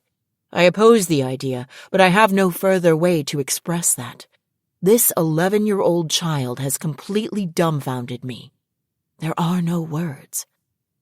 There isn't much time. You should decide soon. You sound like a member of the General Staff. It's the only education I've had. I must not have been thinking straight. Telling a fellow student at the War College that they sound like a General Staff officer is meaningless. That's precisely the type of role we're being groomed for. If anything, what I said is a compliment. I have used that sentence in the most incorrect way possible. It makes me realize how profoundly shaken I am. I see. Well, you're right, of course. You're right. That's all I can muster. I'm taken aback at how lost for words I am. Oh, our food is here. Let's eat together. Yes, let's. When I meet Captain Uger at lunch, he seems agitated by the birth of his daughter. While I certainly agree with the notion that becoming a parent leads to major psychological changes. In any case, now Captain Uger will be dropping out of the promotion track at the War College. Whichever fascist advocated making your case when your opponent was emotionally vulnerable was a devilish genius. Captain Uger had enough tact not to protest the hit his reputation took when he requested a rear-line posting. With him out of the way, I can just barely make it into the top 12 of the college's 100 students. Thanks to that, I'll be able to add Von to my name, even if only for a generation, and become a member of the general staff.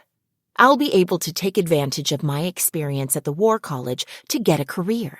There will be trouble later if I rise too high, but if my rank is too low, I won't be able to act freely. In that sense, getting superior ratings and earning the honorable appellation of Knight of the War College seems about right. It's just a question of studying and getting along with instructors. Footnote: Von. Added to names of nobles. In modern times, new members of the aristocracy, semi-nobles, add Von before their surnames in a usage akin to the English Sir or the French de. Considering my fighting spirit has come into question, my current status seems appropriate. I'll have to be a little more assertive. Luck won't always be on my side, so I need to be careful. At least today I caught a break. I have Captain Uger wrapped around my little finger. And I've been invited to dinner at the General Staff office tonight, so I'm sure something's up. The food in their cafeteria isn't quite as good as the Navy's, but I've heard it's all right. I'll be looking forward to it. General Staff Office, Dining Room 1, Army. While a couple of classmates from the War College were discussing their careers at a restaurant somewhere in town, a similar conversation was taking place over a meal at the General Staff Office's Dining Room 1. Granted, the latter was constrained by etiquette and tradition. At one point, the Imperial Army had constructed an extravagant dining room at the General Staff Office. No one much cared for it. Soldiers considered it an absolute waste, and officers complained that it was inconvenient. But one word from the Navy changed everybody's tune. Someone commented, "The Army sure knows how to waste resources, even in their dining halls." The Navy had a laugh. But the Army responded by suggesting that there should be less excess in the construction of warships, saying they couldn't understand people who went to war in floating hotels. Now the Army was so united on the issue that any criticism of the banquet room was practically considered traitorous. Mealtime meetings would be held there just to prove that the Army was using the place. Word that the opulent venue would be the site of another lunch meeting reached Lieutenant Colonel von Lergen just as he was setting his briefcase on his desk in operations, back from his inspection tour of the northern and western fronts. He was accustomed to such conferences. It was the topic of discussion that troubled him. "I'm against it. I absolutely oppose." His eyes had nearly popped out of his head when he opened the letter. He would never accept this. Obsessed to distraction, he had gotten little work done in the morning and hardly touched his food. As the lone voice of opposition among the high-ranking officers at the table, he fought fiercely to defend his position. "Colonel von Lergen, I very much respect your opinion, but you must be more objective." Unfortunately, his immediate superior, Brigadier General von Rudersdorf, Deputy Director of Operations in the General Staff, did not support his perspective. After all, this was part of the tactical improvements he had been waiting for. He couldn't be expected to give up so easily. But to Lergen, who had seen the situation on the ground with his own eyes, the proposal was too dangerous. "Giving her command of the Quick Response Battalion is out of the question. She's the kind who won't stop advancing until everyone is dead. You'd be throwing your mages away." First Lieutenant von Degurechaff had been promoted to captain upon graduation from the War College. He had been afraid of this, but there was still time to change things. He had let his guard down, thinking she could still possibly be put in technology or the instructor unit. He never imagined that the brass would create an experimental battalion under her direct command. Oh my God, that would be nothing short of a nightmare. She's too dangerous. That paper showcases her true nature. Yes, we've heard your objections, but the instructors at the War College say she loves her soldiers. It was true that some of the teachers at the academy supported Lergen's view. They said she was a bit too fond of combat. But the instructors at the War College thought differently. They said that even in the harshest conditions during the staff trip, she looked out for troops and avoided losses. Their conclusion was that she couldn't have done what she did without meaning it. That carried a decisive weight in the general staff, which was made up of War College grads. She has a lust for battle, but she still retains her right mind and avoids any type of loss. In some, they had judged her character to be superior. Don't you think you're overly captive to your prejudices?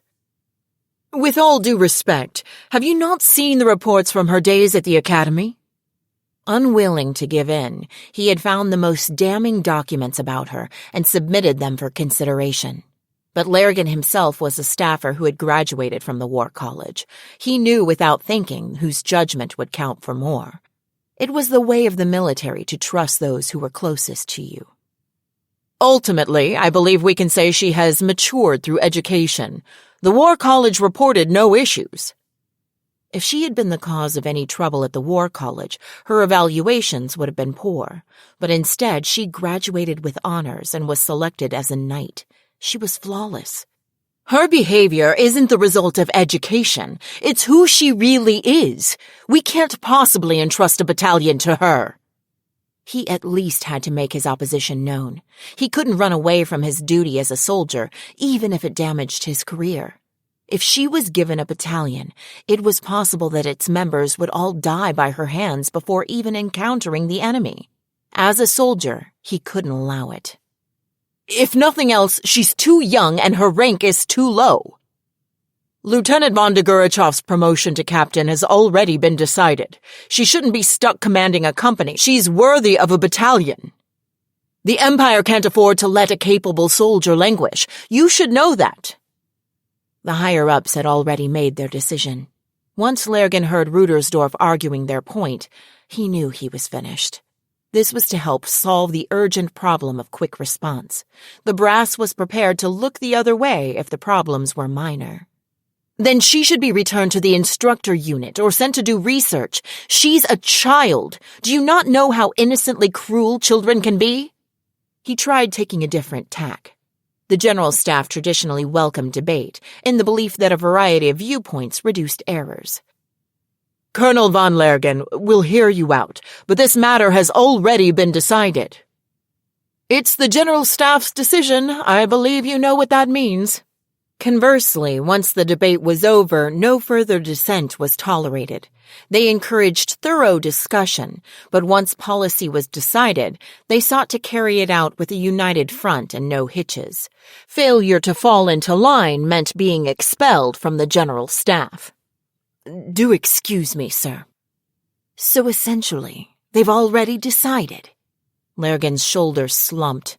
There had never been a day that the general staff Aiguillette looked so repugnant to him. But he could control himself.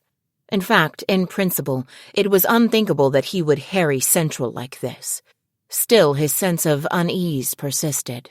All right, a new battalion will be formed under Captain von Degurechaff as planned. Prepare a promotion to Major and orders regarding the battalion command to be issued once assembly of the unit is complete.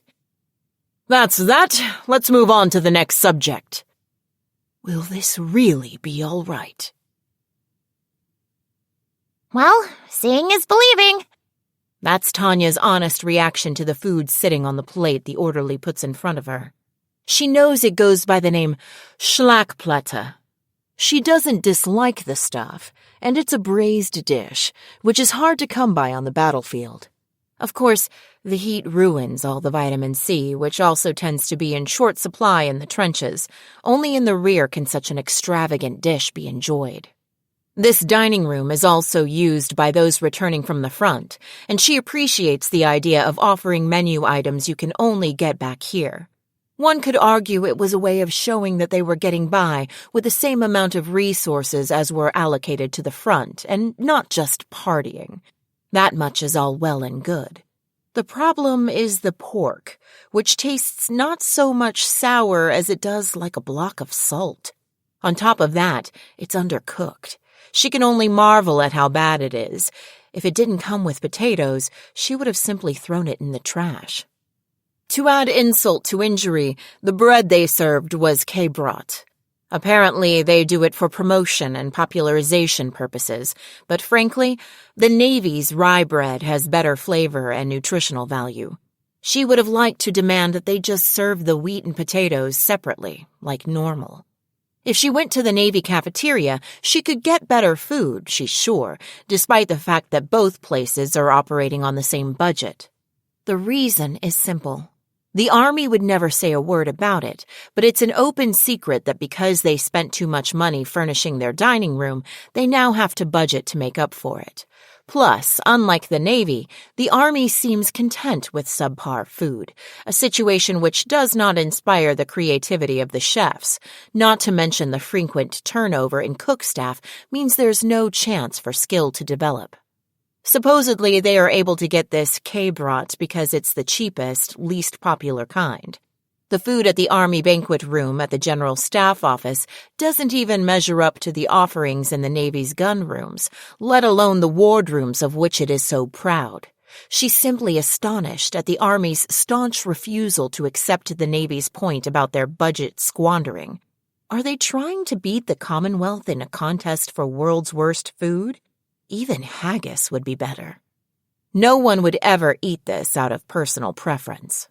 What do you think, Captain? It's the General Staff Office special. No, she wouldn't come here out of personal preference, but an invitation from Colonel von Cordell from General Staff Personnel and Brigadier General von Zatour from the Service Corps can't be refused. To be frank, sir, I can't help but be impressed, especially the way it reminds me the battlefield is everywhere. A fine answer, don't you think, General von Zatour? Footnote: K-brat, a new type of bread of which Germany is very proud. Kriegsbrot, war bread, is one half of the most disgusting field ration, the other half being dried vegetables, aka barbed wire. K-brat is a healthy bread made by mixing potato flour into wheat flour to increase its volume, but unfortunately it has an acidic taste, among other things. The Empire doesn't want for potatoes, so its armies are amply supplied with K-brat. She has to take care to remain polite in her response to Zatour's question while revealing her true feelings. She knows soldiers are expected to put up with poor food, but isn't this taking it a little far? They seem to like her response quite a bit, though. Even Cordell is smiling in amusement. Perhaps we should call this place the Perpetual Battlefield Cafe, he muses. Your attitude is commendable, Captain, but please don't hold back. Oh no, I've had my fill. Please don't mind me. Apparently they aren't here for the flavor either. Are you sure? You're a growing girl, you need to eat. I'm always doing my best to eat, sir, but I have a small stomach. The comment comes from Zatour, whose position means he can use, and is stuck using, the General Staff Office banquet room. He probably ribs the new General Staff appointees in the same way. Tanya knows that some of the War College instructors like to joke a bit now and then, but that's only until the meal is finished. Cordell tells the orderly clearing their dishes to bring coffee and then leave them be for a while. That's when the real talk begins. All right, let's get down to business. Oh, and belated congratulations on your promotion, Captain von Degurechaff. It was Cordell himself who authorized her to be promoted to captain immediately upon graduation from the War College. Now he seems to be making an obvious point of congratulating her. Thank you, Colonel. Tanya was forced to sit in a higher chair because of her stature, but even when she straightens her back, she has to look up to see his face. Still, she expresses her gratitude in a clear voice that is the exact stereotype of what a commissioned officer should sound like. She knows that in the large organization known as the military, examples are meant to be followed. And in fact, the colonel from personnel, whom she has never met before, is giving her a wide, familiar smile. He's only doing it because he's supposed to, but courtesy is never meaningless. At the very least, it's a tool you can use to probe your opponent's vulnerabilities during negotiations. She speaks grandly, despite the total disinterest she feels. The promotion papers have already been issued. She knows already, without the colonel's kind congratulations. Just like she knows that the really important matter is the one they are about to discuss. Now, we didn't call you here just to say well done on your promotion. There's also the question of your assignment. Yes, her path after graduation. The ultimate fate of War College graduates is decided not by the instructor-superintendent, but by the general staff. That is, personnel decisions are made by a small, tight clique. Naturally, if you get on their bad side, you can expect to pay for it. But the reverse is also true. We'll take your wishes into consideration to the extent possible. I appreciate that. Cordell says they will consider her wishes, but the message is that they will pretend to listen to her. People from personnel don't usually give completely one-sided orders. Still, no matter how friendly they act, you can't let down your guard. Tanya knows well that these people live in a world of kind artifices. Well, she will just have to respond superficially herself. But I'm a soldier. Wherever I am ordered to go, I'll humbly accept. It's a hollow remark. Saying she will humbly accept any posting is better than rocking the boat. Of course, she also has to take care not to draw the short straw. That's good to hear. Here are the papers that have come for you. The colonel seems satisfied with her response. He carefully pulls out a sheaf of personnel request forms and hands them to her. They are all from frontline units, all desperately in need of both mages and officers, but she does see some units reorganizing in the rear among them. She seems to be very much in demand. Of course, she has no doubt that if she plays her hand wrong, all her choices will vanish, and she'll be sent to the worst possible place. Oh, and there's one from the General Staff Office, too. The final form he holds out to her simply says that General Staff asked for her to be posted there. In light of your achievements, personnel won't force anything on you. Choose whichever you like. So I have my pick? It's a tough decision. Really, it only looks like I have a choice. The General Staff Office makes the personnel decisions. I guess it was nice of them to let me know how many offers I got. She isn't stupid enough not to come when the General Staff calls. There's no way to refuse. I can imagine. The colonel solemnly urges her to give it plenty of thought. It's all a charade, but he looks every inch an experienced military man offering advice to an eager young person trying to decide the next step in her career. He's a fine actor. Well, she already knew from the moment he started humoring her terrible performance that this was a third-rate script with an obvious outcome. However, there's no such thing as an easy job in any era. Sir. She remains bolt upright as she replies. He is busy, too. Apparently he doesn't have time to go along with this poorly written drama for too long. I don't know what the General Staff Office wants with you. I can only tell you I wish you the best of luck. I'm touched, Colonel. The best of luck. A personal expression. The message contains his own goodwill toward her. Something makes him esteem her highly. In other words, it's a lie that he doesn't know what they want. She should assume he does. She wants to ask if he has any information, and before she knows it, she finds herself cocking her head like the child she is. In response, the colonel nods as if he understands and gets to his feet. Very sorry I can't stay for dessert, but I must be on my way. Thank you for your time, Colonel von Cordell. I'll see you later. The colonel hurries out of the banquet as if the discussion is over. Following him with his eyes, Zator calls over an adjutant he has kept waiting nearby. Taking the stack of papers he is handed, he comes to the most important matter he has called her here to discuss. Let's talk about you, Captain, and let's be practical. You're going to be assigned to the General's staff. I won't be your direct superior, but I want you to basically consider yourself to be working for me. Yes, sir. Looking forward to it. It's a calm, matter-of-fact conversation. But even Zator, who has served for much of his life, would never have dreamed he would see the day when a child of 11 became his subordinate. Even he had expected her to have a harder time fitting in at the War College. But she had the talent to be chosen as a knight, and given her combat experience, age became less of an issue. The head of this small captain contains notions that have taught them the foolishness of judging a situation on sight. Normally, that alone would be disturbing. It's so unusual to see such outstanding ability from someone so young. He doesn't know whether they should praise her original ideas or call her insane. But can they use her as a commissioned officer? That's the only question in which Zator and the general staff are interested. If they can use her, there is nothing further to discuss. Very good. She doesn't even seem hesitant about taking charge of a battalion, even though she has never led a company. That suggests that she suspected this appointment was on its way. He's heard from the War College librarians in the military history archive that she was researching battalion-scale maneuvers. She never would have thought to be so ready if she weren't completely confident. In that case, Captain von Degurechaff, sitting before him, had become a battalion commander even before the orders came down.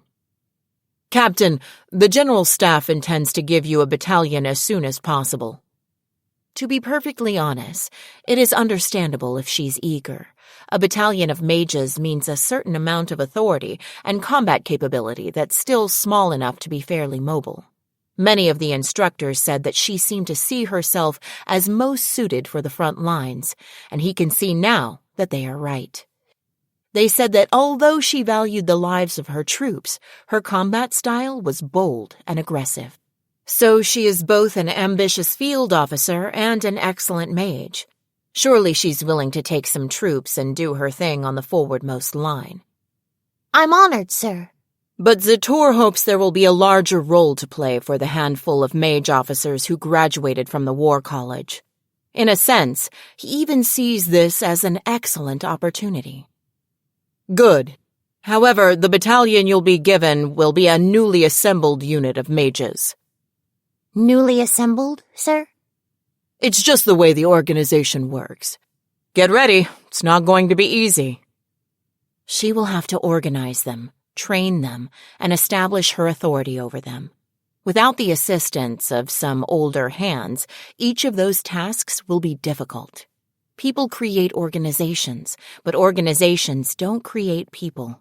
Thus, those who are capable of organizing things are considered pillars of the Imperial Army.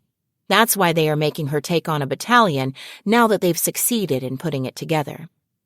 That being the case, tomorrow or the next day you'll also receive orders as a formation officer. They say you should set a thief to catch a thief, and he figures he will take advantage of every system he can. That's understandable. It will take some doing to give a captain who has never led a company a battalion of mages. The formation officer position, for example, is a relic from the Middle Ages, when mercenaries were integrated into the regular army.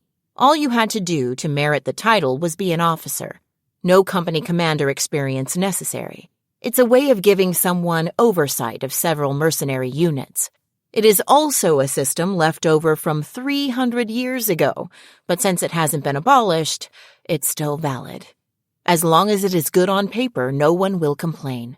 Of course, it's possible that's because no one knows what a formation officer is. Formation officer? Isn't that a rather antiquated title? But Tanya is a sharp one. She recognizes that it's outdated. No doubt she will soon realize that this is a way of using existing systems to cover for what he wants to push through. I can count on this one. She's so outstanding that if she were a man, I would be happy to marry my granddaughter to her. She is so reliable, in fact, that it's all too easy to lose sight of the fact that the soldier before him is just a little girl. It's difficult to give a battalion to a captain. When you succeed in assembling the unit, I'll try to swing a promotion to major for you. Perhaps he shouldn't really say that, but she will probably work harder if he can convince her that he is on her side. Creating a battalion from scratch is a lot of work. It would be advantageous if she knew she didn't have to be on guard against the service corps. So for all intents and purposes, I'm a battalion commander? You just worry about doing the job. I'll handle your assignment and promotion. Apparently, she hasn't forgotten that she once said she wanted a battalion. She, a first lieutenant, to a brigadier general. There is no question that she is uncommonly determined and confident, and her abilities are the real thing. She is that rare person who can be both a mage and a commanding officer. He will put her to good use, even if that means enduring the slings and arrows of the other departments. May I say something that is liable to provoke antipathy? The expression on her face is innocent, but she is being cautious enough to ask. Something liable to provoke antipathy? She's already done that. Though the rumor that she's getting a battalion after appealing directly to the brass hasn't gotten around yet, she sticks out due to her rapid rise through the ranks.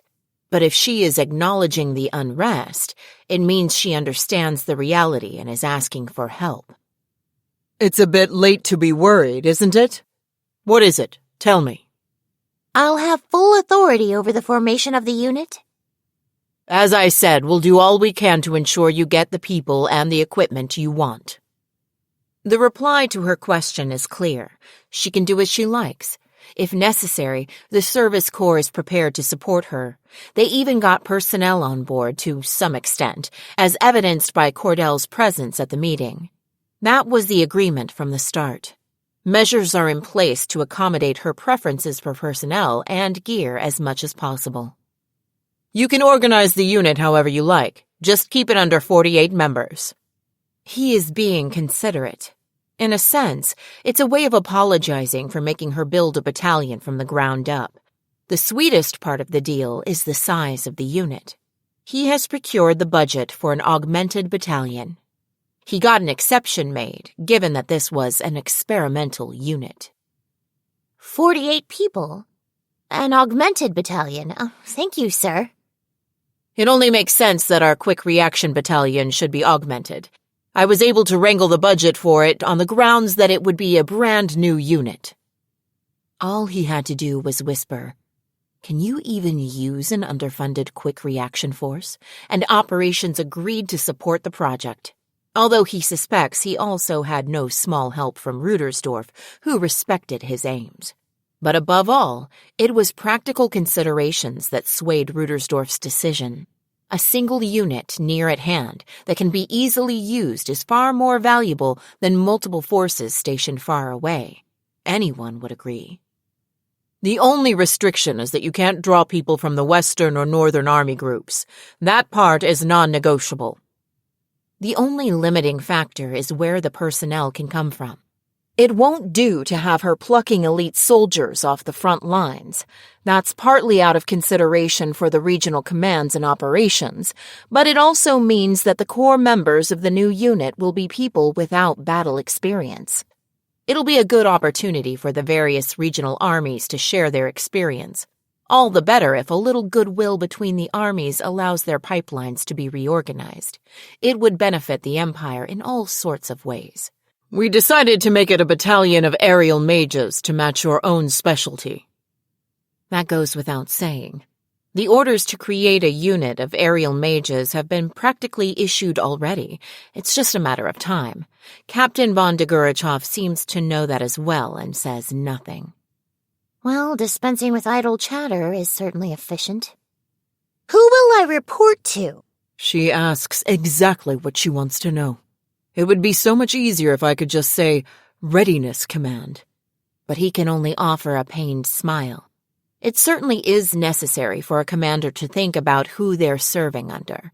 Her analytical approach shows how qualified she is. She is asking in earnest, not sarcastically.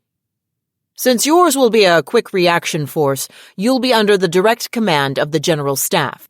Your formation code will be in the V600s. Any special requests? Not particularly.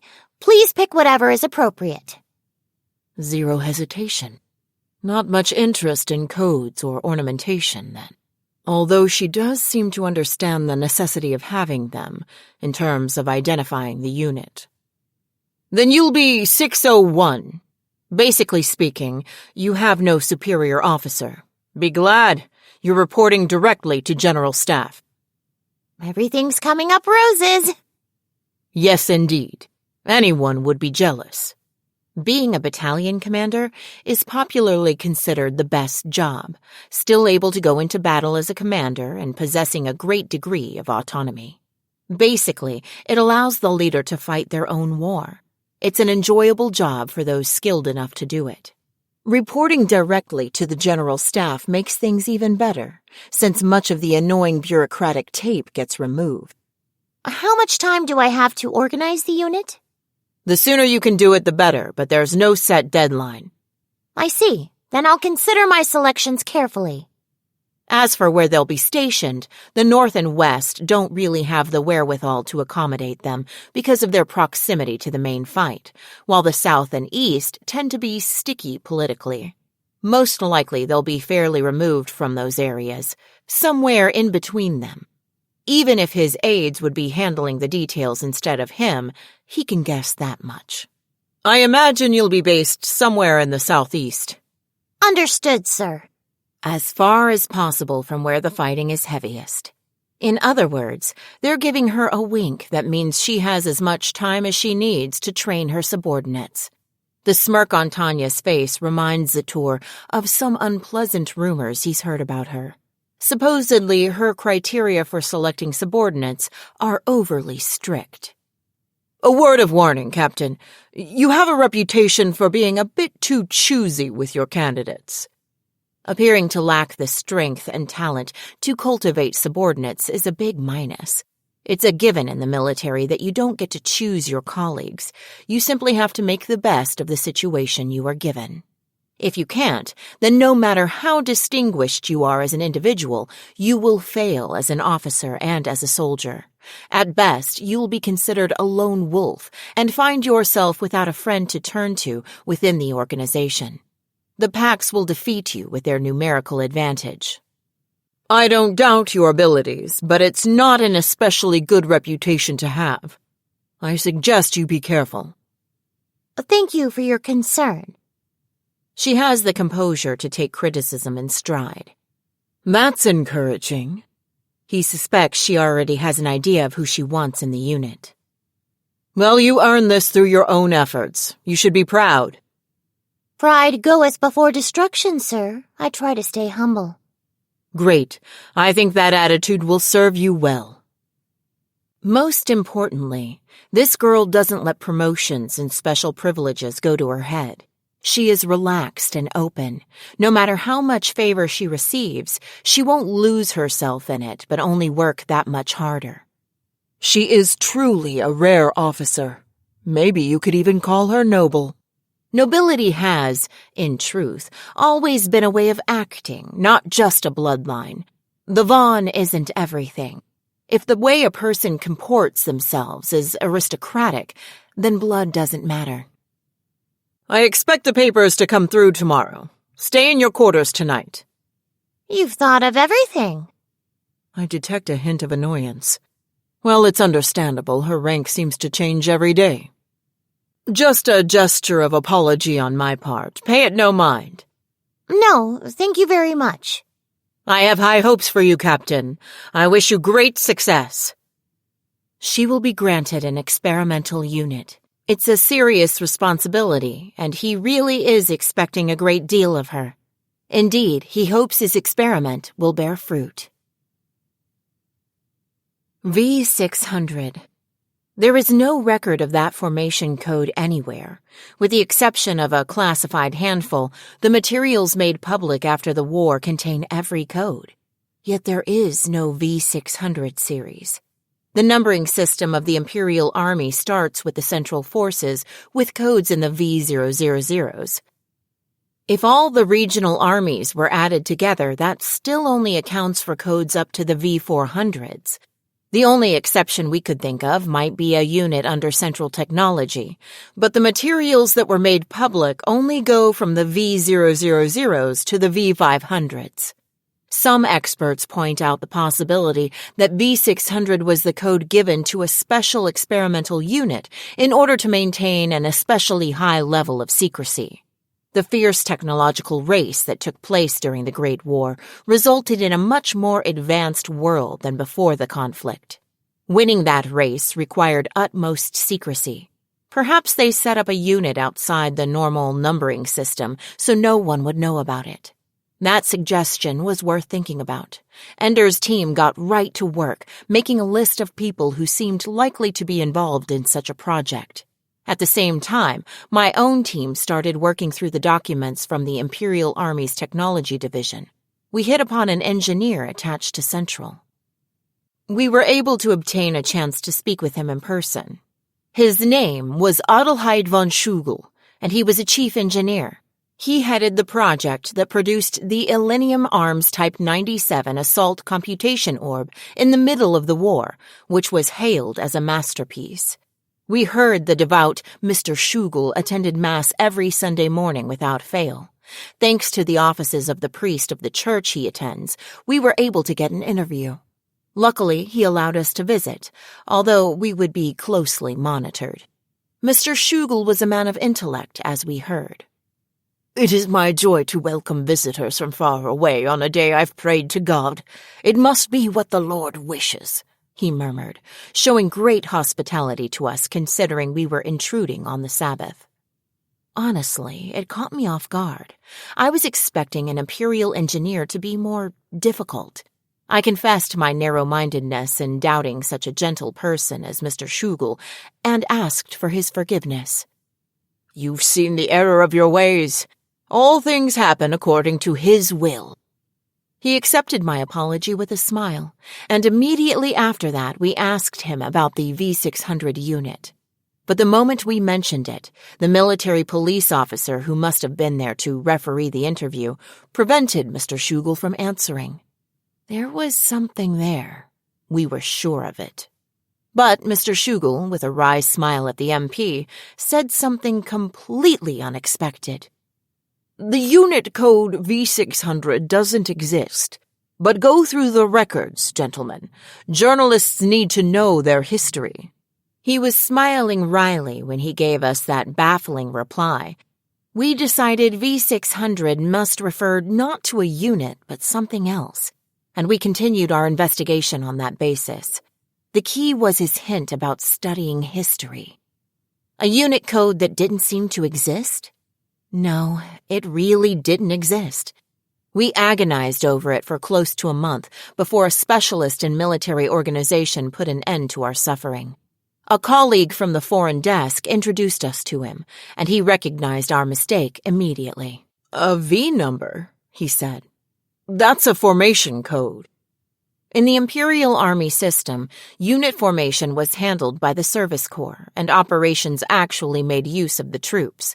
The important point here is that the people doing the organizing and the people doing the deploying were in different departments. Normally, the latter would simply take over the numbers under which the former had assembled a unit. For example, say the Service Corps created Unit V101 with the intention of replenishing the Central Forces. Operations would put it to work as the 101st Task Force. But if it wasn't clear where a unit was assigned, they would pick a code that wasn't normally used in order to avoid misunderstandings. So obviously, the formation code V600 could exist, even if no unit in the 600s did. That's what confused us. We'd been chasing a 600-unit ghost of our own creation. I hope you'll laugh at us. We thought we had figured out the truth, but look where it got us. We made an impromptu decision to head for the beer hall to collect information, and I record only that we spent the entire day there. Sadly, we weren't able to expense the trip. Now I understood. The wise Mr. Schugel thought we were onto something. His one mistake was thinking I'd done enough studying to understand his cryptic advice. But now we were getting somewhere, we were sure.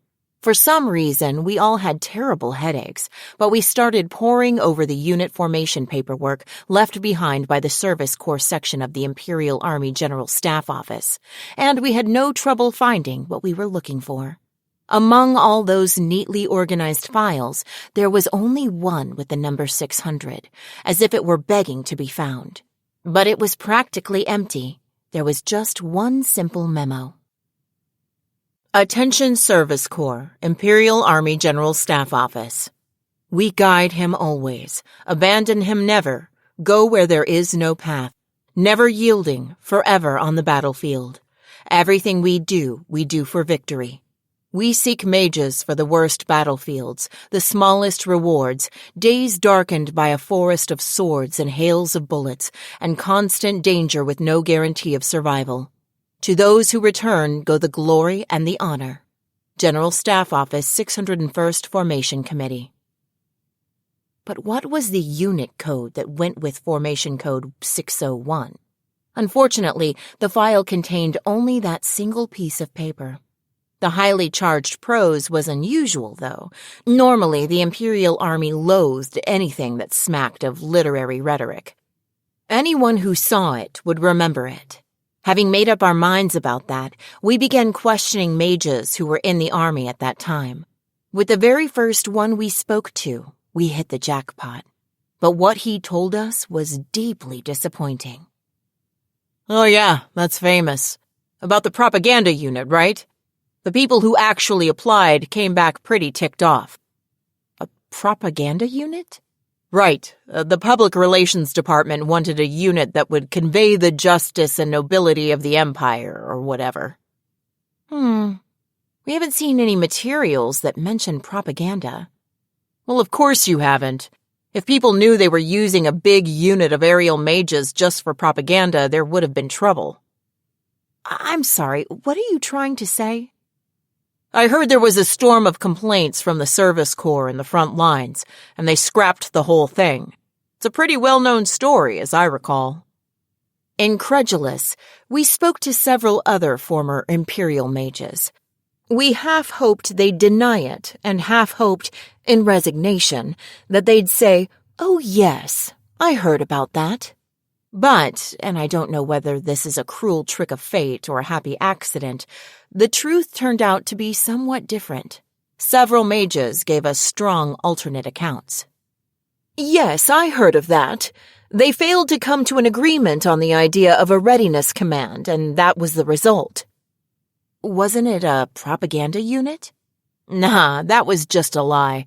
I heard V600 was the code they gave to the Quick Reaction Force. Quick Reaction Force? Yes, they wanted a unit that could get around faster than the Great Army, but I guess it didn't work out. That was from a former soldier who served in the Central Army. I think V600 was just a convenient way of referring to the combined Western and Eastern Army groups. Did you hear anything about it being a quick reaction force or propaganda? Those were just bluffs. Happens a lot in wartime, you know. So what kind of unit was V600? The short version is that it was a reorganization of the Western and Eastern armies after they took a beating in the early phases of the war. A reorganization? Right. It was easier than dissolving them. So what about the other rumors? What I heard was that there were bluffs from intelligence to make the enemy worry that they were creating a brand new elite unit. This from a former member of the Northern Army Group. In addition to those things, we heard every kind of speculation, from the utterly plausible to the nearly absurd. We joked with each other that we could compile an encyclopedia of battlefield rumors, but it left us unsure what to do next. The more we investigated, the more new factors bubbled up. I know they say there's no single truth, but this was ridiculous. We were completely lost. What is correct? I decided to start with that question. We had heard a lot of different things, but something was bothering me. I tried doing a statistical analysis of the accounts we amassed. Sometimes they agreed, and sometimes they contradicted one another.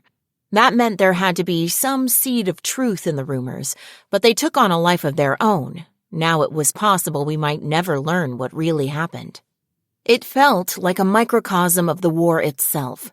Much has been said about the conflict, and everyone understands that it was an awful tragedy, but the truth of it, what really happened, remains unclear. V600 and the 11th goddess spurred our confusion. But could they also have been the very heart of the war?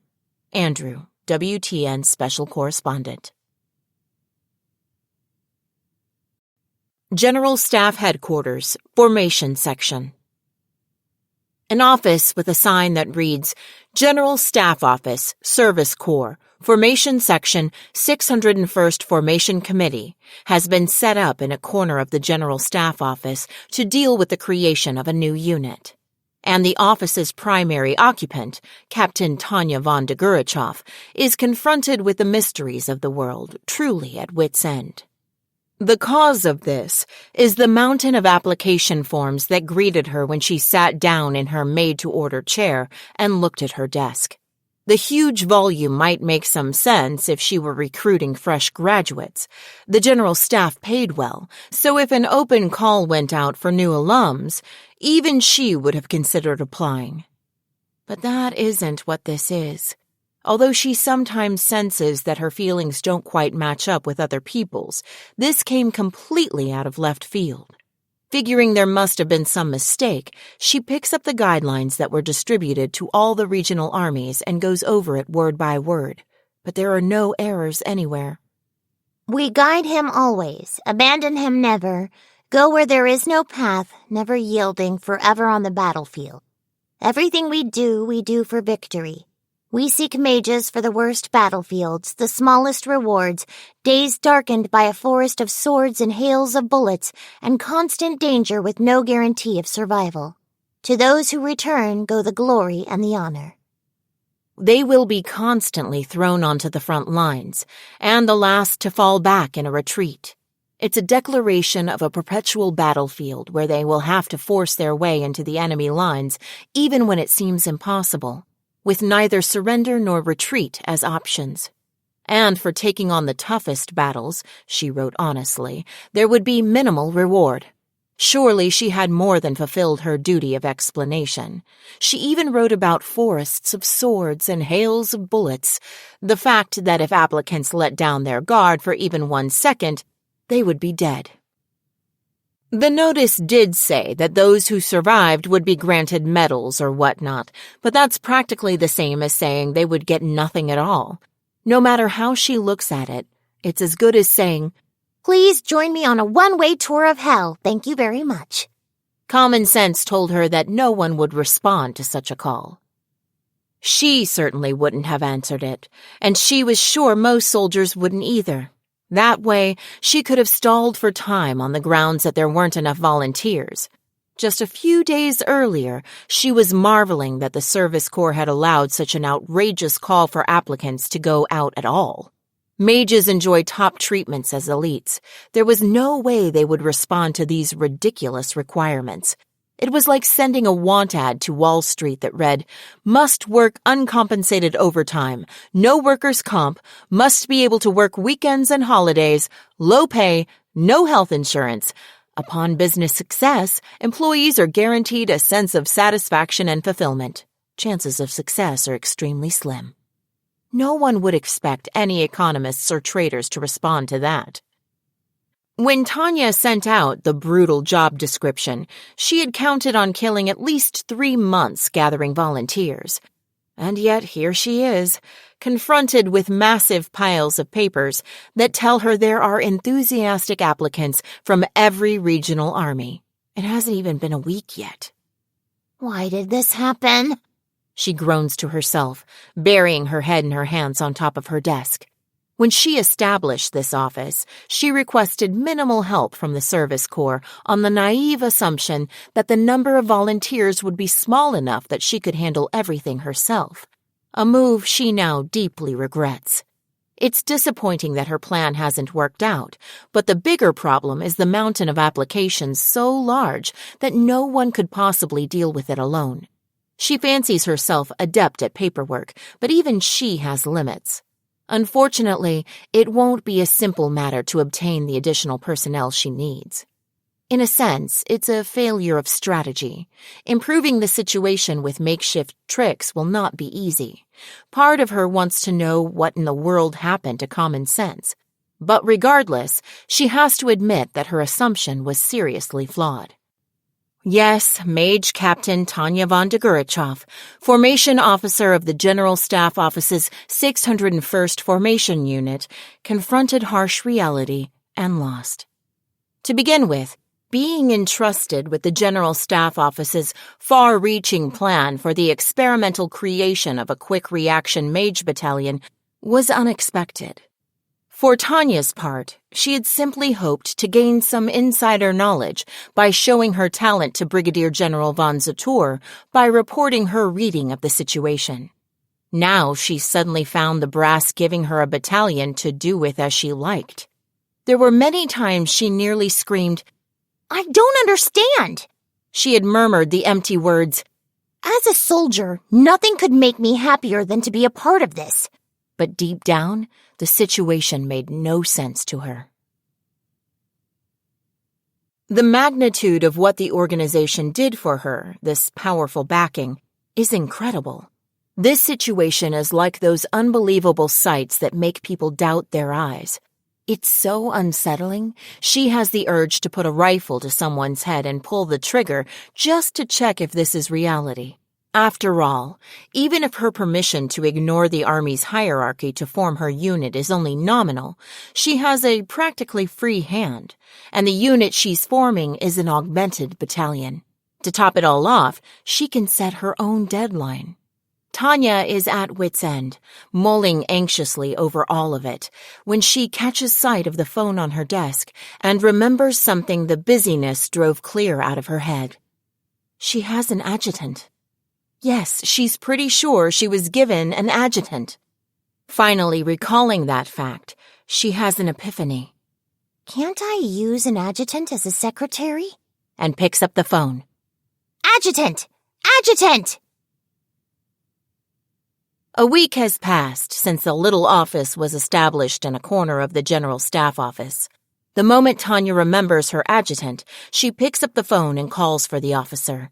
Her head is completely occupied with thoughts of how badly she needs more people to help work through the mountain of paperwork.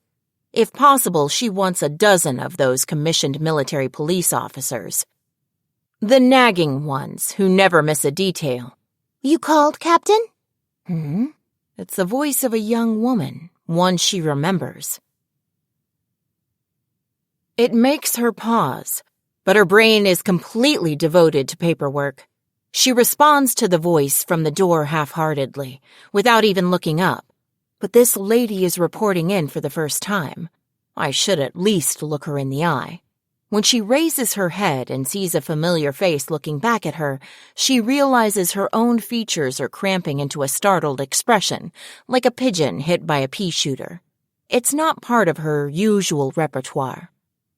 "It's been a long time, Captain von Degurechaff. Second Lieutenant Victoria Ivanova Serebriakov, reporting for duty." The woman snapping off a perfect salute in front of her was one of the first subordinates Tanya ever had. As she returns the gesture, Tanya checks the rank insignia on Serebriakov's shoulder and sees she is indeed a second lieutenant. She must have completed the accelerated officer training program and been promoted. After reaching this conclusion, Tanya finally lowers her arm. "It sure has, Lieutenant Serebriakov. Oh, belated congratulations on your promotion." "Thank you, Captain." It's a mild surprise to meet such an unexpected person in such an unexpected place. "So you're my adjutant?" "Yes, ma'am." "I see. So the higher-ups are being awfully considerate. Assigning an adjutant of the same gender was already quite thoughtful. She isn't planning on having her handle any personal matters anyhow, but she appreciates the thought that a woman would make things easier on her, even if the gesture is somewhat unnecessary. In any event, Tanya was merely hoping for a competent adjutant. She's more than happy to have miscalculated. With an adjutant who is not only competent, but also warrants a measure of trust, work will go much smoother. She's capable, so luckily I can work her hard. Okay, Lieutenant.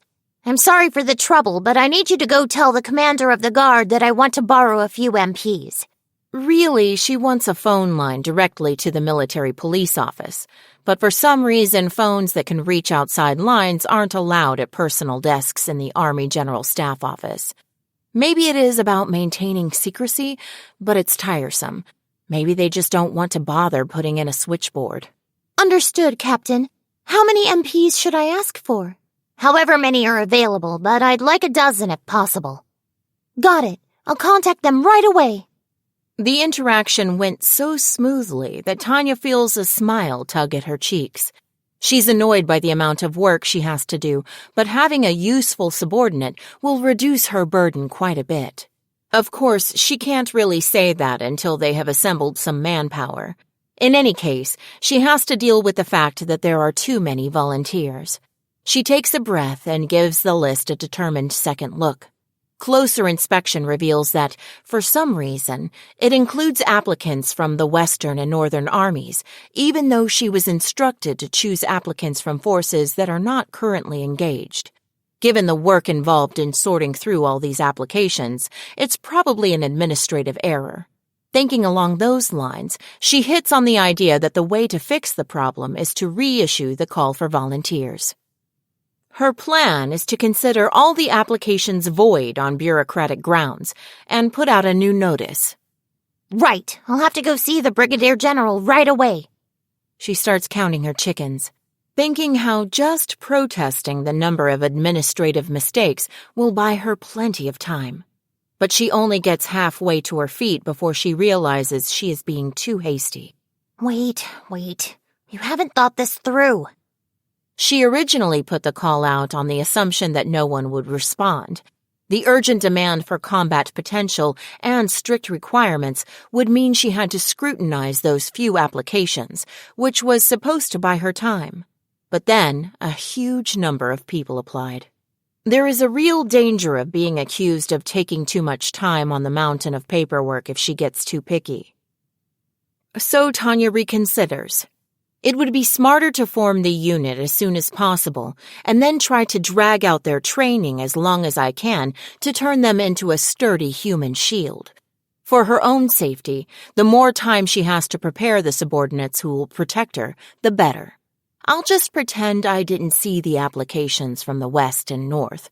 At the end of my strict screening, I'll decide to let them off this time. Lucky them. They were probably forced to volunteer anyway. They would be just as happy getting passed over and not sent to vicious battlefields where no one in their right mind would want to go.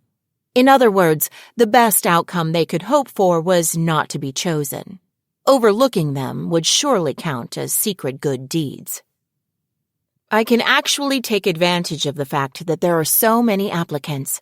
She'll put up hurdles to ensure she creates the best possible unit. It'll end up taking a while to form, but still retain a high level of quality. If she's lucky, she can waste all sorts of time. At worst, she can expect those who survive the selection process to make reliable shields. This isn't half bad. Yes, having come this far, I should focus on damage control. I want to avoid making any stupid Concord-esque decisions. Damage control means reducing losses. In other words, not rocking the boat. If she can do just that, there will be no problems. I'll set the standard so high that they'll send even evil deities fleeing.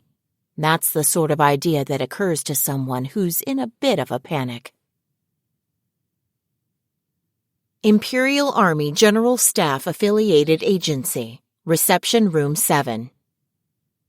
First Lieutenant Aisha Schulberts reporting for duty. First Lieutenant Crane Barholm reporting for duty. 2 young officers arrived at the capital, summoned from the Eastern Army.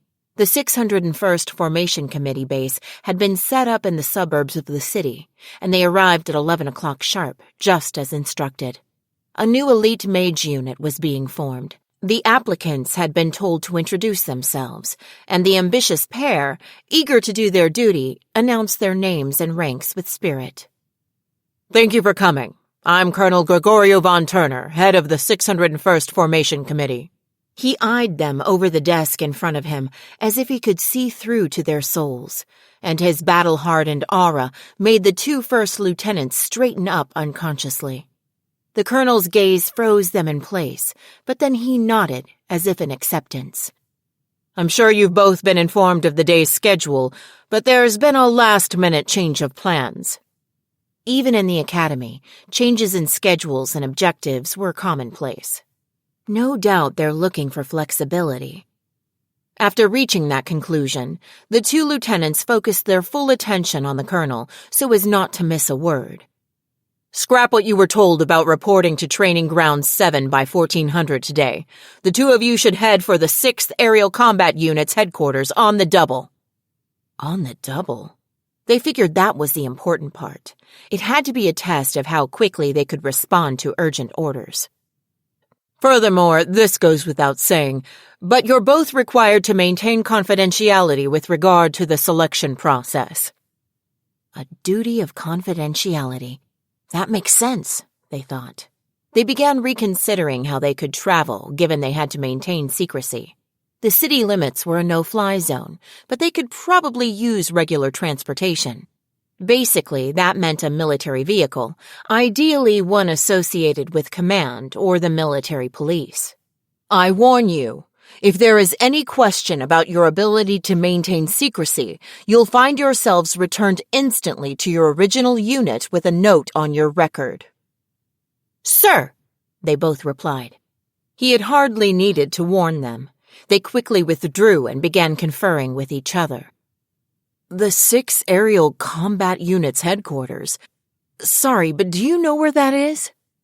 Yeah, no problem. I'm pretty sure they're stationed at the Augsburg Air Base. Barholm had never heard of the unit or its headquarters, but luckily, Schulberts knew it.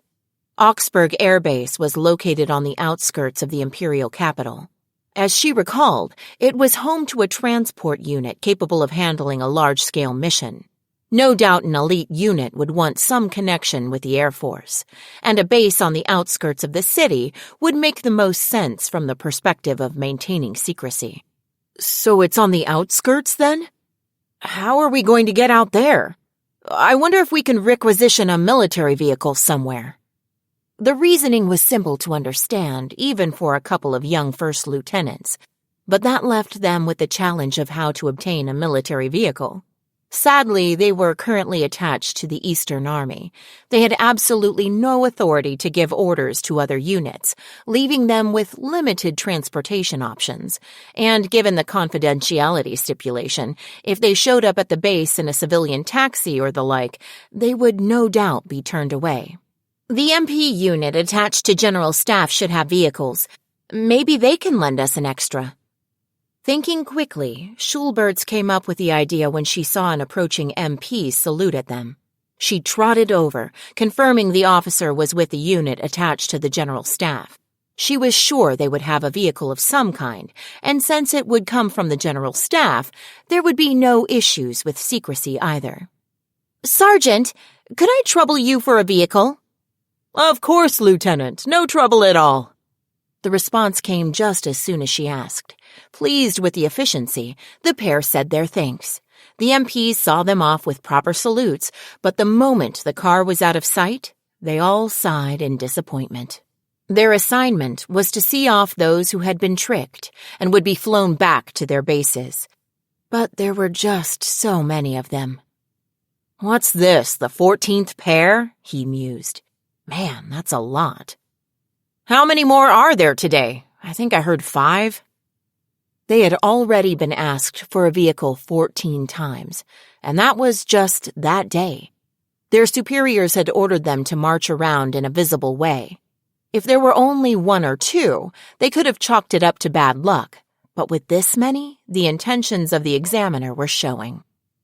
Oh man, I thought at least 4 pairs would pass. Could they really not notice they were being tricked and sent back to their units? Those two earnest young officers would undoubtedly be put on a transport departing Augsburg and heading back east. Looks like 3rd Platoon was right. 3rd Platoon had bet that no one would pass. 1st Platoon had bet on 4 pairs passing. Incidentally, 2nd Platoon, which had banked on at least half passing, was already out of the running. Please, somebody pass. Thinking of the bottles they stood to lose, the MPs prayed fervently for the applicants' success. They weren't terribly religious, but they felt like leaning on God. No discipline is so pious as a gambler. Imperial Army General Staff Affiliated Agency, Reception Room 7, 2 days later. You're saying that B601 was just propaganda all along? A young 2nd lieutenant was shouting in protest, spittle flying at his outrage. His clenched fist looked ready to pound the desk any moment. He had rushed there in hopes of helping the Western Army Group, which were still hard-pressed, only to discover that the Eastern Army was being given a propaganda assignment. Everything about his body language made it clear that he thought this was ridiculous. Calm down, Lieutenant. Believe me, I wish I could tell you otherwise. The major facing him bowed his head apologetically. Yes, a major was effectively apologizing to a 2nd lieutenant. He was equally concerned about the situation. But even if he couldn't say the words, "I'm sorry," to the 2nd lieutenant, he could express it sincerely through his attitude. So you're telling me to just keep my mouth shut and go home? Unfortunately, I'm thrilled at your eagerness. If there's ever an opportunity, I hope you'll volunteer. The major sounded genuinely sympathetic. Maybe something in his voice reached the young officer because he relaxed his fist, gave a perfect salute, and bowed upon exiting. By your leave, sir. No sooner had the lieutenant closed the door than the image of the major wavered and then disappeared. At the same time, chairs that had been concealed with optical formulas appeared. The young 2nd lieutenant never had the slightest idea that he was being watched while he was saying his impassioned piece, and that was why the observers were heaving deep, defeated sighs. This really makes me want us to work out optical formula countermeasures already, spat a commissioned officer bitterly. He was one of several who had appeared where there was only a wall a moment before. They had been watching the same monotonous third-rate production all day, and they weren't happy about it. In the test they were observing, morons prattled on without noticing the deception, unfortunately. Their frustration was understandable. The whole thing hinged on a simple gimmick, the creation of a false 3D image using optical types. They would project the image of a non-existent person behind a desk in a corner of the room, then just fix up the rest of the room with camouflage and optical formulas to hide any weirdness. It was merely a matter of finagling the interior design to conceal the strange placement of the desk in the corner. Once that was done, it looked like the desk was in the center of the room, although it did make the room seem rather small. In the remaining hidden space sat the high-ranking officers, watching everything with obvious displeasure. The 2nd lieutenant had been so sincere, only to have his ambitions betrayed. He had been putting on a one-man show for the distinguished panel of assessors.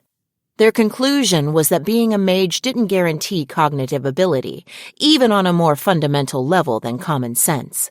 The lieutenant had provided a vivid demonstration of this shortcoming and served as an apt example of the Eastern Army's lack of battle experience. That would be well and good if the subject of the test were the enemy army, but no general staff would be pleased to see how inept their own forces were. Right, although you can hardly blame them for having tunnel vision. Captain von Degurechaff shrugged. The members of the Eastern Army had been openly angered by her annoyed look until just days before, but now their faces were pale. This was the test to select the members of her elite unit. The fact that almost no one from the East had managed to pass was whipping up a storm of anger. She said exactly what she thought. Incompetent, pitiful, lazy, arrogant, unprepared, mentally disabled, inattentive, no powers of observation, the worst kind of freeloader. and her conclusion was, "All mages of the Eastern Army Group require re-education." This was no laughing matter, at least not according to the staffers who came in high dudgeon from the Eastern Army to the General Staff Office, and yet what they found when they arrived was this pitiful spectacle. "Rather than tell you about it, I think it would be quicker if I showed you," Captain von Degurechaff had said, cordially inviting officers who sympathized with the complainers to be proctors. The test was simple. If the subject could see through the basic optical trick, they passed. If not, they didn't. The image projected in front of the applicants had no physical form.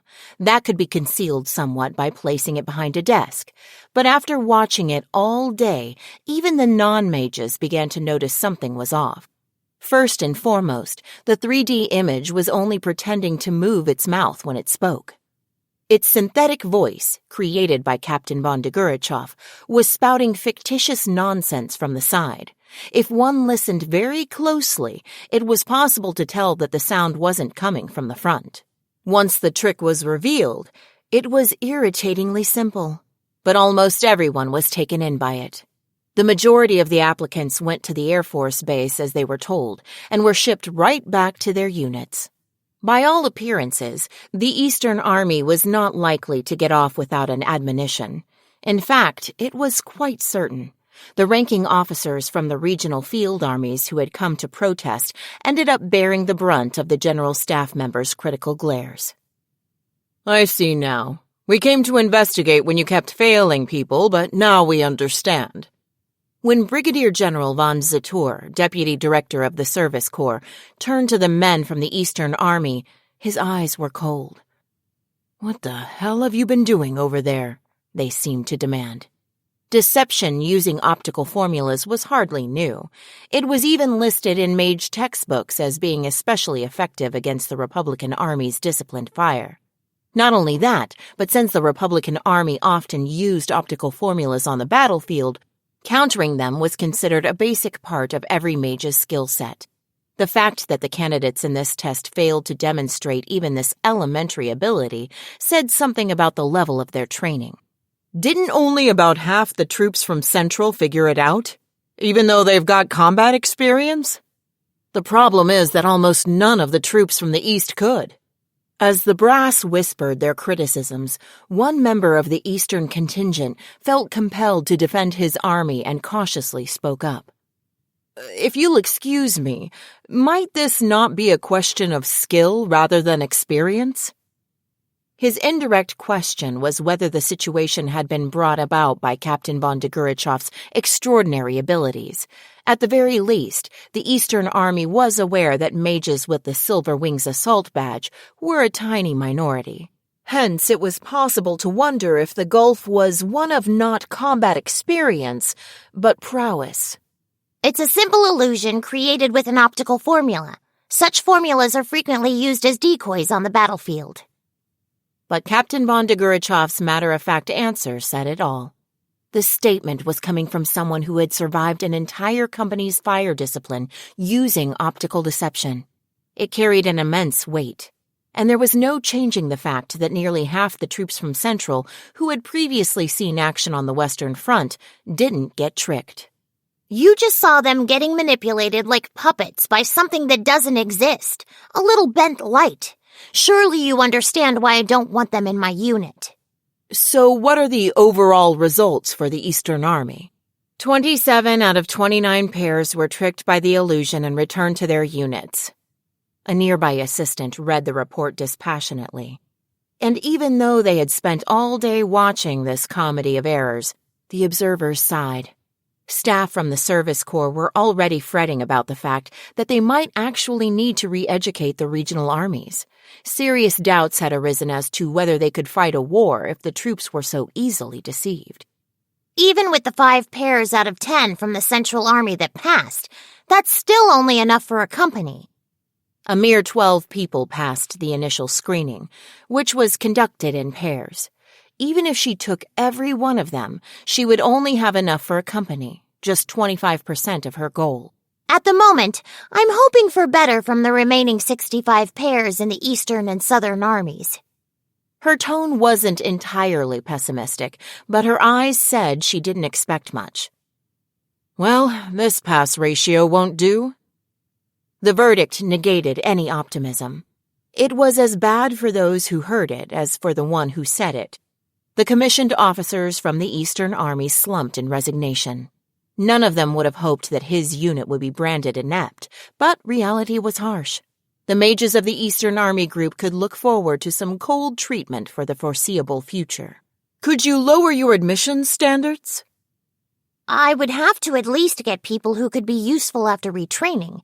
It would take time to assemble. The openly despairing officers from the Service Corps suggested reevaluating the schedule. More than a few people were glaring at the Easterners, silently asking how the hell they had been training. In any event, loosening the standards for admission would inevitably entail more time to set up the unit. The unit's training period, which was the trickiest part, would have to lengthen dramatically. Calm acceptance of the fact would have been unusual. Bringing veterans together was one thing. Training fresh recruits from square one was something else entirely. If the disparity between the members' abilities was too great, it could hinder their operations. Everyone in a unit had to be brought to a uniform level. In other words, even if they founded the unit on the company Captain Von Degurechaff had picked out so far, molding it into a real fighting force would take time. How much time, exactly? About a month. Ironically, it was a word from Captain Von Degurechaff that saved the Eastern Army personnel from their predicament. When she said, "a month," all attention suddenly gathered on her, the Easterners completely forgotten. Selecting and retraining a unit normally took a terribly long time. Yet she made this bold claim in front of an assembly of high-ranking officers as if it were no big deal. She was saying that given a month, she could whip even these useless bumblers into shape. If any other captain had said such a thing, people would think he was either a liar or an idiot. It took 2 years to train new recruits. No matter how experienced she was as a mage, it was madness to say this would take only a month. The words on the tips of everyone's tongues were, "Impossible. It can't be done. Totally unrealistic." But the air around Captain Von Degurechaff prevented anyone from giving voice to those thoughts. "Just watch me," she seemed to say. If she hadn't already demonstrated the ability to back it up, the amount of self-confidence she was showing would have been conceded. Each of the officers there found themselves completely overawed by a girl young enough to be their granddaughter. So powerful and authoritative was her presence that the issue of grilling the Eastern Army group was temporarily shelved. Go right ahead, then. Re-educate them. And be a little rough if you have to. General von Zator might have been the only person in the room to have anticipated this scenario. He smirked. A little rough. That was his way of saying she could do whatever she wanted, as long as no one died. "Sir!" Captain Von Degurechaff was wearing a smile much like that of her superior. It was a savage expression, like that of a vampire with its prey in its grasp, or of a cat playing with a mouse. Send today's minutes to the instructor unit as well. I want to have them retrain the Southern and Eastern armies. And they were efficient. General von Zator gave the command almost as an afterthought, but it indicated he had no intention of letting the matter of regional army quality rest. Rather, he intended to thoroughly correct the problem. This does not bode well. Going forward, we need to make sure everyone is on the same page with regard to training. Imperial Territory, Alpen Mountains, Zugspitze Training Grounds. Oh, Lord, show me the way to guide my sheep. 8,000 feet. A height that shatters everything we thought we knew about being aerial mages. The voice that rings out is serious. Anyone who had the slightest thought of resisting has had it trained out of them.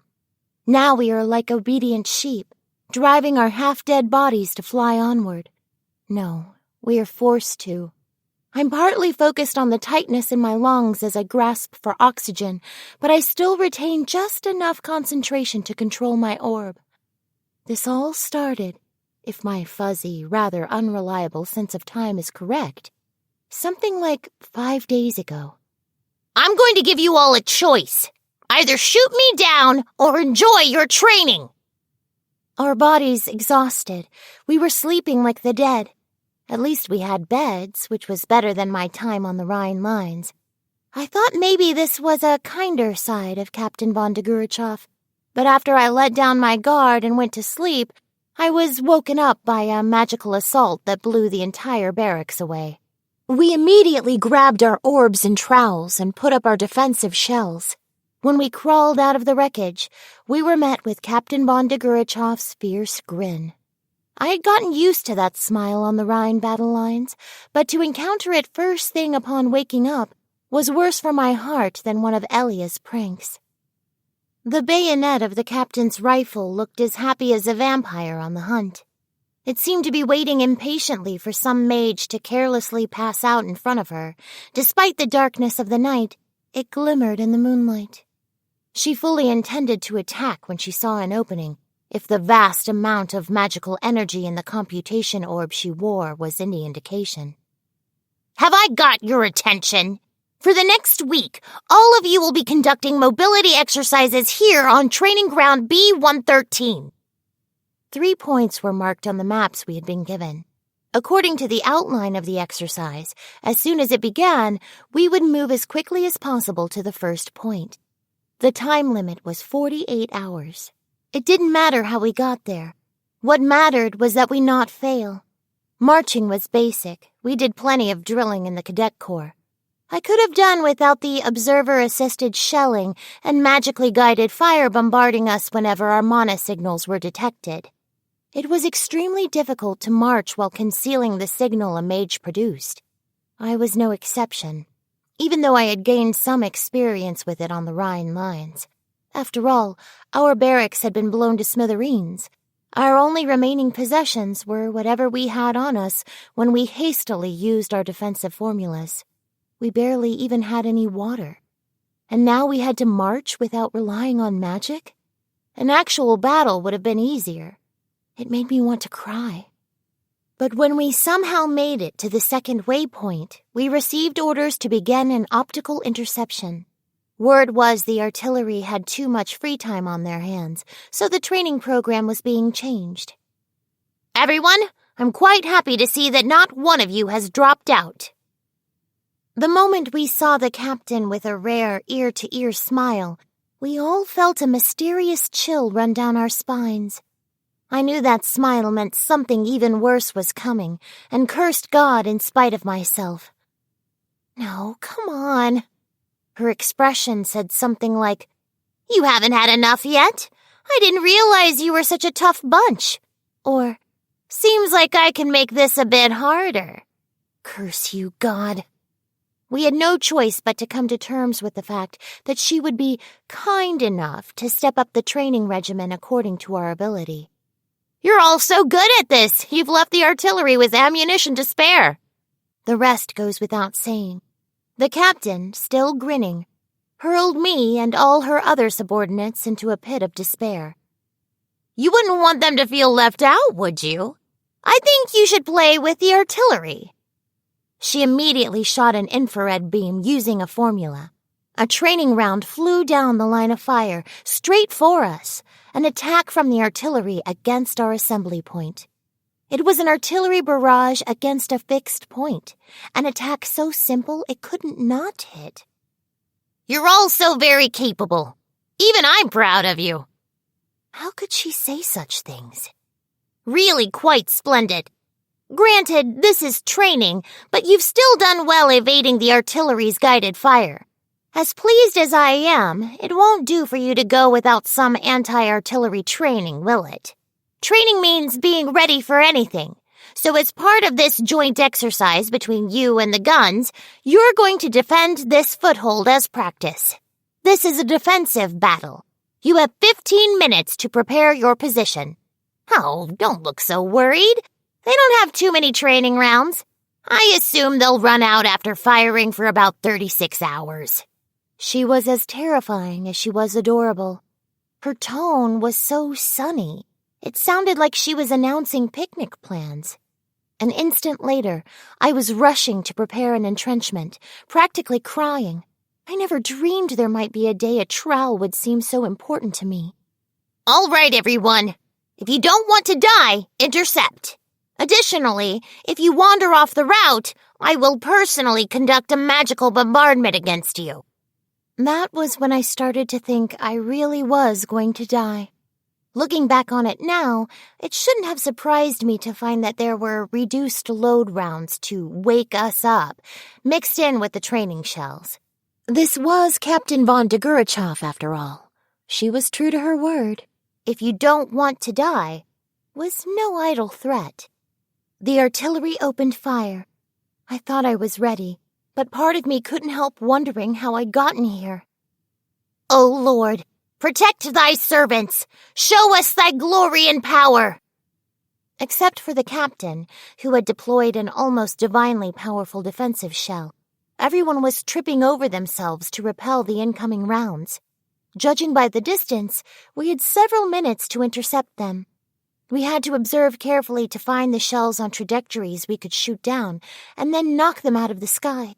Easy enough to say, but horribly draining to do. I think there were 72 trainees in total. That was 2 battalions worth, but when it came to making observations and setting up a dense shield, we weren't very good at dealing with artillery, and anything we let through would mean immediate major losses. The pounding was so relentless, it seemed like every battery in the area had been mobilized. If we hadn't realized we needed to pick out the live rounds mixed in with the training ones, we really would all have been killed.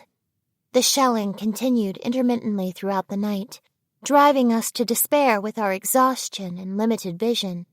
The worst thing was that even if you did your own job, if your teammate failed to do theirs, you could be blown away along with them. And yet, if you focused only on strengthening your own defenses, someone else could get killed. All we could do was trust our teammates, and those who failed were mercilessly culled.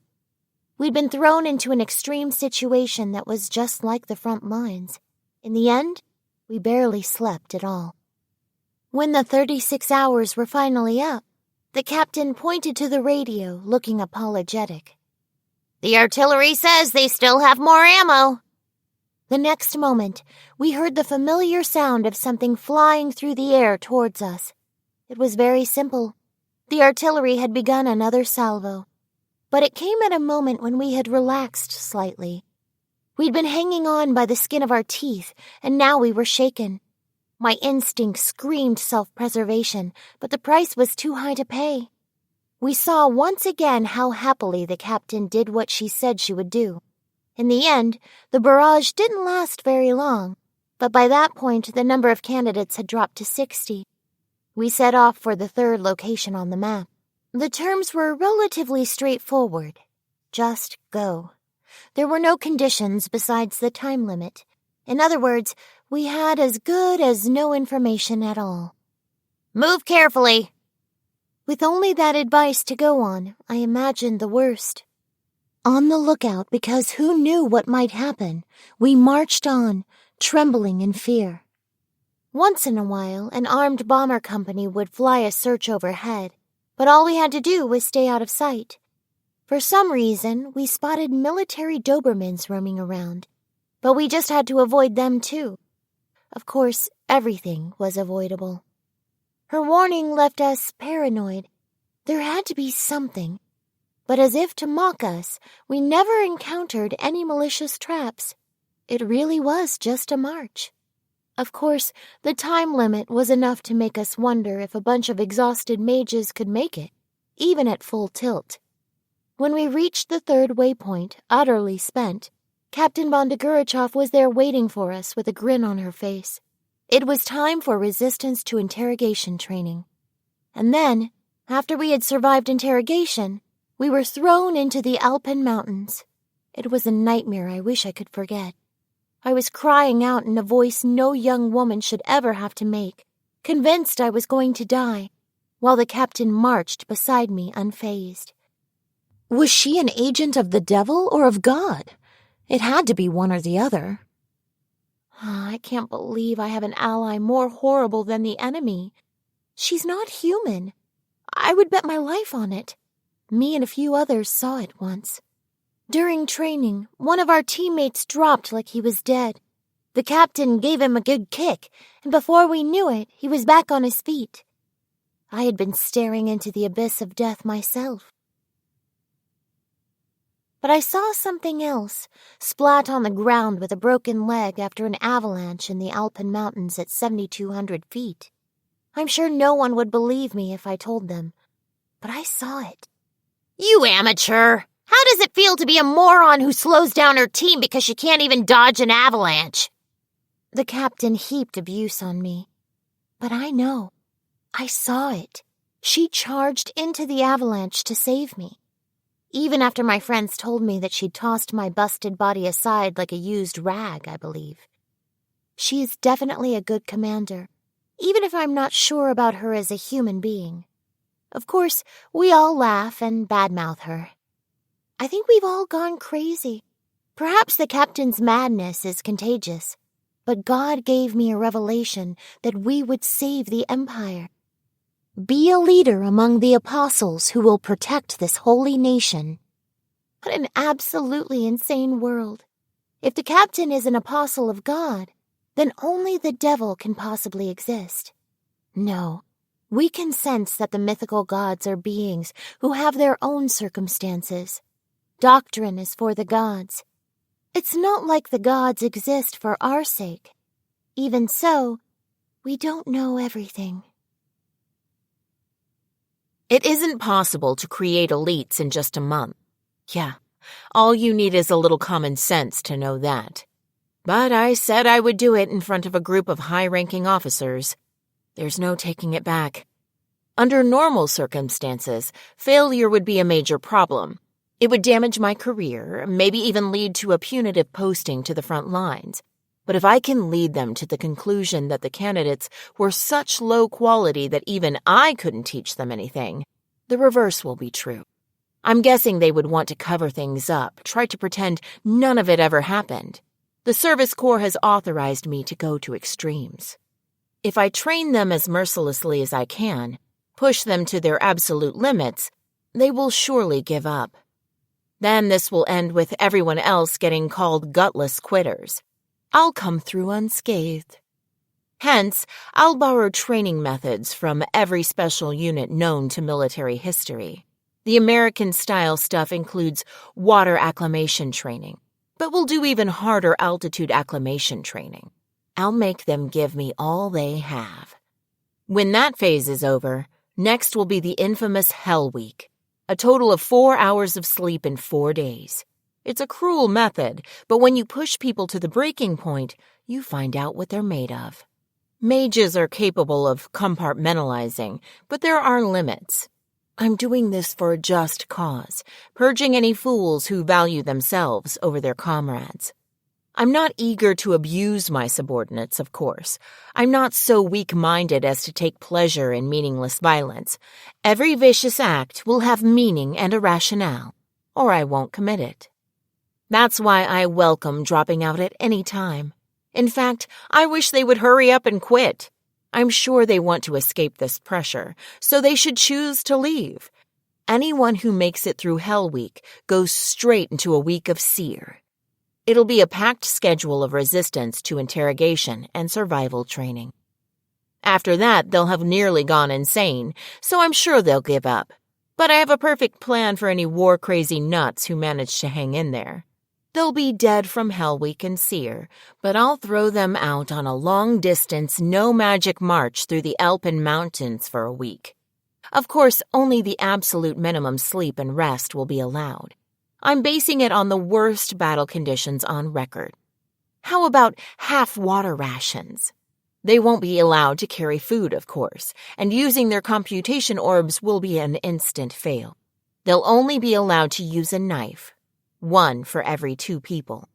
Perhaps it makes sense if I explain it as a general staff trip, only harder and more elaborate. Anyone who can't cross the steep Alpine Mountains in 7 days is out. And that's quite a challenge, even for someone who is in good health and properly outfitted. If anyone makes it under these conditions, I must be cursed. But all I have to do is mercilessly fail anyone who makes the slightest error. Then things should turn out more or less the way I want. And just in case they don't, I've prepared foolproof insurance. Let me be clear. I don't want to have to resort to this. It's not my intention. There's just no other way that's quite so certain. So yes, I overcame my anguish and put this insurance in place. I've made the new mass production prototype developed by the mad scientist at Millennium Arms standard issue equipment. Yes, that walking disaster, Chief Engineer Adelheid von Schugel. It's an early mass production version of the Millennium Arms Type 97 assault computation orb he's been working on. I'm confident that we can expect accountability problems from that infuriating man. Yes, there was a time I thought all that. So why then? Is life just cursed? Or are the possibilities for humanity just endless? Maybe it's important to have faith. But please remember, we must completely divest ourselves of wishful thinking. An experiential approach is always instructive. Please remember, many of your failures are your own fault, and often, by the time you realize it, it's too late. Suddenly, I find myself standing on a raised platform. Maybe I'm half asleep, because just as I'm thinking maybe I should curse my own morning-hating body and its unexpectedly low blood pressure, another irresistible wave of sleepiness assaults Tanya. But then her ears catch snatches of what her mouth is saying. As of today, you graduate from being worthless maggots. From this day forward, you are Imperial mages. Wherever you go, from now until the moment you bite the dust, you will be bound as fellow soldiers. The members of the army are both your brothers and your brothers in arms. Next, you'll be heading to the battlefield. Some of you will never return. But remember this, every Imperial soldier dies. We exist to die, but the Empire is eternal. That means you, too, are eternal. And so the Empire expects you to put up a never-ending fight. Why do I have to say all this? I don't remember saying any of that stuff, but something remains in my memory as if I did. Before and after that is fuzzy. Unfortunately, Tanya has to admit that she has lost parts of her memory, perhaps because she activated the Millennium Type 95 during training. That is exactly why she hates it. Captain Tanya von Degurechaff, who isn't getting any taller even though she should be growing, and has trouble with equipment sizes, can't avoid feeling conscious of her height issue, especially when she is surrounded by battle-hardened women mages, rare as they were, with great bodies. Good grief. I may be a knowledge worker, but my white-collar job required a certain amount of physical strength. I do pay attention to my diet, knowing that healthy work begins with a wholesome lifestyle, but nothing seems to come of it. Well, not that I would expect to get taller eating K-Brot. In other words, if as an individual I want to avoid wasting my efforts, I have to grow up. That's what brought me to the military doctor, to find out why I wasn't growing even though I should have been. It's true. Before I knew it, I was even asking the doctor what I should do to get taller. The military doctor advised me that my growth was stunted because of balance issues between my muscles and training. If I addressed that, got plenty of sleep, and ate well, I would grow, she said. The smile she gave me left me suspicious. Immediately after, I was seized by an impulse to take my rifle and blow my head off to get rid of those memories. She was an awfully chubby doctor for a woman.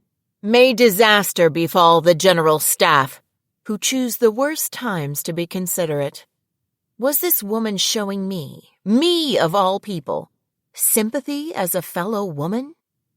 Irritatingly, all of this started when I was accused of resisting the form of oppression known as faith because I was a man. I didn't think it was possible, but was I brainwashed to want to mature as a woman? No, it's very dangerous to come to conclusions based solely on circumstantial evidence. It's true that I suffered much unpleasantness because of the Elenium Type 95, but I'm pretty sure the thought control is limited to when it's active. Looking at my records, I can't verify any ongoing manipulation of my thinking, but I do have the sense that something very unpleasant is developing. Devils! Do you, all of you, mean to trifle with my identity as a freedom-loving individual? The next thing I know, there's a rosary I have no memory of around my neck. The Holy Mother? Yes, like you see in churches, I understand. I've often seen the sisters handing them out, but I only ever watched. Stop fleeing and face reality. Why do I have this unfamiliar rosary? For that matter, when did I start losing my memory? This is bad. I really can't trust my memories. For something I got from a church, this thing looks awfully well used. You could say it has a sense of history around it, a presence. To be blunt, it seems like the sort of thing that, in my world, the church would keep as a holy relic, to the point where I want it as far away from me as soon as possible. If I had my wish, I would donate it somewhere. Anywhere.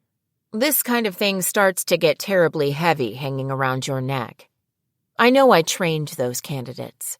It's also true that I intended to pass no one at all on the pretext of a difficult selection process. My memories of that month are clear, but something is wrong. Maybe my mistake was unconsciously activating it at 8,000 feet. Yes, my critical error was activating the Elenium Type 95 to go higher. Maybe I should consider the possibility that spiritual corruption can build up. Rather than just manipulating my mouth for a short time, maybe it accumulates in the body like lead does. Get tested for spiritual corruption? But on what grounds? The military facility that performs our physicals is researching the effects of magic technology on thought. If I can trust them, they announced at a meeting of the Society for RTI Technology that they could tell if someone was having their thoughts influenced. Maybe I should get tested now while I can still make sane judgments. But the problem is finding a reason.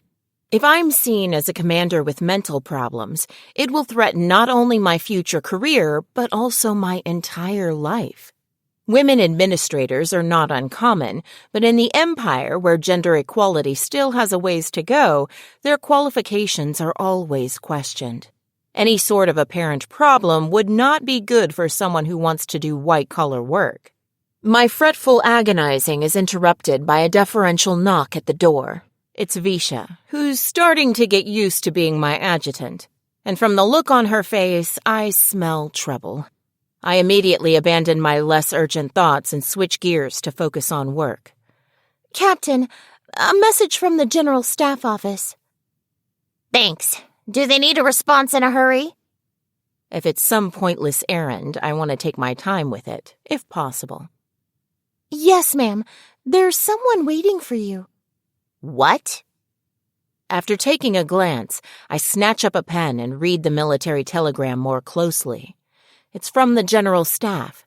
I'm being ordered to finish assembling my unit and deploy immediately to a base in the southeast. Top priority. Captain von Degurechaff? Is something the matter? It's too soon. It's still way too soon. Lieutenant, get the General Staff Office on the phone. I order the uncertain second lieutenant to ring the General Staff. But at that moment, as if they expected me to do that, a high-ranking staff officer appears. No, they definitely knew, which is why they sent him from the General Staff Office to talk to a mere captain like me. That won't be necessary, Major von Degurechaff. Colonel von Lergen, I didn't know you were here. It's my acquaintance, Lieutenant Colonel von Lergen. He's sensible and a good soldier who is against sending children to the front lines. Yes, congratulations on your promotion, Major. I've come as an envoy. I expect you have a lot of questions. The lieutenant colonel delivers this unofficial announcement as though it is already settled. I'm not unhappy to know I've been promoted, but I smell trouble. A high-ranking official would normally never come from the General Staff Office just to deliver the promotion papers for a simple battalion commander. Thank you for your concern. Lieutenant, leave us. Yes, ma'am. Excuse me.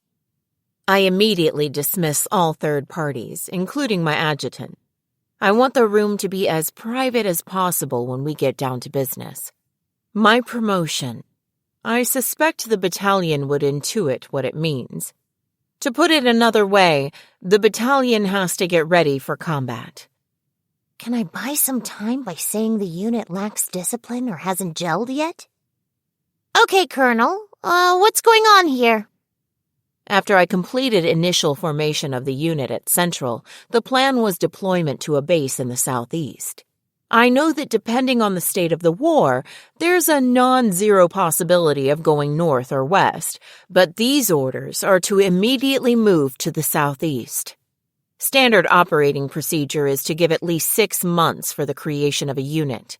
It's altogether unclear to me why they should think my unit would be ready so much sooner. You've got your 48 people. The brass considers the unit formed. Yes, it's formed, but it isn't a unit yet. Amateurs often fail to realize that finalizing the members and becoming a unit aren't the same thing.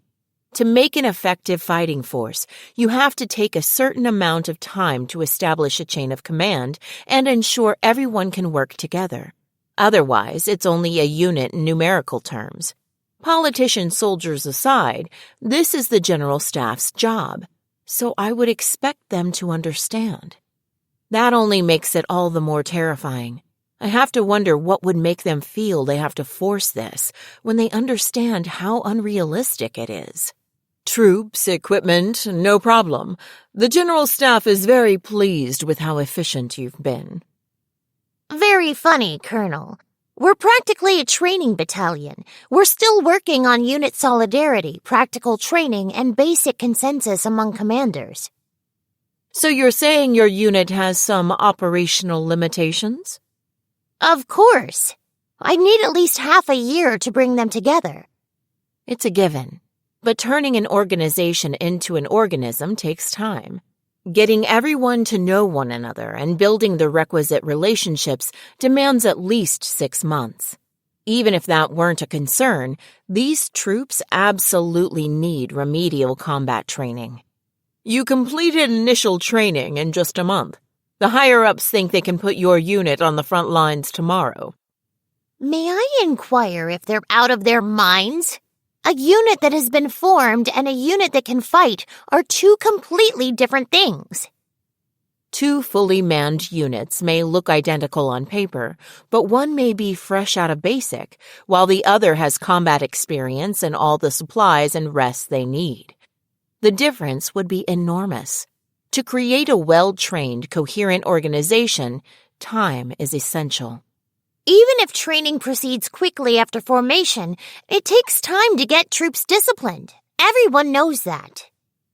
So we can't send them into battle the minute they're assembled. You know, the higher-ups only think they can do this because you're commanding. That's no answer. It doesn't even make sense. They're more than welcome to send me into battle alone. I can say that because I know they won't do it. It's unthinkable to reassign a commander in the middle of creating a unit, so I don't hesitate to come on strong.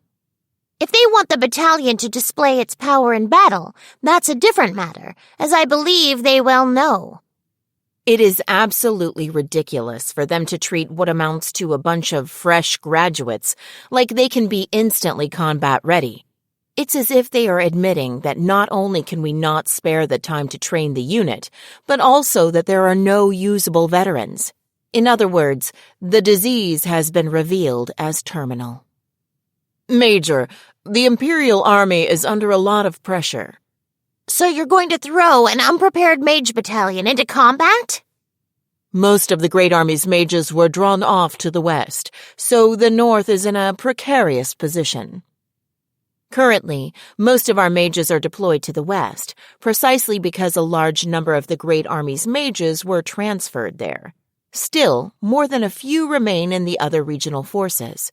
The Entente Alliance is in its death throes anyway. The Northern Army Group can easily handle it alone, which is precisely why I want to know what's so urgent in the Southeast, far from the front lines. Accelerating our timetable just to stick us in the back seems as foolish as ruining a bottle of wine that would increase in value with age, or failing to properly store cheese. That's why I don't understand, sir. Why the Southeast? If they said the North needed reinforcements, I would understand it was because they were short-handed. Things would be crystal clear. But now they're saying they're short-handed, yet they're sending us in the opposite direction of the fighting. It doesn't make much sense to me. It's what the General Staff decided. May I ask why? There are military secrets involved. Work on your combat capability in the Southeast until you receive further orders. So he's not going to explain the politics behind the decision. In that case, all I can do is guess, but it's probably a waste of time.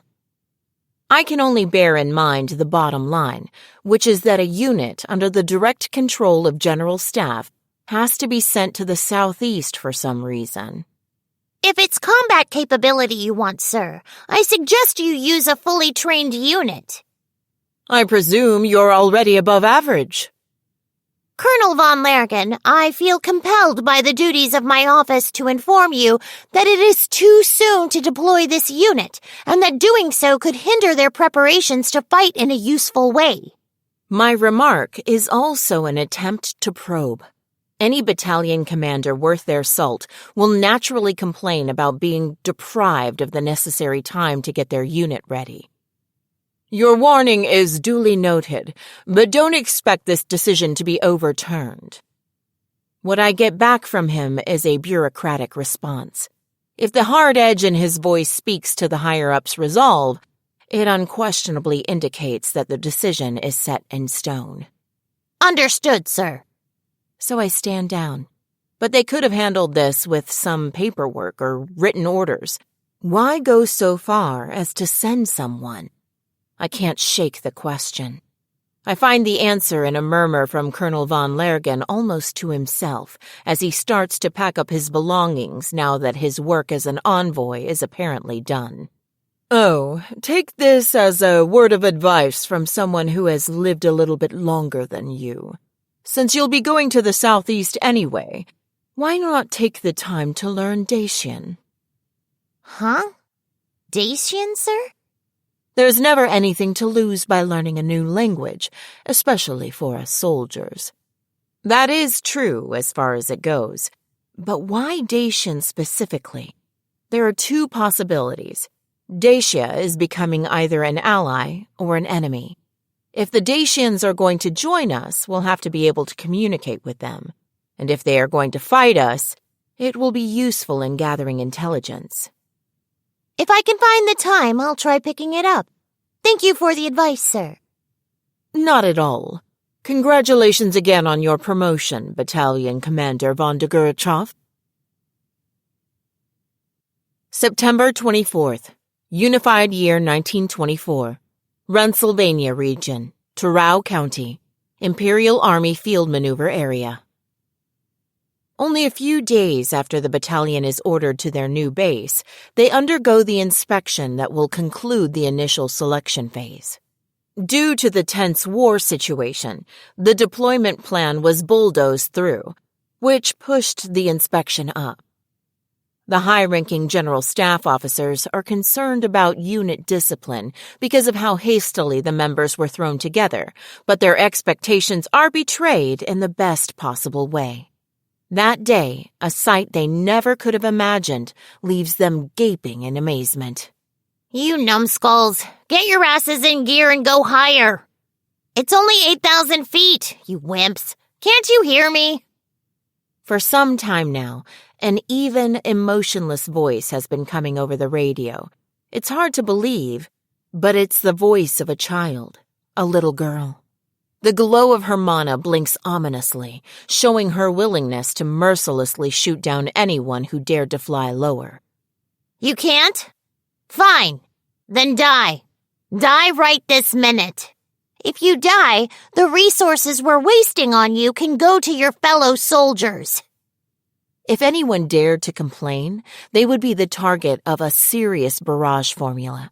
Anyone who lowered their altitude without either blacking out or using up their mana first would surely be shot out of the sky. It's an absurd pronouncement, and the mages don't expect her to follow through, but they soon learn that seeing is believing. Okay, be a sport and either die or go higher. Today is another day that defies precedent. The Republican Army mages can reach 8,000, so we should aim for 10. So murmurs Major Von Degurechaff before ordering her unit to immediately ascend at full speed while the inspectors look on. Normally, trying to fight anywhere over 6,000 feet is considered suicidal, but she nonchalantly orders her unit up to 8,000. It seems crazy, but she was serious when she said she would turn this band of inept soldiers into elites in just 1 month. She wasn't exaggerating. She did it. She whipped them till they bled, but they were elite. What do you think, Colonel von Lergen? When Lieutenant Colonel von Lergen had expressed his desire to inspect the 601st Formation Unit, Major von Degurechaff had agreed quite readily, as if to say it was no problem at all. And indeed, there are no problems. At least, no one has died in training so far, and the mage battalion they see before them is, as promised, quite powerful. It's superb. Truly, superb is all there was to say. Taking the troops to their absolute limits was a stroke of genius. She kept them hovering between life and death, squeezing every last drop of ability out of them. The inspectors heard that her program involved dramatically increasing soldiers' capabilities via what amounted to fear of imminent death. And it certainly made sense that spending an entire month hounded by a simulated terror of the great beyond would lead to a jump in ability, though you couldn't help feeling bad for the tormented soldiers. How can they go above 8,000 without oxygen tanks? The technology officers in attendance are shocked for a different reason. Granted, this is training, but they make the approach to 8,000 so calmly. It has to be Major von Degurechaff. They wouldn't be surprised to see her flying at 12,000 feet. But it is significant that she's able to get her troops to fly so high. No, it's quite simple. This confident answer comes from the military police officer who is their guide.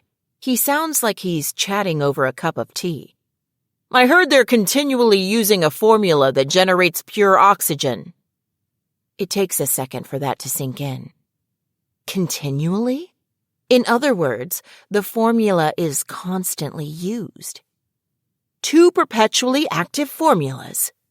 Yes, it seems that was the absolute minimum required of them.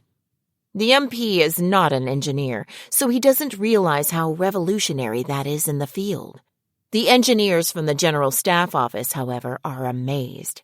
A furor breaks out among them, some even whispering that it's completely ridiculous.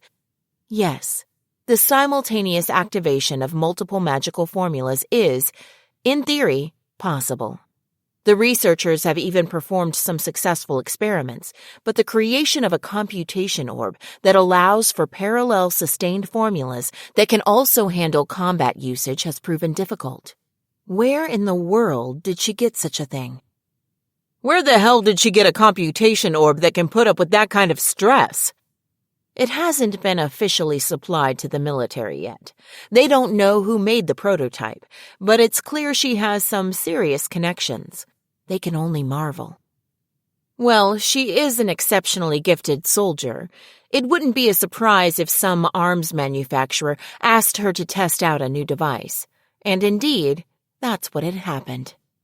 She commandeered the first batch of Millennium Arms mass production model.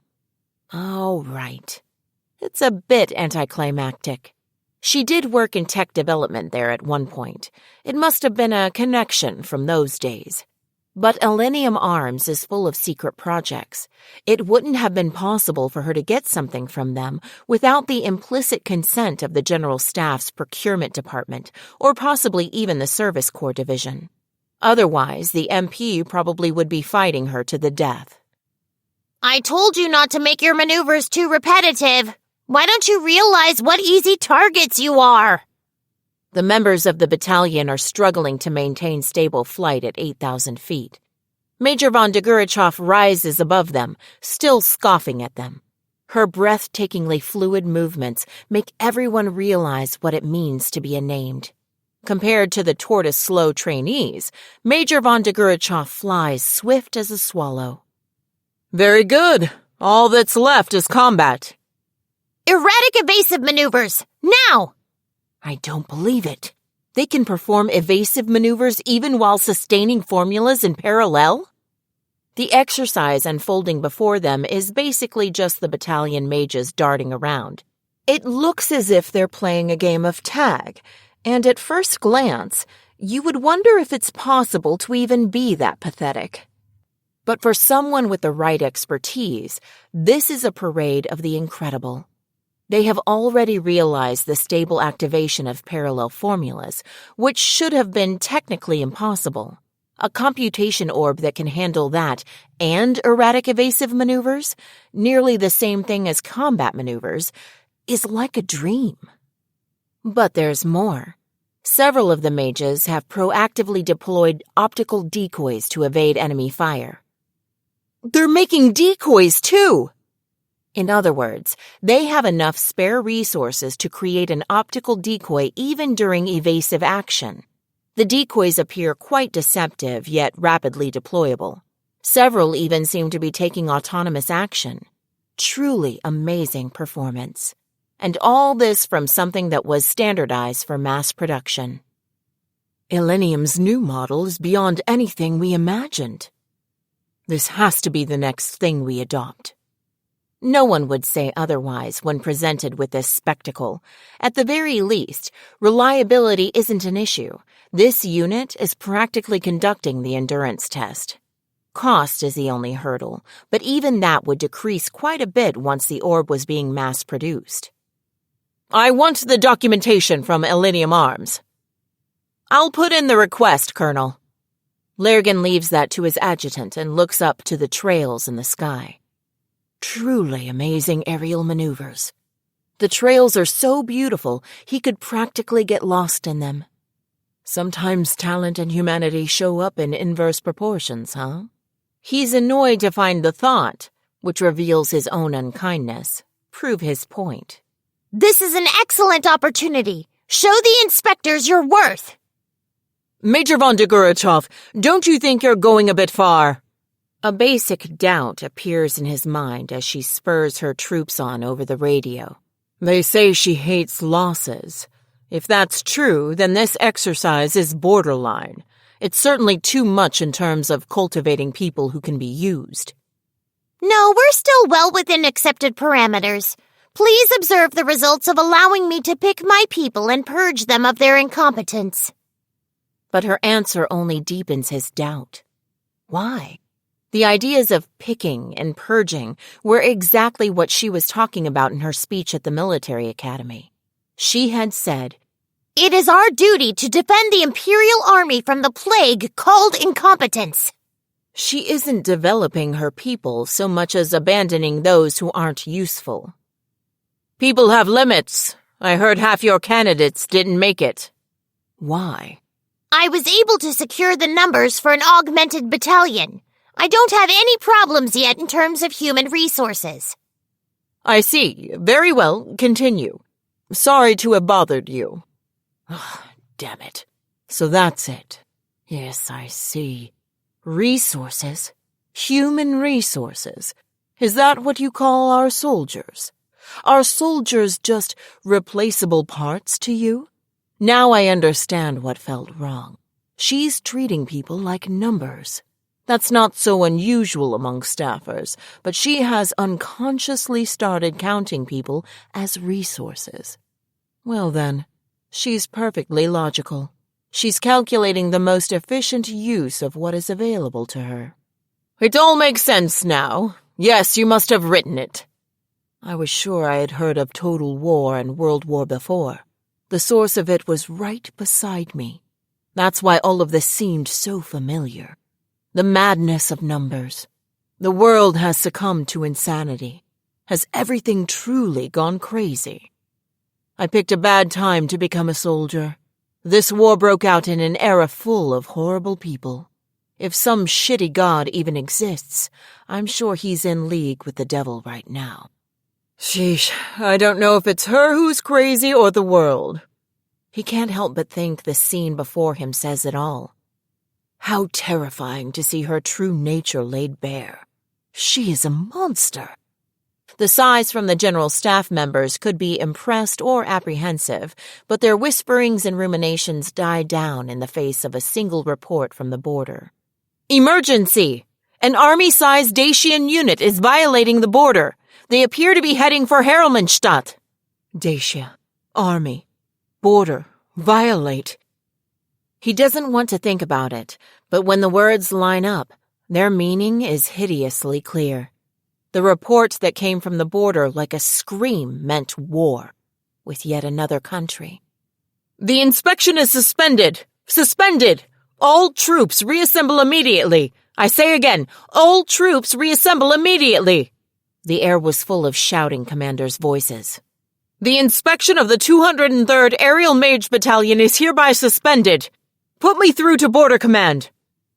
Staffers are running around shouting into radios and telephones to be connected to this and get information about that. The proceedings are abandoned. Everyone is moving at top speed, not caring about the mud splattering their dress uniforms.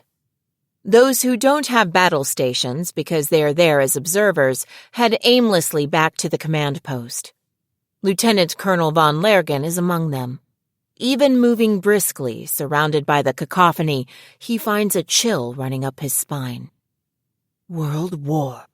Could something so ridiculous really happen? He is about to say, when he is interrupted by Major von Degurechaff, who shows up at the command post a bit later. I absolutely agree, Colonel.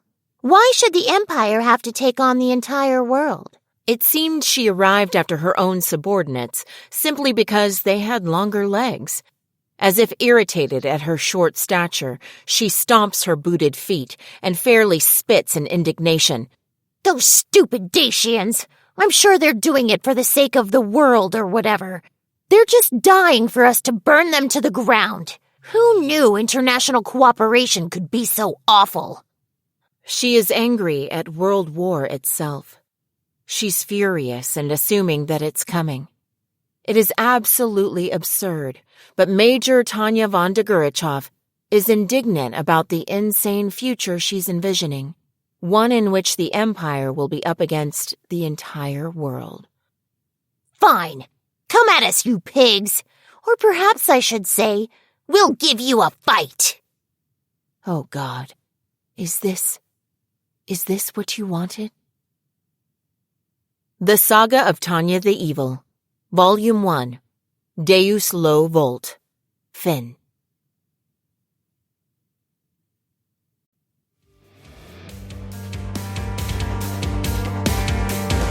This has been a Yen audio production of The Saga of Tanya the Evil, Volume 1, Deus Lo Vult. Written by Carlo Zen. Translated by Emily Balistieri and Kevin Steinbach. Cover art by Shinobu Shinotsuki. Read by Monica Rial. Produced by Jen Patton. Post-production by Lepton Productions. The Saga of Tanya the Evil Volume 1, Deus Lo Vult, is also available in print and as an ebook from Yen Press. For more Yen audio productions, visit us at yenpress.com. Thank you for listening. Text copyright 2013 by Carlo Zen. English translation copyright 2017 by Yen Press LLC. Audio production copyright 2021 by Yen Audio. All rights reserved. Yen Press supports the right to free expression and the value of copyright. The purpose of copyright is to encourage writers and artists to produce the creative works that enrich our culture. The duplicating, uploading, and distribution of this audiobook without permission is a theft of the author's intellectual property. If you would like permission to use material from the audiobook, other than for review purposes, please contact Yen Audio at yenpress.com. Thank you for your support of the author's rights. This audiobook is a work of fiction. Names, characters, places, and incidents are either the product of the author's imagination or are used fictitiously, and any resemblance to actual persons, living or dead, events, or locales is entirely coincidental.